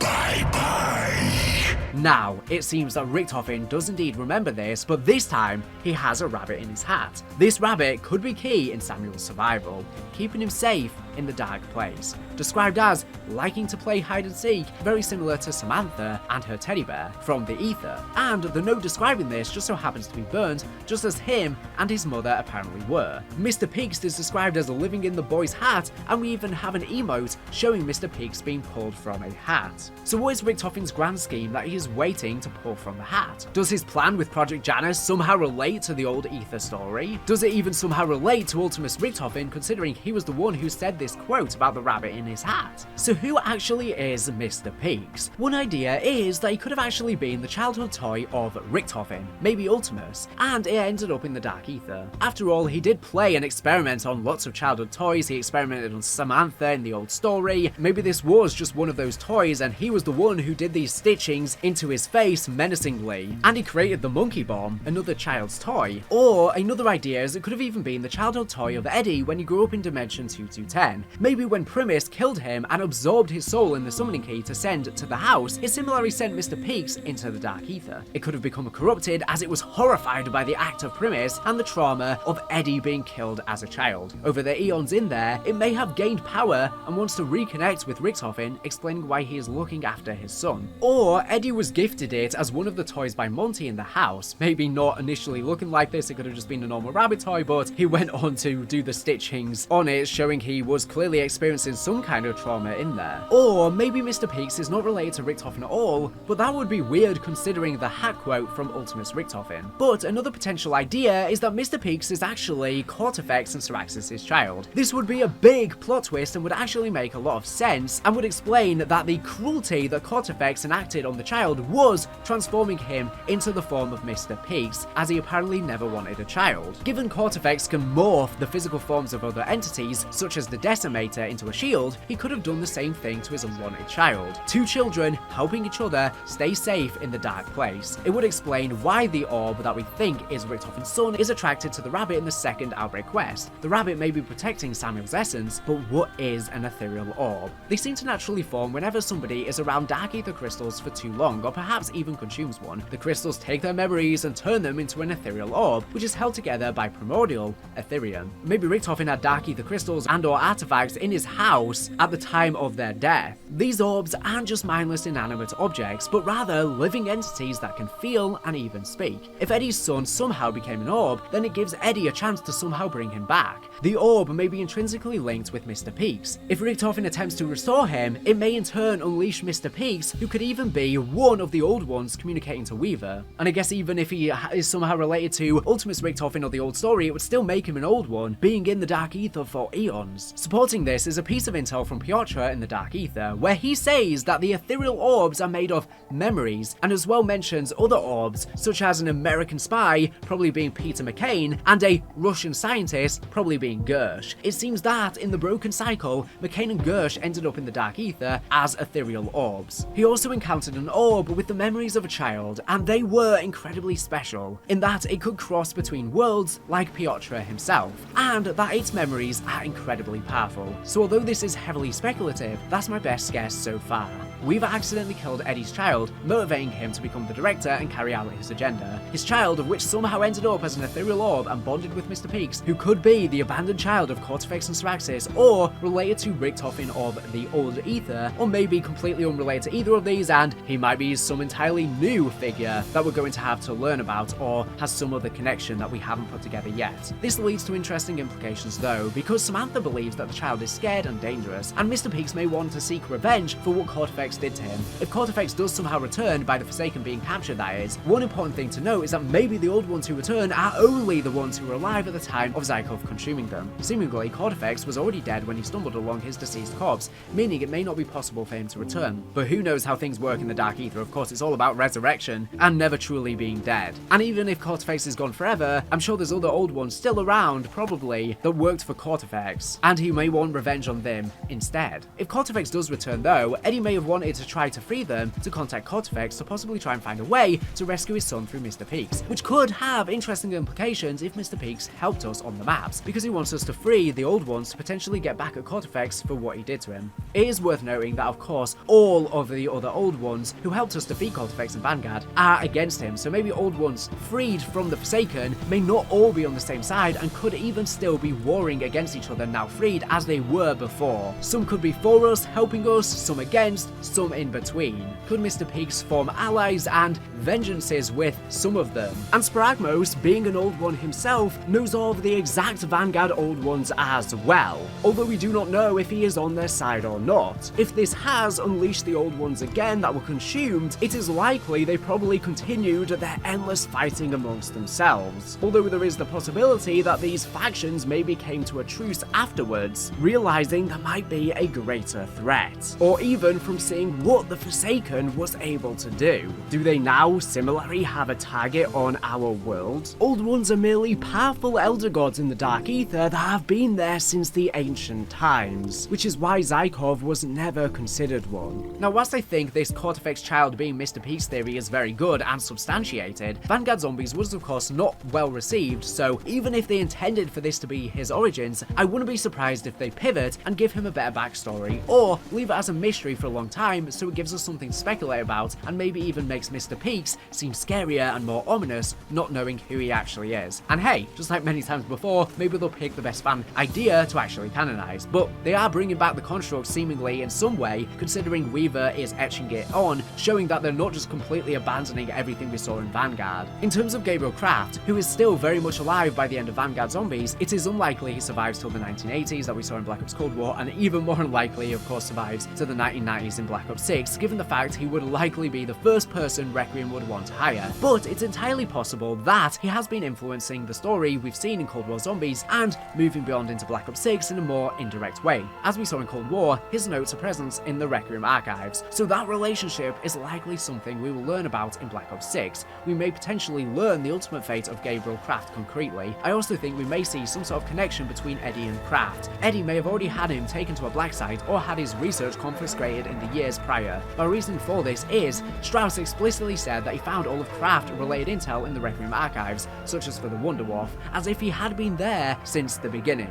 This means Requiem could have been founded off of Kraft's research itself, and could have been some of Richthofen's initial findings from the Dark Aether. Maybe we'll hear of him or see more of his documents and artifacts in the Black Ops 6 intel and radios. One major thing I want to mention is the potential return of Element 115. Ever since Nikolai sent all of it into the Dark Aether, there hasn't been one mention of it since, until now, where it has been mentioned in succession over and over. Firstly, in Black Ops 6 itself, the ray gun now mentions 115. In Black Ops 1's campaign terminal, it's revealed it is powered by a combination of Element 115 and cold fusion technology, creating cold cell batteries to be inserted into the gun as ammunition. However, that was the only evidence, and we thought it got retconned when the ray gun returned in Black Ops Cold War, despite Nikolai banishing all of 115. It seems that Element 115 is still a thing though, and considering it just got sent into the Dark Aether, many elements from the past are subsequently returning. In Modern Warfare 3, 115 rocks even began being uncovered in the Dark Aether, and then even in the real world on Urzikstan. Could this be similar to how the Apothicans were sending out 115 in the hopes humanity would be corrupted by it and wage war? Whilst Ethereum is now what necrotizes humans to create zombies in the new story, it's pretty obvious that this element has always existed in the Dark Aether, and we've only just become aware of it. While 115 and Ethereum may seem identical on the surface, there are distinct differences. Whilst they both corrupt and create zombies, Ethereum is the lifeblood of the Dark Aether, like I mentioned in the Cold War section, found everywhere in liquid, gas, and crystalline solid form. It is the very thing that the inhabitants of the Dark Aether, including zombies, breathe. This is why when the Dark Aether breaches the regular world, it begins to terraform the area with Ethereum, because this is necessary for the zombies and entities to survive. It's doing the inverse of the Dark Aether reflecting our world turning our world into the Dark Aether. This is why we've only seen zombie outbreaks in contained incursion zones since Black Ops Cold War. In contrast, Element 115 seems more powerful, as zombies do not require constant exposure from them to survive, meaning zombies can occur everywhere on a much larger scale. With Element 115 returning, it has to be important for some reason, considering Treyarch have decided to reintroduce it just now after no reference in the past 5 years. Could this even factor into Project Janus? Could Janus have been harvesting 115 for their technologies,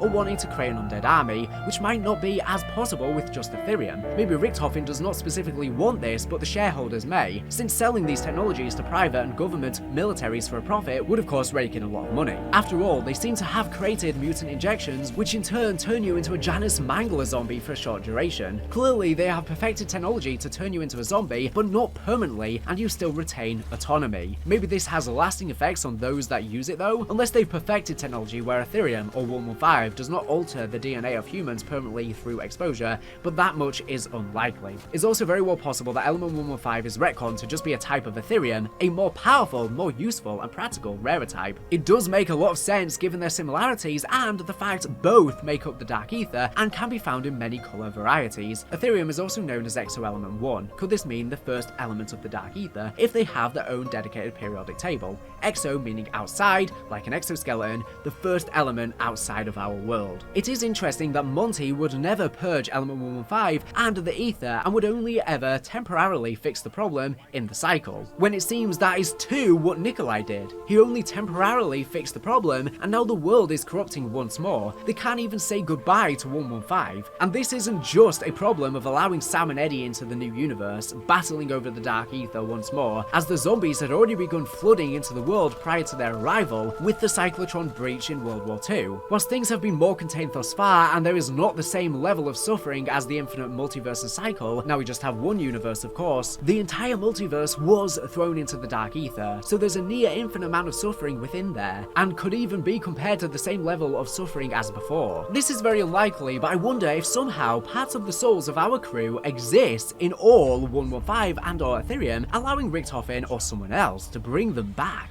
Considering their souls were literally bonded with the Aether and the Elemental Shard, being bonded to Element 115 itself, which is now returning. 115 should have been gone. It shows that nothing is truly ever gone. But I doubt they'd ever return, with Treyarch explicitly saying it's the end of the line for Ultimus and Primus, but I guess that doesn't rule out another version of them. But would Treyarch want to undo their sacrifice? Probably not. I wonder if even the Elemental Shard somehow has something to do with Ethereum when it was broken with the rest of the Agartha device and summoning key. Maybe some part of the old character still remains in all existence. Could Richtofen even want the Genesis code again to bring his family back?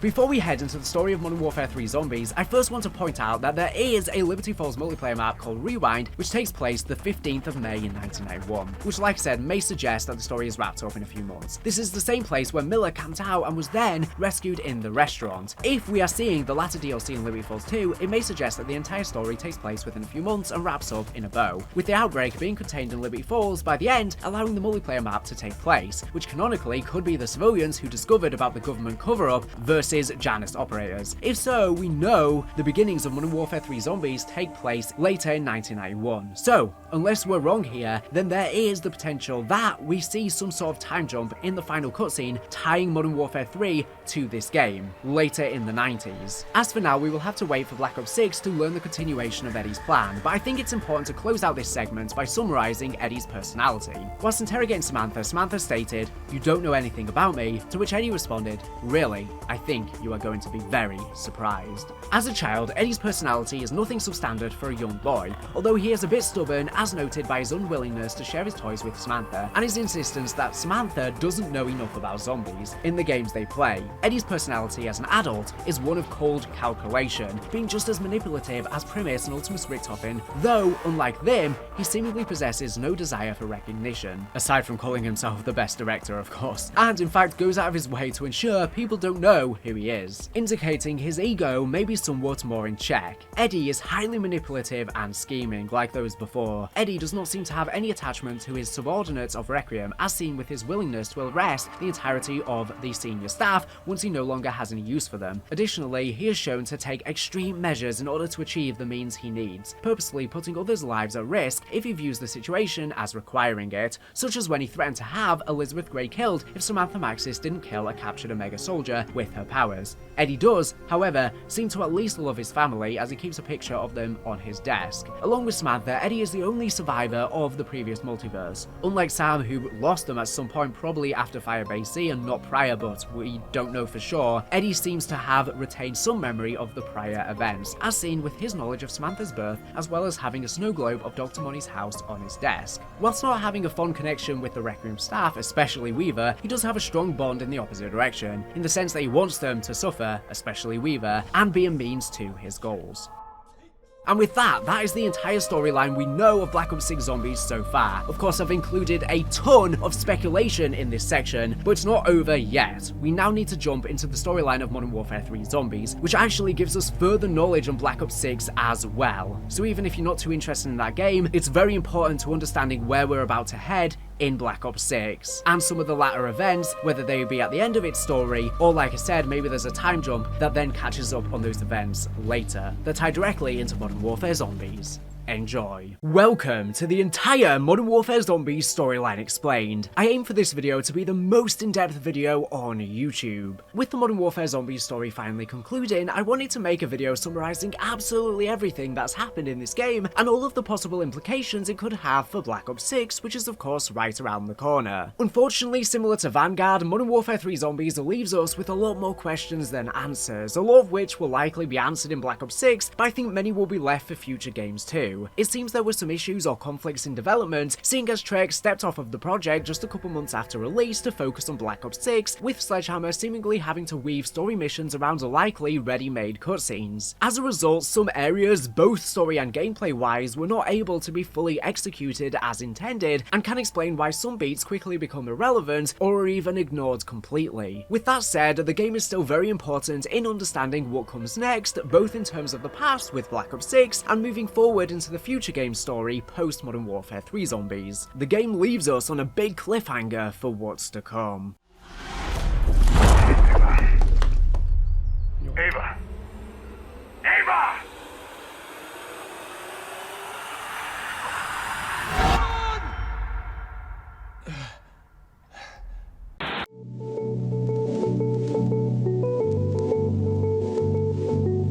Before we can discuss the ending and what it means for the future of the Dark Aether storyline and all of the ramifications that come along with it, we need to look back at everything that led up to this conclusion, starting with the beginnings of the Modern Warfare Zombies story. Our story begins in the 90s, where we are introduced to many of our characters we would go on to see decades later. There's a place just round the bend. A place by the name of Liberty Falls.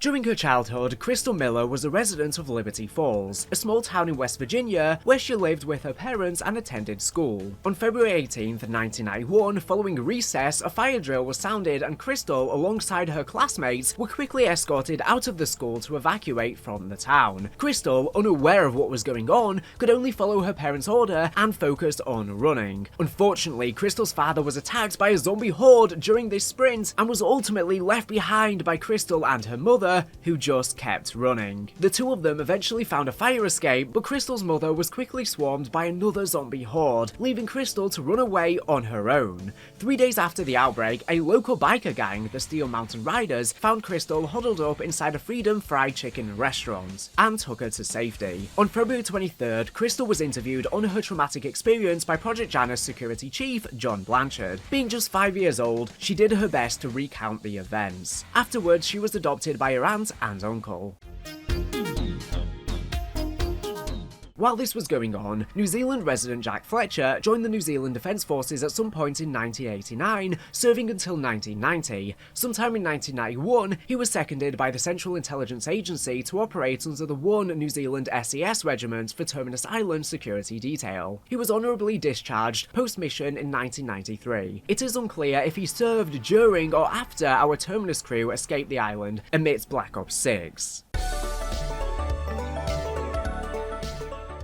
The most important relevance in the introduction to Modern Warfare 3 is with the birth of Ava, who was conceived by Requiem for a currently unknown reason as the biological daughter of Samantha Maxis and Sergei Ravanov, using their DNA samples taken from them with or without their consent, with Elizabeth Gray acting as the surrogate mother who carried and gave birth to her in 1993. At the very moment she was born, a mysterious entity spawned in the Dark Aether. The Dark Aether seemingly cloned Ava, creating a dark shadow of herself due to their mother Samantha Maxis' strong connection to the realm, essentially acting as her twin sister of sorts. Ava was cared for by Gray and presumably the other Requiem leads for 3 years. By then, Gray and the others were slowly dying due to their long-term Ethereum exposure. At some point before, the characters attempted to save Samantha Maxis from the Dark Aether, but ultimately failed, with some taking the loss harder than others. Before the Ethereum would kill them, as of 1996, long after their escape on Terminus Island, it was decided that Ava would be handed off to a now adoptive parents, a couple of ex-New Zealand National Intelligence agents, the Jansons, while it was decided that Ravanov would keep watching over her from afar, seeing as he has direct ties with her.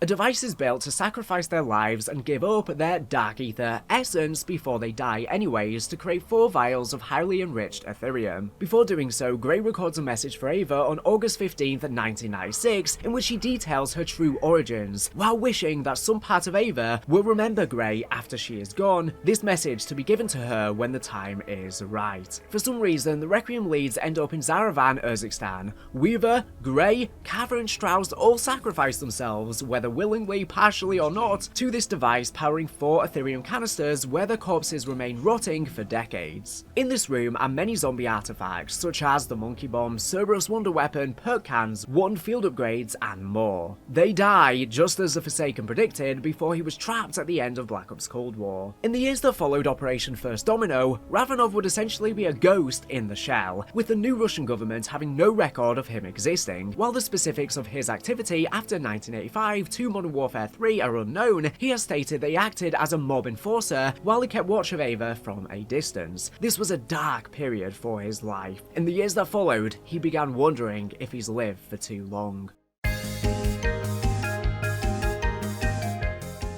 Ava would go on living her life unaware of her real parents' identities until 2006, when she had a blood test during biology class and found out that her DNA did not match that of the Jansons. She went home, desperately trying to find her birth certificate, only to stumble upon CD-ROMs marked with Gray's name, as well as a photo of Gray which triggered a faint memory in Ava's mind. To learning from her adoptive parents that Gray left her in their care and never came back, Ava was distraught with anger and resentment, and tried to avoid learning more about Gray by focusing on studying physics, but the obsession kept creeping back. She had to learn more, and soon became fascinated with Gray's work on something known as Ethereum, and in understanding her struggles under Requiem, became less resentful of her. Instead, she was driven to exceed her mother in her own field. Throughout her life, the entity repeatedly attempted to reach out to her sister, but a full connection could not be made due to the dimensional barriers between their worlds. Jansen also began taking schizophrenia pills to suppress visions, dreams, and hallucinations from the entity's influence, being misdiagnosed. These hallucinations may have prompted some of her initial digging and knowledge on Dr. Gray's research, allowing her to have a much better understanding of the Dark Aether realm than most normal people. Starting in 2005, Fletcher worked as a mercenary for a variety of clients. His mercenary work would later expand in 2011 into his own company, Terminus Outcomes, and quickly established itself as one of the world's largest private military companies, named after his experience on Terminus Island and quite literally being the outcomes of its aftermath. The company is headquartered out of Brunei to bypass extradition treaties with the United States and has multiple training facilities located within Turkmenistan, Congo, and Uganda. Terminus Outcomes contractors are equipped with the latest weaponry and technology, and their training even rivals that of major NATO militaries. After graduation, Jansen primarily worked as a theoretical physicist. At some point, she began speaking about Ethereum publicly as a quote-unquote thought experiment, as well as speaking about the possibility of alternative dimensions. She was heavily criticized by the scientific community after publishing her talk, Ethereum, a Thought Experiment, online, which theorized that an element, Ethereum, could be provoked into radioactive decay as to release enough giga-electrovolts to pop the soap bubble to pierce the veil between adjacent dimensions and provide the world with a clean, sustainable energy source. Many dismissed her as a quack and a charlatan. Sometime after her talk was published online, she was interviewed by C. Cassidy regarding her PhD paper, Alternate Dimensions, Worlds Within Worlds, where she was asked to respond to her critics. She was quick to accuse the interviewer of being one of her said critics by forgetting to refer to her as Doctor. She would then elaborate on her beliefs, stating that historically those in power have pushed back against scientific theories contrary to popular belief, using the Catholic Church's pushback against Galileo Galilei's championing of Copernican heliocentrism as an example. News of her work eventually caught the ear of the American government, with the FBI abruptly raiding her laboratory, confiscating her research and placing her under arrest. She was held in detention for 12 days before being released. When asked by the media for an interview regarding the arrest, Jansen and her faculty staff failed to respond. Taking a detour, during the war zone in Verdansk, Kostovia 2020, Russian ultranationalist and wanted terrorist Viktor Zakhaev used the tensions between the coalition and the Allegiance to power up all the bunkers in Verdansk without realizing it, allowing him to activate the intercontinental ballistic missile silo hidden within Bunker 10. His plan to fulfill his late father's wishes ultimately failed, however, as Task Force 141 managed to get the abort code for the missile 6157 and launched an assault with the help of Farah, Alex, and Marcus Griggs' Demon Dogs in order to create a diversion. Price infiltrated Bunker 10 when Zakhaev activated the missile. Captain Price shot him in the shoulder before throwing him off to the bottom of the silo. With Zakhaev seemingly neutralized, Price received the abort code from Nikolai and prevented the ICBM from launching. Luckily for Zakhaev, thanks to some writing magic, the floor in the bunker silo was actually filled with water all along, allowing him to survive.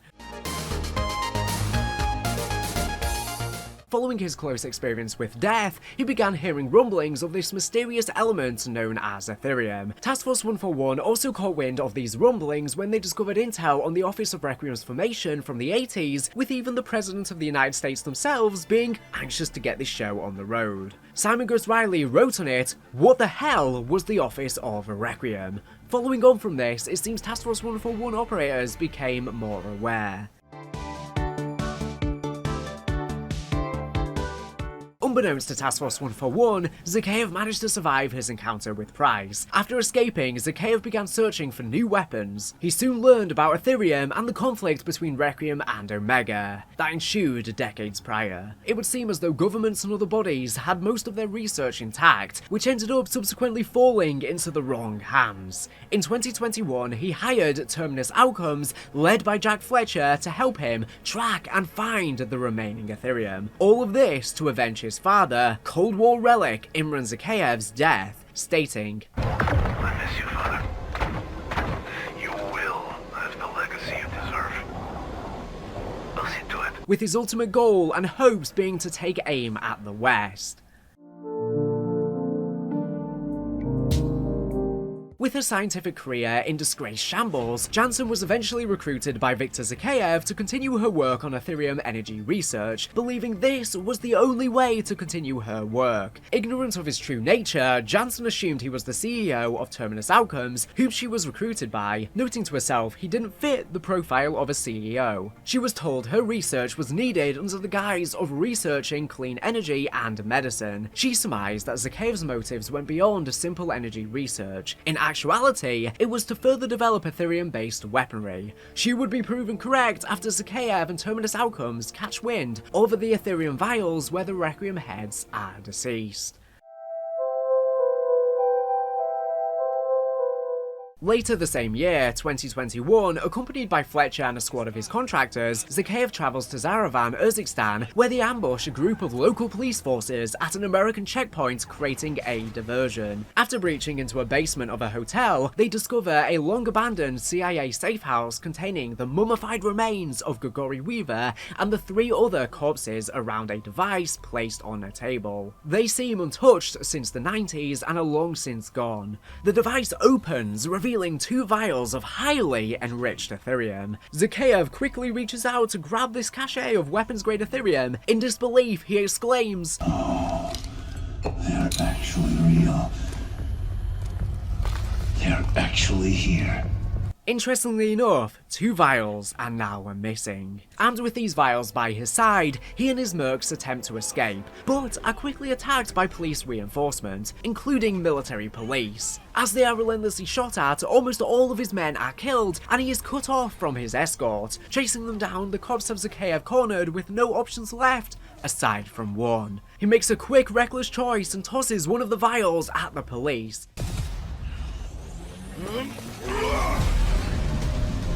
It splinters, immediately encapsulating the entire area in dark ether mist, which creates an exclusion zone that turns people, both dead and alive, into zombies, reintroducing the dark ether into our reality. The forces of the dark ether spread throughout the city, grabbing and tangling everyone caught in the mist. Fletcher watches in horror as many of his own men, both dead and wounded, turn into zombies and begin to attack each other, while Zakhaev grins in satisfaction.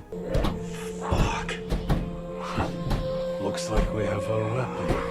Zakhaev manages to return to the LTV with Fletcher, but takes a hit by a sniper on his way before driving off and safely leaving the area, now realizing the true effectiveness of Ethereum. Unknowingly, this allowed the entity's influence over Ava to grow, as the veil had been weakened.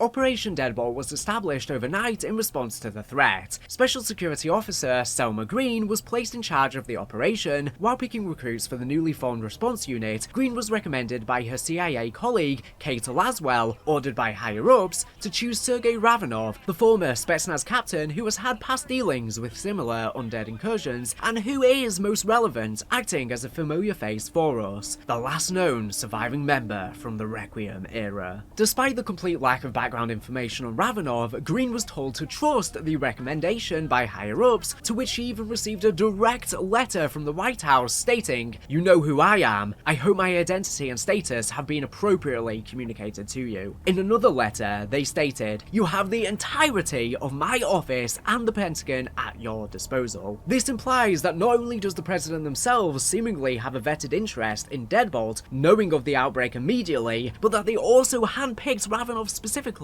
and could even be, potentially, someone we know. Laswell tried to reassure her by saying there is no one else that could fill his position. Ravanov remains merely a seasoned and mysterious veteran to everyone else around him, something constantly mentioned in the intel. He lends his expertise where he can. As the CIA created Deadbolt, Terminus Outcomes deploys contractors into the exclusion zone, where they establish a fortress overseen by the company's second-in-command, Legacy, Baranov. Fletcher and Zakhaev begin to study the Ethereum sample in their possession, with Fletcher proclaiming that they would make a killing by selling Ethereum once Zakhaev had enriched enough additional samples.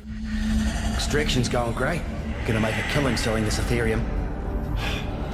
When I've enriched enough to make more of these, you can do as you please with the rest. Deadbolt accrued several additional members: Captain Amy Fang, who handles infiltration and exfiltration; Captain Lucas Dobbs, more commonly referred to as just Luke, who provides drone reconnaissance; Colour Sergeant Rupinder Roops Kapoor, who provides mechanical expertise; Dr. Hugo Barrera, who studies dark ether creatures and phenomena; and Sergeant Johnny Soap McTavish, who handles field operations. Most importantly, they hire Corporal Krista Miller to handle requisitions. Now grown up, up, who at some point joined the United States Marine Corps. Despite selection for the operation, there was concern that her past with the undead threat could affect her work. Though, following a letter sent by Miller herself to Green, those concerns were put to rest. Miller would work as the operations quartermaster, also creating audio logs to describe the more exotic threats that the strike team would encounter during the operation. It would also be during this operation that she would meet someone else experienced with these kinds of incursions, Ravenov. At one point, Ravenov learned from Miller that she experienced the Liberty Falls outbreak and promised to help her learn the truth behind it by offering to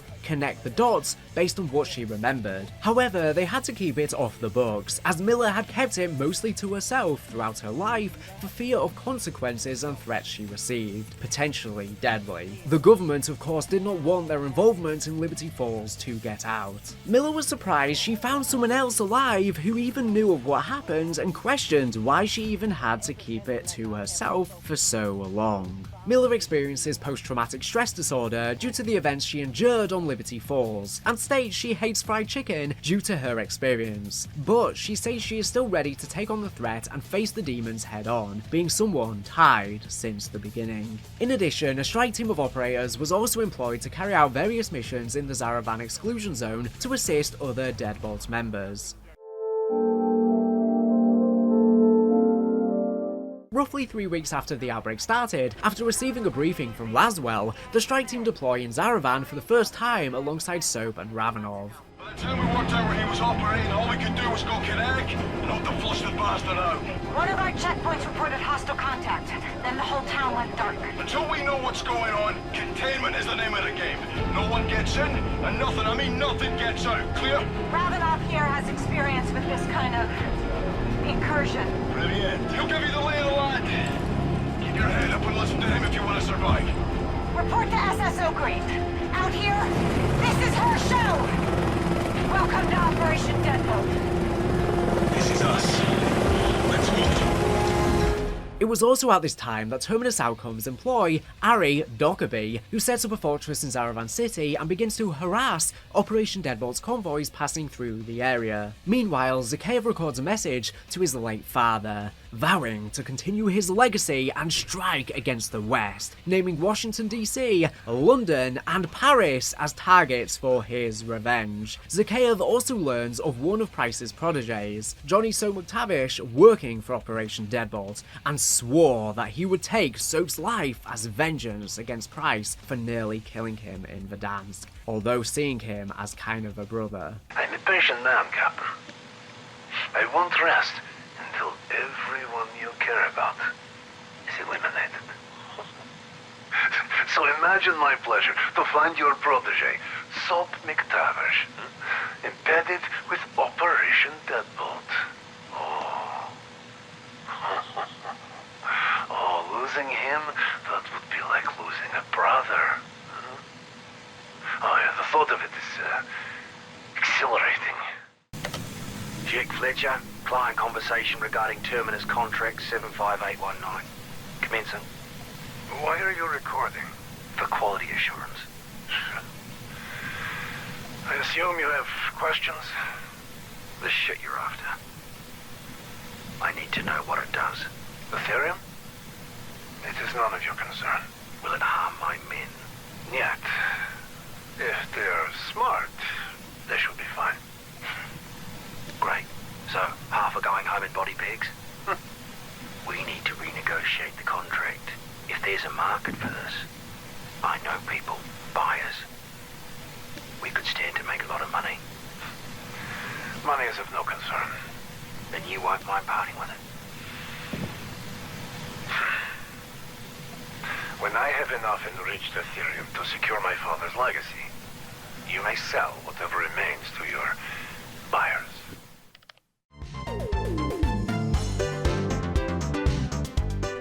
As Ava Jansen learns of Zakhaev's true plan with the Aetherium that he and Fletcher have been extracting, she realizes she needs Deadbolt, as she may be the only person with the knowledge to stop the outbreak. She uses a tablet within the exclusion zone to contact them. After her tablet was found by Deadbolt operatives and decrypted by Luke Dobbs, Deadbolt would deploy boots on the ground to her coordinates. Following this event, Zakhaev ordered Fletcher to find and kill Ava Jansen, while also continuing to extract Aetherium and defend against Operation Deadbolt's assaults.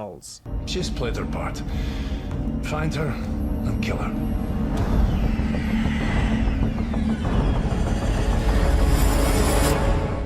This prompted Terminus Outcome's mercenaries at her location to try and prevent Operation Deadbolt's strike team from extracting her, while also fighting against the zombie hordes in the area. By the time Deadbolt operatives reach her, she was already in the process of deleting her work from Terminus's servers. Accomplishing this, she and Deadbolt then fought Terminus mercenaries to a nearby helipad where they were exfiltrated by Amy Fang. Terminus Outcomes failed in preventing her extraction. Bravo Zulu team. I have a lot of questions for Dr. Jansen, and she has a lot to answer for. Back at the base, Jansen was interrogated by SSO Selma Green, Johnny So McTavish and Ravenov about her work with Zakhaev. She told them that she had no idea that he was a terrorist when she started her work for him, and that she wanted to help Deadbolt stop his plans. Informing her interrogators that Zakhaev kept his weapons-grade Aetherium on his person at all times, she pleaded to Deadbolt to let her fix the problem she unintentionally helped start. It took some convincing, but ultimately Green agreed to have her on board. With Deadbolt's assistance, Jansen was able to craft a prototype Aetherium neutralizer. After a firefight against Terminus Outcomes and disabling a pair of SAM turrets, Deadbolt escorted an ACV containing the neutralizer across the exclusion zone to a particularly Aetherium-rich area, where they gave it a test fire. Ultimately, it was successful in destabilizing the raw, unprocessed Aetherium crystals. Unfortunately, Jansen later reveals in a post-mission briefing with Green, Sopa Ravenov, that her research concludes that the neutralizer would only be effective against unprocessed Aetherium, as opposed to the weapons-grade Aetherium present in Zakhaev's vial. A frustrated Green would accuse her of failure. Jansen shot back, saying that that wasn't true, and she could amplify the neutralizer's output to affect the vial using research conducted by none other than Dr. Oscar Strauss. It seems as though much of Requiem's research had been salvaged. After some debating, Green relented and ordered Deadbolt to secure Strauss's data. As the Aether Storm in Zaravan expanded, Jansen began to clutch her head in pain as she swallowed some schizophrenia pills. A concerned Ravenov tried to confront her and ask what was wrong, to which Jansen simply replied that it was just a migraine that would soon pass. Ava, what is wrong? It's just a migraine. It'll pass. They always do.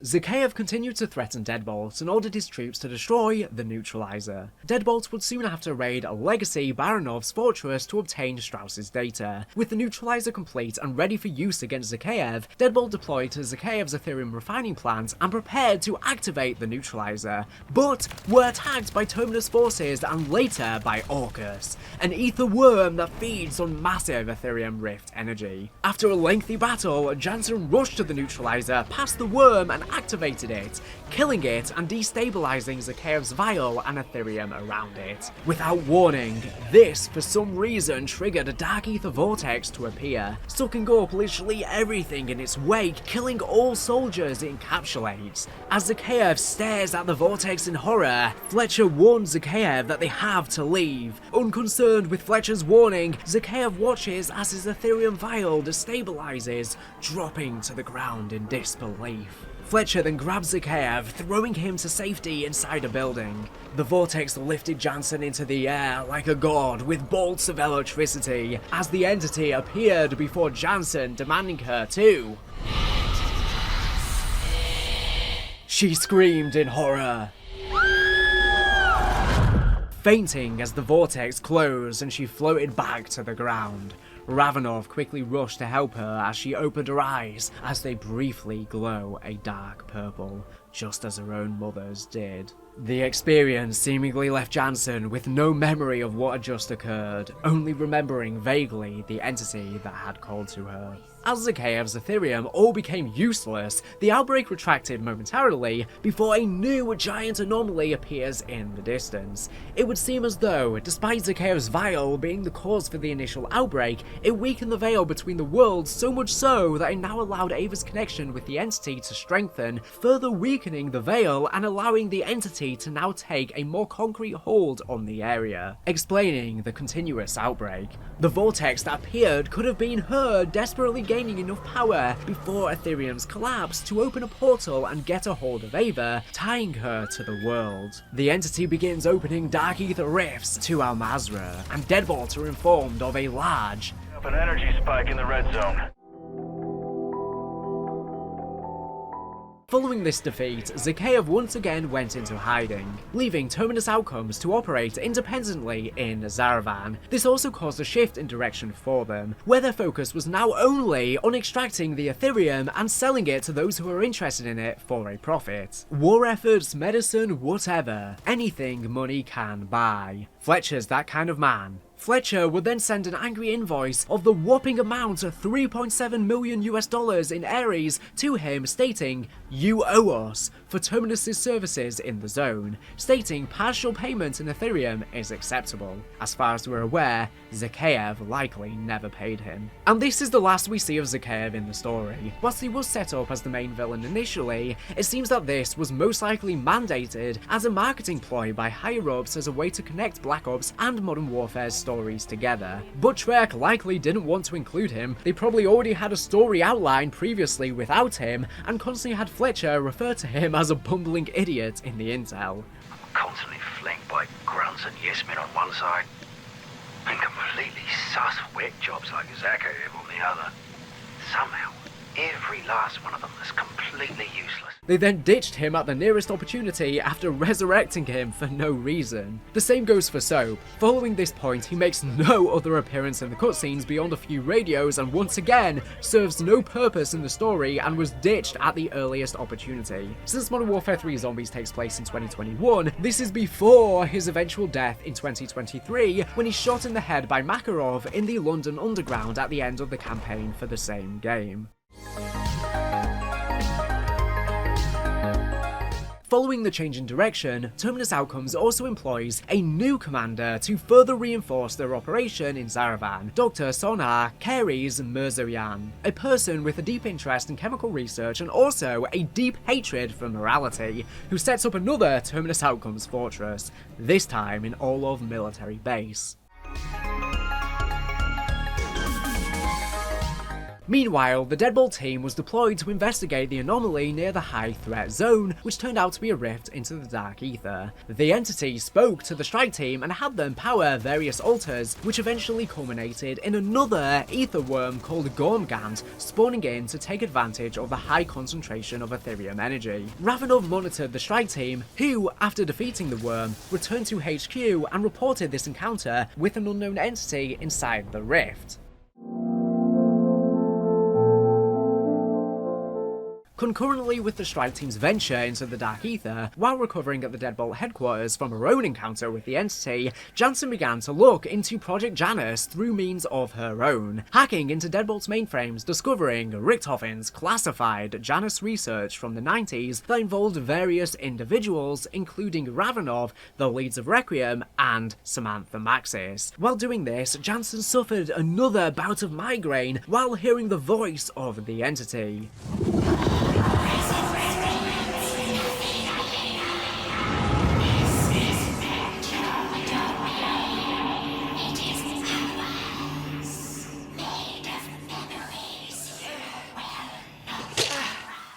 She suddenly found that the lights in the facility had gone out. Stepping out of her room to investigate, Jansen finds several corpses laying about and noises of gunfire.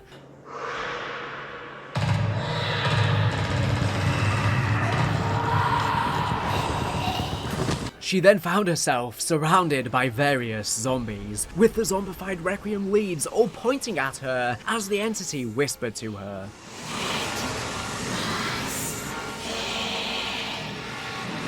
Jansen fought back against the zombie horde with a machete, but as Ravenov called out to her, she turned back and found that she had slashed his throat. Green quickly ordered her men to arrest Jansen.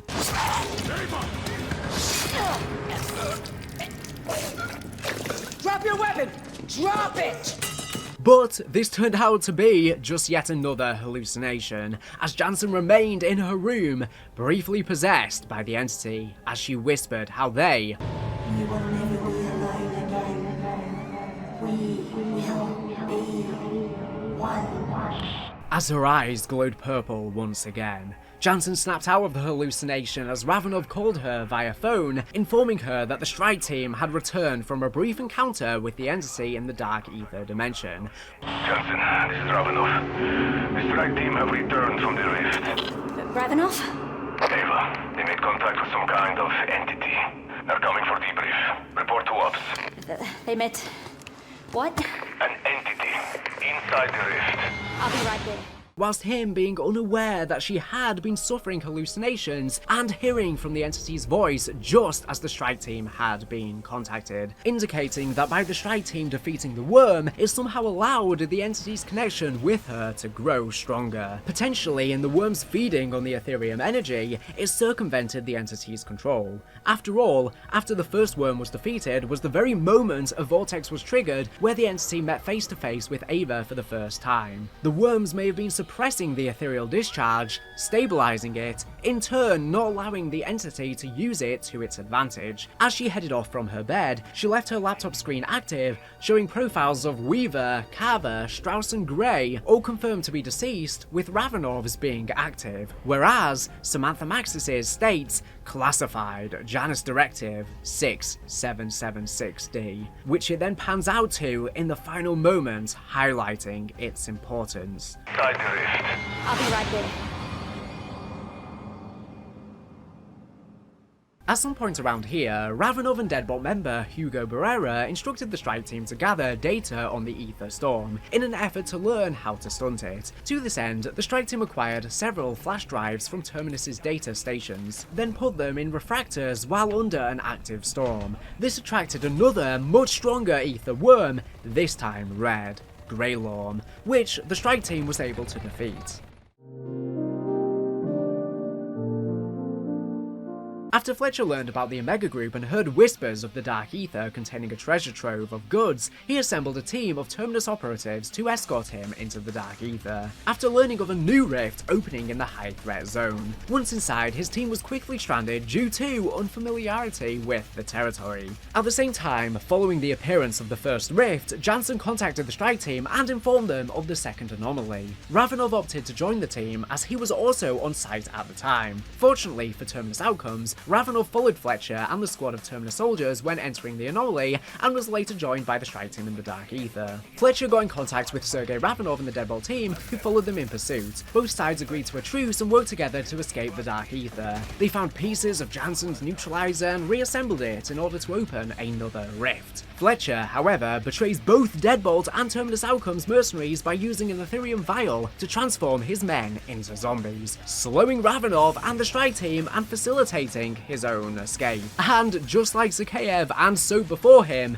that is the last we hear of Fletcher in the main story. Thanks. Couldn't have done it without your help, Deadbolt. Sorry to disappoint, but, it'll be a while before I get to the inside of that dragon. This isn't over, Fletcher. You do not understand the forces you are playing with.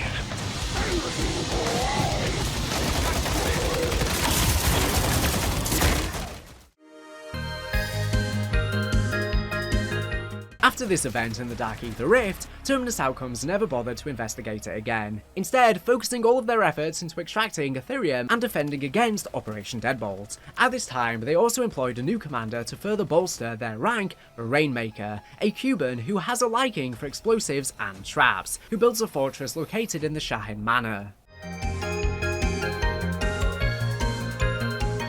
Meanwhile, Ravenov and the strike team managed to return safely. As Ravenov was tending to his wounds in the Deadbolt headquarters, Jansen confronted him on his affiliation with Requiem, demanding him to reveal the truth about the fate of its leads.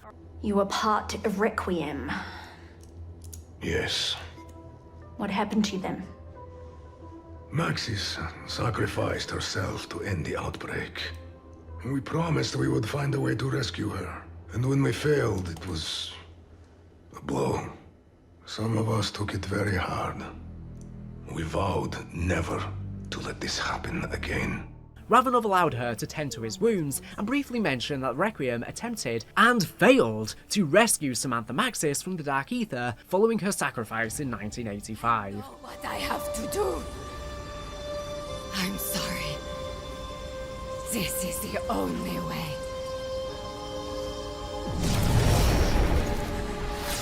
Jansen pressed him on the purpose of Requiem's Ethereum research and also expressed how it doesn't make sense how he has such good genes, as he joked, and how he is in such good shape despite fighting zombies 40 years ago. So you're 0 for 2 on those promises? But I am still here, am I not, Dr. Jansen? I am still fighting. And here's the thing, you shouldn't be. That was 30 years ago, look at you. I have good genes. Oh, that's a crock and you know it. What was the focus of Requiem's Ethereum research? Dr. Jansen. Ava. Ravenov stopped her mid-sentence and promised to tell her more about the old days after resolving the current outbreak. Jansen stormed out of the room, declaring that she would find answers on her own. Once alone, Ravenov quietly remarked to himself that Jansen's parents were proud of her, as the camera panned to a screen of the Requiem head statuses again, this time with an enlarged shot of Samantha. They are. Oh, they are so very proud of you.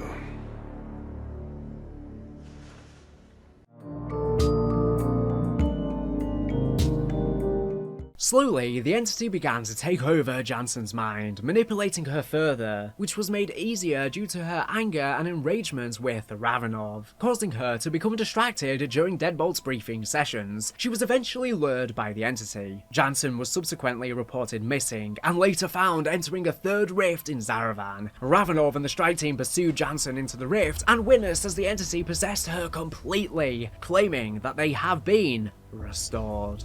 We are restored. We remember.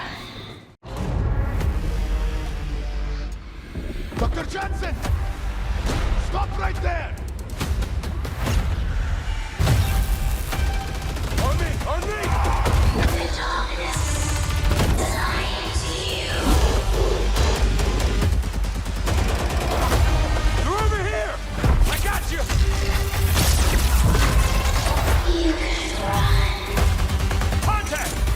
But where you go, I am everywhere. Unleashing zombies on them. Regardless, the strike team and Ravenov are able to survive and break her free of her control, repelling the entity and rescuing Jansen. Later back at HQ, Ravenov scolded and reprimanded Jansen for blindly and recklessly pursuing Grey's research, but decided that with her meeting the entity head-on, it was time to finally tell her the truth. By finally showing her the recording from the late Dr. Elizabeth Grey from 1996 before the Requiem Head's deaths.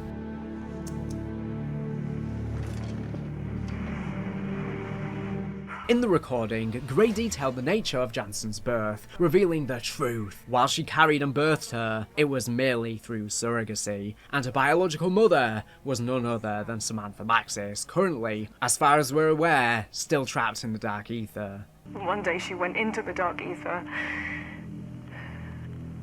and didn't come back. Whose DNA, alongside Ravenov's, with or without their consent, was used to create her by Requiem. Grey says that her and all of the other ex-Requiem heads are dying due to the Dark Aether exposure and could not continue their work, and that Sam was exposed more than the rest of them, explaining that This is why you are so important. You are bonded to the Dark Aether. It's in your genes. No one knows whether that could be something wonderful or something dangerous. She says that Sam was the kindest, bravest soul I have ever met. Whilst they're dying, she says, but we can ensure that someone will watch over you.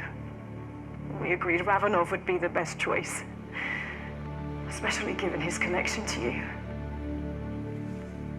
I know the Jansons will have given you the best life, but giving you up at only 3 years old. On the recording, she says, I am so sorry. I'd like to hope there's a part of you that will remember me. After she is gone, to which Ava says, There is. Before Gray says, I love you, Ava. Goodbye. Whilst it is unclear why the characters then go on to sacrifice their lives, judging from the fact they chose Ravenov to look after Ava, and the fact Ava and lots of other characters in the story have been repeatedly pointing out how good Ravenov looks for his age, and how healthy he is, in 2021 it would make him around 70 years old, but he certainly doesn't look it. It's very well possible that they gave up their essence to allow Ravenov to live longer. There are 2 vials missing after all. Maybe Ravenov took one, but if so, it begs the question, who took the other? It's also interesting how the Ethereum was killing them, and yet they may have managed to develop technology to allow it to do the complete opposite. But after all, zombies do live practically forever, being the undead, and time passes slower in the Dark Aether, so it is very well possible that it can have 2 drastically different effects. And Ava specifically was even looking into the Dark Aether for the purpose of advancing medicine. What better medicine than this? Following on from this, Ava frustratingly says to Ravenov, How could you not tell me the truth? To which Ravenov reveals that the entity is her dark shadow created the moment she was, a physical, breathing bond with the Dark Aether, a living gateway. She is her mirror, her reflection, just as the Dark Aether reflects our world. The entity. It is a reflection of you, a shadow, born the same moment you were, and every time the veil between this world and the Dark Aether is lifted, its influence grows stronger. Please, you need to let me help you. Angered at the revelation of being lied to, Jansen lashes out at Ravenov for hiding the truth from her, claiming that he doesn't care about her as his own child, while showing disgust towards Requiem for creating her. She says, My father? Do you even think of me as a daughter? Or am I more of a liability? Ravenov explains how Requiem's DNA was taken with or without their consent, and he did not choose to be your father. She then storms out once more, despite Ravenov calling out for her. But Ava!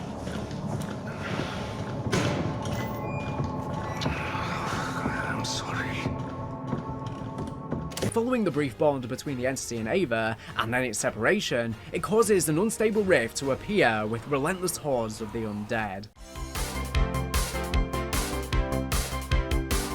Jansen eventually reconciles with Ravenov and convinces him to join her in a final rift to destroy the entity once and for all, and stop the incursion completely. The strike team joins them to help, and enters the new rift appearing in Opal Palace. Here, the strike team assists Jansen in performing rituals involving several relics from Jansen's childhood, helping her to recover her memories, the memories of which the entity shares due to her watching over their lifelong bond. Jansen cleanses these relics, freeing them of the entity's grip and severing their bond. She repeatedly begs her little sister to stop. There is comfort in our union. There is safety here. We are begging you, stop. Stating that forces in the realm want to harm her due to her powers, but Jansen refuses, as their shared bond puts her world at risk from the Dark Aether. After finding the entity's home, she decides to force her cooperation and kill Ravenov and the strike team. But Jansen uses her powers to weaken her, and the team are able to attack her weak spots. Despite its pleas, Jansen and the strike team combine their efforts to destroy the entity. In her final pleas, she warns Ava that Little sister, he is searching for you. The Shadow Smiths will take you. it would seem as though the entity was never evil by nature, and in actuality she was trying to protect Ava from worse forces at bay the entire time, albeit in a terrible way by sending hordes of zombies, but I digress. Dark Aether entities may not always have the brains. After the entity's death, a more powerful Echo was spawned in the Dark Aether, a clone of her memory. When the strike team enter, it guided them with secret markings to its lair, where it attempts to kill them. However, the strike team were able to destroy it and end the entity's threat for the foreseeable future. Хорошо. Is it over? Yes, I think so. I can't hear her anymore. My mind is so quiet. We can celebrate back at Deadbolt HQ. This place is starting to unravel. Our bridge is gone. I can feel the Dark Aether starting to peel back from our dimension. We have to go now. With her death, the Dark Aether forces begin pulling back into their own world, and the Zaravan outbreak ends shortly after. They then leave and return to Deadbolt headquarters for hopefully the last time. The outbreak zone collapses, and Urzikstan goes back to normal, when in 2022 it becomes a war zone. On May 22nd, 2022, Soap, after long since disappearing from the Zombies storyline, was deployed to Zaravan once more, accompanied by operators Hammer and Void to investigate a chemical bomb threat in Popov Power. Despite their attempt to defuse the bomb, it was too late to be stopped, and the operators had to escape before the bombs detonated. With unknown casualties, later, Soap learned that there were additional bombs placed in Tokyo and Paris. 3 months after defeating the entity, Jansen tries to take a vacation as Ravenov recommended her to, but she couldn't stop focusing on Project Janus. She decided to learn more about them by traveling to Liberty Falls, the small town in West Virginia where the outbreak happened in 1991. Having rented a hotel room, Jansen starts to sort through a Janus dossier that she came into possession of. Ravenov calls her, checking up on her, to which she answers, "Ah, checking up on your daughter." I wanted to say hello, to ask how you are doing. Implying their relationship has healed and Ravenov now wants to be actively involved in her life instead of just from afar. She lies to him by reassuring him, "I'm on my best behavior. Promise." As she flickers through a bunch of scattered documents laid out all over her bed, Ravenov says, "It has taken a while to process it all." To which Ava jokes about, "Process it all. Who are you and what have you done with Ravenov?" As she opens a file, fully readable documents are revealed, which hold possible significant importance. There is a blueprint of the Wonder Wharf, implying Devar Heights and Kraft's research and artifacts have been in Janus's possession for a long time, and potentially the Wonder Wharf has even had some nifty upgrades. In fact, at some point, potentially even after Vanguard's conclusion, Gabriel Kraft encountered ether nests, heavily infested areas covered by cis and toxic gas. He documented these nests in records, which were used as references in 2021 by members of Operation Deadbolt, who encountered similar nests created by the Dark Aether incursion in Urzikstan, meaning Kraft may have still been encountering Dark Aether elements years after. A recounting of Miller's experience as a child on Liberty Falls during the outbreak, and the names of multiple characters tying into Black Ops 6 are shown, as they are connected not only to Project Janus, but to Eddie himself as well, which he also has an image of in these documents. These names include Security Chief John Blanchard, who is the Janus security detail that Richtofen rescues in the Liberty Falls intro cutscene and orders to call in a response team. Blanchard, secure the command post. Call in response teams. Get Liberty Falls locked down. Copy? Copy. He is who we will be communicating with throughout the main quest on the map, as he is currently camped out in Richtofen's hilltop mansion above the town, and he is of course who interviewed Miller, Dr. Modi, Althea, and finally Pericles Panos, one of the Janus lead scientists who could be the person who gets teleported away in the Liberty Falls intro cutscene and warns of the outbreak and something wrong with Sam to begin with. Secure your stuff! I'll handle Sam myself. As Ava continues chatting on the phone with Ravenov, he asks, What are your plans? What is next for Dr. Jensen? She glances by the mirror in the room where an ominous, shadowy figure wearing what looks to be a cowboy hat and a coat appears menacingly as she walks past it, not noticing. Ava goes to the window to look at the view and tells Ravenov, "I tried the whole vacation thing, I really did, but I needed to keep my mind occupied. I kept thinking about Miller's report. I'm visiting the site of the localized incursion she survived as a child. Liberty Falls is even more of a one-horse town than I'd suspected. As she throws the documents back on her bed, Ravenov suddenly panics and tells her to leave immediately, but it's far too late. A hand begins reaching out through the mirror as an amalgamation of disembodied voices is heard. The chorus chants, "It is not safe. Are you there?" Who momentarily reaches for it, believing she sees and hears her mother, Samantha Maxis. Before it suddenly drags her in through the mirror into presumably the Dark Aether. The scene zooms in to the Liberty Falls painting in the room, displaying the text, "One visit and you'll want to stay forever," leaving a distressed Ravenov screaming her name on the other side of the phone call. Ava! Ava!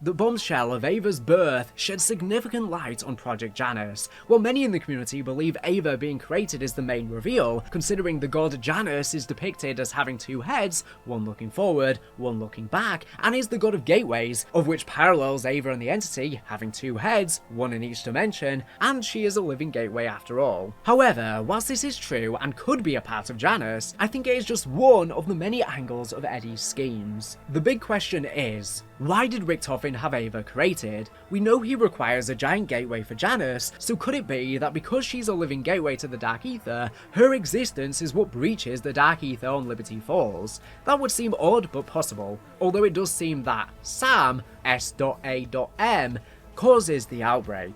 We also don't know when she was conceived. Whilst you would think because she was born in 1993, we can assume she was conceived in 1992.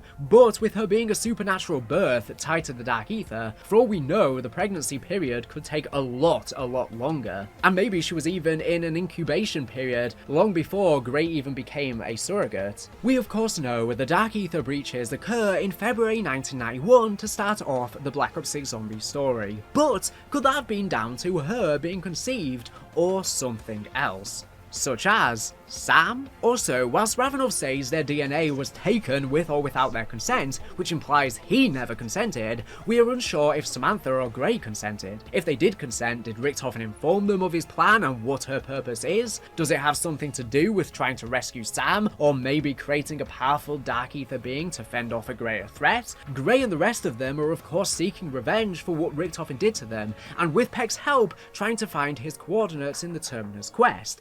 Go locate the landing pad. Peck, Strauss, hold up in the guard station. I want Richtofen's coordinates.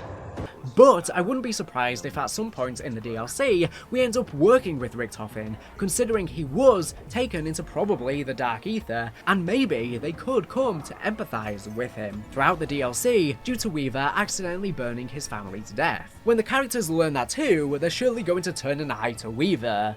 We know Sam, of course, was in the Dark Aether at the time of her birth, so her DNA was probably extracted whilst she was interrogated in Block 8. The rest of Requiem's could have been extracted during Black Ops Cold War, or whilst they were imprisoned, tortured, interrogated, and experimented on during imprisonment on Terminus Island. The when is probably not that significant, although it would affect how much Dark Aether exposure they had. The fact they specify Requiem does imply the former though. The most plausible idea for why Richtofen had Ava created is that he didn't need her for any particular purpose, but she was more so just a byproduct of a test, with it being very likely that part of Richtofen's plan is he wants to somehow find a way to restore his wife and son. He might have started performing cloning tests, Ava just being one of them. He could have merely been testing the Dark Aether's abilities to clone living humans, as so far we've only ever previously seen it clone the dead, all beings in the Dark Aether, but not living beings from Earth. But Barrera does start to realise its potential in the radios in Modern Warfare 3. Richtofen probably wants to clone his family and bring them back, and she might have just been an experiment as to the plausibility. Maybe Richtofen never even knew or meant to create the entity, it could have been merely an accident for all we know. know. With Richtofen even creating an organ-lit Ethereum breeder reactors for Terminus Island, whilst this seems to power the map by breeding Ethereum crystals and could be similar backstory for the Tempest, this technology could be a trial run for him wanting to clone his family and may have actually been how Aether was created. We see chambers filled with zombies he's been experimenting on and had created on Terminus. These devices surely have to be for more than just power, considering the parallels with Aether seemingly being forcefully created. Richtofen has been up to some freaky shiz. During the final fight against the Entity insists that she is protecting Aether from other forces, specifically a group called the Shadowsmiths, a new group we have not encountered yet in the story, specifically saying, "The Shadowsmiths will take you, Aether," and that he is searching for her. So what does this mean for Black Ops 6 exactly? There's so much we could theorize here, but one thing is for certain. The Shadowsmiths are likely an antagonistic faction that we may have to confront either during or even after Black Ops 6. This also opens the door to the possibility that time travel might be a part of the storyline again, as many have speculated that this shadowy figure, a Shadow Man if you will, let's call him that, drags Aether through the mirror and could be taking her back to Liberty Falls during the initial outbreak we saw started by Sam in the intro cutscene for the map. If we take the text under the painting literally, could this figure be the return of the Shadow Man last seen in Black Ops 4? I find it unlikely considering he was supposedly in the summoning key in the Broken Cycle when Nikolai destroyed it, but I guess it is possible he somehow survived, but I wouldn't jump to conclusions just yet. As far as we're aware, the Apothecans and Keepers restored their duality and have merely fragmented across the Dark Aether, further corrupting into many of the creatures we see today. Whilst much of the past is starting to return, I don't know if Treyarch want to repeat a villain again, and in my opinion, I think it's more than likely that this is a new character and faction entirely. Maybe similar to the Shadow Man, but not him directly. The fact they're referred to as Shadow Smiths, being plural, definitely suggests it as a new group, and one of many. And with them having a name different to the Shadow Man, makes me feel they are brand new and maybe just look similar as a red herring, similar to when we first saw the silhouette of the Entity and assumed they were Sam. Treyarch likes to troll us a lot, after all. With the cowboy theme of Liberty Falls 2, he may be somewhat related to the town.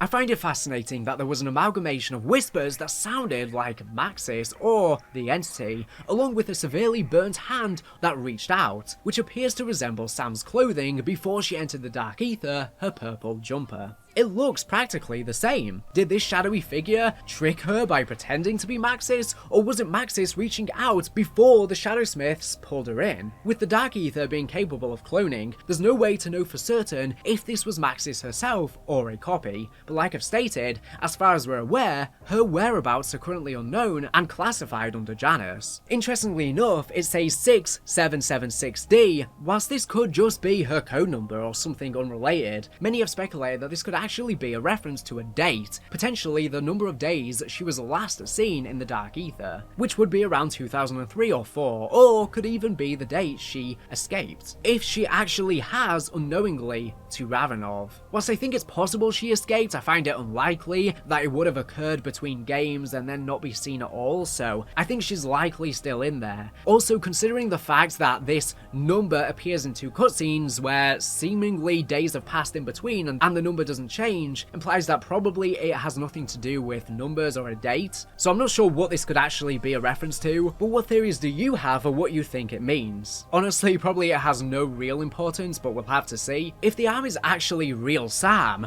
then this could give credence to the time travel theory. Potentially she started the outbreak in 1991, grabbed Aether from the future, and pulled her back after the very moment she takes Richtofen.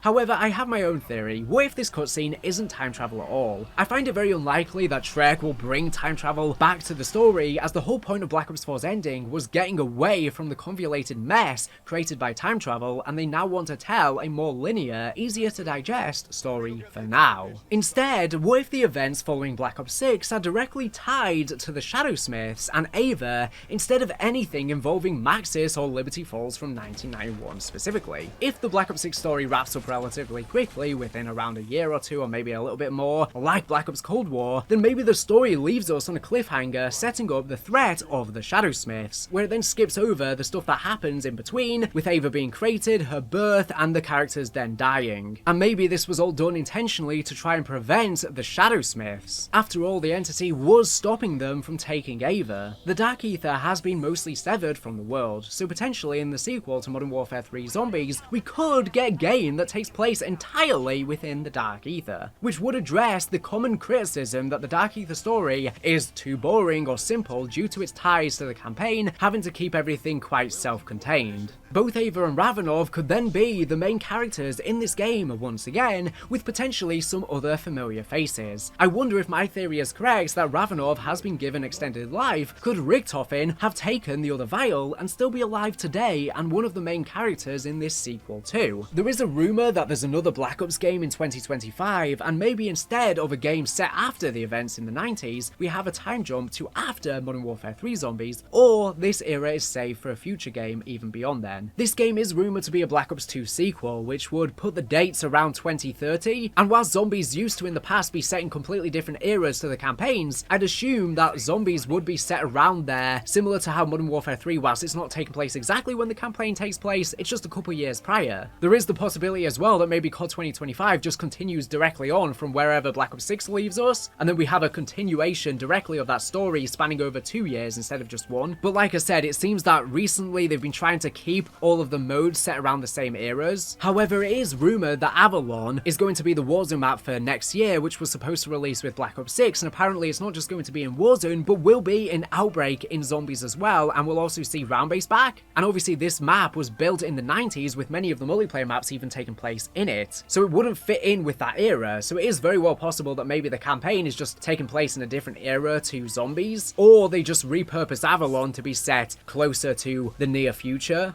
Only time will tell for what's next after Black Ops 6, but I think we should wait for us to get this game first. It'll probably then give us a better idea of what is happening next. But I'm sure at some point in time we are going to see a follow-up to whatever happens in Modern Warfare 3, whether it is in 2025 or beyond is currently unknown. I find it incredibly odd that Ravenov was left behind in modern times. It seems like a connection that's begging to be continued in future games. I am honestly very surprised that he survived to the end of the story, considering it was implied many times throughout the game that he would die, with Ava even hallucinating killing him being the biggest one.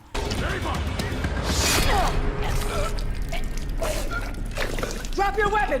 Drop it! I wonder if Ava, being in the Dark Aether, now becomes corrupted and could even kill him in the future, if we see them both back in a future game. Or maybe instead we could get a fully Dark Aether version of Avalon so they don't have to worry about the era, if my theory of a fully Dark Aether game is correct. Although it seems like Ava might be in Liberty Falls in the Dark Aether, but maybe she actually gets taken all the way to Avalon, which is located somewhere in Europe. Maybe we could even get a Dark Aether Liberty Falls Outbreak version next year, which would be so ironic with everyone complaining about the vibe and atmosphere of the map right now.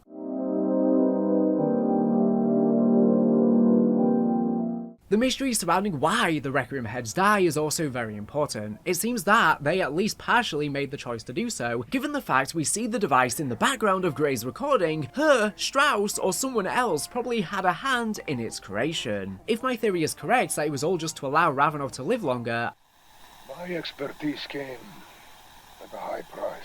I still feel there has to be more to it than just that. I wouldn't be surprised if Richtofen has had some sort of involvement in this event, convincing them to go along with it. Maybe the device was even a way to try and rescue Sam, but we know they failed. After all, the device looks very similar to the Dark Aether portal that she was sent in by Peck on Firebase Z, a minute version of it. What if Richtofen convinced them this is how they rescue Sam, but it went wrong? Or maybe Richtofen had no involvement and it was Sam herself, now corrupted by the Dark Aether, tempting them to try and save her, but she betrayed them. Or could it even have something to do with the Shadowsmiths? As I mentioned before, maybe them killing themselves somehow created some sort of lock sealing them away, or maybe it was done to seal the entity away, or potentially even both. But Zakhaev stealing the vial broke the lock. Or maybe this has something to do with the old ones, as it seems they are returning in some way, as Weaver has been having tons of visions of them and has been etching in symbols on his prison wall during his time on Terminus. Maybe they corrupt him and eventually get them to free him by the end. What if the Shadowsmiths are actually a faction of these old ones? In fact, on Weaver's prison cell, etched in, also seems to be some sort of talisman. This kind of looks like a skull and crossbones, and maybe this could even symbolize their sacrifice ritual, with the skull representing the device in the middle and the 4 bones being each of each other around the table. That is a lot to digest though, and there's literally so many possibilities for what this could be, why they did it, who they did it for, how many players were involved in the event itself, and outside forces, both on Earth, Richtofen, etc., or entities in the Dark Aether, the old ones, the Shadowsmith, Samantha, the entity, etc. But the question is, are they permanently dead? It does seem awfully odd that Treyarch would spoil this big revelation for probably Black Ops 6 and then not follow up on it with some sort of twist. Maybe they are able to return in the sequel, or we do something in Black Ops 6 to change this event. In the room, like I said earlier, there is a Cerberus wonder weapon which contains the AI of each of the Requiem heads, so I wonder if that AI could somehow transfer to their bodies, allowing them to come back. Or maybe the Dark Aether even clones their AI and somehow allows it to merge with their bodies, and it then controls them. In fact, the motto for Requiem is Vicurimus Mortem, which means to have conquered death, which does suggest that they may return, and Requiem itself in Latin means a mass of the dead. Richtofen specifically of course chose the name and handpicked all of the heads, almost as if he knew what was going to happen as he played everything like chess in Black Ops Cold War, and maybe, just maybe, he always intended for Requiem to be imprisoned and eventually die for an unknown purpose. If he did play a role in this, does he also need them to return? In Vanguard, we learn masses of the dead weaken the veil, explaining the outbreak. In addition, in a radio, Ravenov says,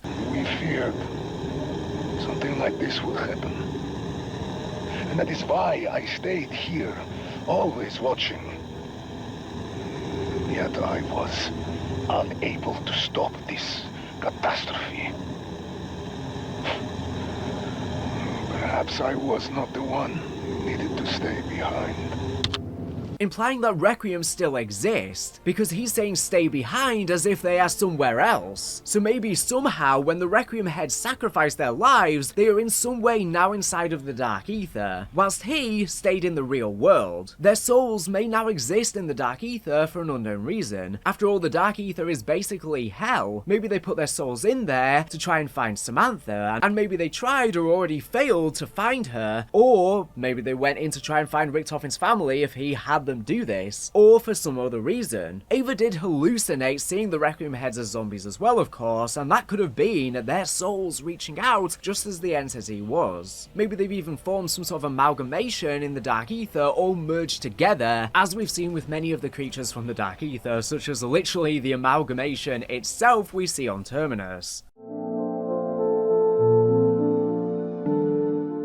How did the Forsaken know this would happen too, and know it would happen if defeating him? In this foreshadowing, Samantha seems to be in the background again, implying that maybe they did in fact die at the hands of her. She could now be one of the most powerful Elder Gods in the Dark Aether after all. And like I say, maybe throughout Black Ops 6 they were contacting her, thinking they were trying to save her, thinking she was good, only for her to be long since corrupted and backstab them at the end. Could that even be what Ravenov referenced when they failed to save her? Or is that a separate event entirely? The fact we collect Elder Sigils in Modern Warfare 3 Zombies as well to access the Elder Rifts does imply the entity could be an Elder God even. And after all, Elder Gods are just powerful Dark Aether beings, whether originating from there or not, so she fits the definition. Speaking of the Forsaken, something massive that I haven't mentioned is that he does seem to be the announcer voice in both Black Ops 6 and Modern Warfare 3 Zombies.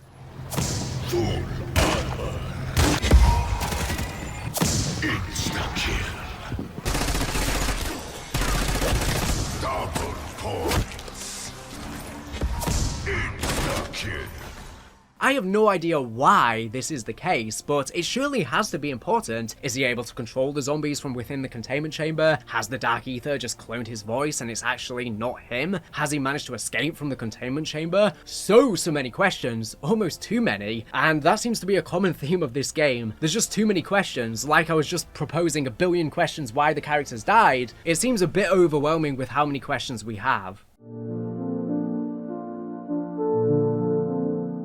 Another interesting point is the background that we actually see behind the shadowy figure in the mirror, because it looks to be Liberty Falls, but not part of the map we play. In fact, with us knowing that Richtofen's mansion is actually based on the real-life hilltop house in Harper's Ferry that the town is based on, it looks like we see the mansion in this shot. As if we compare the real-life location, the dome-shaped top looks very similar, and we see this same dome-shaped building in the distance of Liberty Falls behind the church. I wonder if Aether could have even been taken to Richtofen's mansion specifically. Richtofen similarly was teleported within his mansion. Could they have ended up in the same place? I wonder if there's some sort of time skip at the end of Black Ops 6, Richtofen gets sent into the future with them then both together if he wasn't the person who took the other vial. This is even more evidenced by the fact the hotel Ava visits seems to be the exact mansion Richtofen was, because the mirror she is taken in by seems to be the exact one in Richtofen's bedroom, potentially even the same room itself. The mansion could have been transformed into a hotel after the collapse of Janice's operations here, especially with the real life location being a currently non-in-use hotel. If the mirror is too, showing the outside of this building, that is interesting though. It could just be foreshadowing that this shadowy figure is moving closer to the building within the Dark Aether, as when she is actually taken, we no longer see the same buildings in the background, indicating it may have made its way directly into the room. Ava could now be in the Dark Aether version of the site. If it is the very same room, this would give even more reason as to why there is such a Dark Aether weak spot here, allowing the Shadowsmiths to take her. And Ava, having the Dark Aether running in her blood, allows the veil to weaken and her to be taken. Either way you look at it, whether you believe this is time travel, a closed time loop, or any other theory involving outlandish claims, this ending is undeniably crazy. We can be certain that Ava and the Shadow character will be major components in either Liberty Falls during Black Ops 6 or the game that follows, as we know Trek will likely continue to lead zombies for each installment.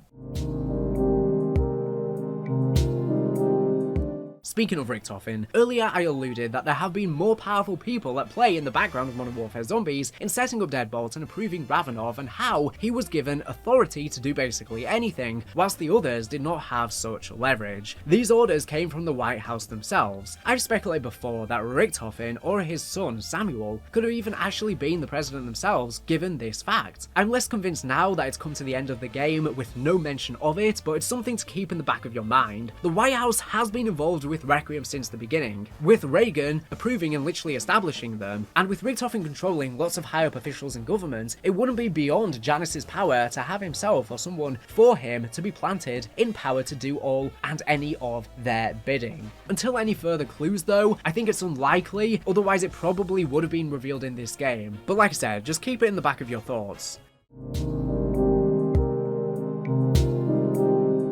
With most major implications out of the way, or at least those that could span multiple games, we can start discussing the smaller details we've gathered from Modern Warfare Zombies that hint at possible character motivations or storylines. The most paramount, the importance of Miller. Throughout most of Modern Warfare Zombies' story, as I explained, it is shown that many past events, those that transpired during Black Ops 6, and whatever occurred in between leading up to Modern Warfare Zombies, still haunt several current characters. Ava, Ravenov, and Miller are prime examples of this. Miller grappling with what happened at Liberty Falls, and Ava being connected to Project Janus and the ever mysterious entity. According to various intel pieces released throughout each update, and as I introduced at the start, Miller was actually involved in the events at Liberty Falls during the initial outbreak. Her family died during the Dark Aether incursion that occurred there, and she lived to tell the tale. In the recordings, we hear her recounting the events, with various location names mentioned, such as Ollie's Comics and the Motor Lodge. Additionally, we get a mention of a potentially important gang of bikers known as the Steel Mountain Riders, who are likely the same ones who rode the Bloodburner bike pre its Dark Aether encapsulation, a connection that is also part of the description of the Bloodburner keys. This group are the ones who rescued her during the outbreak. Could we see a character who is part of this biker gang? Perhaps Carl Hoover, a name data miners discovered a while back linked to the bike.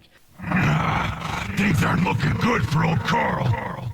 Despite the lack of mention since then, many consider it to be the identity of the owner of, or even the name of the Bloodburner bike itself. If Carl Hoover is the name of the bike itself, I wonder if we could see this bike playable before the Dark Aether corrupted it on Liberty Falls, or, wild theory here, but maybe Carl was one of the bike members who then got transported or merged with his bike when thrown into the Dark Aether, similar to the Decimator shield in Vanguard. After all, there does seem to be some sort of language on this bike, and it seems to speak to us. Faster! Kill! Kill! Kill! God goddamn tires are bald. I'm riding on rims. Implying it's alive? This bike existing in Modern Warfare Zombies, seemingly from this bike gang from Liberty Falls that somehow got thrown into the Dark Aether, is very interesting. I have no idea how it ended up so far away, but that's the Dark Aether for you, I guess. There is, I guess, even the possibility maybe the Steel Mountain Riders are the Shadow Smiths. They got corrupted by the Dark Aether, explaining why they're wearing maybe similar cowboy hats. That could be their origins, but I've got a feeling the Shadow Smiths faction might be something entirely new and some sort of group that's existed for a very long time in the Dark Aether, considering the fact that they are so powerful, way more powerful than the Entity it seems, and the Entity's been around since the 90s. If they've been around for the same amount of time, surely they wouldn't be more powerful. So yeah, there's many possibilities for who the Shadow Smiths could be. They could be the Shadow Man, they could be a new faction, they could be the Steel Mountain Riders. Now, while I doubt we'll actually see Miller when Liberty Falls finally drops, it's possible we could learn more about her during the Easter egg. We might even play as members of the Steel Mountain Riders during the outbreak, considering we know they're apparently not Janus operators, but imposters. But that seems very unlikely given the fact that they are of course just bikers and not military operators, so I doubt they have anything to do with them. But I definitely think we could see members of the Steel Mountain Riders during the Easter egg. Maybe they could ultimately help on the quest and then save Miller after the main quest of the map is completed, which then of course we know they take her to safety to Blanchard, who subsequently interviews her. The Freedom Fried Chicken restaurant is located on the Rewind multiplayer map though, implying we won't see her on the map, but I'm sure we'll hear of her in the intel unless there's another one of these restaurants in the Zombies version 2. Or we could help Miller to get out of the town itself and then she makes her way over to the Rewind section a bit further away, where there is the mall, and she goes into the chicken restaurant. Moving along to our villains. Setting aside Zakea for a moment, as he was a throwaway character, we should instead focus on the secondary antagonist, Jack Fletcher. His history and record are intriguing, especially because of his investment in harvesting Ethereum to sell to clients he somehow found. His service record is also oddly too specific to be unimportant. Specifically, there's a notable entry in his service record. In 1991, he was seconded by the CIA to operate under the New Zealand SES Regiment for Terminus Island Security Detail, like I mentioned before. We know, of course, that Terminus Island is one of the launch maps for Black Ops 6, and that the security guard was killed by Maya during Peck's bailout of the Requiem department heads. This begs the question, will Fletcher appear in some capacity during the map's main quest? Perhaps even an intel piece, if not outright. He obviously survives, but his record also indicates that he was honorably discharged post-operation in 1993, which could mean that the island continues operations even after Requiem escaped containment, but what for? Why else would Janus need the island afterwards? And if he was sent there during our time actually in the quest on the map, that would be interesting, or is he only sent there after they actually escape, because they then have to start some new operation following their escape and whatever they do during the quest? Either way, that's all of the loose ends, and that's the entire storyline of Modern Warfare Zombies explained, or at least the important parts. What did you think of it? Personally, I think it provides a lot of mystery for Black Ops 6 and beyond, but leaves way too many questions, like I mentioned before, and there's too much untapped potential, with most characters aside from Ravenov and Ava being completely uninvolved or generic. It's been fun theorizing for a year, but I wish that this concept got the full required resources to be properly fleshed out, and I also wish that once the mysteries are answered, most noticeably, who are the Shadow Smiths? Why did Richtofen have Ava created? Where is Sam, and why did they fail to rescue her? Why did the characters die in Urzikstan? Are they able to return? Where is Richtofen? Is he still around in the background? Etc, etc. All of these questions must be satisfying, because in retrospect, this entire story is just set up at nods, and if these mysteries are all underwhelming and all fall flat on their face by the time they're revealed, then all of this build-up will have just been for nothing. I'm confident that at least a few of them will hopefully be intriguing and surprising, but part of me does worry that A, some of these may never even get answers, and B, some of the answers might be underwhelming. A lot of them need to be answered. I'm fine with a few mysteries, but we have too many questions now. It makes my head hurt. I can think of 100 off the top of my head, which I've gone over most of them in this video, and you can see there's just way too much to consolidate properly. I also wanted to create this video as a way to throw out a lot of these theories since Black Ops 6 is right around the corner, and let me know your thoughts in the comments, and maybe I can make a video in the future discussing some theories you have and breaking them down, although although we're very close to launch, so we'll have to see. I have mitigated some information from this video, even though it is still very in-depth, since most of the side characters, like I said, are basically irrelevant to the bigger picture, so I didn't think it was worth delving deep into them. How the campaigns connect to the Aether and Dark Aether stories. Like I stated at the start of the video, when the new universe was created on Tag Der Toten, some of the events from the campaigns do still happen in this new universe, but only to some extent. With multiple choices in both Black Ops 2's and Black Ops Cold War's campaigns, only one string of choices takes place in this new universe, with all of the others in the prior multiverse. For example, in the old multiverse, Eddie Richtofen wouldn't have been the director of Requiem, of course, or even Requiem likely never existed, and so he never had Weaver's kill order as a part of Operation Charybdis rescinded. At the end of Vanguard's campaign, Task Force Vanguard is set up. Lucas finds a document mentioning Project Nova. How about this? Project Nova. I can beat it. Project Aether. Reviving the dead. One of the most infamous plot devices in Call of Duty history. Project Nova was first introduced in 2010's Call of Duty Black Ops' campaign and was a toxic gas that violently killed anyone who came in contact with it. And of course it's been very relevant in Zombies' story as well, with the Nova crawlers, even Nova being involved in Black Ops Cold War in the campaign and Zombies, a form of Nova being one of the die upgrades, for example. Nova 5? If the Nazis weaponized it for close combat, can't imagine it's as lethal as Nova 6. Maybe hold your breath when firing, just in case.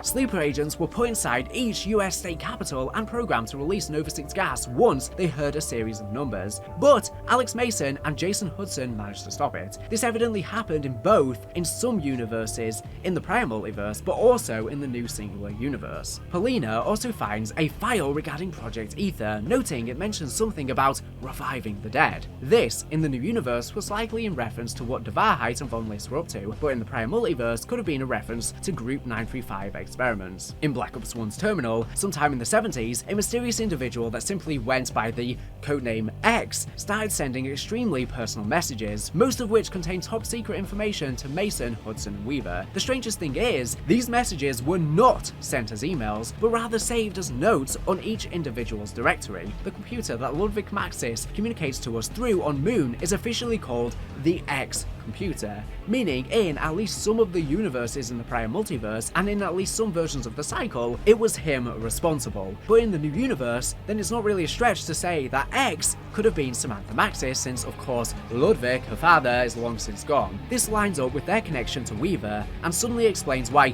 X could have known all the things that they did. This shows how events can still happen the same but slightly differently, although some happen radically differently in the new story. Most of the main events from the campaigns happen in the new universe and some of the older universes, such as Kravchenko gouging out Weaver's eye. Overall though, the connections with the campaigns are not all too important to understand the overall zombie story, but they are interesting and all of the campaigns are indeed canon. It's just that with an infinite amount of universes, previously any number of events could have happened, with only one being canon to the Dark Aether story.